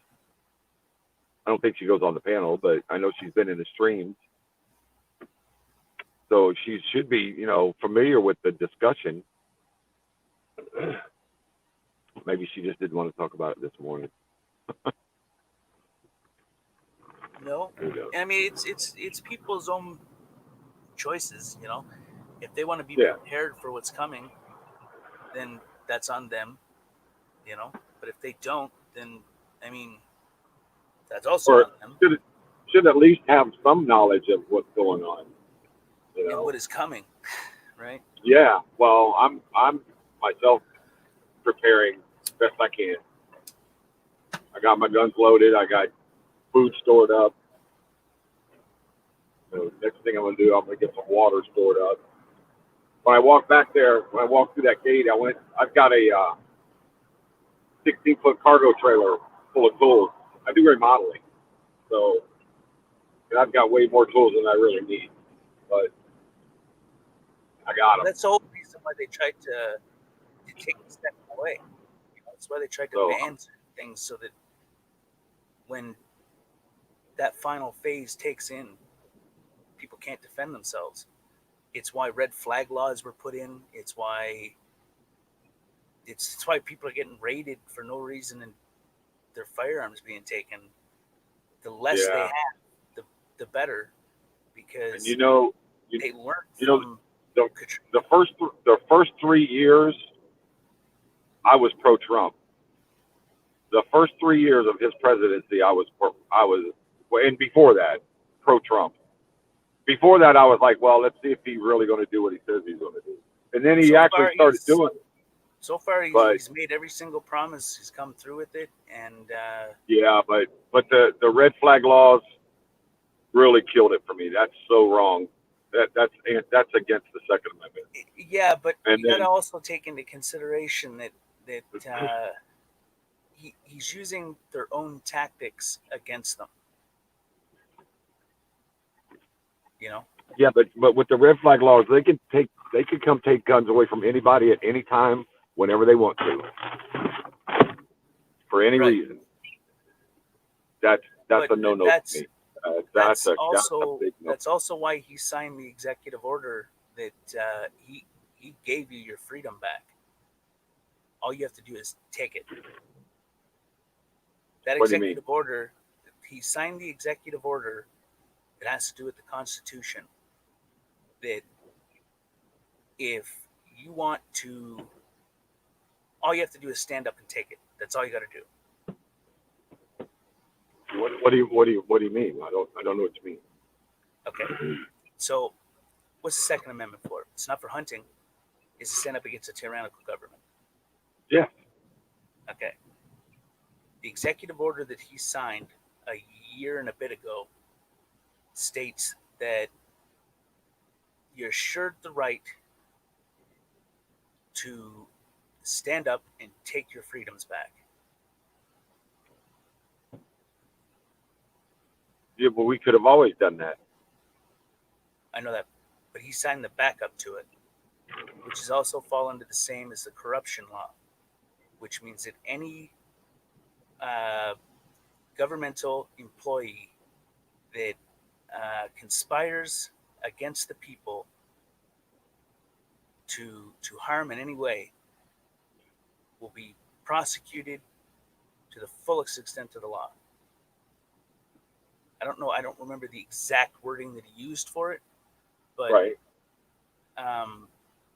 The anti-corruption law, that mixed with the fail-safe to your Constitution, those two things together. We've also got U.S. Code 18, 242, 243, 244, 245. But the problem is you go out there and try to arrest one, because we all have the power to arrest. Right, citizens arrest. You just, I mean, all of you the just rights damn that well we better have be is right the and be same able to rights prove it. Right, it's the same rights that give them. The Second Amendment is the reason why the officers can carry a gun. The reason why they can arrest is because of the same arrest capabilities that we're allowed to use, which is reasonable force under citizens arrest. They Right. have the same as we do. It's what your Constitution gives you is the whole. It's how they're able to do what they're doing. The only difference is they have sovereign qualified immunity. And even then, under the new acts, in some states, that's been signed out of effect, which means that they don't get qualified immunity. I don't remember what states and when it takes effect, but that's part of that same executive order. Yeah. Well, that qualified immunity. Yeah, sovereign immunity, basically. Is definitely something that needs to be redone, looked at, redone, because that was never meant to be used for a cop. That was meant to be used for like a judge or a prosecutor, or like if it wasn't Congress, meant to if a congressman be passes some it wasn't stupid meant to law be that used in one. the extent that they're using it. They're using it for everything. It was basically like in the pursuit of a criminal, which means the immunity comes into play when they've got to speed, they've got to run red lights, they've got to do that type of thing in the pursuit of a crime. There has to be an active threat in order for that immunity to fall into play. And the active threat is more like if, let's say, you call the cops and say, there's a guy in my house with a gun and he just shot my wife and I can't protect myself. That immunity is supposed to come into play for them to run the red lights and speed to get to there as fast as possible. That's what that immunity was originally designed for. It wasn't meant to be, oh, well, you killed an unarmed person, you're immune. Yeah. You know, oh, you drank and drive, officer, you're immune. That's not what it was designed for, but it's loopholes, and they find them. The unions, they find those loopholes in order to protect their own. Yeah, and that's the problem. They do it too much, and they can talk about, oh, we do all this good, and we do that good, and we believe in community policing, but there's just lies. It really is us against them, and that's exactly how they see it. They've seen it that way for a long time. I tell people don't get it. I tell them, I said, listen, what's a cop's job? The cop's job is to arrest you and put you in jail. That's his job. That's what he wakes up in the morning and puts that uniform on. That's his goal, is to take somebody to jail. For whatever reason. Quotas, you get one right? with yeah, well, that too. They have quotas on tickets and stuff. I don't think they have quotas on arresting people for drug possession and robbery. They have I quotas for think arrests as well. The more arrests a division gets, the more grants they get. The more grants they get, the more money they get. The more money they get, the more they get Yeah. paid. well, not just that, but the more promotions they get. They become a corporal and a sergeant, they get more money. Mhm. Higher the And rank, then- the more the pay. And then the pyramid scheme of retirement, the more officers they hire, the more money they get in, the better retirement checks they can pass out to people. So that's why they're constantly hiring.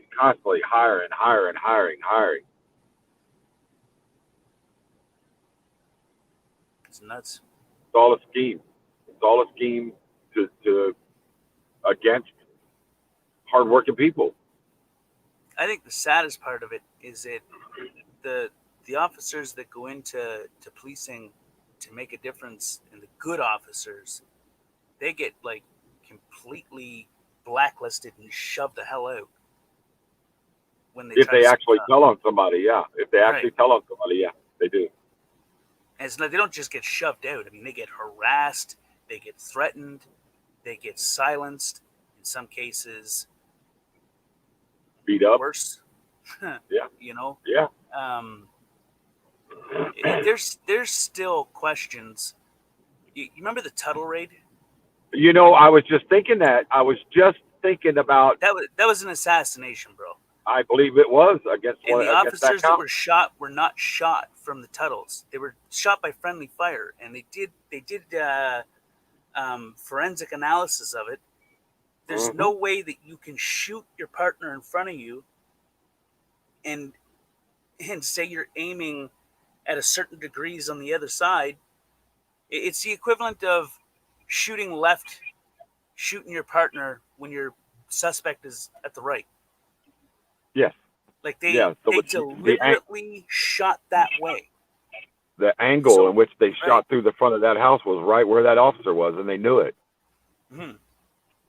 Yeah, I saw that on So YouTube somewhere. What that report. in the ever-loving God would bring that to take place? And I mean, they didn't have. I mean, They took him it out was- for some reason. yeah. It's the only thing you can think of. It's the only conclusion you can come to draw from. Yep. It's a Hegelian dialectic kind of thing. Problem, action, solution. Yeah, they create a definitely know how to problem. create. The Tuttles was the problem that was created. The action was, well, the outcome. And the solution was they found drugs, but they just weren't able to place them. Yeah, but I Where think they- they only found like just a little, not even a quarter of an ounce. They found such a small amount of marijuana or something. I think. Well, there was a bag of meth, but the bag of meth Oh, there was was. from evidence. It was from another bust. They didn't remove the evidence tape. I don't know if that was put into the mainstream media, but Yeah. and it was found from the chopper's point of view that one officer took it from the glove department of the police SUV. Huh. So it might not have even have made it as far in, but it's in certain reports. Yeah. This is like that guy that they just killed the other day. He got a noise complaint for domestic violence when him and his girlfriend were playing a video game, and the cops come knock on the door, and he answers the door with a pistol in his hand. It's like 1:00 in the morning, and there's two cops. When he opens the door, he's looking at one, and there's another one behind him, and the one that he's looking at says, put it down, put it down. So he bends down to put the gun on the ground. The cop behind him shoots him. Gives him no time at all to put the gun down. What the hell, man? The guy didn't come out open fire. He was putting the gun down. He didn't know there were cops that knocking on his door. What state was this? This was all over YouTube, like for the last week. Like you may not see anything in the last few days, but do you know prior that to that, so. the stand your ground law even applies Yeah, for officers? We've got that here in Florida. Yeah, there's been a couple of people in had their Indiana. charges dropped. In Indiana, a man was acquitted of shooting a cop dead. I believe he shot him dead. One, because they didn't have a warrant. Two, they didn't announce themselves. Three, the man was in fear for his safety because he did nothing wrong, and he was able to prove that he did nothing wrong. So therefore, stand your ground came into play, which means he was acquitted. That pissed every cop off around there. Except now he's got to move. Now he can't live there anymore because it doesn't matter what he does. Anytime he turns around the corner, he's got to be worried about a cop killing him.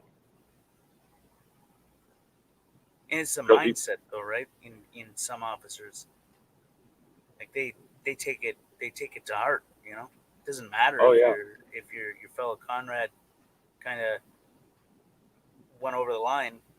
I mean, under all costs, you know.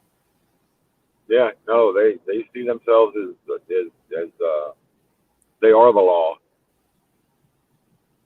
Don't hurt their feelings. I mean, they're originally just peacekeepers. Originally, they were put in place to capture runaway slaves. I mean, that's way the hell back, but they became peace officers. You know, police officers are federal. So a peace officer is what you call like a town clown or a state trooper, whatever the hell you want to call them. They were originally peace officers, which means they weren't allowed to intervene unless to keep the peace and to enforce certain laws that did not violate a constitutional right.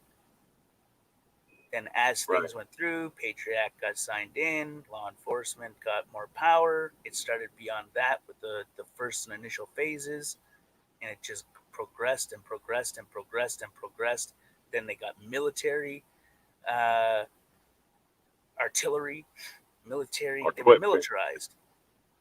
Yeah. Oh yeah. You know? I mean, there's but that was law enforcement. That was going on before the Patriot Act, though. Yeah, those were the initial phases, but the Patriot Act finalized what they wanted to bring in, which was militarizing the police. Yeah. And it gives them the right to, well, I don't know about the right, but the power. The power, I guess, unless you dispute it and keep disputing it, to violate on the home soil. You know? Yeah, you got these privacy away, takes a lot of different things away. You got these guys that was over in Afghanistan kicking in doors,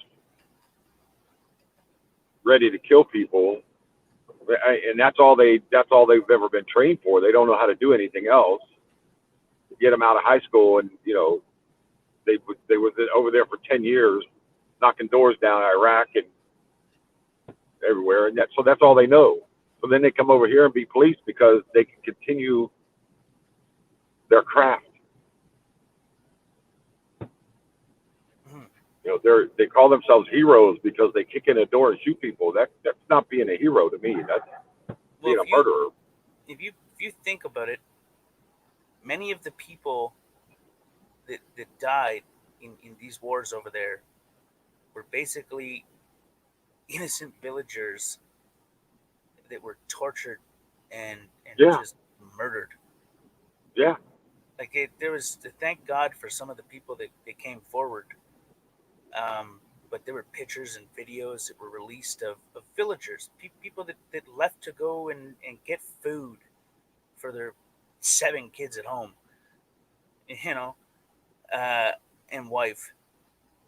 And then they were kidnapped by personnel and just tortured, stripped down naked, and had vicious dogs just, and not only that, Yeah. there was torture techniques, medieval torture techniques used, electrocution, pissing on them, then taking pictures with their violated bodies. Those aren't terrorists.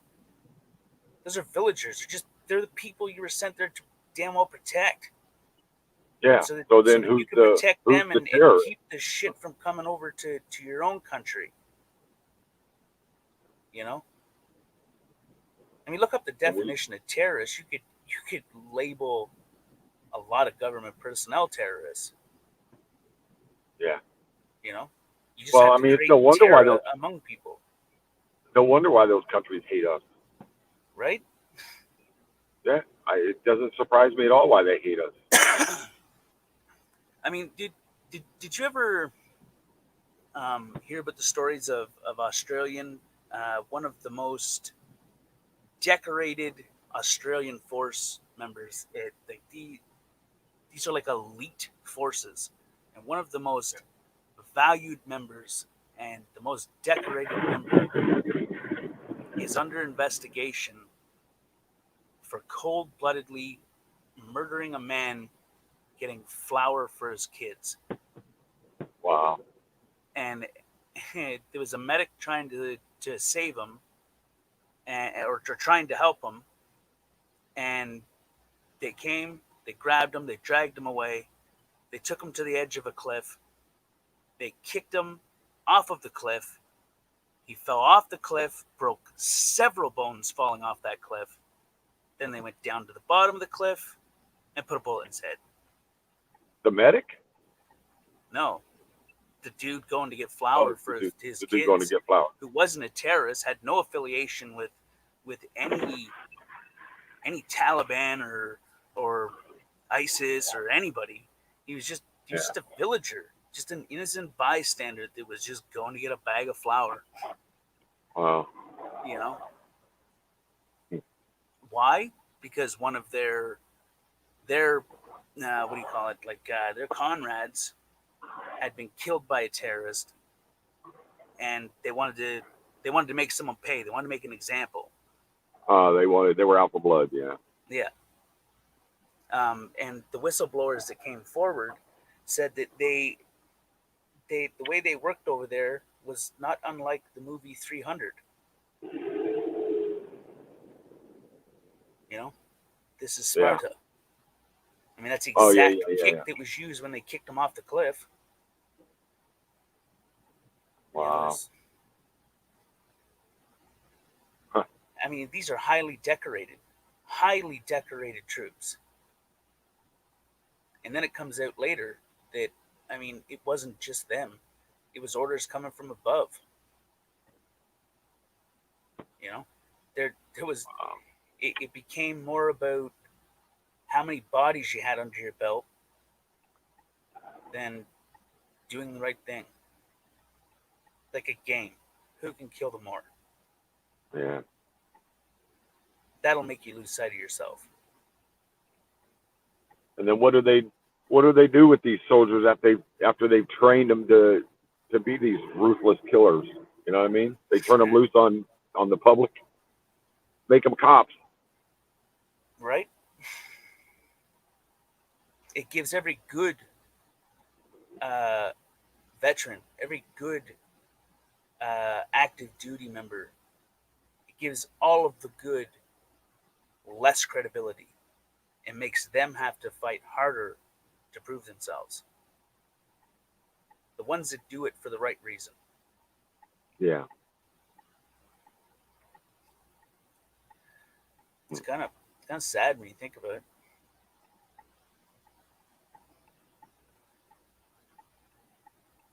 But yeah, there's nothing noble about war. I don't think so. No. I mean, you think there is. Somebody's going to die. And it's not it's not the politicians that started it. No. I mean, take the 911 for instance. So the centers went down, before that, they were going into Congress and they were trying to get the okay to go over there.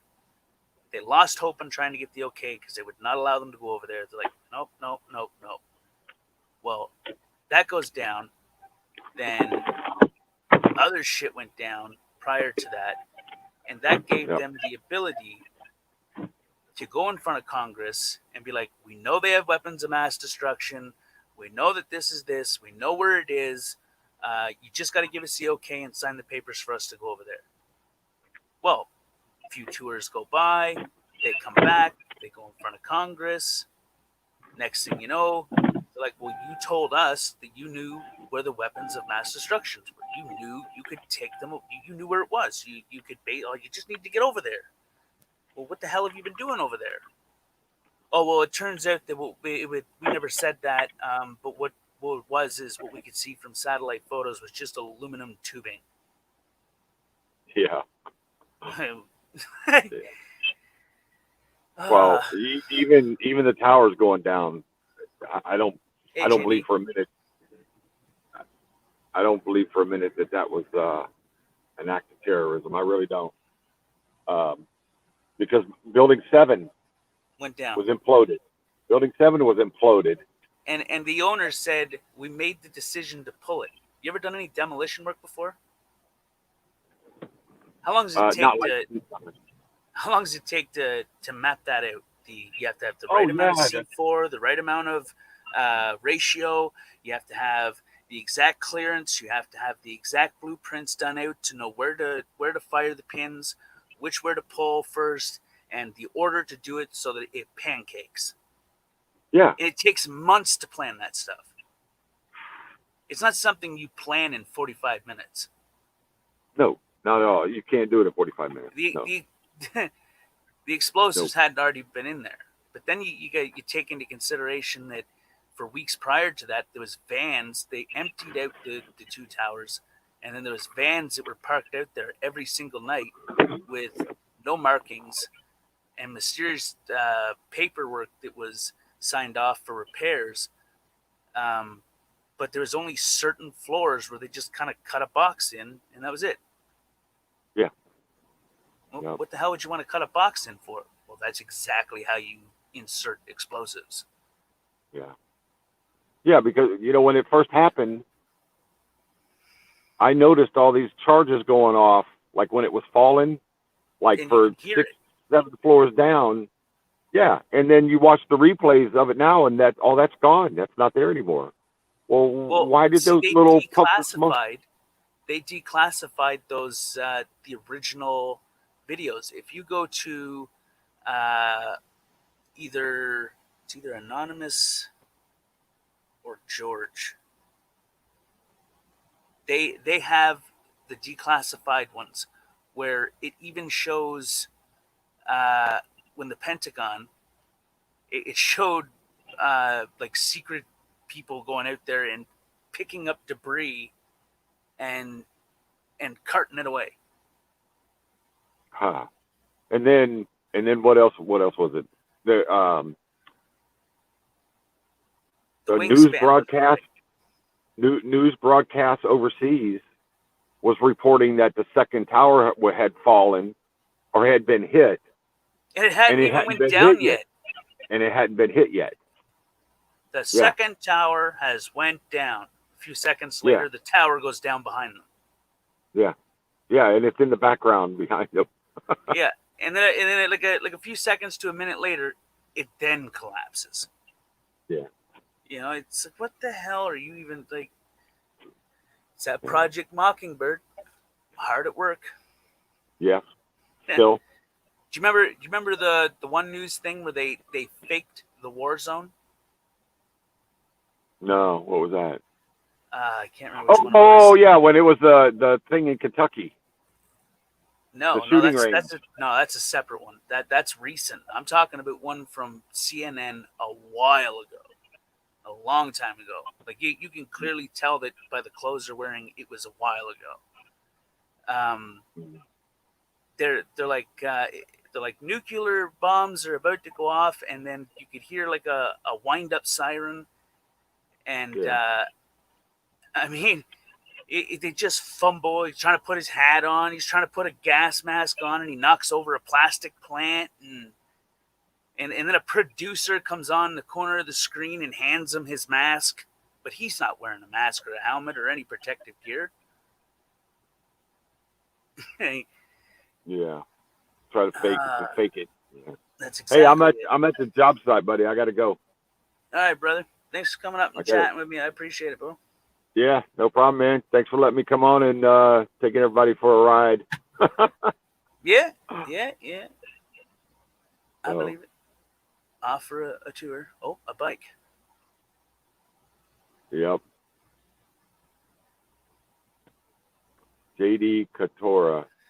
Is that how you say that? Katora? JD? What's up, buddy? Blue eyes again. How you doing? Tara. Yeah. I've seen that name before too. I mean, you can probably break it down. K-O Terra. K-O Terra. Tara. Katura. Katara. At any rate, I gotta go. Alrighty, bro. Take care, man. You too. Peace. Have a good day. Yep. Be safe, man. Yeah, buddy. Take care. Alrighty. Sorry, I haven't really been paying attention to chat much. Mas in the middle of a conversation, you know? Bit of a conversation.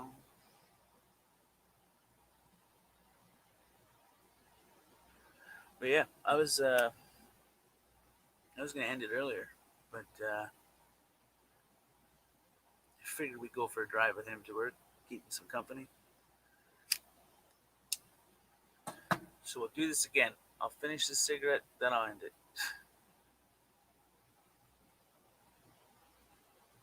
Who's all still here? Tank, how would such a massive event be totally covered up?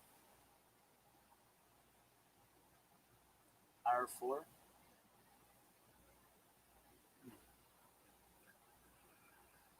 Well,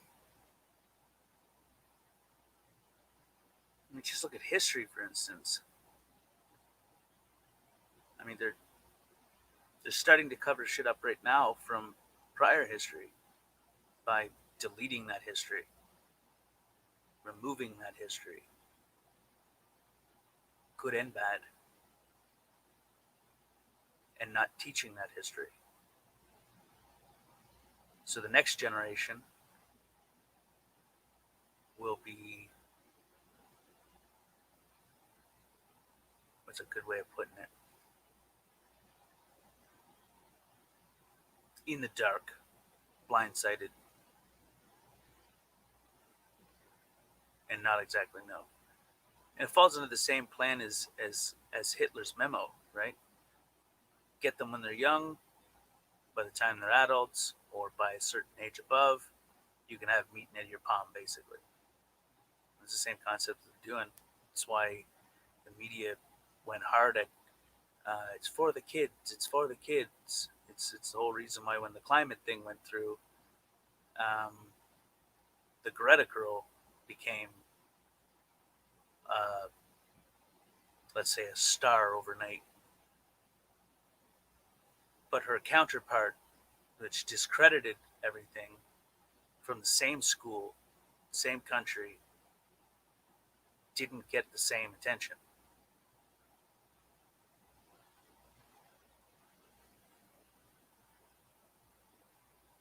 Watch one hand. I think you know the rest of it.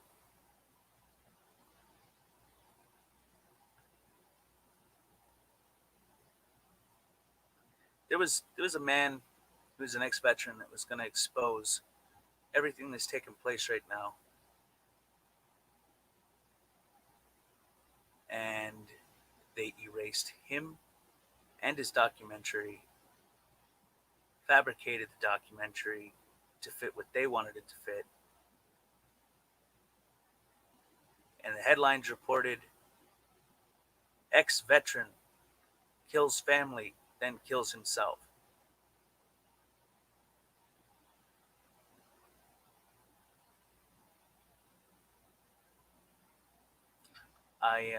If you ever seen the crime scene photos, I have the crime scene photos here on a hard drive somewhere. He didn't kill himself. And if he didn't kill himself, then who killed everybody?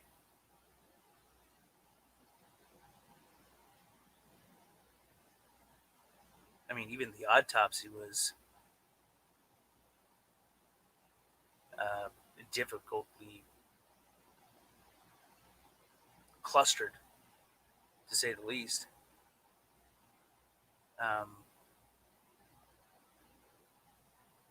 Time of death was fabricated and altered. There was other circumstances that screwed that all up.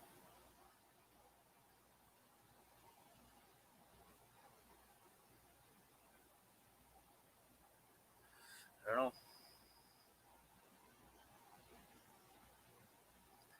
But the man shoots with one hand, and the hand that he shoots with was cut off, clean cut. Uh,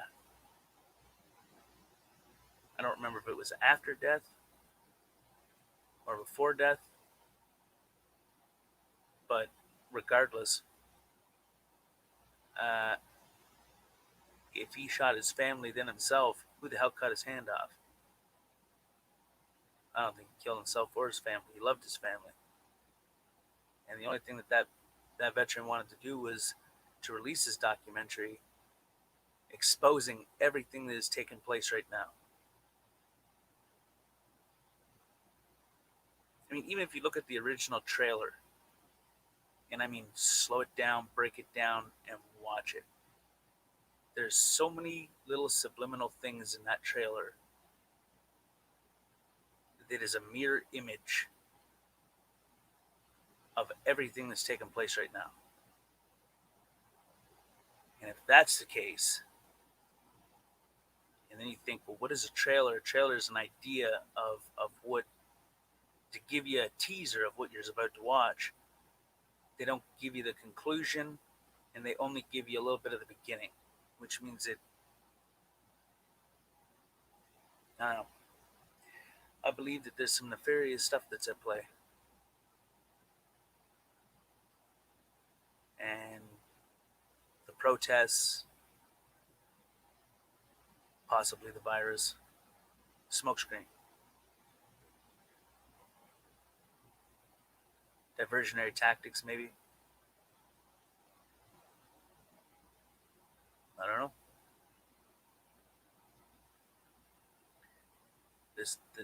You can't really say much on these types of platforms.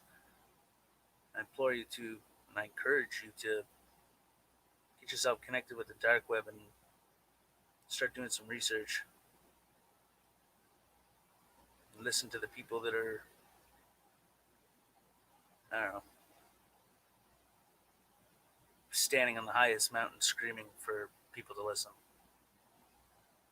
You may not agree with it, may not fall under what you believe in any aspect, but at least you could listen to what these people are saying and maybe form your own opinion. Look into it for yourself. See if there's any truth to it. I mean, let's say there is truth to it. It's a life and death matter.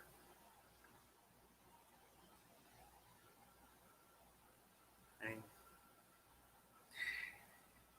definitely be worth the looking into.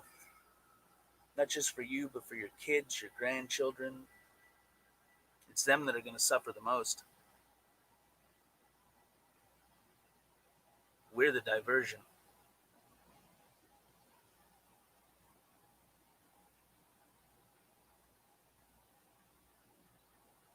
I don't know. I've never been much of a person that gives a shit what happens to me, but I care more for other people.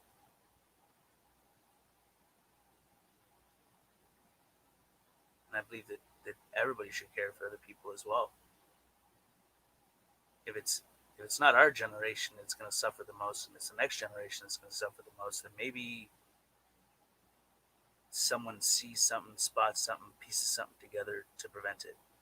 I mean, there's people that are doing it right now that are changing. They're changing portions of the agenda, which is giving more time, saving a few more lives, I guess. I don't know. There's good and bad in the shadows.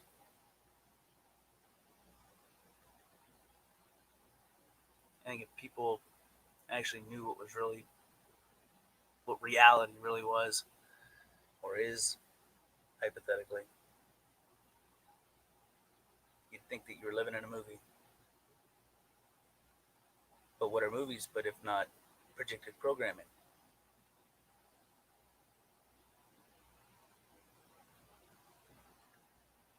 There's a guy that said that he found a Simpsons episode a long time before the towers, that showed the towers going down.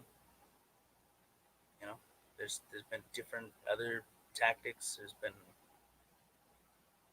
predictive programming is basically just attacking the subconscious to have the conscience follow suit. It's like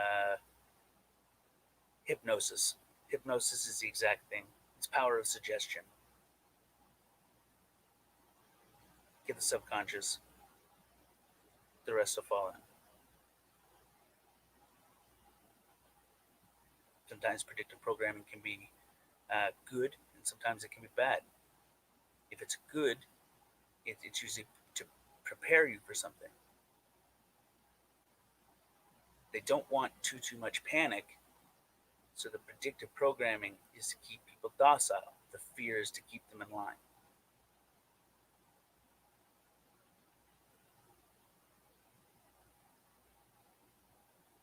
You scare the shit out of people enough,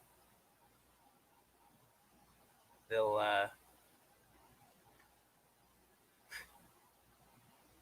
bend over and give you the lube. That's why I encourage people to not let fear get to them, to remain level-headed. You have nothing to fear but fear itself.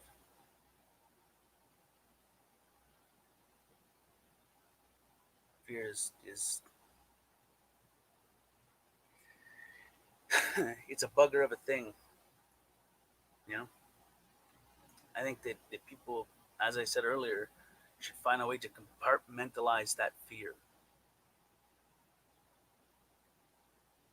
So it's like the thing I said the other night there, where you're standing in a gymnasium full of people.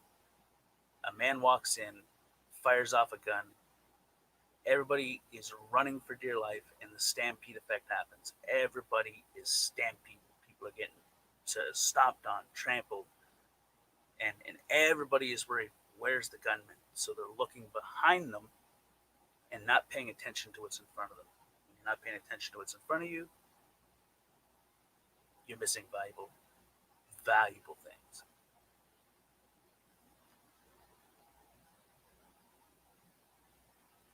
And the only thing I can come from that is that I think that's why they use fear. It's why it's in the media. It's why there's so much hype around it. There's so much around everything, anything. You know, the power of suggestion mixed with the fear tactics, mixed with there's a solution. There's always a solution. If there's a plus, there's a negative. If there's an action, there's a reaction.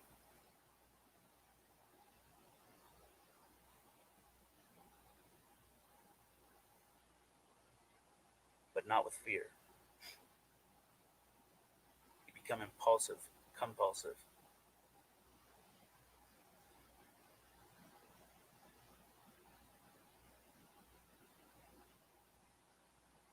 There's a reason why one of the key things that they teach in the military is compartmentalization, so that you can do things under a level-headed. You can slow things down and break them down by compartmentalizing that. I don't know if there's anybody that watches me that knows how to box or fight or mixed martial arts or anything like that, but um, there's something that a lot of boxers use, and it's the 5 deep breaths. Because when you walk into when you're when you're in a match and you have that fear that comes over you, your heart starts to race a little bit, get that lump in your throat, knees feel a little bit weird. You know, it it makes you an immediate weakness right off the get go. So you take those 5 deep breaths and just focus on your target. Remember your training and move in.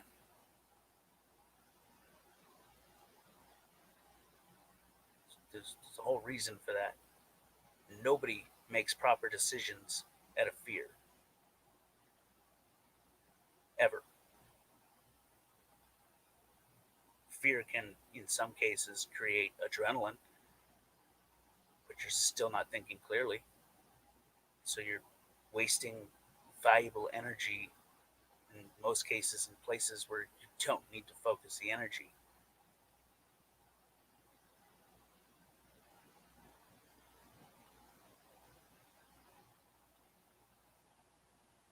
I don't know. Why would it take such a massive tragedy to invoke an act of war? Just think of the many moving parts from start to finish if you're gonna provoke a favorable reaction to going to war. Right. I mean, very much so right. And public opinion goes a long way. So if you can make a public event something that hits people, that touches people at home, then they're automatically in support of whatever the hell you want to do. You know? Hey, I'm back. All right. Welcome back. I was gonna end it and then I started talking. Damn it, what the hell? Well, yeah, I got all the way down here and got to unloaded the drywall, and went to get my drills out of my toolbox in the back of my truck, and then was like, oh shit, they're in that other fifth wheel that I'm remodeling way the hell back up in Port Richey, so I got to drive all the way home to get my drills and come all the way back. You should do what I do. I just strap a trailer to the truck, and that's my workplace. And without the trailer, I don't do a job. Well, with the trailer, I know I got everything for the job. Well, the thing is I wasn't supposed to be coming down here today. I worked on that fifth wheel yesterday, and I had planned on going over there working this morning. But then I got a call late last night that things have changed. I got to come down here and put the drywall on the ceiling. And I had left my tools in the other rig, and I forgot all about it. So I drove all the way down here. I got to go all the way back. Another hour driving this morning. And also, if you see Blue Eyes, tell her that I didn't mean what I was saying earlier in a bad way. I just was commenting on she didn't want to talk about anything in a bad way. Yeah, no. Because I got to thinking, I was like, wow, she doesn't really know me. I hope she doesn't think I was saying anything, in a bad way. It's just that, this is, I think she was mistaken about what the channel was or something. Or and then I could be wrong too. So no, I mean, a lot of times I shoot the shit, but I mean, I there's parts when I'm shooting the shit where there's things that I'll say or things that I'll hint to that people that have done the same research or done the same investigative work or read the same articles or went down the same damn rabbit holes, they'll understand it, and it's I don't know, it's like little crumbs. Sometimes I just come right out and say it. Yeah. but there's some things you can't. You can only leave breadcrumbs. No, I Try don't to think make either people, one of us were meaning anything bad about. I don't know no. why she would think that we meant anything bad about it to her or about her. You know, I think she just wanted to have her coffee and not talk about it. I don't think she she would have really cared wanted to. anyway. Yeah, yeah. And I was thinking, well, wait a minute, that's what this channel's about, isn't it? Are you going to come to a channel and try to change the subject and not talk about, you know, the major thing that's spoken here? You know? So, but yeah, I didn't want her to. I wasn't Some like people have their attacking own her. cup of teas, right? They have their own things, and some things it's not maybe Yeah, not even so much that they don't care. It's just that they just don't want to bother with it or stress themselves out about it or go down a rabbit hole I that may cause them stress. I Uh, got the feeling she didn't even want to know about this stuff. You know what I mean? Like she didn't want to. She just didn't want to know anything about it. Like maybe she does. She just I don't know. some people are like that Uh, though. They think like if they don't, well, if I don't know anything about it, it won't affect me. So don't tell me, don't talk to me, don't tell me about it because I don't want to know. I don't want it to affect me. But it is going to affect you. it's going to affect a lot of people. Yeah. There's going to be millions of people that are going to lose their lives over an agenda. I think that's the whole point of the agenda. I mean, Well, that's what if Bill you go to Gates talked Agenda about, 21, you know, lowering population the control population. or Yeah, that's what he talked about, lowering the population of well, the world. did you hear the interviews that they did where they said that in the span of a certain amount of years, they could lower the population to a safe, sustainable population count where they could flourish. But Yeah, you where have to kill off a large portion of the population. and Bill Gates on what I think it was a TED talk. I'm not sure if it was a TED talk or not, where he's talking about the vaccine, and if all goes well, we can lower the population by 10 to 15%. Yeah, a And he's vaccine like, is what do you mean supposed if to all go? save What do you mean if lives. all goes well? Isn't the vaccine supposed to save lives, though? Well, I guess, yeah. I mean, that's what I would think the whole point of it would be. But Seems kind of Bill Gates contradictory to use a vaccination to save lives, but lower the population by that amount. and make the comment that, and if all goes well, we can lower the population by 10 to 15. What do you mean if all goes well? That's what he said. You know what's in vaccinations? I mean, one of the key things is of the element is they inject you with, so for COVID, for instance, They inject the virus. So let's put a mask on so we don't get this thing, but take this vaccine so we can put some of it in you. Right. It's why. Let me give you the vaccine, or let me give you the virus, and you can just practice your social distancing and wear your masks and don't get the virus, but we're gonna give it to you when we put it in the vaccination.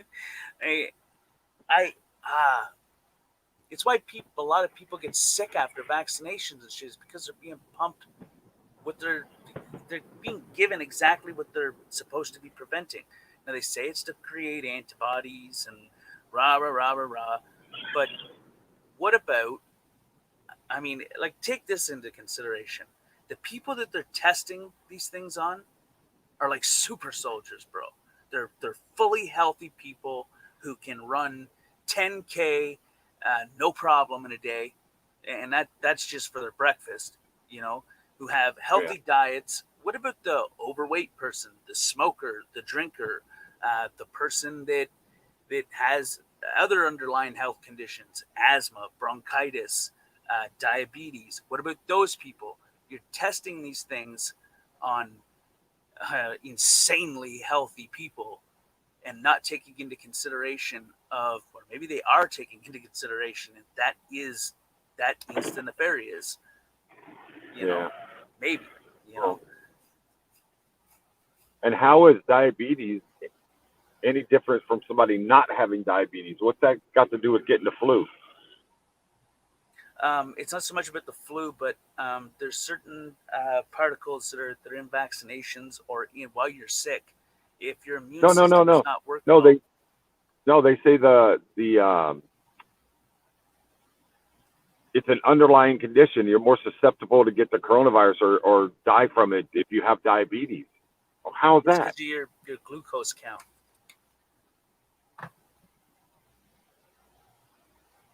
Whether I've had too much sugar, I don't understand the correlation between having the flu and having diabetes. So if your immune system is fighting at an overactive rate, it means that the natural sugars that are in your body are being used to feed your immune system.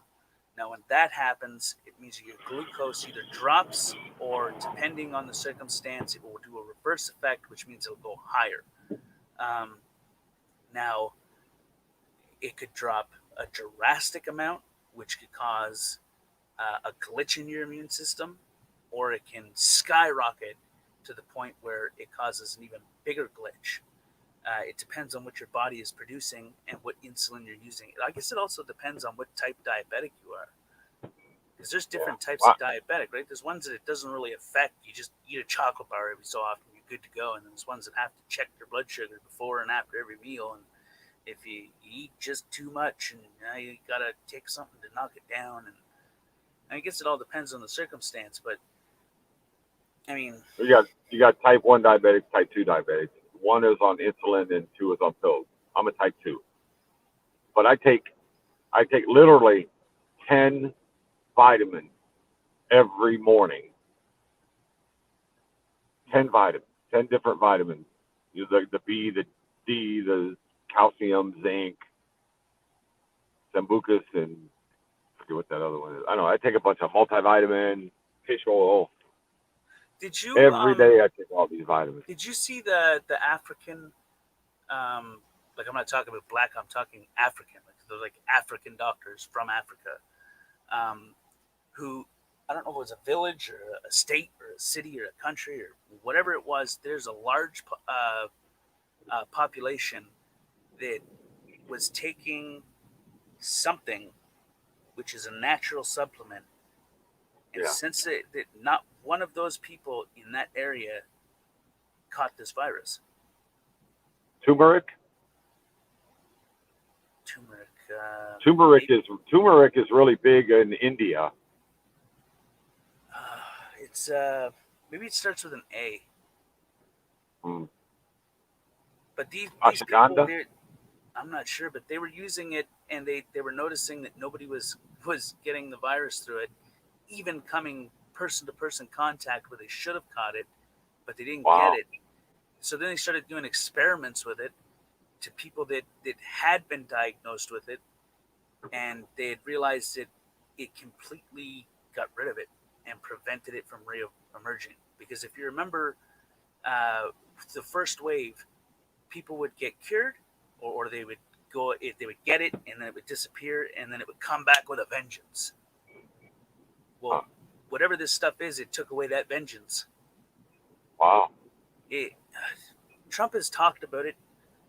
The hydrochloric acid, or no, that's not right. That sounds like something. Hydrochloroquine. I think so. Yeah.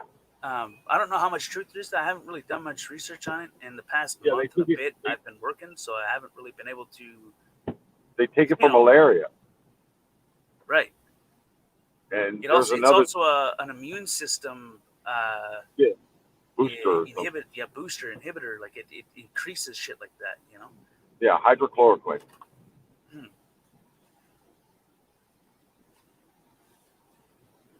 I would be curious. Doctors aren't giving it out freely. They're not. But there is some studies going on with it.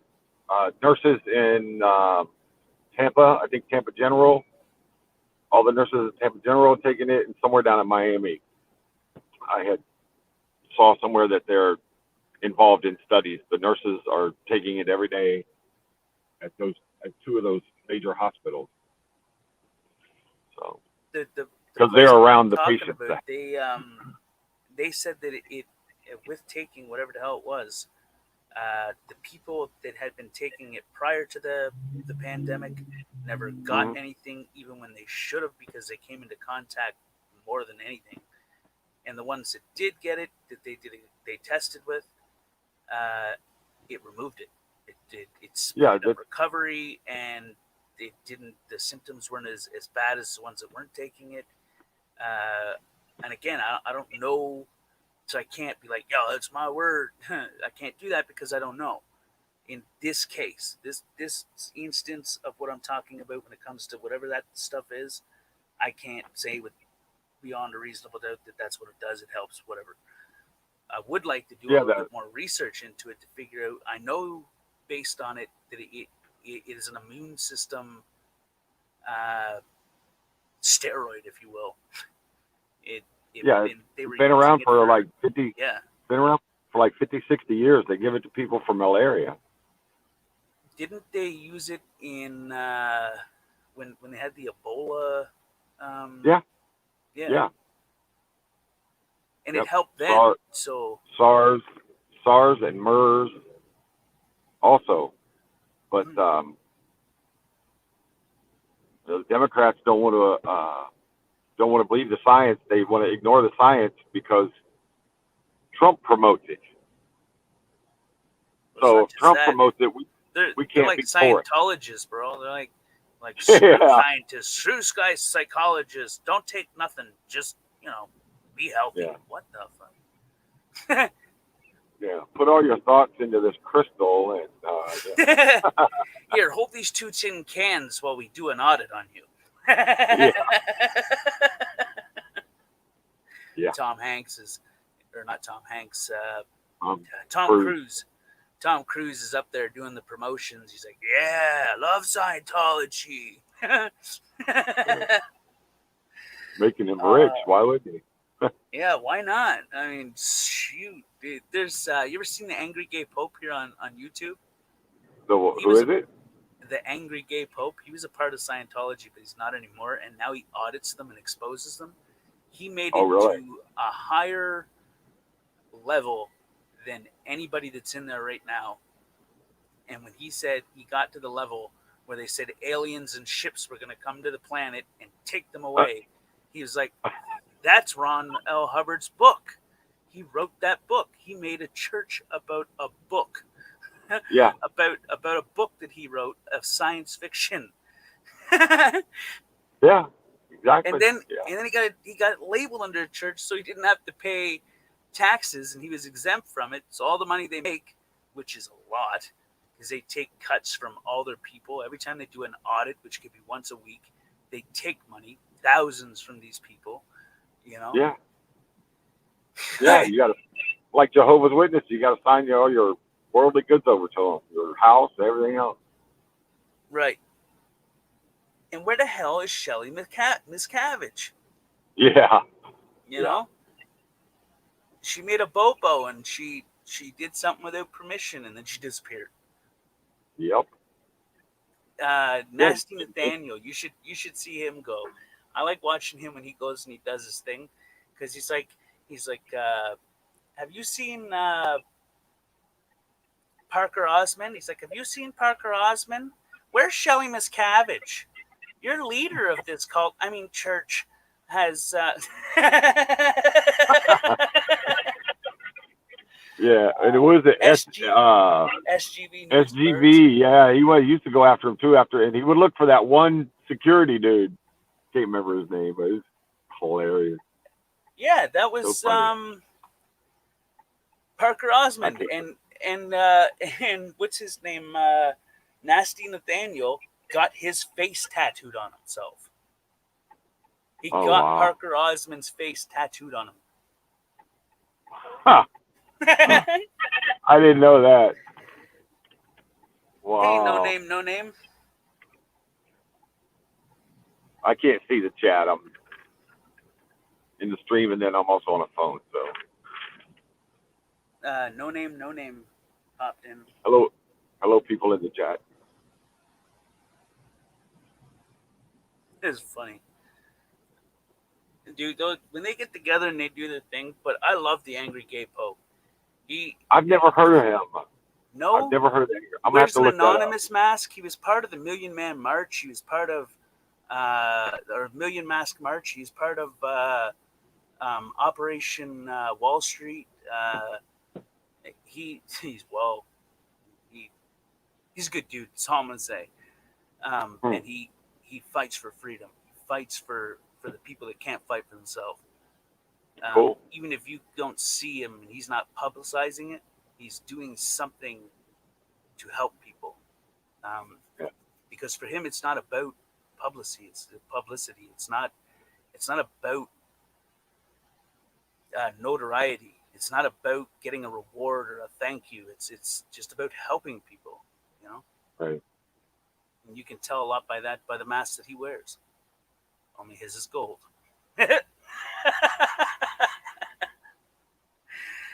Oh, I got the assless chaps, bro. Oh, the angry God. Pope. The angry gay Pope. Pope. The angry gay Pope. Gay Pope. Yep. Okay. Angry gay Pope. I have to look that. I look him up. He's on YouTube. Yeah, bro. He's on YouTube. I mean, he hasn't really posted much lately, but he used to do a lot of things. But if he's not posting, it means that he's working on something. Okay. Angry gay Pope. Which means it's probably something big because it just. But if he's got any of his old videos up, you got to watch those. Those are hilarious. He's like, have you made it to tier 5 yet? Have you made it to tier 5 yet? You know the aliens are coming with the ships and they're going to take you away to another planet. Oh, my God. It sounds out there, but these are things that they're led to believe, you know? It's got to tear them up that he was up so high and then got out of it, making fun of him. Oh, it does. And they try to disavow him, and they're like, oh, you were never at that. You were never at that. Well, check my stats. I'm pretty sure you still have the audit record. You save all those. Like, when he... Okay, let me give you a little bit of background. When he left the Church of Scientology, is roughly around the same time that Anonymous started hacking their servers. They had an inside man go in and insert basically like a keylogger inside their own main servers to get their financial records, all of their records from start to finish, everything, access to cameras, etc. I don't know if you remember that big thing with Anonymous and Scientology, but it was big. There's a lot of shit that happened through that. And they did protests. Anonymous did protests. They posted in 4chan like, hey, everybody go to here. This is where it's going to be. Like almost like a flash mob, you know. And people that were Anonymous supporters or Anonymous, they would all go there and they would protest it, and they would stand and peacefully do things. And it's the same concept as Operation not Operation.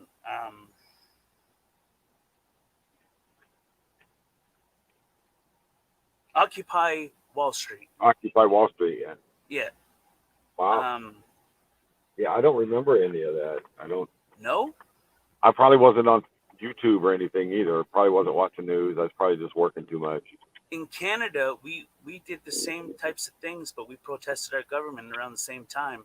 That had to do and had affiliations through Wall Street. And one of the Anonymous members got shot.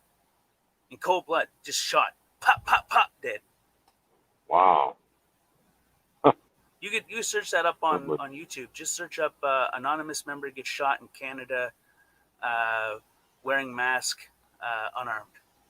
Something like that. Trick the algorithm into spitting the video out. It's fucking... it was stupid. Absolutely stupid. Somebody phoned in and said that one of them had a weapon, and because everybody was wearing an anonymous mask. He's automatically a suspect. And oh my God, look, an anonymous mask, shoot him. You know, shortly after that, an anonymous hacked into the RCMP, the OPP, every lettered agency in Canada, and started releasing the names and addresses and police discipline records of all officers, and they were releasing them in sequence. It was, listen, you correct this problem and you charge that man for shooting this unarmed man, or we're going to keep spitting out this shit, which means there's going to be some serious criminals that are come knocking on your doors, and it's going to be all on you. So every day, every week, we're going to release more and more and more and more, which is going to put you at more risk if you do not follow the law and charge that man for shooting that anonymous member. Unarmed. Wow. Yeah, because that's murder, period. That's exactly what it was. Because he didn't do anything. He had his back turned and everything. You got to watch the video. It's heartbreaking. It's on video? It's on video. It's on YouTube somewhere. Why would they not? Many anonymous channels that have it up that said their piece. It's from years ago. It's a number of years ago, but it's still relevant to today's times of corruption and abuse of power and the violation of people. You know, like they just shot him because he's wearing an anonymous mask, and they heard a man in an anonymous mask had a gun or had a knife or whatever the hell the case may be. Huh. Wow. I don't understand why they would not have charged him anyway to begin with. If the guy was unarmed, not a threat, not threatening, had his back turned, that's just cold-blooded murder.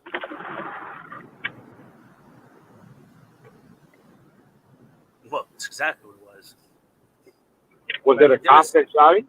Yeah, it was a cop that shot him. Cop pulled up. Oh, okay. Yeah, that's the whole reason why all of the lettered agencies and cop shops and cops databases were hacked. Well, they need to do that anyway. Why they did that.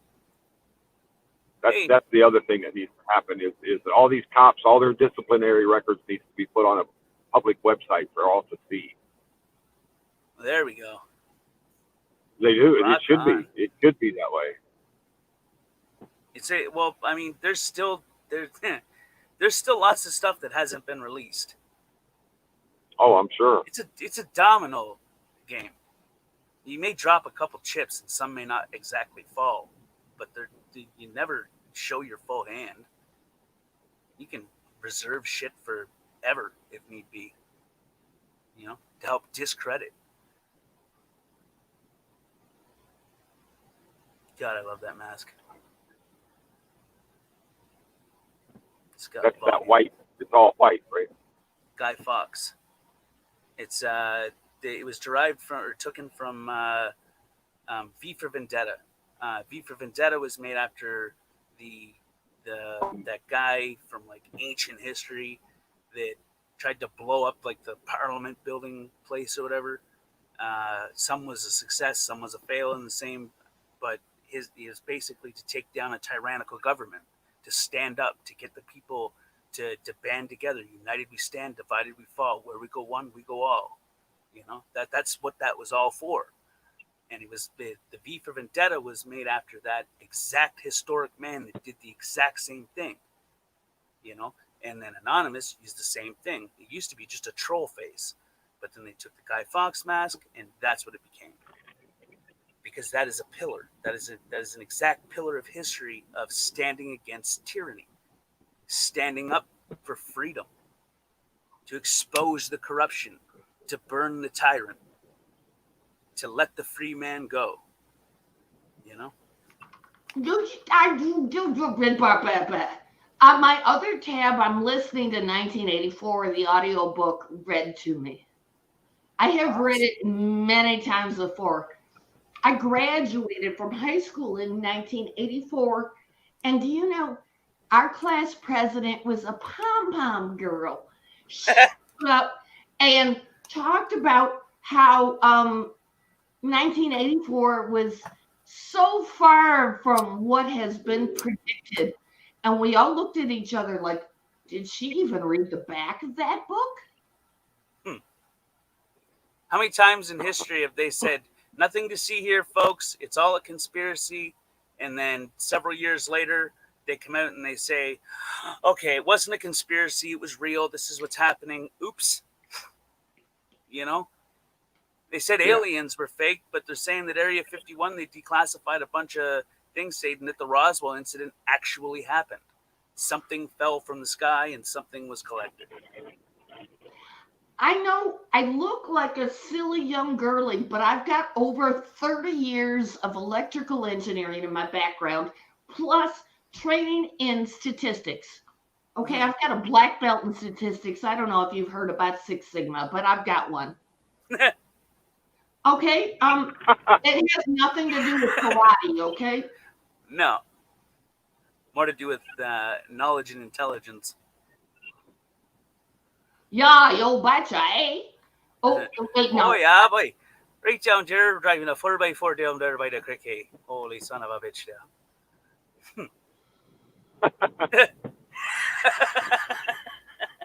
It was kind of scary going to Michigan Tech in the 80s as a female trying to be an engineer. Yeah, and oh man, the sexism there was very strong. Especially, they called me Booth. Booth? Booth.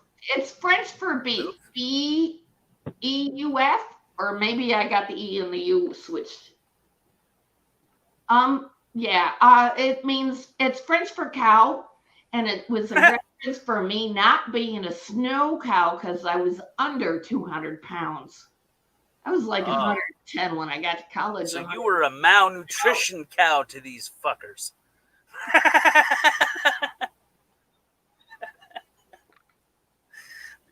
I bet you shocked them all in the end of it. I shocked them so many ways, fellas. I mean, these adult men were amazed that I could catch worms, put them on a hook, go fish, gut the fish, and cook it up. They thought that was a fucking miracle. And they were probably shocked that you couldn't even cook a pie. They could barely cook a TV dinner. How much we have fallen and rised all at the same time. Yeah. What I did for in the 70s as a kid, they would round up CPS and haul me in and take me away. With me because, oh my God, my grandmother taught me how to ride the ATV and pick berries. So and I would go bring buckets of berries home after a few hours, and she'd pack me a lunch. And in her defense, I say, she taught me how to do this first. I knew the trails, I knew the berries, I knew what I was fucking doing. I was enabled. But nowadays, oh no, CPS would be so mad. How do you let a 10-year-old girl go out and have ATV with just a hard hat and some buckets? She may break a nail. Jesus, don't do it. No, I filed them short. I don't really have but these nails are deadly. Oh, dude. I'm sorry. I live near Detroit. Am I allowed to say my refrain here? You're what, sorry? I live near Detroit. Can I say my refrain? You guys aren't going to like it. Okay. Go. Shoot her. Stomp on the instep, pick your knee up into their balls, and then gouge their eyes out. Holy shit, you took a rape prevention course or something. What the hell? I'm mid-50s. I am mid-50s. Look at me. I'm mid-50s. I think I look nice for mid-50s, right? Don't look a day under 25. That's all I'm saying. Okay. Well, this is clean living. And now you guys aren't going to believe this, but the Feingold diet has been around since the 70s. And the whole premise of the Feingold diet is petroleum is not a food group. I should not eat petroleum, and I'm on a Feingold diet to avoid foods that have petroleum. Do you realize that over 80% of our foods in the supermarkets are not allowed to be sold in other countries because they have petroleum in them? Yeah, that's true. A lot of countries, they'll have the same food we have, but it's different ingredients, and it's against the law for them to sell American foods because of the petroleum. What we're talking about is the artificial dyes and the artificial sweeteners and what's that other thing? Oh, the preservative. GMO.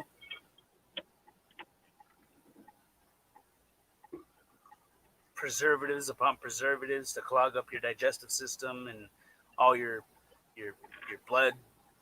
You get blood clots from certain things, and it filters through your system to such a degree where it doesn't filter through your system. It leaves particles behind, which makes you susceptible to any number of different health issues. Yeah, the Feingold diet talks about how it can relieve everything from eczema to ADD to whatever. Just you're talking about the actual Feingold flakes? What? The Feingold flakes? No. Wait, are they calling me a Feingold flake? No, I was saying you said the Feingold diet. Feingold diet. He has been he's dead now, but he was around in the 70s.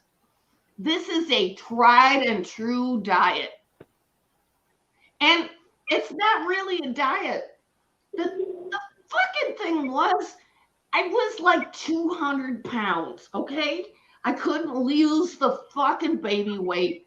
And then I gave up the petroleum and all forms of dieting.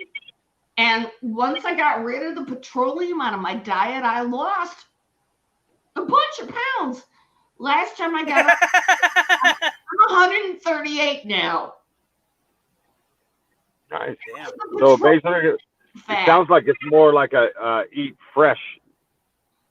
Oh yeah, I eat organic as much as I can, and I'm so sad about the way I used to have to drive 3 counties over to get organic produce in the 80s. Wow. And now it's at every supermarket. Oh, I couldn't have ever dreamed.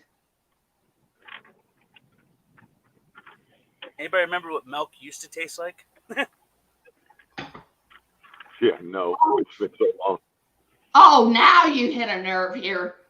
Pasteurization and homogenization is super bad for me. I can't do fresh milk at all from commercial sources. No. I need to heat it to unhomogenize it first, or it hurts me. Homogenization means they make the little fat bubbles so small they can pass through your stomach lining and give you the shits for a week. Oh, usually I just make cottage cheese and throw it up right away.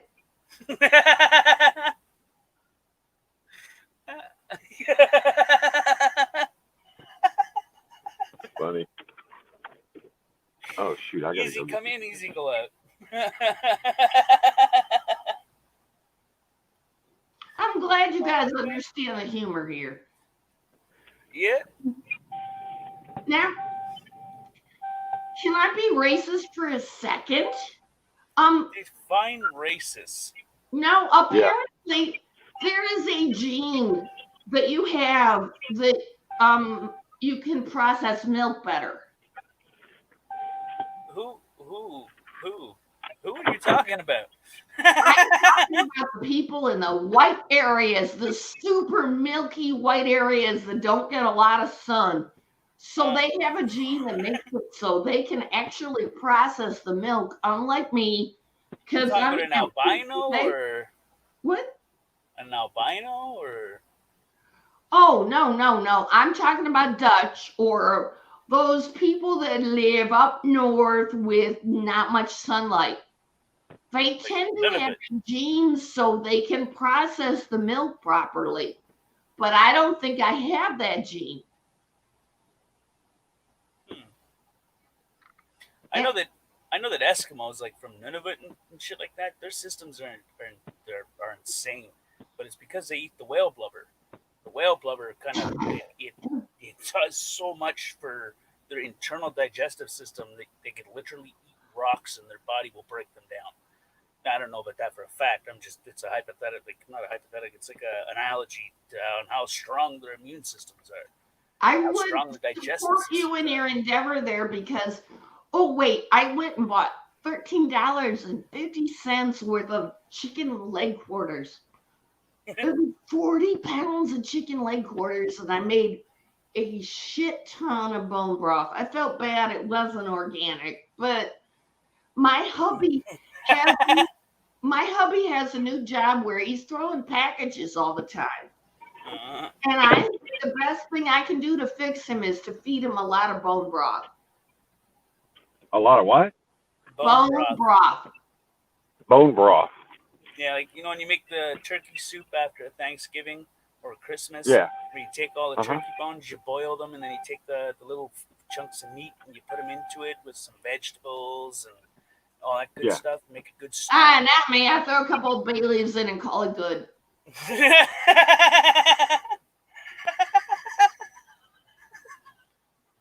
I add the other stuff later when I'm making soup.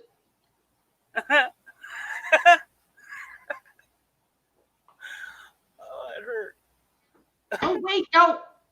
I'm on the wrong channel, aren't I? We're not on a dope smoker channel, are we? I mean, marijuana. No. I occasionally smoke. I used to smoke a shite ton. Well, no, what I think about bay leaves is it's got mycene. That's one of the terps that people like.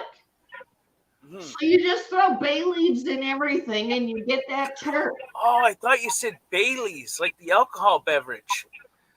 Oh, no, Baileys. You mix that shit with milk and it's some pretty good tasting stuff.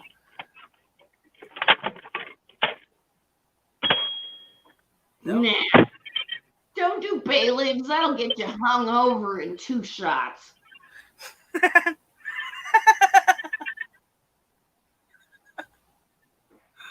Now, see, this is Sky Vodka. And I was reading a book on how to figure out how to make more patents. Because, I am remitting my duties. I only have 2 patents to my name. 2 patents with my name on it. What are the patents? I dare ask. No, they're just for fuel economy and emission. Oh, okay. And I don't own them. The company owns them. It's been my experience that any alcohol that comes in a... I could have retired with full pennies. I got fired after 25. Oh, the downturn. What was it? March last year. So what the hell? No, I'm sorry, guys. No, I won't tell you my tale of woe. Can I do a dab or is that bad? Do you think? I do think. I can prove to you. No. Do your thing. If you want to do a dab, do a dab. Oh, no. Tank Boy, I'm just being respectful to you. If this is not the right channel for that, I won't do it. You're good. No worries. Okay. I check first. I try to be nice. It's your channel. Thank you. I appreciate that. Nice. Hey, and look, I even got dressed before I came on. Now see, that's where we have a problem. Oh, well, if you have a problem with that, talk me into going to my other channel. Oh, my God. Oh my God, they're all private strains and Oh my God, invite look at this. only, and definitely not a black tie. Don't wear anything. COVID testing. What the Oh hell? shit! What? COVID testing. Where? At the mall right here. They got all these people. Nice shopping there, then. I'm not going in there. It's a drive-through. It's a drive-through. Right straight ahead is the drive-through, the auto center, and they having you drive through the auto center to get tested and come out. That was the out right there that we just saw. What the hell? Yeah, testing set up here at the mall for COVID-19.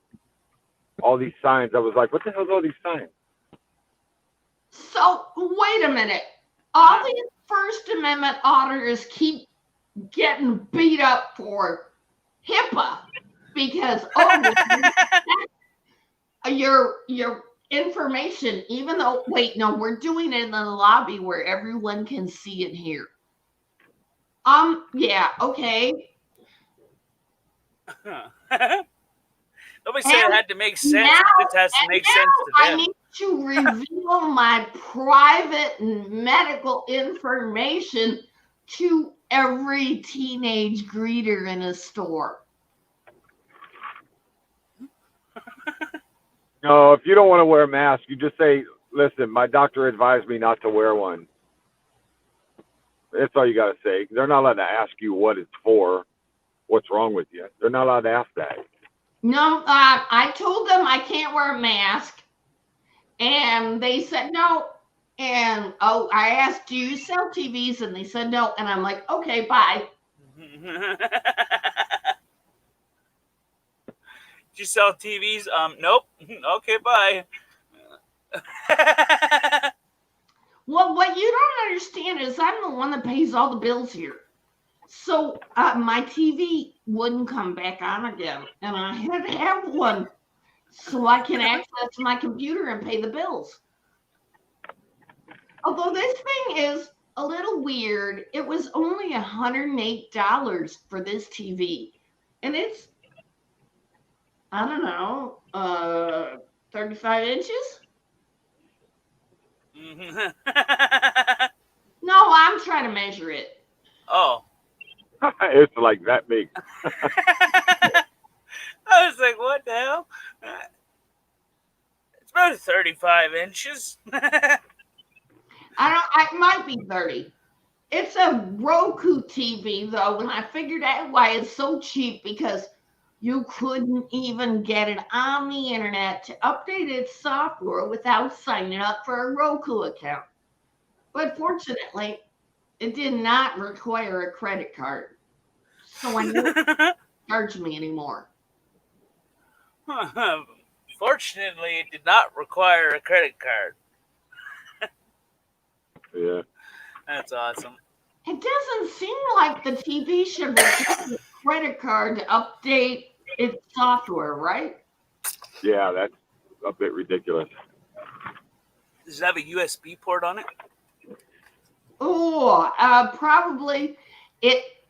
But you know what it really has that I am drooling over is Picture? no, it's got the 3-color thing. I think I can hook up my Super Nintendo Entertainment System. Been a while since I had a TV I could hook up the RGB to. You call that RGB, right? Red, green, blue. I would say that those are, well, it's not coax. It's yeah, maybe. Oh no! Coax doesn't work with the Nintendo. I need a red, green, blue. Oh, the almost the original version of HDMI. It's what HDMI was before they put it in a tiny little plug.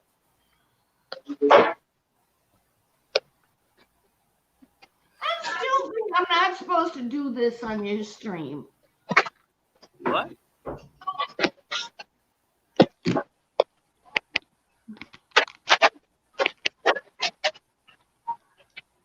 little bit of taffy. Allegedly.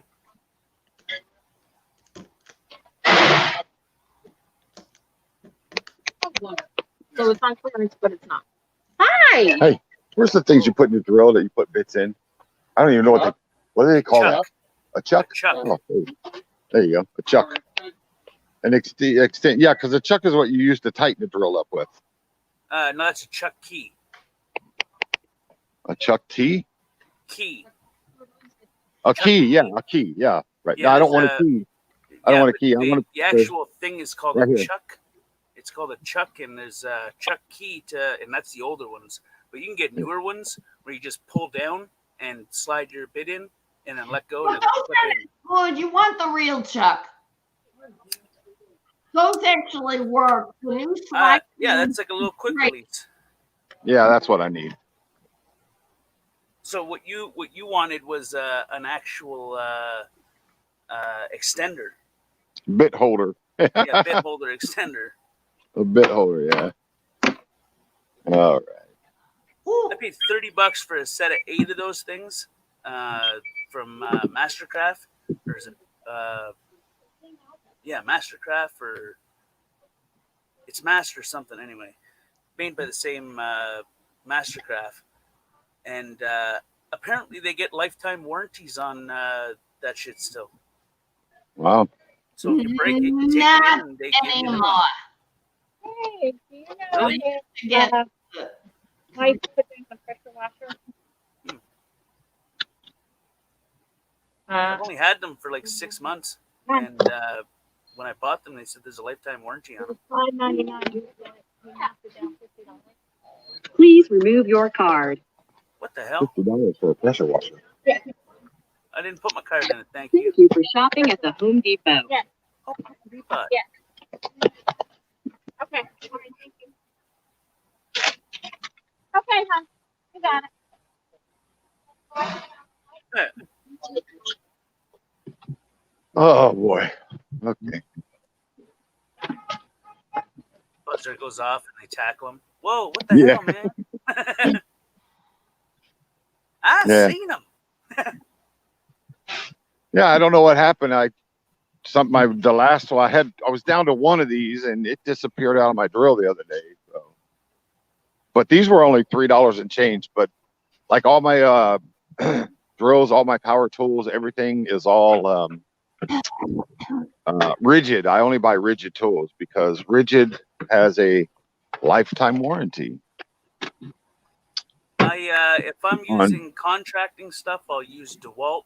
If I'm doing mechanical stuff, I'll use Mastercraft or MotorMaster. Those are the key things that I like to use. I find DeWalt is really good because they're easy to quick fix. I got 2 questions. Oh, well, let's start with the first one. Okay. Well, I recently took my truck in. Well, it's 9 years old. It's a Flex. And my calipers were froze up and I needed brakes all the way around. And my condenser on the AC was broken. And they fixed it all and I paid. You I'll need take new the money. transmission. No, I was just joking. Oh, no, I'm sorry. I didn't hear you. I was talking. Will you please repeat so I can understand? Him or me? I gotta leave and come back. Something went crazy with my thing. I'll be right back. Yeah, buddy. I did not drive him away, right? No, you just had to re-go in. You probably, when you No, went into I the did a store, whole bunch of probably work on my cross-reacted with their And networking then- cables, which caused it to glitch the device. And then I left it in the driveway for a week. And the next time I drove it, my Flex sounded like a Mustang. Your brakes sounded like a Mustang? Flex, my Flex. Oh, the truck. Yeah, you betcha. You probably need a new exhaust, too. Different. It sounded like a Mustang instead of my old lady truck. And it's funny. You might need a new catalytic or muffler. What? You might need a new catalytic converter or muffler. Oh no! It turned out the bolts on my flex plate broke, and they had to replace a gasket. What? So it's all fixed again, and they told me I didn't rust it through. I'm really worried because this is an old lady truck. Okay, I don't. I only want to go to the corner and back, but I don't do it. I live near a freeway, so I go up and down the freeway a couple of times every time I drive my truck and make sure it gets all hot. Because lady truck, right? I'm an automotive engineer. I understand you need to make all that shit hot so it doesn't rust. Burn the carbon out.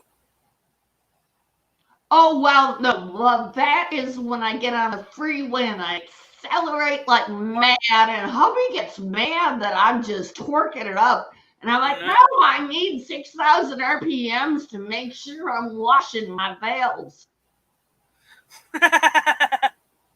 This bitch better redline by the end of the night. That's funny. No, my car won't redline. I've seen the software, it won't do it.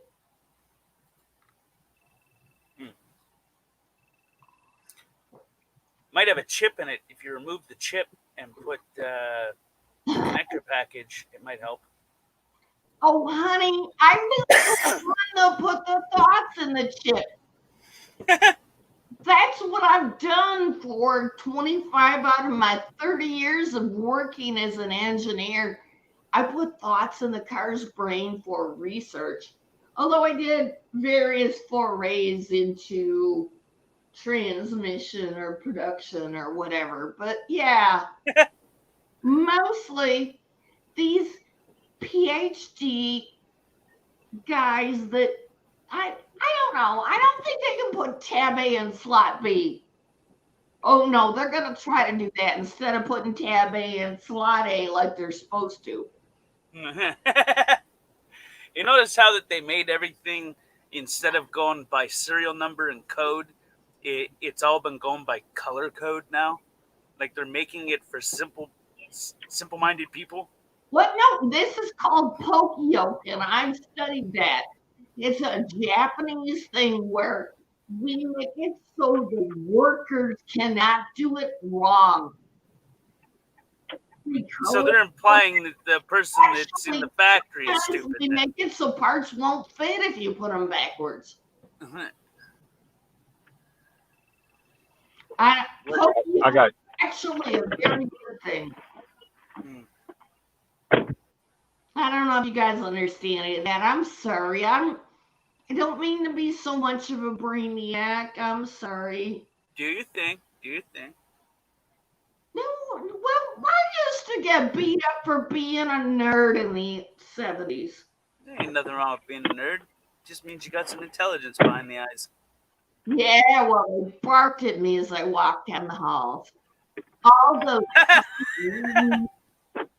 I couldn't even read, and they were so pissed at me, they'd bark at me as I went down the hall. Telling me I'm a dog. Yeah, I would have asked them, what kind of dog am I?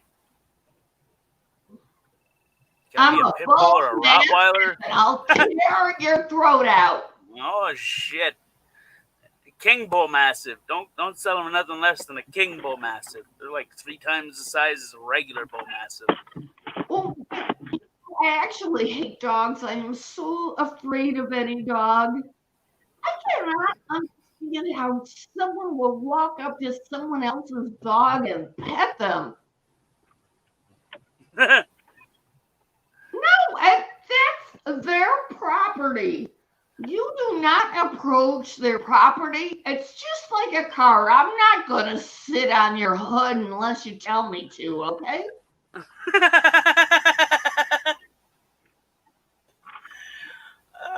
Oh my God. No, I'm a firm believer in freedom of rights, freedom of expression. And, oh wait, no, I'm entitled that learned my Bill of Rights in the 70s for the 1776 bicentennial celebration. I remember that. Oh, I yeah. remember that. All thought we needed to know all 10 amendments and know what they meant. And everyone has lost that.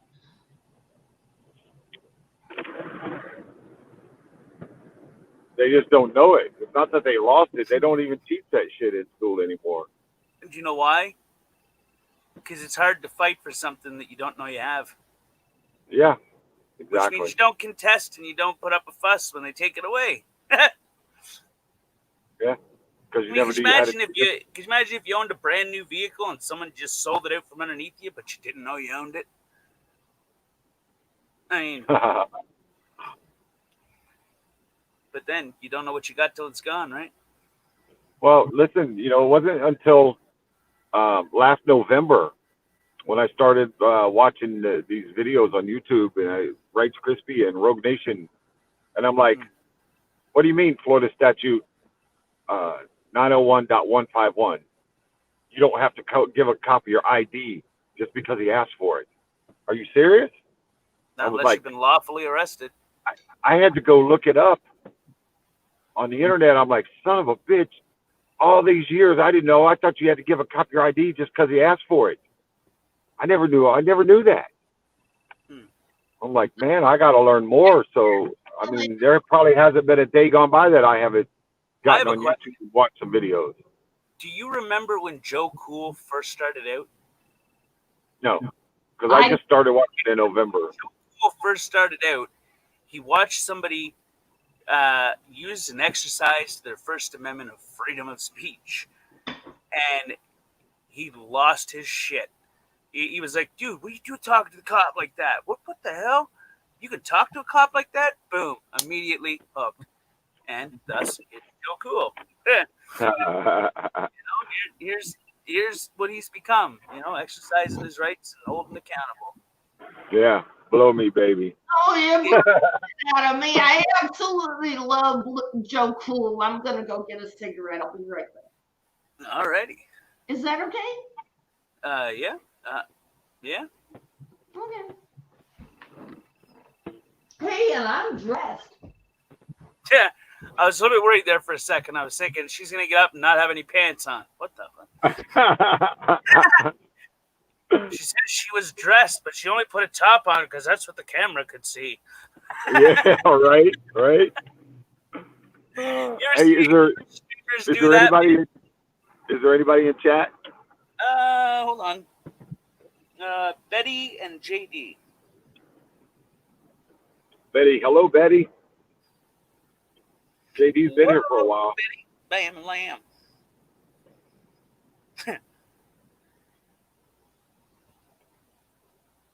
Yeah, I've watched a lot of people that are massive channels now, and big names just come from becoming like they just started. They were nothing when they started, but now there's something, Yeah.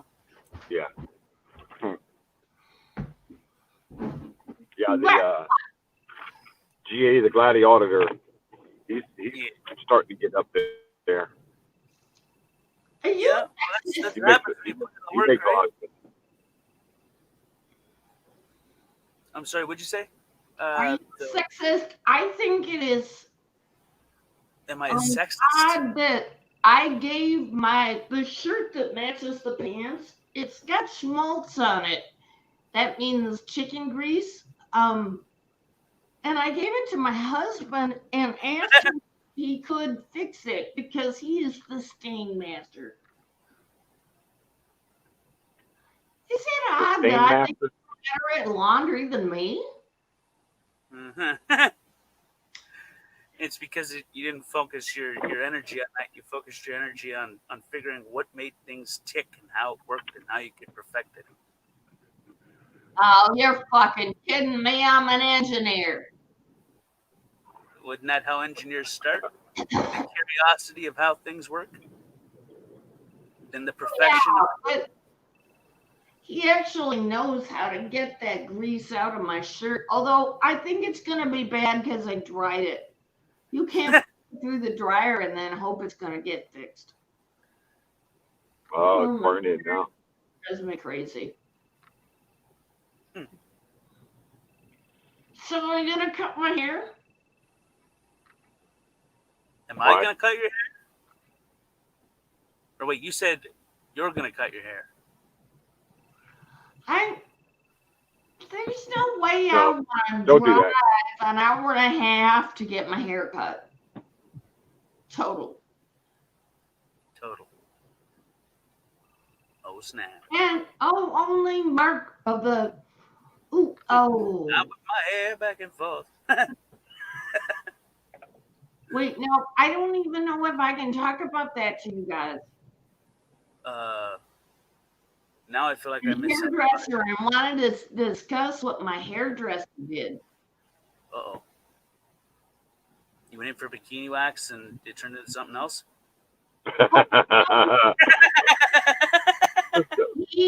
Bikini wax with a happy ending. Before he encountered me, he had previously done up trans hair? Do I call it that? And he has been so mad at me for what I've done to my hair. Oh my God. Because he is a... Well, I don't think you're supposed to put chicken grease in your hair. No, probably not. No, I didn't. No, I bet it makes a good gel. But I put coconut oil in my hair. Maybe Crisco. I mean, but that'd make it short. Something about Mary.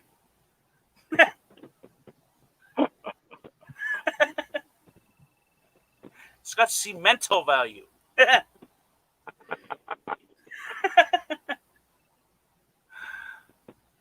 glad you guys get a laugh. I'm laughing with you. Well, you're supposed to. Yeah. I hope so. If you're poking shit at me, that means I'm accepted. It just depends on what you're getting poked.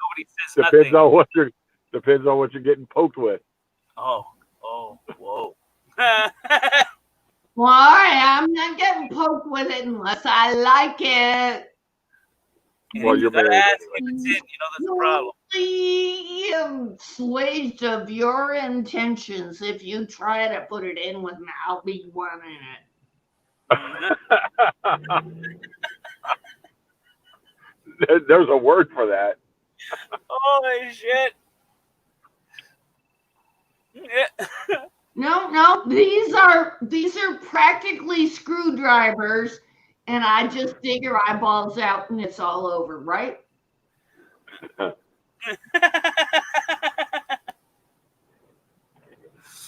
She's falling onto that self-defense training. There you go. Wait, no, I did weightlifting so many years. Oh my God, and I was a vegan then. How stupid is that? You're lucky you didn't keel over. You need your red meat to build up the proteins. Whoa, I'm a big red meat eater now. Oh my goodness. Recently I bought $13.50 of chicken legs from Gordon Food Service. Gordon Food Service is a restaurant supply chain, I guess. Yeah, they have open stores too, open retail stores to the public. Yeah, well, I go in on the public. I'm John Q. Public, and I go in and I buy. Oh wait, no, they didn't have it there. And I asked the guy, and I was really nice about it. Can you go look in the back and see if you have another box of these things? $13.50 for 40 pounds of chicken legs. And I'm like, oh, and we'll just take the cart so you don't have to lift it twice or carry it. And he looked at my cart, which only had Gordon stuff in it, and of course not my purse. And he's like, oh, okay, thank you. And now I've got Now I've got, I don't know, 30 quarts of chicken broth and a whole ton of chicken meat. 40 pounds of chicken legs for $13. That's not a bad deal. 13 Not at all. Yeah. Must not have been yard fed. Pretty good. Well, it's not organic. That's my whole problem. That's not organic. I would rather get a half a cow from somewhere local in Michigan. We got buffalo sellers around here. You can go and you can spend it costs a little bit, but you could buy a whole buffalo. They'll slaughter it and cut it into pepperoni sticks, steaks, hamburger, buffalo burger, ground up, anything you want. Nice. Pay the extra amount, and you can even take the hide. Wow. I don't know. Buffaloes are big. The hide. I have 10 things in my video game, but that is a whole huge lot of trouble. Yeah, there's a couple guys that took the hide and had it. I guess it was not taxidermy, but like they turned it into a rug kind of thing. Yeah, they had it tanned. Yeah. And hide. I'm a total whack job. I put 17,000 hours in a video game. What? What video game? Life Tetris. is futile. Life what? Life is futile. Life is futile. What's the moral of the game? I never heard of it. It is a medieval PvP MMO 24/7. The RPG? RPG, that's a little bit of a stretch because it's just... It's a role-playing game. Yeah.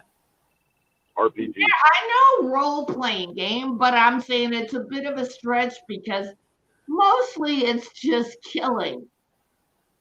I thought she was going to say something else that had something to do with like sexual or something. And she'd be like, well, there's no nurse outfits or anything, but.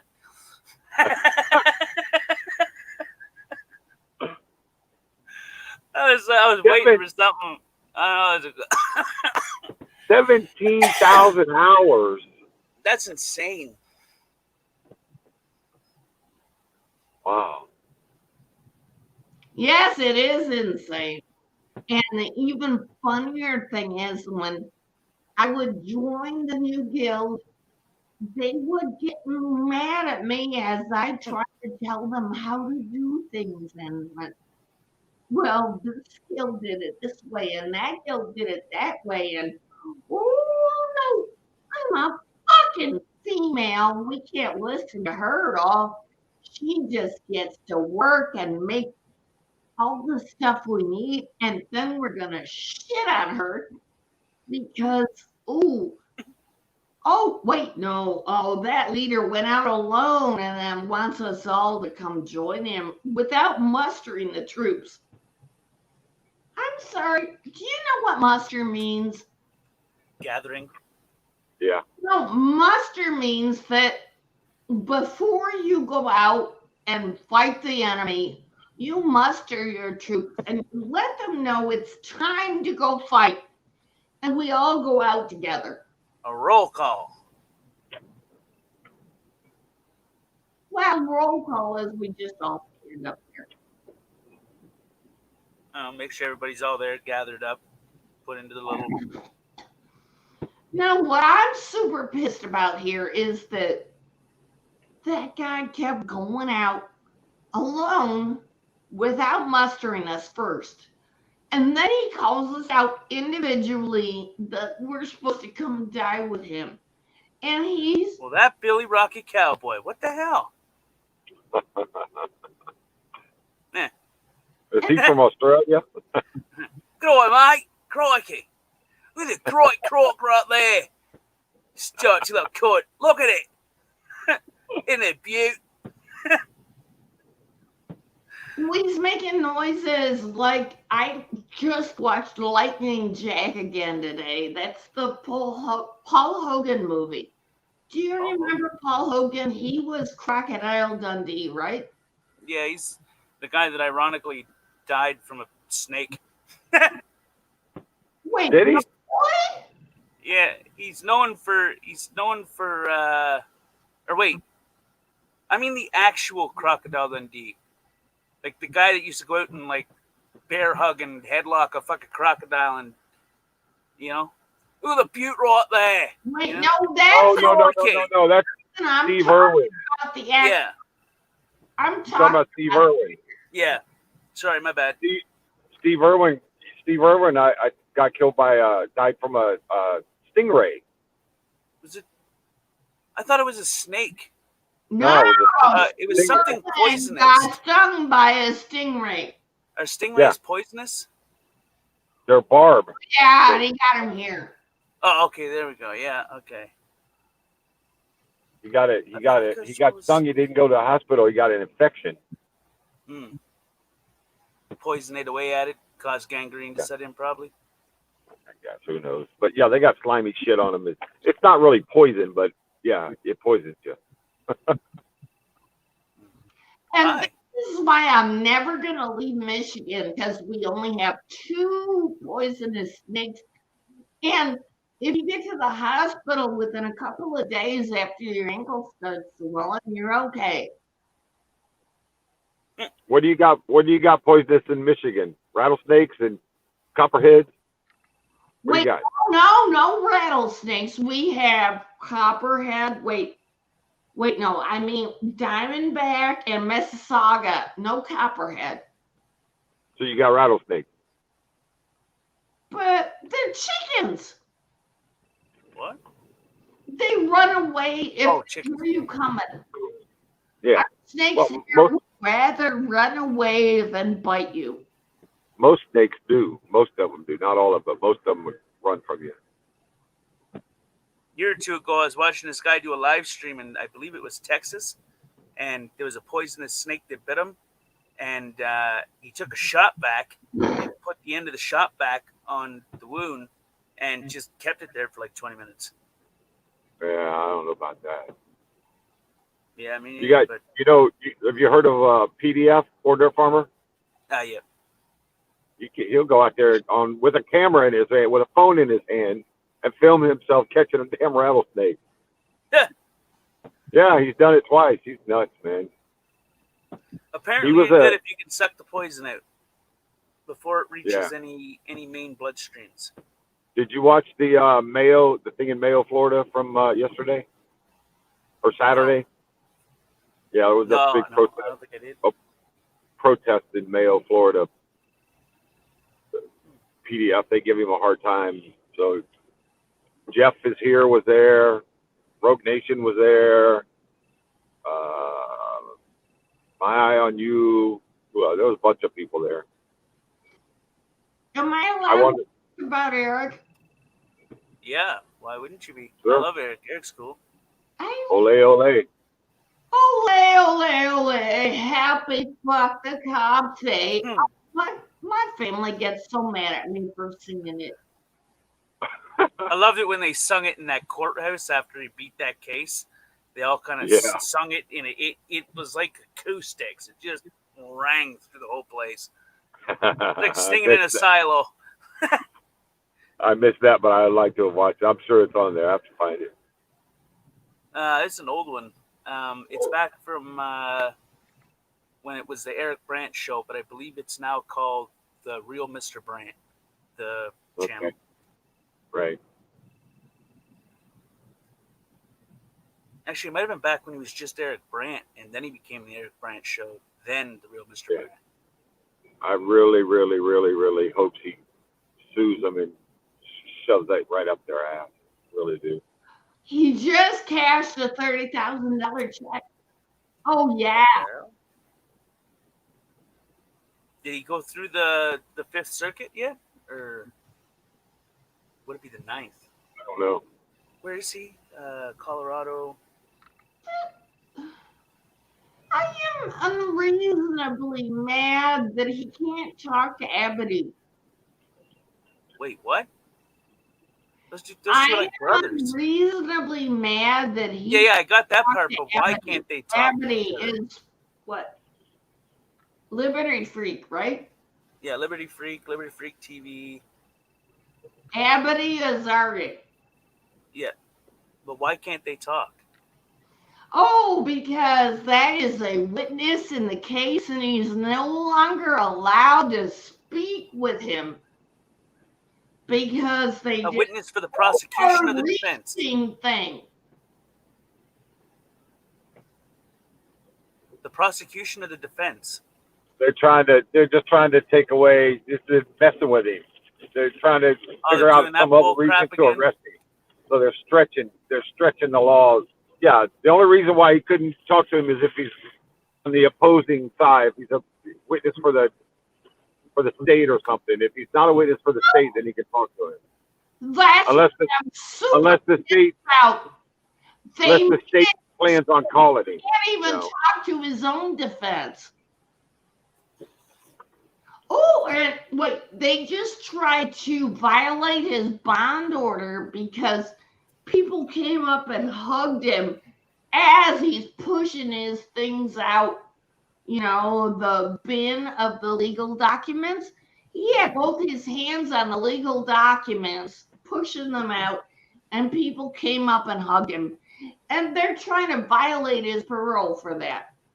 I'm a couple of days late. I know I'm lost. That's like when they arrested him, 10 grand for bail. The moment he paid for it, they went and they arrested him again for a charge where they could have just arrested him for both at the same time and had it under the same bail. Yeah. Then he made the bail for that one, which was another, 7 or 8 grand. And then they went and they arrested him again right after that. I think they're just trying to take his damn money. Sure. They're just messing with him hard as they can. I'm sorry, they're trying He needs it. He really should find some kind of law somewhere on the books that they have violated that he can actually arrest them for, and just arrest the judge, arrest the prosecutor. Do you remember that guy that actually did that? What the hell was Yeah, his name? I saw that. Yeah. Yep. He's like, that guy was... are you going to do this? Are you going to do that? And you're in violation of this. And they're like, yeah, whatever. Shut up. And he's just like, all right, well, I'm hereby placing you under citizen's arrest. He arrested the damn judge and prosecutor. I was like, what in the hell? And the prosecutor took his wallet out of his pocket. He was trying to give it to somebody, asked him to bailiff or something to hold on to this moment. Am I supposed to do a non sequitur here? Real life genius there. I'm sorry, go ahead. Am I allowed to do a non sequitur? Have we seen Pinellas? The sheriff is corrupt. Wait a minute. Hold on. No name. Are you in Pinellas County, Florida? No, I'm talking about it though. Oh, because that's where I'm at right now. Oh yeah, but you understand there is a new sheriff trying to be elected. Yeah, James McGlinnis. But he has been a new sheriff in town. He has been power washing sidewalks. Actually, he cleans the thing, and they keep charging him for cleaning sidewalks. I watched a video not that long ago of the thing to make it for his campaign, but I watched a video not that long ago, like yesterday or the day before that, of John Felix going around videotaping a guy taking the sheriff logo or whatever, and that's putting it on. That's who she's talking about. Oh, well, it's not illegal. No, he's pressure washing, but it's they're trying to use the sign law, but it doesn't apply under that because it's not a sign. And plus, it's also campaign. Plus, it's also a campaign sign too. Right.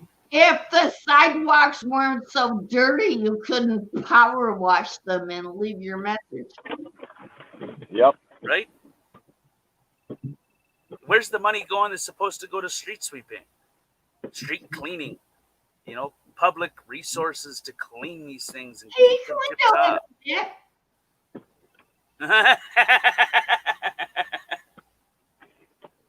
He cleaned a little bit. Kinda. Yeah. I like that. That's a really cool idea, man. But Guiltieri, the sheriff down here, Sheriff Guiltieri, he's crooked as they come. Mhm. You know, McGlinnis the last time he ran for sheriff, he got 20% of the vote. So the current sheriff is, you know, he knows that. He's paying attention to that. So I tell everybody in Pinellas County, you need to take a look at McGlinnis for sheriff.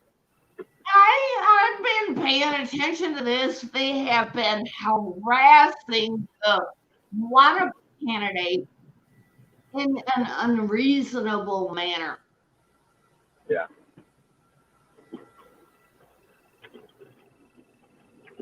Yeah, he went to go to get some public records, and they threw him out of the courthouse. And all he was there for was to get some public records.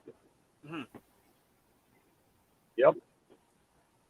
I just watched a video also of Hoser News. He got tasered for talking to a cop and asking him why he needed to step back. Yeah, I saw that. I'm afraid to even go out of my house.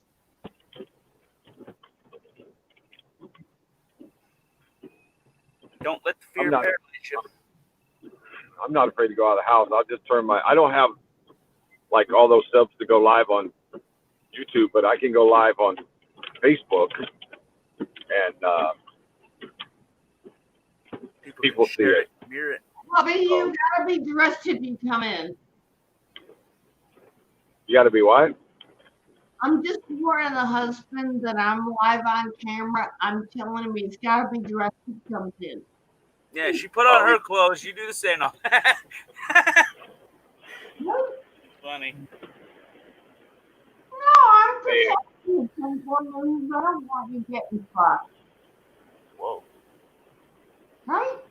I think I missed something of that. The only thing I heard was someone's getting fucked. Wait, no, you're dressed. Okay, come on in. See that. What? Oh, I'm trying to figure out how that happened. Oh, look, here he is. What up, Mike? What up? Well, my cholesterol at this present time, but I mean, I'm doing all right. Your cholesterol? Yeah, it's a joke. I guess it wasn't that funny. Oh, yeah. I get it. No, I'm on live. You need to be dressed. No. I got that weird feeling that there's like some weird orgy about to take place in the next 45 minutes and everybody's naked and had to get dressed before they come into the room. Or maybe it already happened. I don't know. No, I'm sorry. We have a naked household here. We don't need clothes inside the home. Oh, you're nudists. Well, I wouldn't say that. I'm just saying you don't need to be restricted. Let the pickles and berries breathe. You don't need to be restricted. Let them puppies breathe. Yeah. Yeah. Let my people go.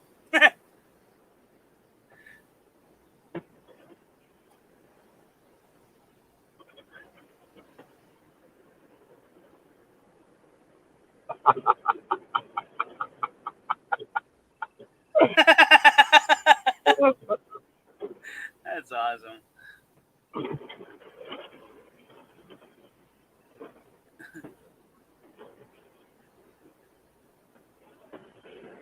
We have rats too.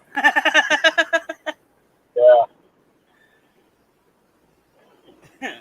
Alrighty then, folks. I'm back at my destination, so I got to get out of here and go inside and get some work done now. I'm Alrighty. 2 hours late. Well, thanks for coming and chilling, bro. I appreciate it. Yeah, no problem, man. What's going on here? Oh, be careful how I park there. Yeah, not on the front lawn or in the neighbor's back lawn. Yeah. They don't like it when up in your vehicles in their backyard. 2 Horrid blocks down away from there. your house, but whatever. Shit happens. All right, guys, take care. I'm out. Thanks for having me, man. Yeah, bro. I appreciate you being here. All right, where am I? Cam Mike. Who would dodge? You Camera. can't dodge it, ram it. Yeah, exactly. There you go. Straight up.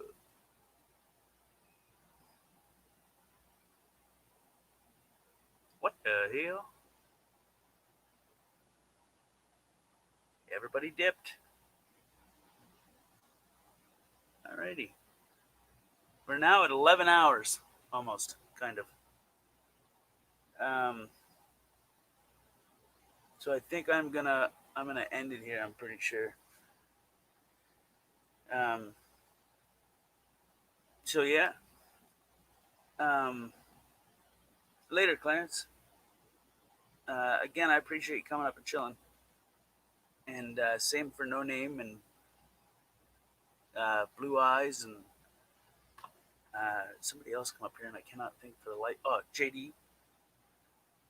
I appreciate y'all coming up and chilling and hanging out with me and keeping me company. And hope to see you on the next one. Hope your day goes well. And yeah, have a good day. I appreciate y'all. Thanks.